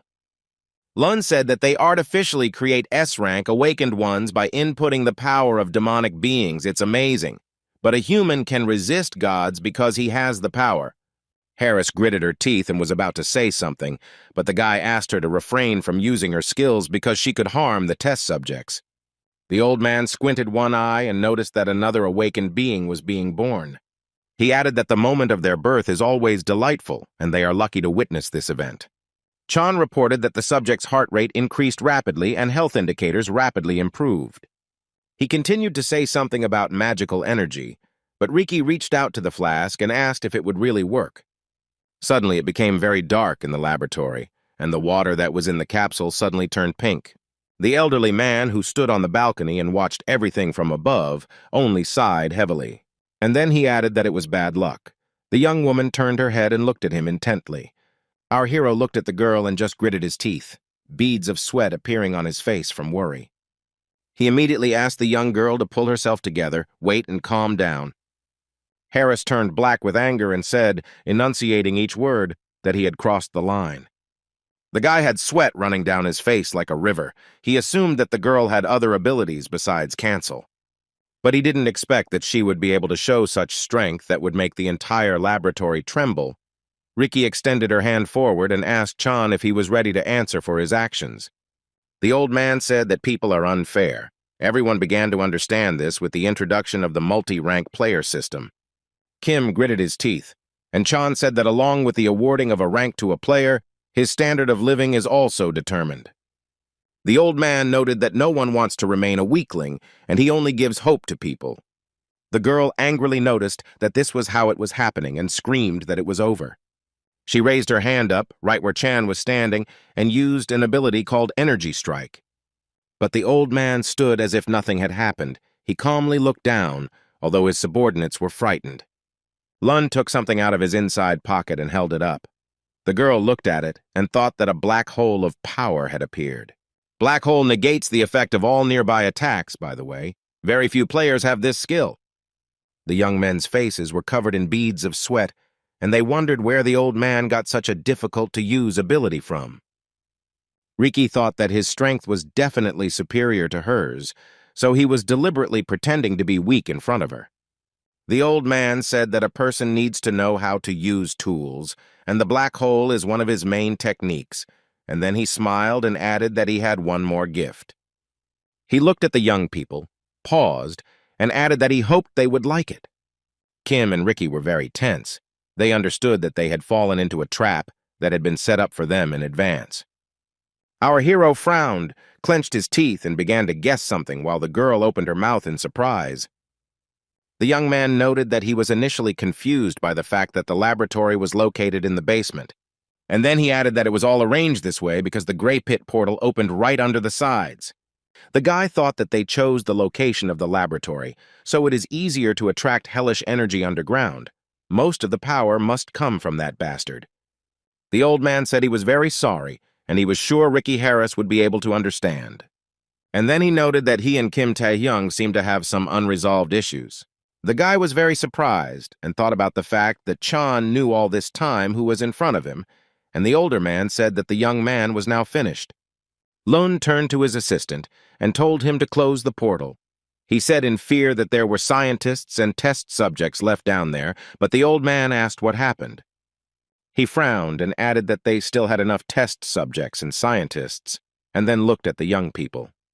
And he added that the death of several people is a good retribution for the reprisal against these two. Kim noted that it seemed like they were trapped, and the girl agreed with him, saying that it seemed true. Harris said her skills don't apply here, and it will be a bit of a challenge since this is her first time dealing with something like this. She wanted to say something else when the laboratory workers started shouting very loudly. A huge monster appeared in front of them. The young people began to examine it and realized that it was an orc. The workers were shaking with fear and began to talk about the monster that came out of the portal. They realized that it was an orc and came to the conclusion that they would be able to deal with it. The monster stood and stared at the people standing in front of him, his eyes burning with fire. One of the men looked at the monster in surprise. A drop of sweat appeared on his face from fear. The young people suddenly screamed and began to move away from the orc. They realized that he was infected with parasites. But it was too late. One of the lab technicians had already become infected. His face changed beyond recognition in a few seconds. When a parasite enters the body, a person loses his mind and is left with only fighting instincts. He infects other people. Everyone around him turns into monsters, whose minds are controlled by parasites. One of the lab technicians broke out in a sweat, frowned, and began shouting very loudly for people to be careful. The guy said that if they come into contact with the toxins that this monster releases, they will also become infected. And at that moment, the monster folded his hands into a castle and began to destroy everything in his path. Dust and dirt began to fly in all directions. Our hero grabbed the girl in his arms as she was thrown to the side by the shock wave. The young girl looked intently at the guy and opened her mouth in surprise. She asked the guy how he managed to use power, and this left her dumbfounded. And the lab assistants who stood aside changed greatly under the influence of the parasites that the orc secreted. Kim thought that these parasites could not be allowed to infect the remaining people, because their main task was to prevent them from spreading beyond the laboratory, and they needed to be detained here. He understood that in order to stop further infection, he only needed to deal with the leader who gave orders to all the parasites. And the guy rushed to him with the thought that everything would end if he got rid of that bastard. He stared ahead and saw the one who had taken up residence in the orc's brain, the main parasite.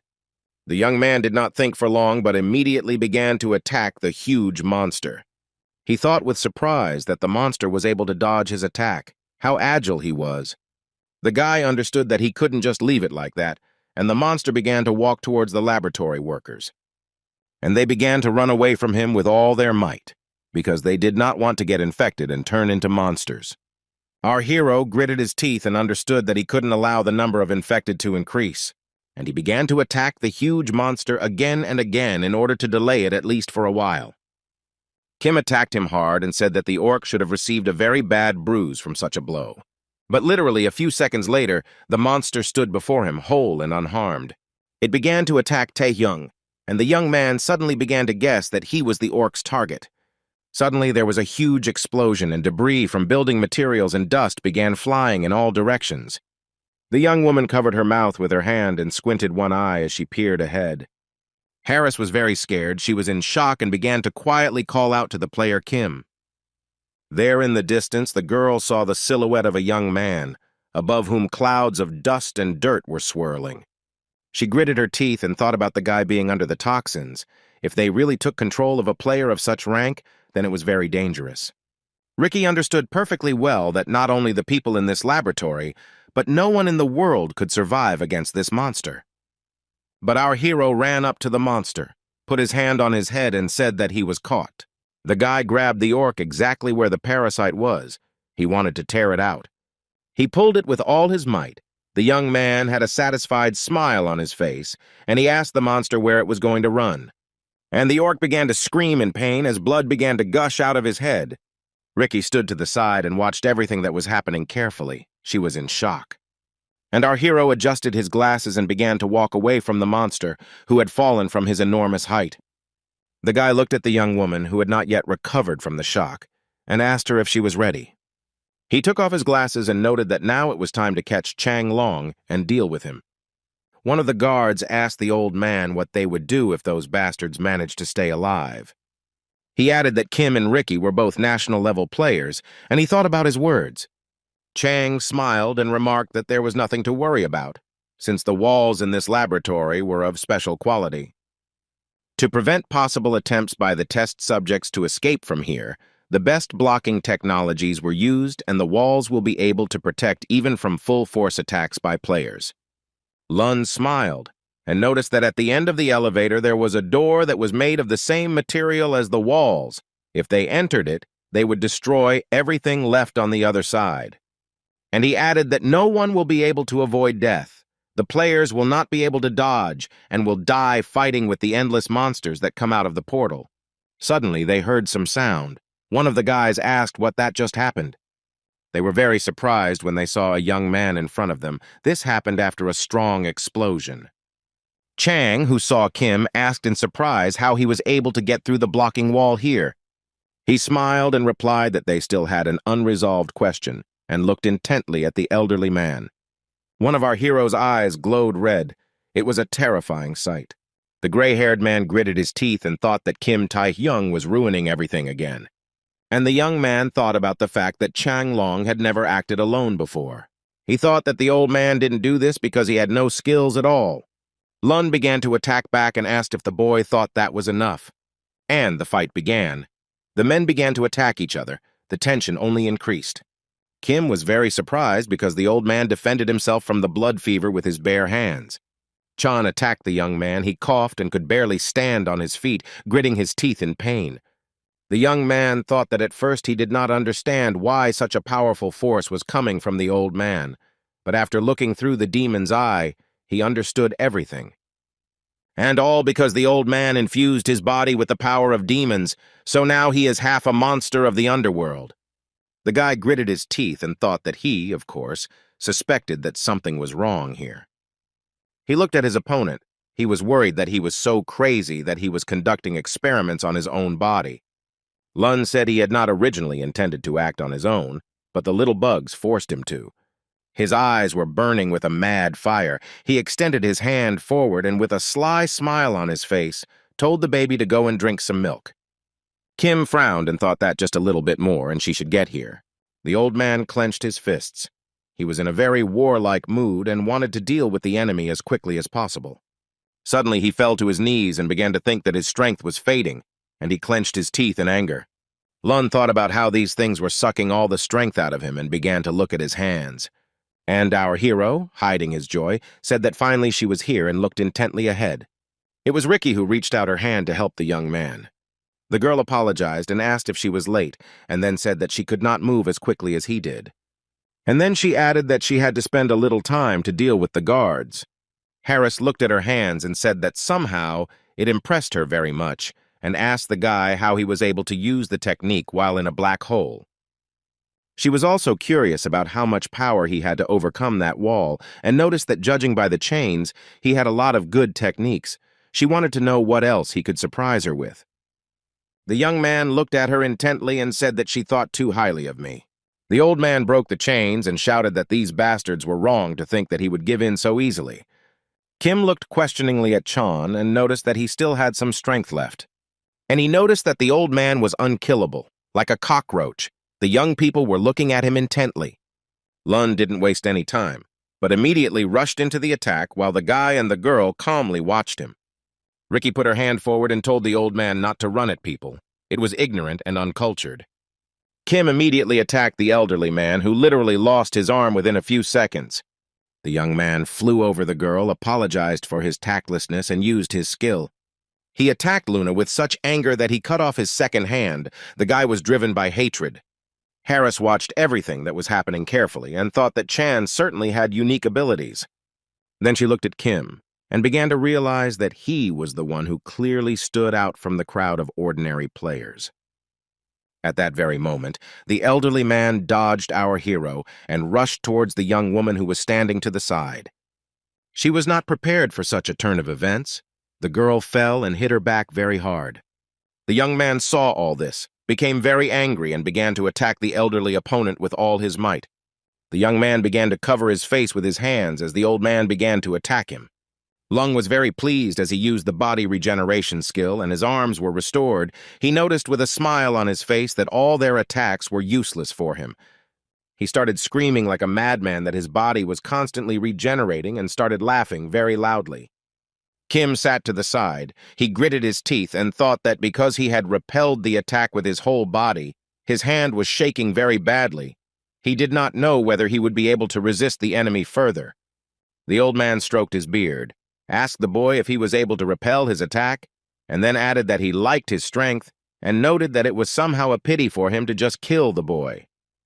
Taehyung's mouth dropped open in surprise, and Chan asked him if the boy wanted to join him, and noted that he also had a contract with the emperor.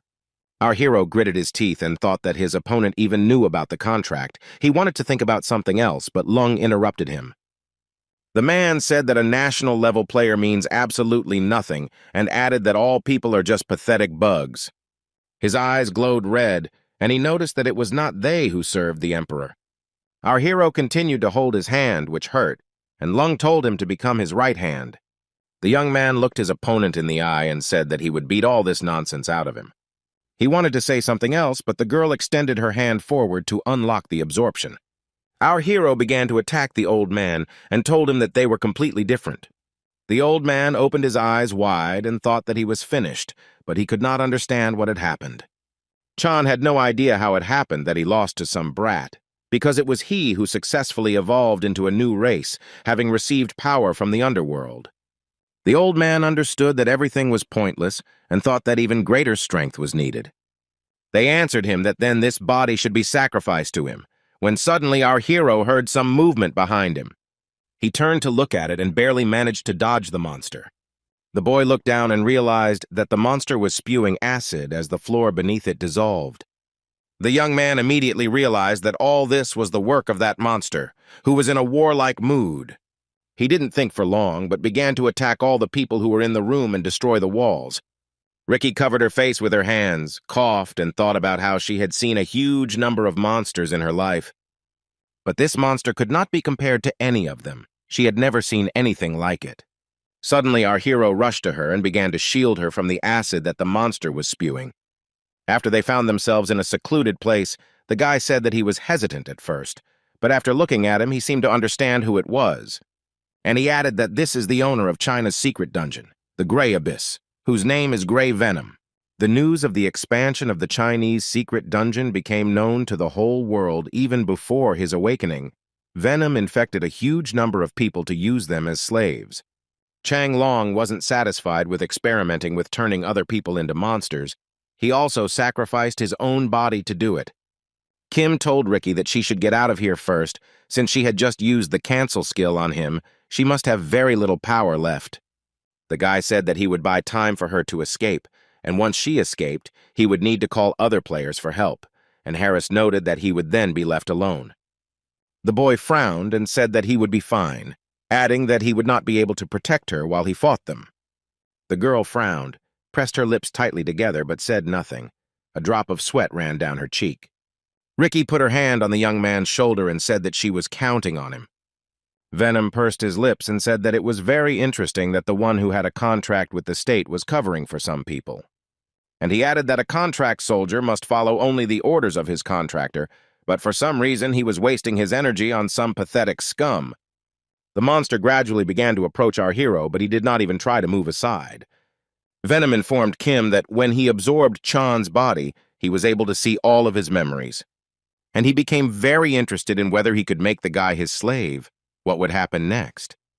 But Venom was very surprised when he saw a huge monster in front of him that attacked him. Our hero said that the parasite was talking too much and suggested speeding up the dialogue while he activated the skills Eye of the Monster and Absorption. Ricky walked and thought about the recent conversation she had with the young man. He noted that she needed to get out of here first and he would buy time for her escape. The girl thought that she wouldn't be able to help him anyway, but leaving him completely alone was not a solution. She understood perfectly well that the guy would have a very hard time until she returned. But our hero did not think at all about surrendering or retreating. He attacked the enemy. Suddenly, the young man heard some noise behind him. He quickly tensed up. He immediately strengthened the absorption skill and told the enemy that he sees everything. And he continued to attack the enemy with all his strength so as not to give him any respite. The young man thought about how, while the Supreme Eye skill was working, all of Venom's movements were visible in slow motion. And he wondered what would happen if he added the power of absorption to his all-seeing eye. The young man decided that this way, he would definitely be able to catch him and began to attack his opponent with renewed vigor. But this time he didn't succeed. Venom began to attack him with renewed vigor. Tae-hyung gathered his strength and decided for himself that he would not fall into the same trap twice. He put all his strength into the attacks, and then he began to understand that one more blow and the job was done. The young man understood that now his opponent would definitely come to an end because he was fighting with all his might. Suddenly, there was a very strong explosion. Stones, dust, and rock flew in all directions. Kim sat down near the wall and thought that all his strength was almost gone. He looked at his hands and thought about how he hadn't been able to fend off a single attack from Venom. The guy began to look around and wondered where his opponent had disappeared to. He wondered if that was all. Suddenly, he heard someone standing behind him. He heard Venom's voice. He was definitely not prepared for such a development of events. The monster began to talk about the Emperor's servant, and our hero gritted his teeth and wondered how the enemy had survived such a blow. Venom wondered if this was really all the young man could do and immediately began to attack him. The young man was not prepared for this and began to cough heavily and then spit out blood. Venom grabbed Kim by the neck, and he mentally cursed and thought that his opponent's strength and speed had increased even more. He narrowed his eyes and began to understand that he would not be able to defeat the enemy since he was absorbing magical energy from the atmosphere. The guy thought that this was a special energy that could only be felt in this shelter. The monster began to bare its mouth, laugh merrily, and said that Tae-hyung would not be able to defeat it here and that he would subjugate it. Our hero gritted his teeth, squeezed Venom's paw with all his might, and thought about how his body had hardened. The young man thought that this was very similar to the fear of death. He began to calm himself down and realized that he had long since gotten used to all this. That's why I decided to use my special skill again, and that's why the toothy monster appeared. Venom just laughed cheerfully and began to ask if the young man was really hoping for this nonsense again. The monster said that judging by how his dragons had shrunk, his strength was completely gone, and added that he expected this from an ordinary human. Then he added that with such power he would never catch up with the body's regeneration process. Our hero rubbed his neck and said with relief that he thought he was already dead. Venom couldn't understand what the guy was talking about, and he said that he never thought that such a thing was possible. He held his neck and said that he used an ability he didn't know about. The monster thought about his words. Only now did the monster realize that the dragon had been biting him all this time and taking away his strength to pass it on to the young man. Tae-hyung raised his finger up and informed Venom that he now had his power, and a huge number of messages appeared in front of the guy. The monster looked at the boy and told him to continue showing what he was capable of. And then he added that no matter how much the opponent takes from him, as long as there is an energy channel, his strength is infinite. After these words, the young man suggested checking whether it would also be infinite in the other world. Venom was silent for a moment and then asked the young man where it was. The monster looked around and said that he was already sending insects here and noted that this could drive one crazy. He paused for a moment, then noted that he didn't think they had ever crossed paths.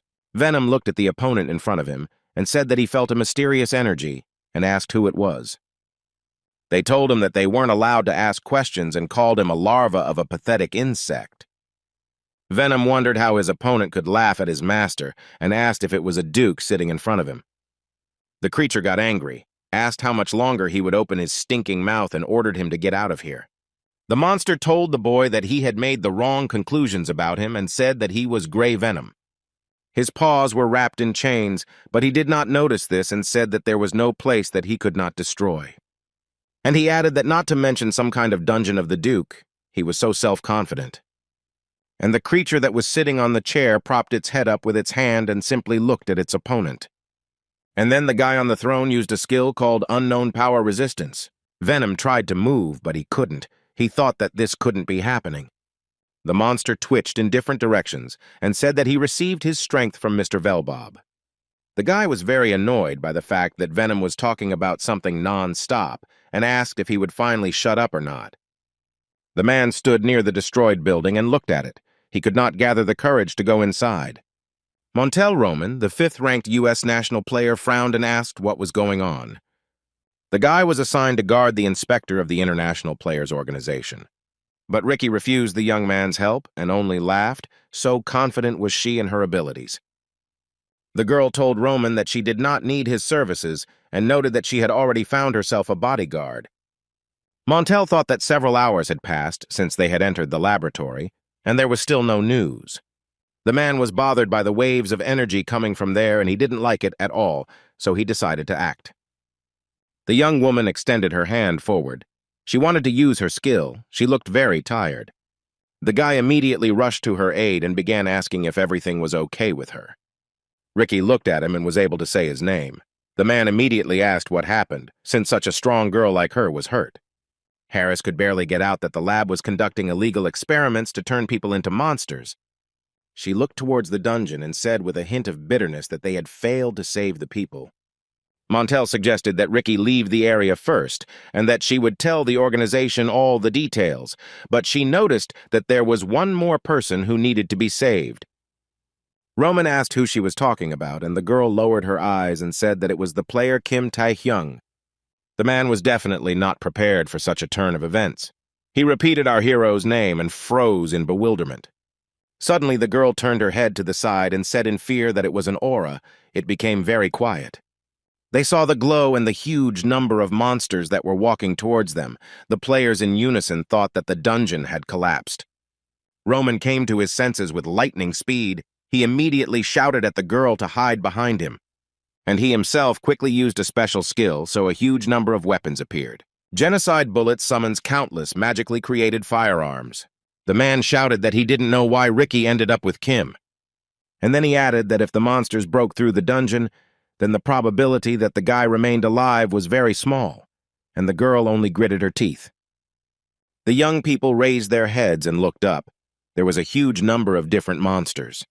Roman gritted his teeth, cursed, and noted that there was no end to these bastards, and added that if he had known that there would be so many of them, he would have asked for help. Harris replied that she would help.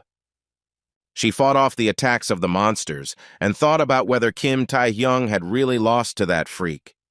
The girl was distracted from her thoughts by a very loud cry from a young man. He screamed so loudly that the veins on his forehead bulged. She responded, looked to the side, and finally saw the monster approaching her. The monster stretched out its huge paws towards the girl, and she was confused and did not know what to do. Montel rushed to her aid, but did not realize how in an instant they were surrounded by a whole crowd of monsters. Suddenly, the young people heard some sound. They began to look around, but the monster blocked their entire view.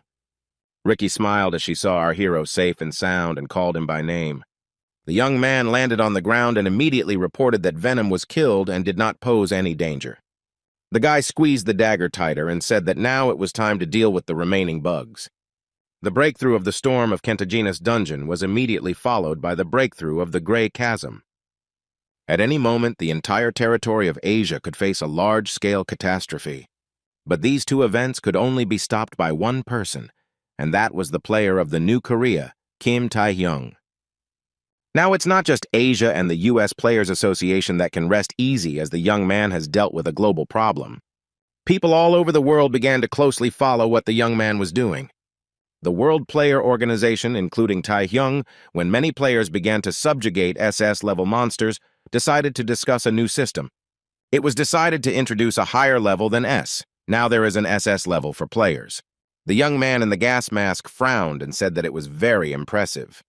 He noted that his opponent had become much stronger since they last saw each other, and he replied that it was true.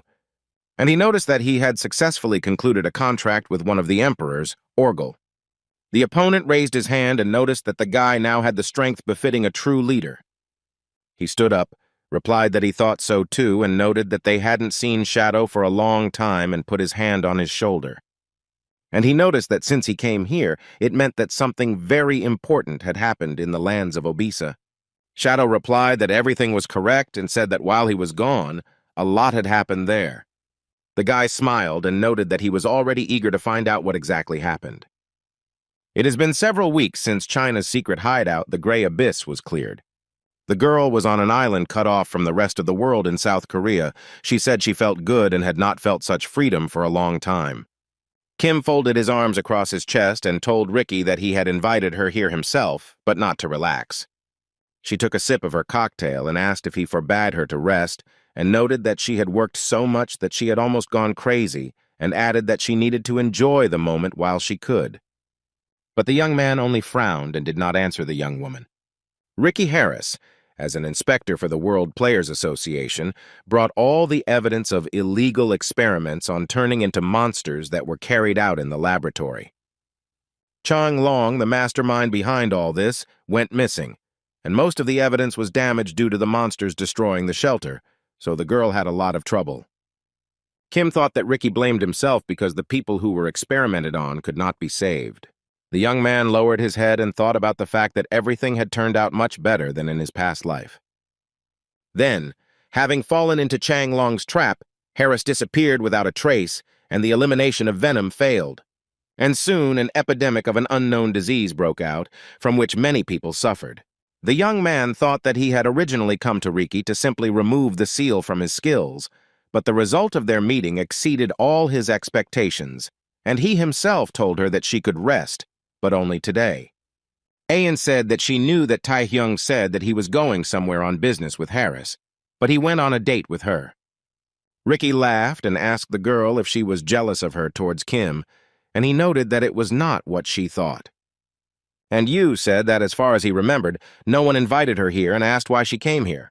The girl laughed nervously and noted to check it out and started to talk nonsense about renting a space that belonged to her. Our hero noted that he had paid generous rent, and Ayan noted that given what he was doing, money alone would not be enough. Ricky laughed and told the young man that he was a popular guy, and noted that she understood perfectly well that she shouldn't take up too much of his time. She straightened her hair and suggested that they move on to unfinished business immediately. The young people were in some room, and Yu noted that the walls of this shelter could withstand the blow of even an SS-rank monster. This was the alchemist's opinion. She also pointed out that it was far from the city center, so it was a safe place to organize something big, adding that it was rarely used and asking why Kim and Ricky needed it. The young man thought that the skill seal had already been removed, but he understood perfectly well that this was not enough. He remembered that event and understood perfectly well that that bastard could interfere with him again by taking his body.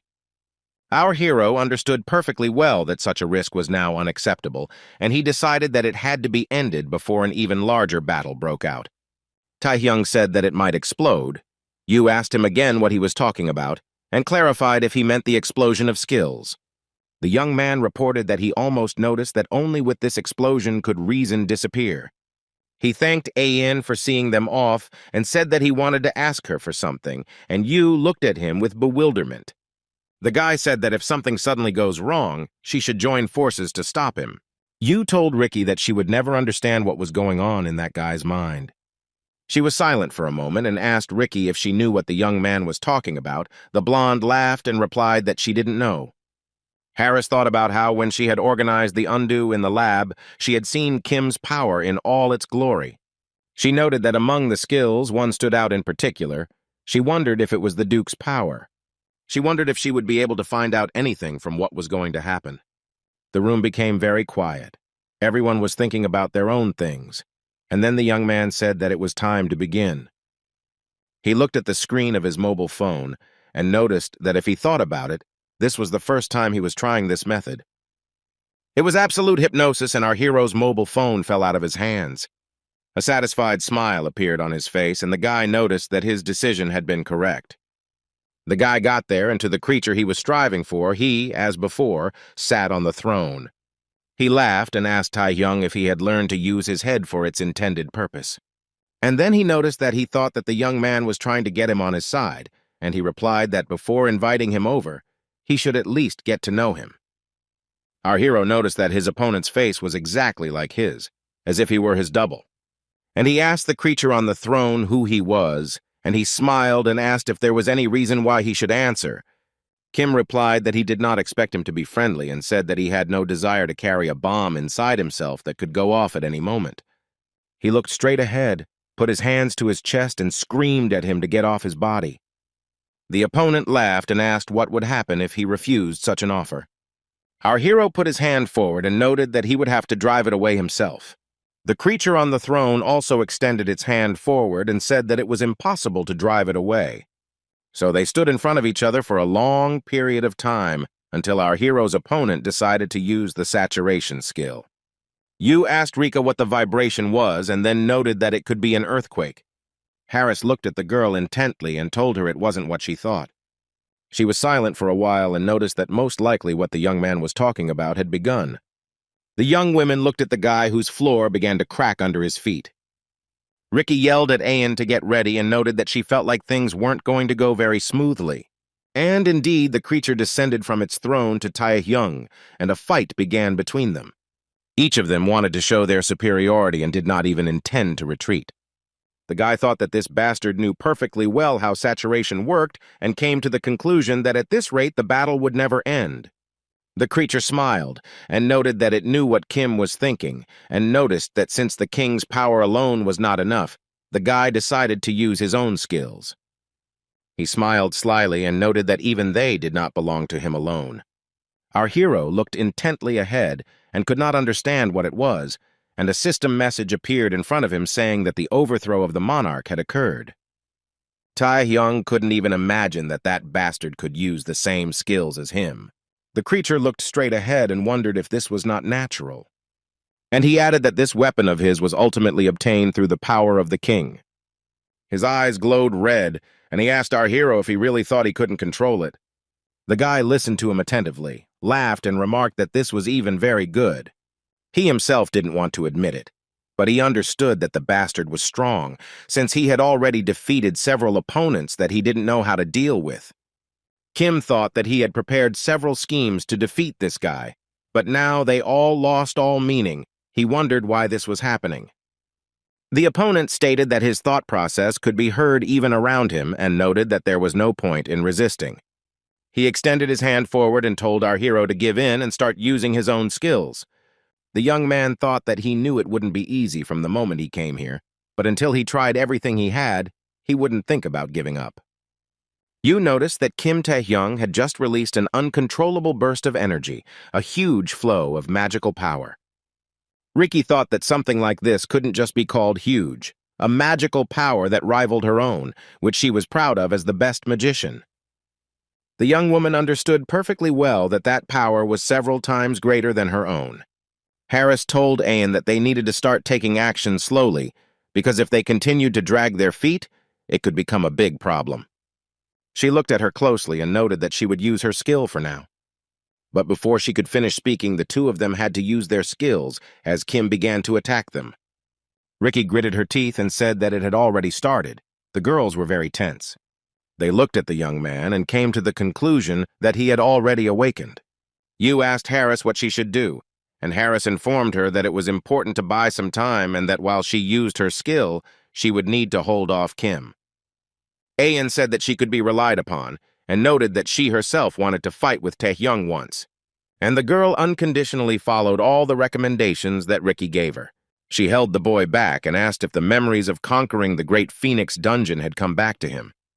Her eyes were burning, beads of sweat appeared on her face, and Yu noted that the situation was exactly the opposite back then. She screamed that this time, no matter what, she would bring him to his senses and held him back as best she could. Harris began to use her skills at this time and noticed that she did not want to show her hidden card, but in this situation there was nothing she could do. Everything turned out exactly as she had planned. The young girl was more serious than ever. Ayan thought that she confidently rushed into the attack, but her arms were already falling off. She understood that the only thing she could do while the guy was unconscious was to wonder who this Taehyung was. Suddenly, Ricky, that is, with all her might, shouted to Yu to get away, and she barely managed to jump back. She began to look around and asked Harris what had happened. She smiled and calmly said that this was her skill, which was called Portal. Her mad eyes glowed, and the girl reported that she had summoned a demonic beast that lived in the depths of the abyss. And she noticed that he was moving in response to a powerful magical force, and once he touched, he would not let go until he received all the magical force, which is why Kim fell under his influence. Riki added that after the magic power runs out, the skill will be automatically canceled. Yu said that it was amazing. And she looked at Harris and thought about how she created the gate to the abyss with human power and uses monsters in battle. Our hero tried to get out of the bonds that wrapped around his body like vines, but he was unsuccessful. The U.S. player breathed a sigh of relief and noted that they seemed to be finished, and Ayan immediately began calling out to the young man. She asked if the guy had come to his senses, and Riki thought that even with the demonic beast attached, Taehyung's magical power continued to grow, and if she hesitated, the situation would become more dangerous. Harris assumed that the request would not be easy, but she would have to shake the guy down for the full amount of payment. Suddenly, an unknown force attacked Yu, but she was completely unprepared for this. Riki frowned, her mouth dropped open in surprise, and a bead of sweat appeared on her face. She was very surprised because she saw that our hero calmly broke the shackles with which he had just been bound. Riki said that this was some kind of nonsense and asked how he could move. Our hero said that using a demonic beast is a good idea for a human, but it is impossible to absorb more magical power than one can handle. The young girl was very surprised. She could not understand what was happening and only called the guy by name. He clutched a piece of the shackle in his hands and replied that he was not Kim and asked if he looked as weak as he did. Harris put her hand forward, frowned, beads of sweat appeared on her face, and asked what happened to Taehyung. The guy smiled and said that our hero had lost and noted that the right to own this body now belonged to him. Riki thought that this feeling was similar to an SS-Rank monster, and she said that she didn't understand what he was talking about at all. She understood that she had to deal with him as soon as possible, and she herself noted that he was an enemy in any case. He didn't respond to this remark, but began to fight off the attacks of the American player. The girl gritted her teeth and said that this couldn't be. The monster beat off all her energy with his bare hands. He smiled, looked intently into the girl's eyes, and noted that this was his long-awaited release into freedom. The monster that looked like Kim screamed that he needed to stretch his body a bit and rushed at Harris. And at this time, Taehyung was lying there and showed no signs of life, and it was completely unclear whether he was alive or not. He slowly began to come to his senses and said that he didn't think that the difference in strength would be so big. He was interested in what his copies wanted from him and who he was. The guy thought about the king and noticed that everyone with such status whom he met were not such psychos. He began to rise and thought about whether the king had implanted something in him, but for some unknown reason, the young man decided that now was not the time to think about it, and that he needed to stop the scoundrel as soon as possible. Our hero could not get back on his feet, and he was worried about the best way to do this. He frowned, clenched his teeth, and began to understand that there was only one way.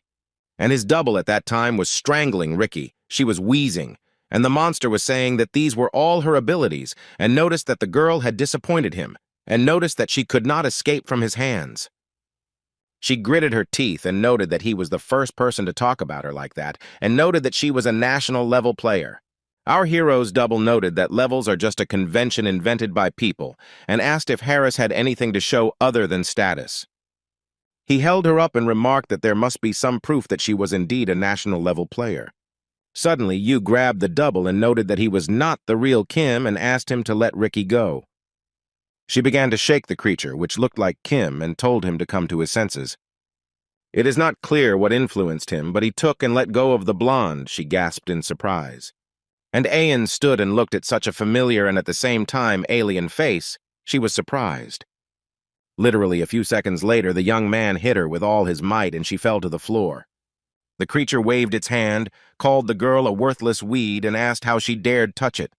Yu wanted to get up, but the creature used force and told her to sit still until it was her turn, because soon he would kill her. Ricky let out a heavy breath and noted that trying to get Kim back was probably a mistake. She said the guy was asking her to show him something worthwhile, raised her hand and screamed for her opponent to look at her.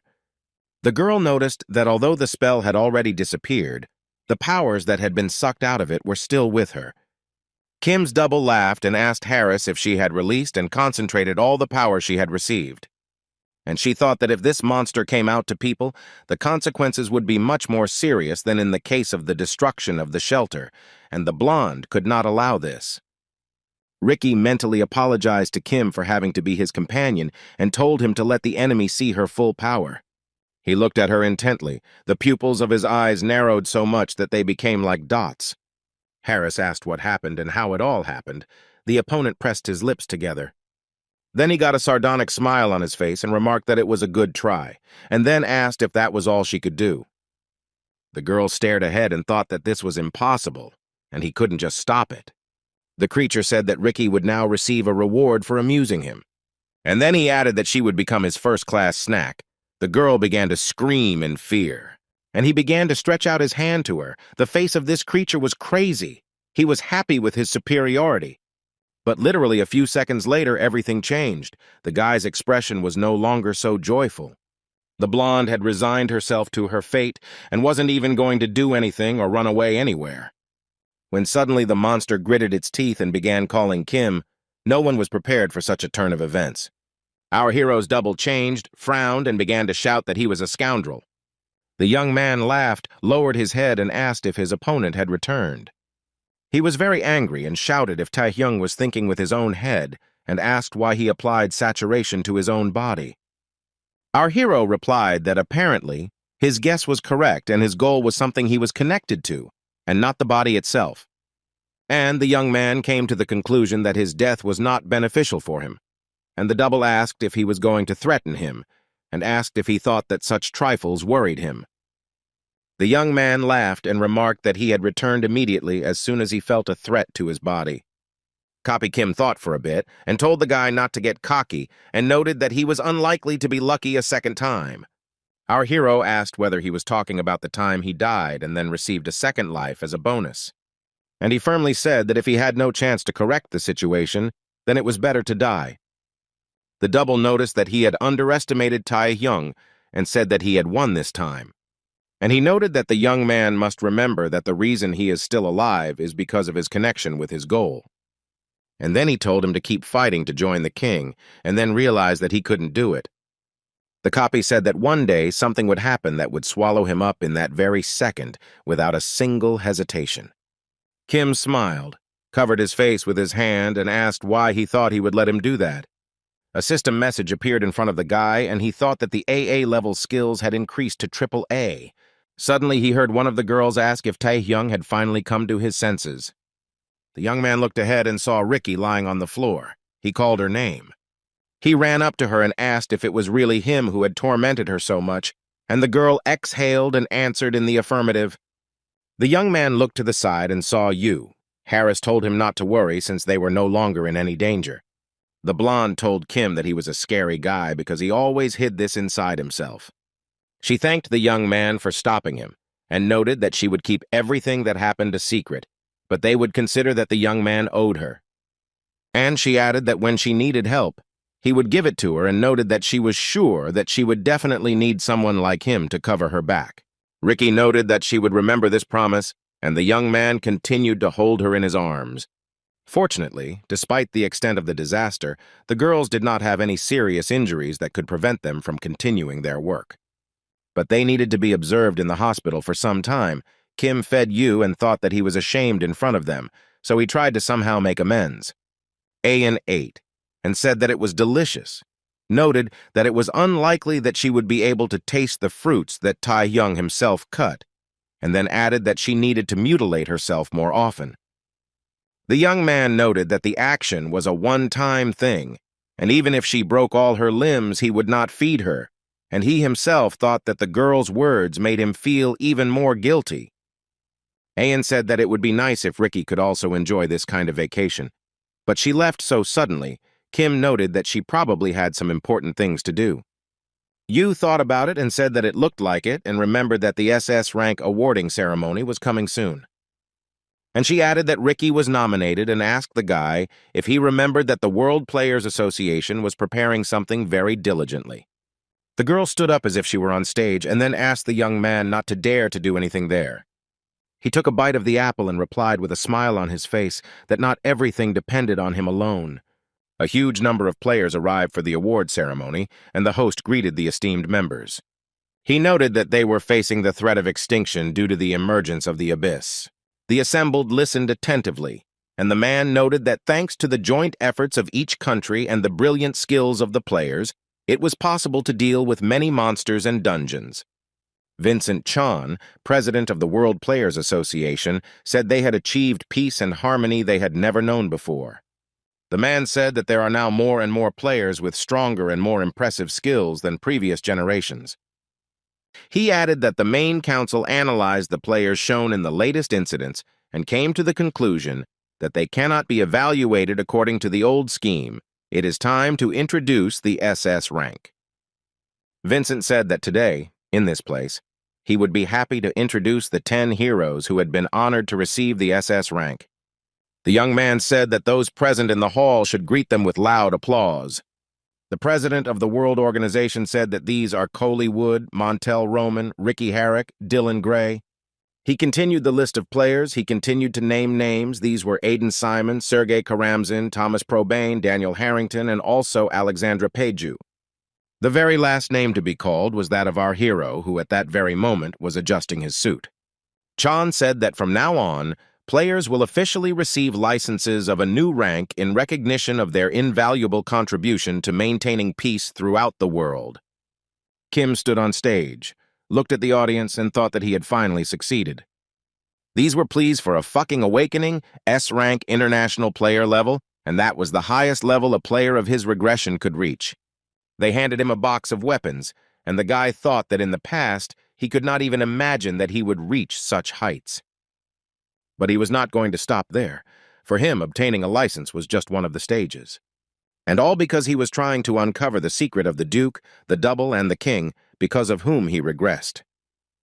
The young man understood that for this he needed to continue moving forward. Someone tapped the guy on the back and said that they congratulated him and added that he never thought he would live to see such an event, and now there was a Korean player involved. Kim told Ji that it was painful. The head of the association was surprised that an SS rank would feel pain from being punched by some old man. Go told our hero that Jinwee, more than anyone else, was expecting a talented player like him to appear in Korea. And he noted that since they have such a strong player, it means that soon their country will rise to the level of the World Association, which will help them reach new heights. Ji said that thanks to Tae-hyung, they can count on the support of the World Association in various matters. He was very grateful to the guy from the very beginning of their acquaintance. Our hero noticed that he was just doing his job. Ricky came up to them and said that it was nice to see how friendly the people from the Korean Association were. Harris smiled at Taehyung, waved her hand, and asked how he was doing. The guy approached her and asked how she was feeling. The girl replied that sometimes it still hurt a little, but not critically, and noted that she needed to be more careful. Meanwhile, Ji and Guo were talking about how Miss Ayan was interested in the relationship between the two. Ricky told the guy that there was someone interesting who wanted to say hello to him. A man came up to them and asked if it was him by any chance, and everyone looked at him in surprise. The guy extended his hand and said that he wanted to express his gratitude in person, and remarked that it was nice to finally meet him. Kim thought that by moving up to SS rank, he was now on the same level as this young man. Our hero thought about the fact that if he had to choose one person who would represent all the players in his past life, many would name him. And all because it was this man who fought for a very long time on the front lines of the abyss. It was the strongest player, and his name was Cody Wood, and now he was standing in front of Taehyung, who felt superior even just by looking at him. The young man shook his hand and said that there was no need to thank him, as he was doing his duty, and remarked that it was a great honor for him to meet him there. Cody said that they will have many joint tasks in the future and noted that he has great hopes for Kim. Other men began to approach them, and one asked for a minute of attention. And he noticed that they had important news that they wanted to tell them. Everyone's mouths opened with curiosity. The man said the World Players Association had received a proposal from the head of the U.S. Association, who was present. And they decided to create a large team of SS-level players that would clear all the unexplored dungeons that currently exist on Earth. Vincent noted that this undertaking could change the world, and SS-rank players had already confirmed their participation. Someone present noted that this was a serious event. U.S. players agreed to participate, and that's half of all SS-rank hunters. Chang noted that he asks Kim and other SS-rank players to carefully consider this proposal, as they all must unite to create peace throughout the world. Ji frowned and thought about whether the alliance to restore peace was as innocent as it was presented. Everything had turned out too perfectly. Jinwi thought that half of the SS-ranked players were representatives of the U.S. Association, and with their dominant position, they could determine the plans of the entire world organization. The man was worried that this could be a ploy to show who was the leading country here, while Korea's strength was very weak, even with Taehyung. But Ji knew they had no choice at the moment, except to follow the other old guys, and at that time, England player Daniel Harrington said he also wanted to take part. The mustachioed man raised his hand and asked that the French player be taken too. Someone mentioned that Russia would also take part. Vincent rubbed his hands and asked who else wanted to take part. Our hero raised his hand and declared that he also wished to join the Union. The man asked again if Korea really wanted to join the Union, and Ji closed his eyes and a drop of sweat rolled down his cheek. And Kim replied that they would have fun, but only separately from the Union, and laughed cheerfully. Everyone present opened their mouths in surprise and stared at the young man. The head of the association only exhaled loudly. Everyone present could not understand what was happening. Cody Wood frowned, pressed his lips together, and looked at our hero with disdain. There were two people on the plane. The girl told the guy that last time she failed to convince Marcus and Gregor, so they were breaking up again. Ricky closed her eyes and noted that if Kim had joined them, they would have become a truly powerful alliance, and her opponent noted that this was not why she was sorry. Harris noticed that she had a personal interest and asked Cody how he felt about player Kim Tae-hyung. The guy noticed that the young man looked strong, and then said that he now believed her that he really had hurt her like that. The girl chuckled and noted that if a strong player considered him capable, then she was not mistaken about him. The man noted that Kim signed a contract with the Duke of the Abyss, so his title meant nothing. This news surprised Ricky very much, she thought for a while, and then decided to ask another question. She noted that they both worked for the Duke and asked how he thought Kim was stronger than him. It became very quiet. The young man frowned and looked intently at the young girl. And then he replied that someday she would have the opportunity to find out, and he was sure of it. Ryu Jiaying, the new head of the Chinese Players Association, pounded his fist on the table and shouted, "What SS rank, what army," and noted that they forgot that his association was also on the council. The man frowned, clenched his teeth, and thought that it was all because of that bastard Taehyung. He opened his drawer and said that he could not allow all this to continue. The head took out the flash drive and thought about the material that they had obtained with difficulty from the Gray Pit laboratory, since there was no other option. Ryu said that Chief Chang Long had so stupidly ruined all their plans, but he obviously should be grateful to him for letting it go. Suddenly he heard someone outside his office screaming very loudly, and he wondered what that noise was outside, although there was no one in his office. The head of the association saw something red, very similar to blood, flowing from under the door.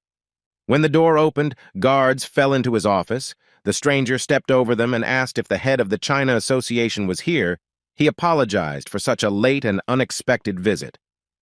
Jane looked scared, and his opponent said that he had recently returned from the abyss and was still not accustomed to the local time and customs. When asked who he was, the guy said that his name was Min Ji Hong and that he was the head of the Villain Guild. His rank was unknown.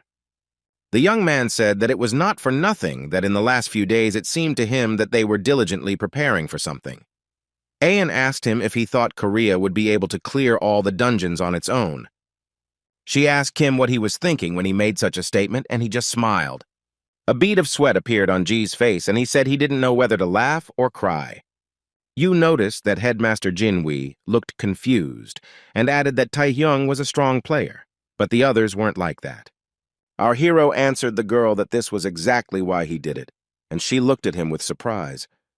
The guy asked if Korea couldn't continue to rely only on its own strength, and noted that it was necessary to give the weaker ones a chance to develop, to give them the opportunity to clear dungeons to gain experience.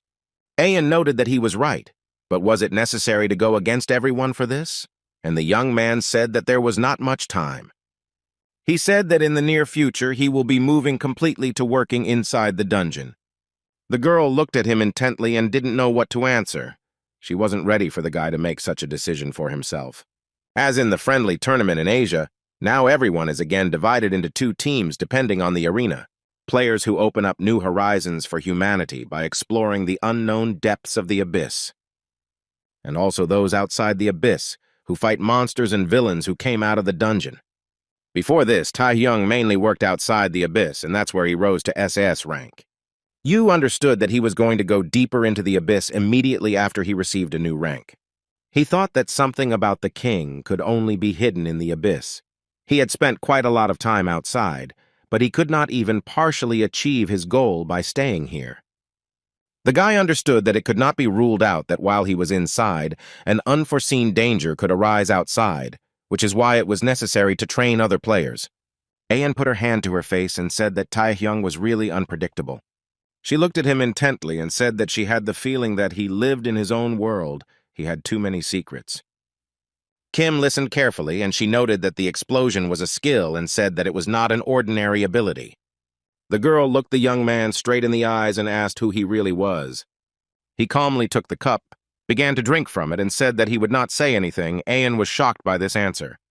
She screamed that now was not the time for jokes, and she was asking him seriously.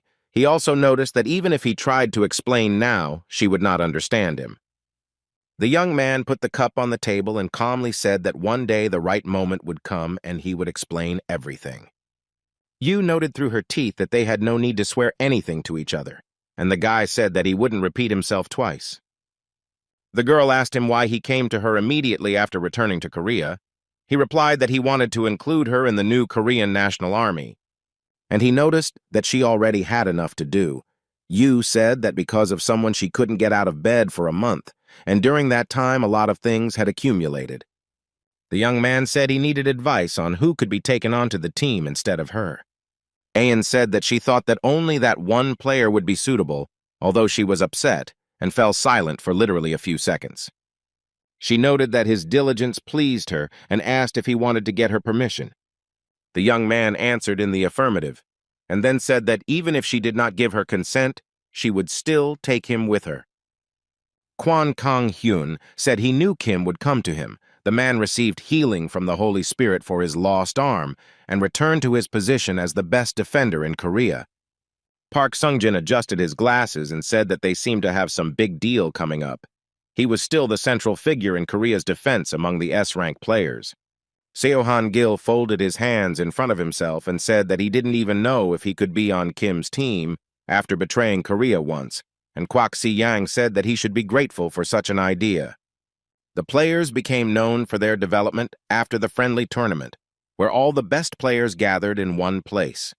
Lim approached them, looking very nervous, and asked if she could be her sister's replacement. Taehyung thanked everyone for their quick response. The thing is that the call was unexpected for everyone. He also asked whether they had been given the full gist of the situation.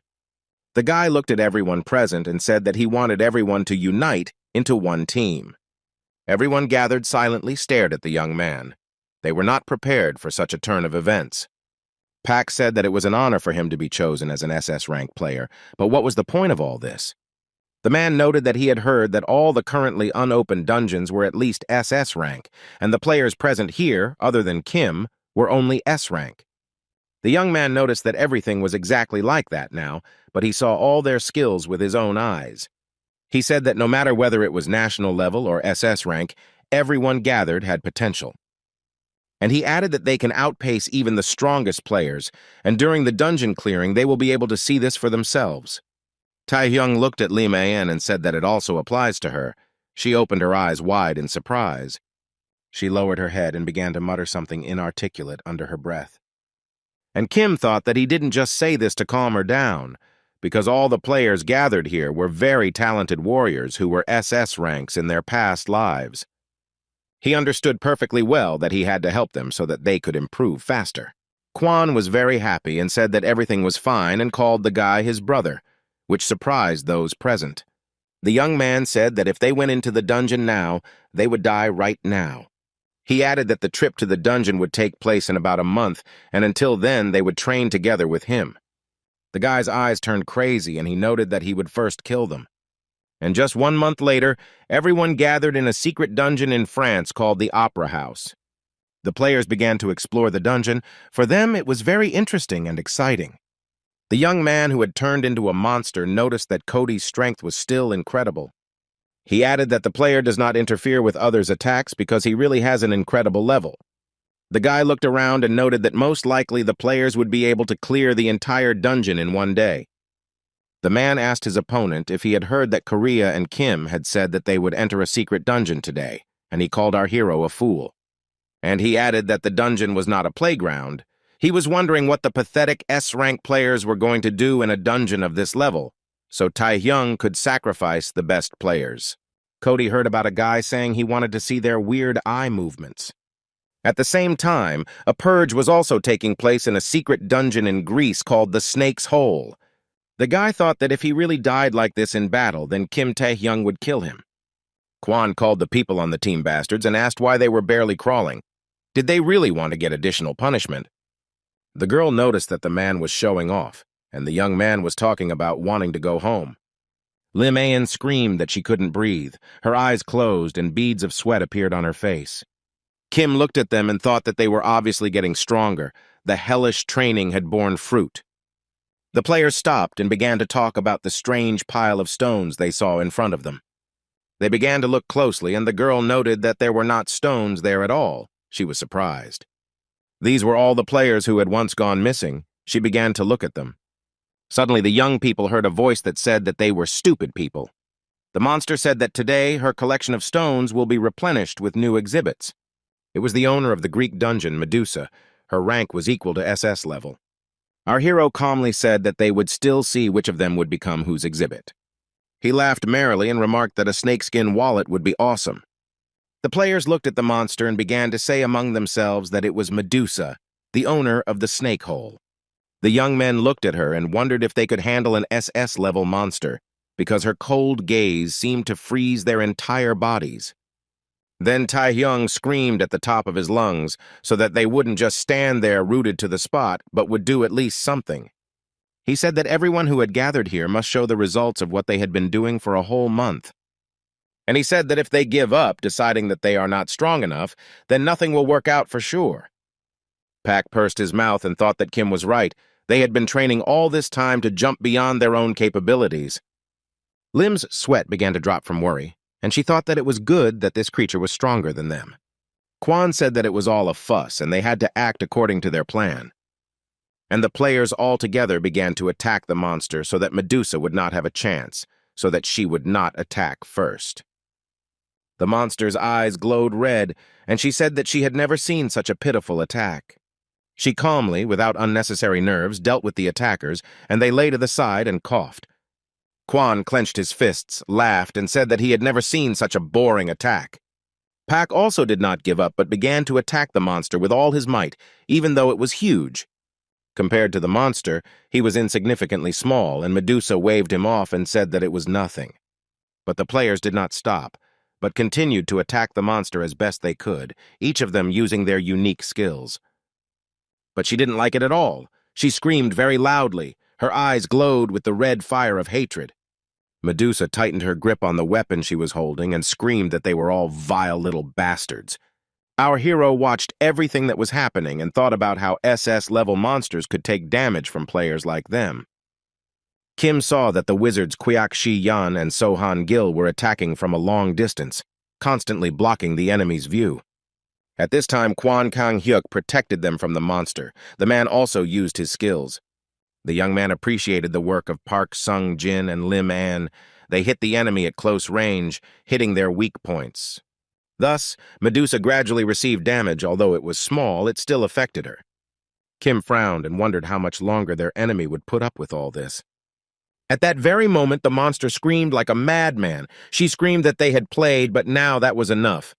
The monster screamed that she was going to kill everyone here, and our hero noticed that all her movements had become excessively sweeping. She looked ahead and saw 2 players, then asked where the other one was. Quan picked up speed and pounced on the monster, saying that while he was waiting, he almost died of boredom, and he activated the beast defense skill.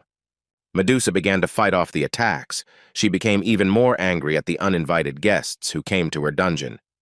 Taehyung watched what was happening carefully and thought that one powerful attack was still hidden.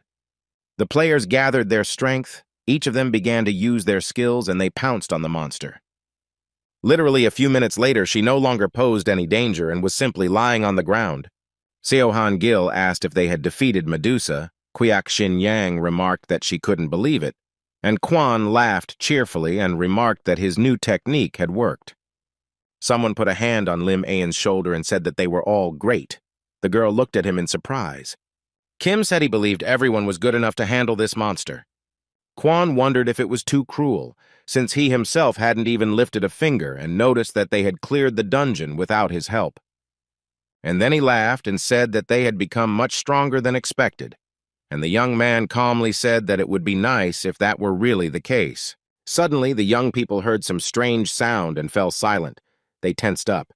A bright blue portal appeared from Medusa, and the players stared at it in confusion. They started asking what it was. One of the girls asked why he suddenly appeared. Someone noticed that this was a dungeon, and it was not the only one in this place. All this came as a shock to the players. The monster that appeared from the portal asked if they had defeated the guard, and remarked that it was amazing.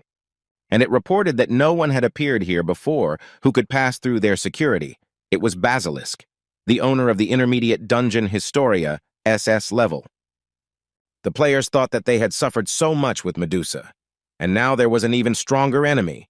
They couldn't move, and said that they were helpless. Everyone except our hero became like the statues they met at the entrance to the cave. Basilisk asked Kim if he was the one who defeated Medusa. The young man was silent for a bit. He pointed to the petrified players and said with a smile on his face that it was all of them. The monster called them inferior creatures and remarked that he could not believe it. And Taehyung said that he simply believed in his subordinates and did not let them be lazy during training and nothing more. The guy smiled and noticed that the monster was someone's slave, and then asked what difference that made. The monster raised its head up and roared that the little man didn't know what he was talking about. The basilisk opened its mouth wide and began to cough very loudly, and various feathers flew out of it. He told our hero that it was an image, but the guy folded his arms across his chest and calmly looked at the monster, who said that he would soon find out which of them was the lower being. The young man took out his weapon and was ready to attack the monster. He was collected and serious. The monster screamed that he was a bastard and incapable of fighting, and the young man simply looked at him. The basilisk did not calm down, but yelled at the guy that he was just running around like a bug and that's all. And he replied that the monster was angry because he couldn't even catch an annoying fly. And he added that basilisk is a snake that only knows how to wriggle and try to present him with something. The monster said that the boy possesses the power of Igman, but imagines himself to be someone great. A few minutes later, the monster screamed at the top of his lungs so that the young man wouldn't get cocky. And he said that not only did the young man enjoy the Duke's favor, but the boy looked at him in surprise. Basilisk noted that the enchanted sea was the true power of Jormungandr of all the dukes. He added that the waters of this sea are boundless. They suppress everything in their path. And he asked if the guy still believed that the power of the vampire lord would help him defeat him. Our hero smiled and calmly replied that the Duke's power had nothing to do with it and noted that it was the king's power. Quan stretched out his hand and screamed like a madman. His pupils narrowed greatly, and his gaze was like that of a madman. He started to stutter and then asked where this one had gone. The players from his team couldn't understand what he was talking about. Kim came up and said that since they were numb with shock, he himself dealt with that reptile.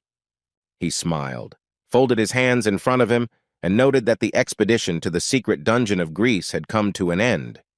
Lim thought that it was obvious that this was a monster much higher than the SS level, and Kim dealt with it single-handedly. She became curious about who this guy even was.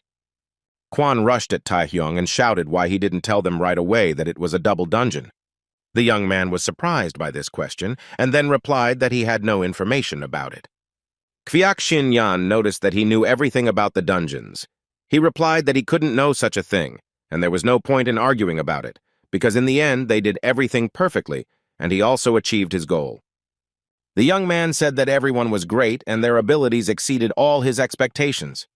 And he himself thought about the fact that he knew that the Greek dungeon consisted of 2 stages, but he still chose it for the test, so that they could prove themselves while being on the verge of death. Kim said he had hopes for them in the future and understood that they would grow over time. And someday they will become reliable defenders of this place when he leaves it.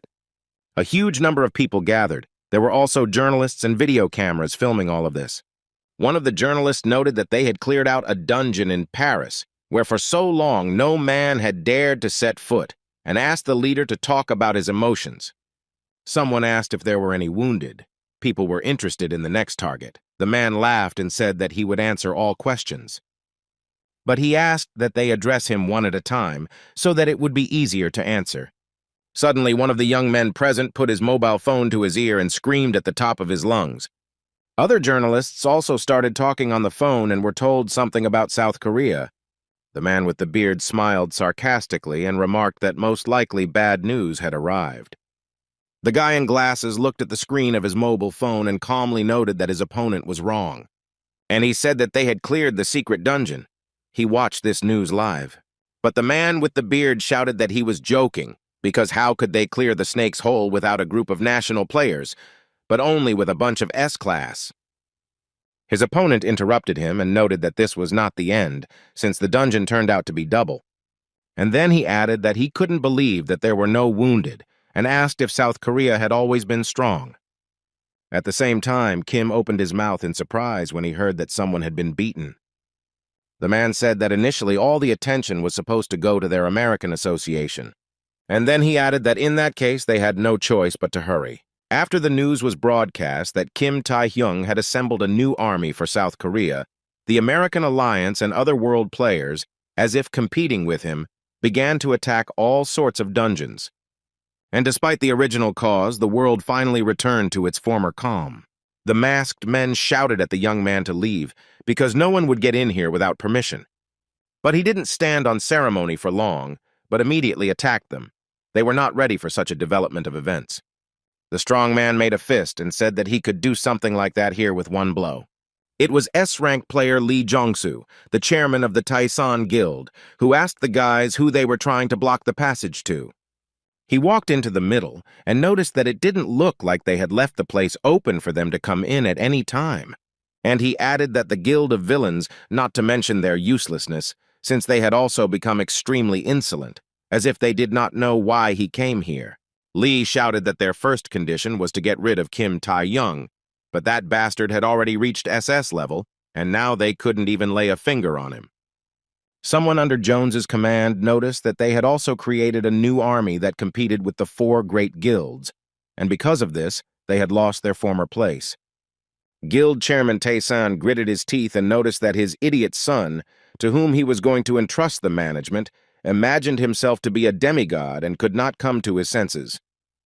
He clenched his fist and screamed, how much longer were they asking him to endure this? Lee froze when he heard that they answered him, that they understood why he was angry. The masked man noted that he had said this before and asked if Dae-sang didn't see the big picture. The boys couldn't understand what was happening to them and started calling the chairman for help.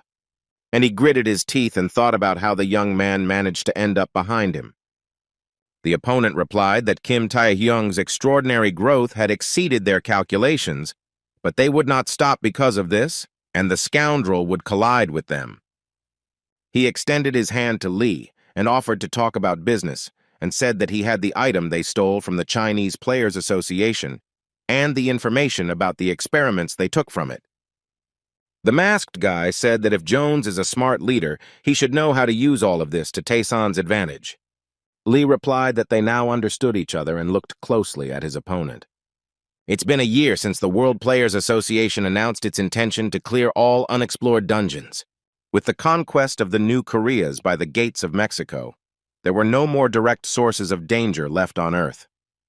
And that was the end of it, said Park Sung-jin, but at first it seemed impossible. Kwon Kang-hyuk said that he had just gotten a taste for it, and he was sorry that there was nothing more. Kwak Shu-yan asked the man if he was not the head of the Onchjimiro Guild.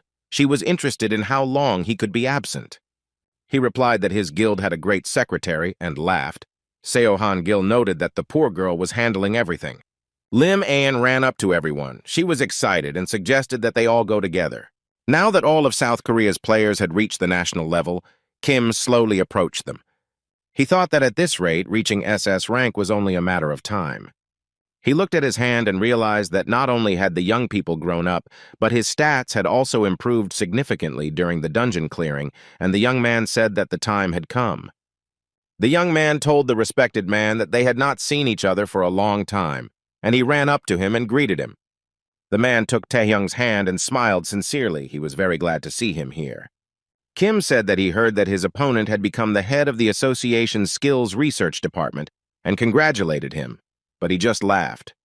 He took a sip from the vessel and noticed that the old man, who had once lost all hope, could now thus atone for his guilt, and noted that what was happening still seemed like a dream to him. Our hero listened attentively to his opponent. There was a smile on his face, and he noted that everything happened thanks to the young man. It was Pan Chae-soo, a skill fusion expert who, after encountering Tae-hyung, surrendered to the authorities and confessed to experimenting on villains. Thanks to Kim's petition and the decision of the association's chairman Jin Wee, who highly valued his abilities, he now works for the benefit of the awakened people of the new Korea. Pan asked what brought the busiest player in the world here and noted that the guy hardly came here just to chat. The young man was silent for a moment, and then said that he again had a request for Pan. He noted that he was surprised that he could still be useful, and promised to help in any way he could. Our hero looked closely at the old man and said that he wanted to perform a skill fusion. Pan did not expect such a request. He noted that Kim had already taken advantage of such an opportunity. He replied that there was no rule prohibiting combining skills a second time, and the man looked at him in surprise. The old man shouted that no one had ever fused skills, and noted that the young man himself had said that a sharp increase in skill power could cause a backflow of mana. The young man lowered his head, and Pan told him that he was already strong, and even for him this could be too dangerous. But Kim replied that there were things worth risking for, because his current strength was not enough, and only Chae-soo could help him. He smiled and told the old man not to worry, as he had prepared his body and it could withstand it. Pan grabbed his head with his hand and said that Kim really was an unbearable person. This fusion laboratory is based on the latest alchemical science. The equipment is equipped with powerful magic stones that enhance Chae-soo's skills. This is the first time he will use it. Pan noted that once it started, there would be no turning back, and asked if Tae-hyung was ready. He replied that he would be ready at any moment. The old man pressed a button on the device, and a system message appeared in front of him asking whether to perform a fusion of multiple skills. The fusion process began. The old man covered his face with his hand from the bright light, and Kim stood calmly. Suddenly he saw the king, who smiled at him and said that he had not made a mistake in choosing him. He noticed that the limits of the human body were not enough to control such enormous power, and he would help him. System messages appeared that the rank was changed to S. Colossal power was awakened. New skills were registered. Kim was very surprised because the skills not only merged together, they were organized and new ones appeared. He wondered if he was able to acquire them thanks to the increase in rank. People ran into the labs. They were very scared and asked if everything was okay. Go saw Park Chae-soon kneeling near the instruments and asked him if everything was okay. He replied with a trembling voice that everything was fine. Taevuk came closer and shouted what was inside. He was very excited. Pan said that they most likely witnessed a historic moment. After that, Kim got a little bit of a scolding. The head of the association told him that he couldn't damage the association's equipment. The young man asked for forgiveness, and Ji said that he would settle the matter and noted that the boy had done the unthinkable. The man asked if the guy felt any changes. He answered in the affirmative and thought that his body was overflowing with strength. He wanted to go into the abyss right now. He was thinking about how he had acquired skills for aerial combat and was eager to try them out. And the chief wanted to ask something, but said that he couldn't detain a busy man any longer. And then he added that Kim received a request and asked what to do with it, and noted that it was from the World Players Association. Our hero asked what was there. Ji said that they want Taehyung to be the examiner for the new SS rank players. The guy asked with a smile that it was already time to select SS rank players and noted that time flies very quickly. The young people looked at our hero and wondered if this was really the same Kim Taehyung, the one who was not inferior to Cody Wood. The guy looked at them calmly, and the players thought that this was the famous SS rank player. One of the men thanked Kim for agreeing to their proposal. It was the president of the World Players Association, Vincent Chan, who noted that everyone was now here. Also arriving was player Thomas Provine, the man noticed. He also had an SS rank. The president noted that player Cody Wood was already there, and by the way, he also has an SS rank. With 3 top SS-level players as examiners, there's no better test than this. Chan asked what format of the exam they preferred, since the association offers a point system for each player. But Kim calmly asked why complicate things and immediately used his special skill. The association president was not prepared for this turn of events. He clenched his teeth and the veins on his face bulged. And Taehyung noticed that the player only needed fortitude and strength. And then he noticed that they would just check whether they would break or not, and he himself thought that they would also test their skills. Vincent screamed at him to wait. He noticed that it was too cruel, and beads of sweat appeared on his face. Cody noticed that this was very interesting, paused for a moment, and said that he was also in on the deal. The president understood why Kim had done this, but he wondered why Wood was doing it too, the exam organizer noting that it would ruin all their plans. The young people were shaking. They thought that this was a very difficult level of exam and that it was not normal. Vincent Chan raised his hand and said that they would use the method that the examiners had chosen. And he told the SS-level players to divide all the participants among themselves, and they looked closely at the president. He continued that the first training room would be used by player Kim Taehyung and the second by Thomas. But he was interrupted by a man who said that the examiners were nasty. They were just showing off because they just managed to get an SS-level license before them. The girl asked Jeffrey to stop because he would be heard, but he said that it was true and that such a rank only appeared last year, and they simply did not have time. He added that these guys no longer let other players get close to them, and then he noted that Sarah can't remain in the teacher's shadow all the time. Jeffrey looked around and said that today he was going to break all the players' upturned noses. The guy looked at our hero and added that this upstart would suffer especially. Kim calmly approached the players and said that he was glad to see them there and noted that thanks to the Players Association, he had been honored to become their examiner. He said that the rules he had made were dead simple. All they had to do was hit the right way, and asked if that wasn't too difficult.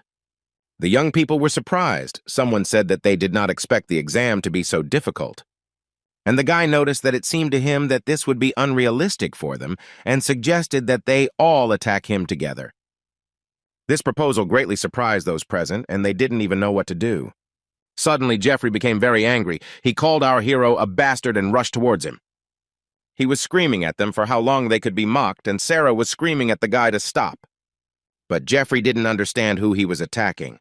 Our hero, without further ado, hit the guy, and he flew back several meters. A few seconds later, he was lying on the floor and no longer posed any danger.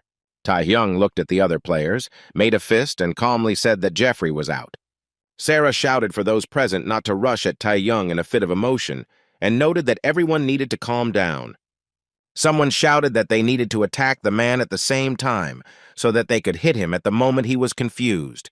One of the players attacked our hero, but he calmly repelled the attack, even though he tried to attack unnoticed. Other young people surrounded our hero, but he was absolutely calm. Kim fought off the attacks with absolute calm, despite the fact that there were a lot of players. Sarah told the players who didn't attack that they wouldn't be able to even touch him, especially if they rushed him mindlessly, and they asked her if Kim was a monster. And the guy walked past the players who had just attacked him and said that they had not lived up to his expectations at all, and that those who had not rushed at him were better than those idiots, since they had not fallen for the pathetic provocation. Then he asked what would change if they just stood there and did nothing. The young man asked if they would continue to wait for better weather, and the players just gritted their teeth. Sarah, who was standing in front, said that she could share one of her ideas with them. The girl was very serious. She folded her hands into fists and went to meet our hero. She used some skill and began to stare intently into the young man's eyes.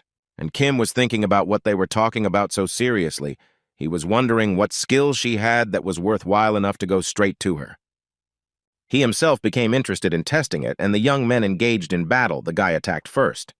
Sarah surprised him very much. Tae-hyung even exclaimed, "Could she really stop his blow?" The girl held him with both hands and screamed for the other players to attack him right now. Kim looked around and thought about the fact that she had decided to keep him at any cost, while taking all the brunt on herself. Our hero understood what they were up to, so he used his skill, which was called Apocalypse. One of the attacking players started shouting what was going on because he couldn't see anything. The second one started screaming that he couldn't breathe, and they wrapped chains around him. They screamed to be saved. World of Monarchs, Spirit of the Monarch in Chains, and if you take into account all the original skills, you get 6 skills collected into one. Someone started saying that it was a scam and he refused to participate. The feeling was dulled, the increased gravity pressed him to the ground, and under the action of the chains, the body lost all strength. Kim knew that the weaklings had no chance to survive, but he noticed that Sarah was holding up very well, and that surprised him. The girl replied that it was all thanks to the teacher, who once explained to her that you can't give up, because then a chance will definitely appear. The guy understood that she was feeding on magical power from outside and converting it into her own, was able to withstand his attack, and now absorbs the mana of other people. The girl clenched her fists and screamed with all her might that this was her chance now. Tae-hyung watched in bewilderment as parts of the chains flew in different directions. Suddenly Sarah froze, saying that her body was not moving. She could not understand what was happening. There were players lying near the young man who were trying to hit him, and he said that even though the fist didn't touch him, if you evaluate his skills, you can count it as one hit. And he said that Sarah McQueen had passed. She had the Terrafomin skill. She was called the future hope of America. She seemed special to Kim from the very beginning. The guy felt the presence of a person behind him and thought that it was the girl's teacher, so he congratulated him. Thus they stood for several minutes. He looked intently at his opponent and informed him that his student had passed the exam. Cody Wood stood in front of him and stared at our hero. He didn't answer him. After some time, the president was informed that all exams had come to an end. He asked in surprise that it was all over, and then asked what the result was. He was told that one person had passed and that it was Sarah McQueen from America. The president gritted his teeth and asked again if it was really only one person who passed the exams, and noticed that it was a failure. He thought that due to Kim Tae-hyung's willful actions and South Korea's continued growth, the influence that the World Players Association should have had diminished greatly, and he wanted to use the exam to reduce the situation. Vincent Chan thought that our hero had one passer, and Thomas and Co. didn't have a single passer. Most likely they were in too much of a hurry when he was called. The assistant claimed that Cody Wood, under the pretext of training with player Kim Tae-hyung, wants to book a top-class training gym. After a short period of time, the young people stood there and stared at each other. The young man told the blonde that his student had passed the exam, and he congratulated him on it. He folded his arms across his chest and noted that Cody hadn't come here for this information and asked what they wanted. He said that the boy felt thirsty and noticed that there was no one there who could satisfy him. Then he put his hands in his pockets and noticed that they were birds of a feather, and therefore, as equal opponents, they should measure their strength. Kim had expected them to clash in battle someday, but he hadn't expected it to happen like this. He made a fist and thought about how he didn't know what Cody really wanted, but it was a good deal, because he wondered how powerful his own skills were now. Our hero was interested in fighting with the strongest player in this world. The guy asked the men what they should do with them, because Cody Wood and Kim Tae-hyung are ranked first and second in the world, and these two are going to fight. Should they stop them? Vincent said that they should be allowed to do as they wish, but that they should be told that the entire battle would be recorded. He noted that they would get valuable footage of the two fighting, and might be able to attract an incredible amount of viewers. The president allowed the fight to take place and said that he would take full responsibility. The players were told that they approved the use of the premises, but there was one thing: Kim grimaced after such applications. The guys were told that the association would record everything that would happen here, and the young man was very surprised, and Wood agreed and noted that in any case, everything here would turn into a pile of junk. Our hero looked up from under his eyebrows and noted that he didn't expect someone like him to be the first to challenge him to a fight. The blonde clasped his hands and asked if this wasn't a great opportunity for him to get first place, and noticed that his opponent really wanted it. Our hero smiled and said that Cody didn't understand that if he wanted to, he could remove him at any moment. He sarcastically noted that Tae-hyung's tongue remains his strongest weapon, and added that it doesn't work on him. And a very difficult fight began. As promised, everything was recorded by a video camera. The young people began to actively attack each other. The fight was not easy, as they were very strong. Our hero used all his strength. At one point, he delivered a strong blow, looked in front of him, but did not see his opponent. He looked ahead, pressed his lips together, and thought that this was all quite expected. Woody held Tae-hyung's hand and thought about the fact that it was impossible to determine which of them was superior in speed and strength. The young man didn't think for long. He began to attack his opponent again and kicked him in the stomach with all his might. The young man shouted that victory could only be achieved in this way. He extended his hand forward to use his special skill called Apocalypse. A few seconds later, Cody Wood found himself entangled in chains. He was trying his best to get out of these shackles. He felt incredible strength, but there was no information that he possessed such a skill. The young man smiled mysteriously and told his opponent that he didn't know much about him. Cody yelled that he would have to show everything today or he wouldn't be able to beat him. And literally a few seconds later, he used a skill called Bright Night. Our hero smiled and thought about how Wood had so easily removed the Apocalypse debuffs from himself, as if nothing had happened because, like the student, like the teacher, he, like his opponent, took out a weapon and a fight began in which everyone wanted to become the winner. Kim frowned, pressed his lips tightly together, and thought that he had never felt anything like this before.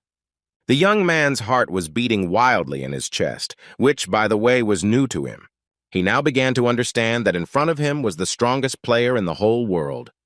Vincent asked what was going on there, how everything was going. Since none of the cameras were working, one of his assistants said that they needed to call the equipment team and send cameras to the battle site. The subordinate noted that it was too dangerous, but the president decided to go there himself.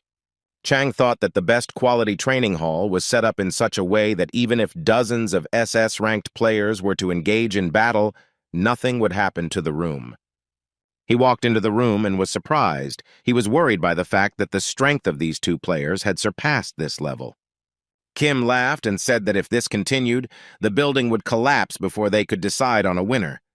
Wood agreed and asked if he could stop hesitating and end this fight. The young man said that he had a strategy from the beginning, and he stuck to it, and the blonde man told him not to lie to him. He looked at him through the protection on his helmet and noted that the boy had not yet used the Duke's power. Taehyung was very surprised and asked how he knew all this. He replied that he was not the only one who knew about the secrets of the very depths of the abyss.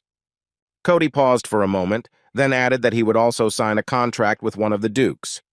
And he asked our hero which of the monsters he was connected with. The guy opened his mouth and eyes in surprise. And then he laughed and thought that Liu Feng, Chang Long. It turns out that not only players from China had gotten involved with monsters, he wondered if Wood had really been serving someone all this time. He began to take a weapon out of his pocket and thought that, judging by the fact that his opponent only mentioned dukes, he knew nothing about the king. The young man tensed up and decided to keep his trump cards to himself for now, in order to surprise his opponent. And he began to ask if this was the vampire lord Igman. He was very interested to know about it. But Kim didn't answer the question, and instead asked Cody what about him, who he serves. The young man replied that his patron was the fallen angel Lucifer, and again offered to put an end to this fight. Suddenly something incredible happened. Dust and dirt flew in all directions. It was not clear what was happening. Vincent and his assistants found themselves near the room where the battle was taking place. The president gritted his teeth and called out to Cody, then asked what was going on with Kim Taehyung.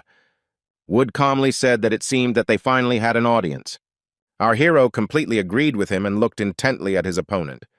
Cody already had a huge sword at his neck, and the guy suggested they settle for a draw. The blonde lowered his eyes and said that so be it, but the next time they would meet in the abyss. The young man looked intently at Wood and suggested that they settle everything there. Vincent stood at the entrance to the room and shouted at the top of his lungs, asking if all the players were okay. Kim smiled and noticed that they had made a bit of a mess and apologized for it. And he asked the president to sort out the rest, and he shouted after him to stop.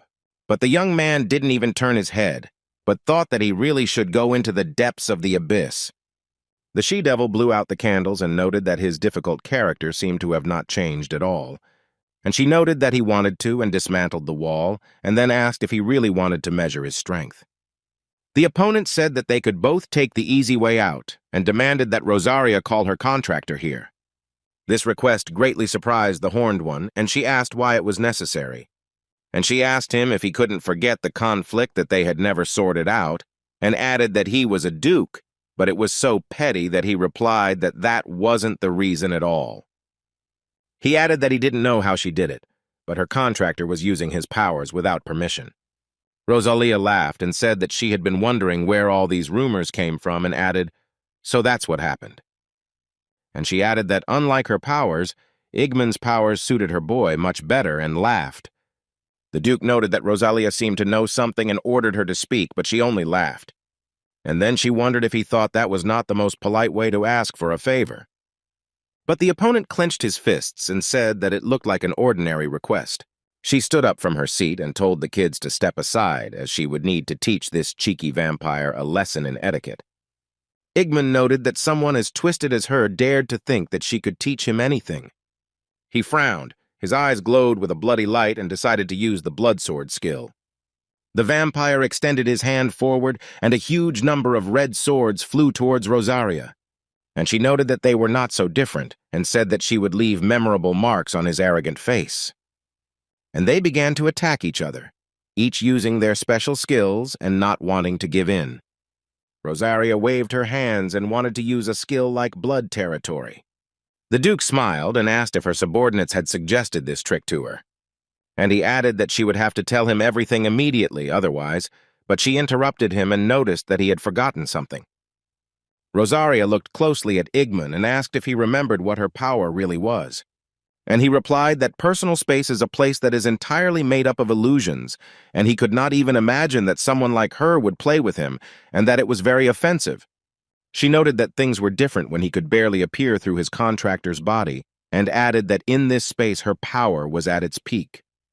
And she asked if he really thought he could defeat her not with his real body, but with an avatar, and he began to answer something unintelligible. Rosalia smiled and said that if he was so curious that he was asking her personally, then, in memory of old times, she would tell him. And the Horned One asked if the opponent was interested in how her contractor could use his powers, and noted that he should remember those events and the man who managed to bring everyone to their knees. and she asked if there was no one who could take possession of their powers, the Duke replied that this could not be. Rosalia smiled and said that it was that same control, and her contractor was the key to this person. Kim approached the group of men and asked them why they were all gathered there. They did not expect to see him here. The guy recognized Marcus Gore, who rushed to him and said that they had all been waiting for his return and were trying to contact the worldwide organization of players. The young man looked intently at the man and asked what they wanted from him. He lowered his head and said that he would get straight to the point, since the situation that had developed was difficult. Ji Jin-wei and Go Tai-wook, who were also in the room, listened as the American Players Association formally requested Kim Tae-hyung's help. Our hero opened his mouth and eyes wide in surprise and did not know what to answer the American player. After a few minutes, he noted that it sounded like something serious had happened. Marcus adjusted his glasses, beads of sweat appeared on his face, and he noted that one of the players had reached the depths of the abyss and disappeared without a trace. They joined forces with the World Player Association to launch a search operation, but the squad, which consisted of 4 SS-ranked players, was wiped out. The man listed all the names and noticed that they all died in the depths of the abyss, and the young man opened his mouth in surprise. Gore said they couldn't be sure the missing player was alive, but Cody said he couldn't give up until he saw for himself, so he went into the abyss alone. The man noticed that there was a high probability that Wood was also in danger, so they turned to him because they needed help.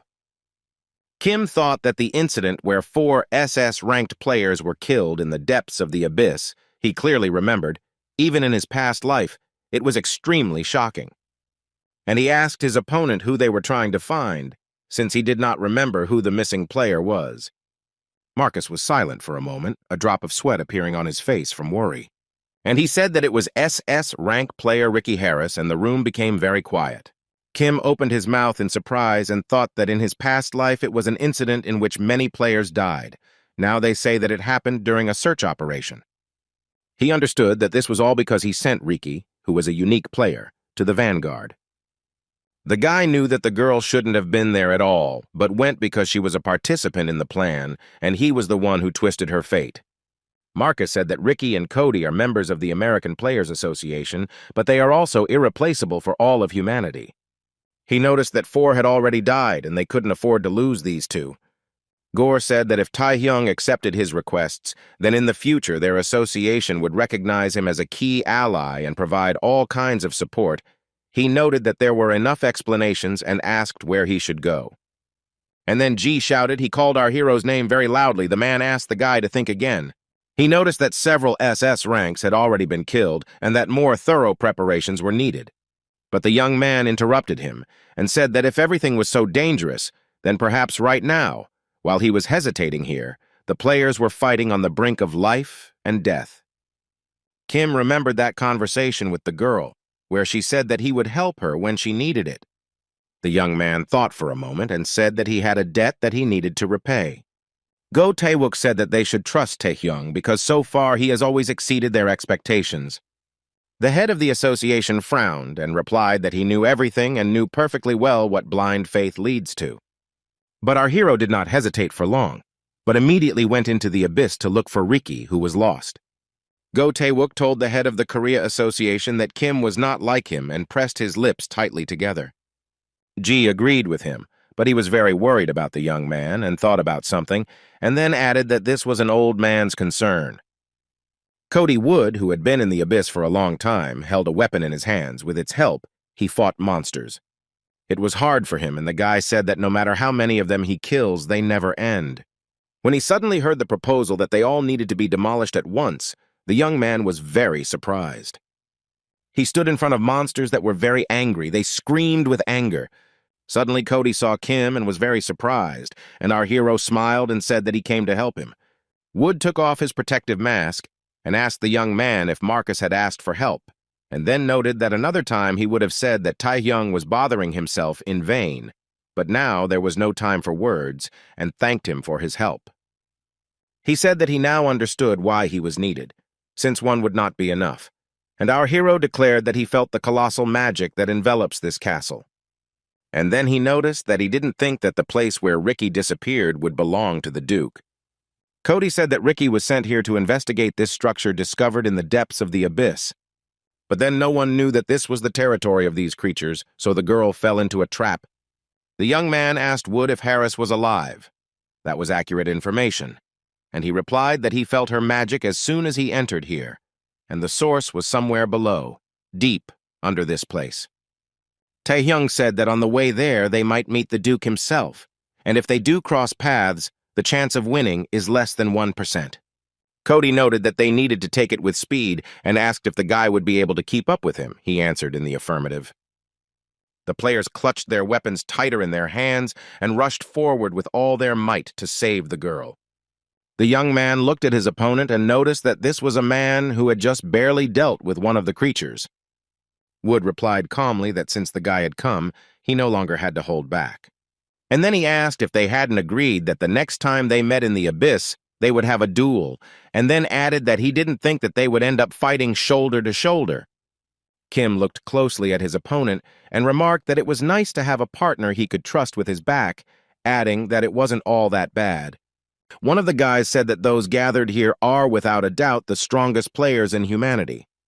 Cody thought that maybe with this man as a partner they really did have a chance to save Ricky. Suddenly they stopped and Taehyung said that this was the place, and his partner noted that it looked like they had reached the center of the castle.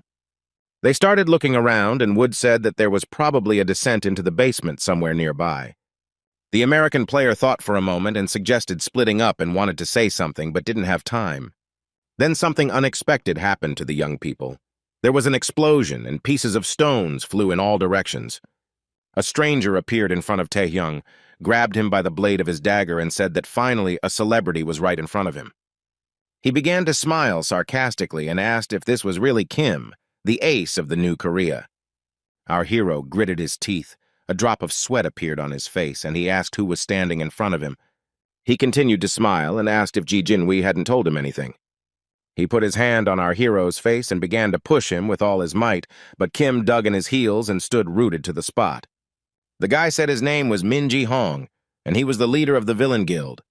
He squeezed the weapon in his hands with all his might, which cracked, and noticed that it could also be called his elder. And then Cody rushed towards the guys. Min didn't expect that he would attack him, and Taehyung couldn't stay on his feet and fell. The head of the villain guild recognized Woody and noted that if it had ended there, he would not have been able to obtain the title of #1 in the world. Our hero noticed that Min Ji Hong had just identified himself as the head of the villain guild. Cody said that he recognized him as he was an international criminal and had a wanted poster for him that had been hanging for a long time. And he noticed that he had a question about how such a person ended up in such a place. And he said that it was enough to think a little about how a man like him could be waiting for them in the very center of the Duke's castle. Taehyung stared ahead. His pupils narrowed, and he thought about something.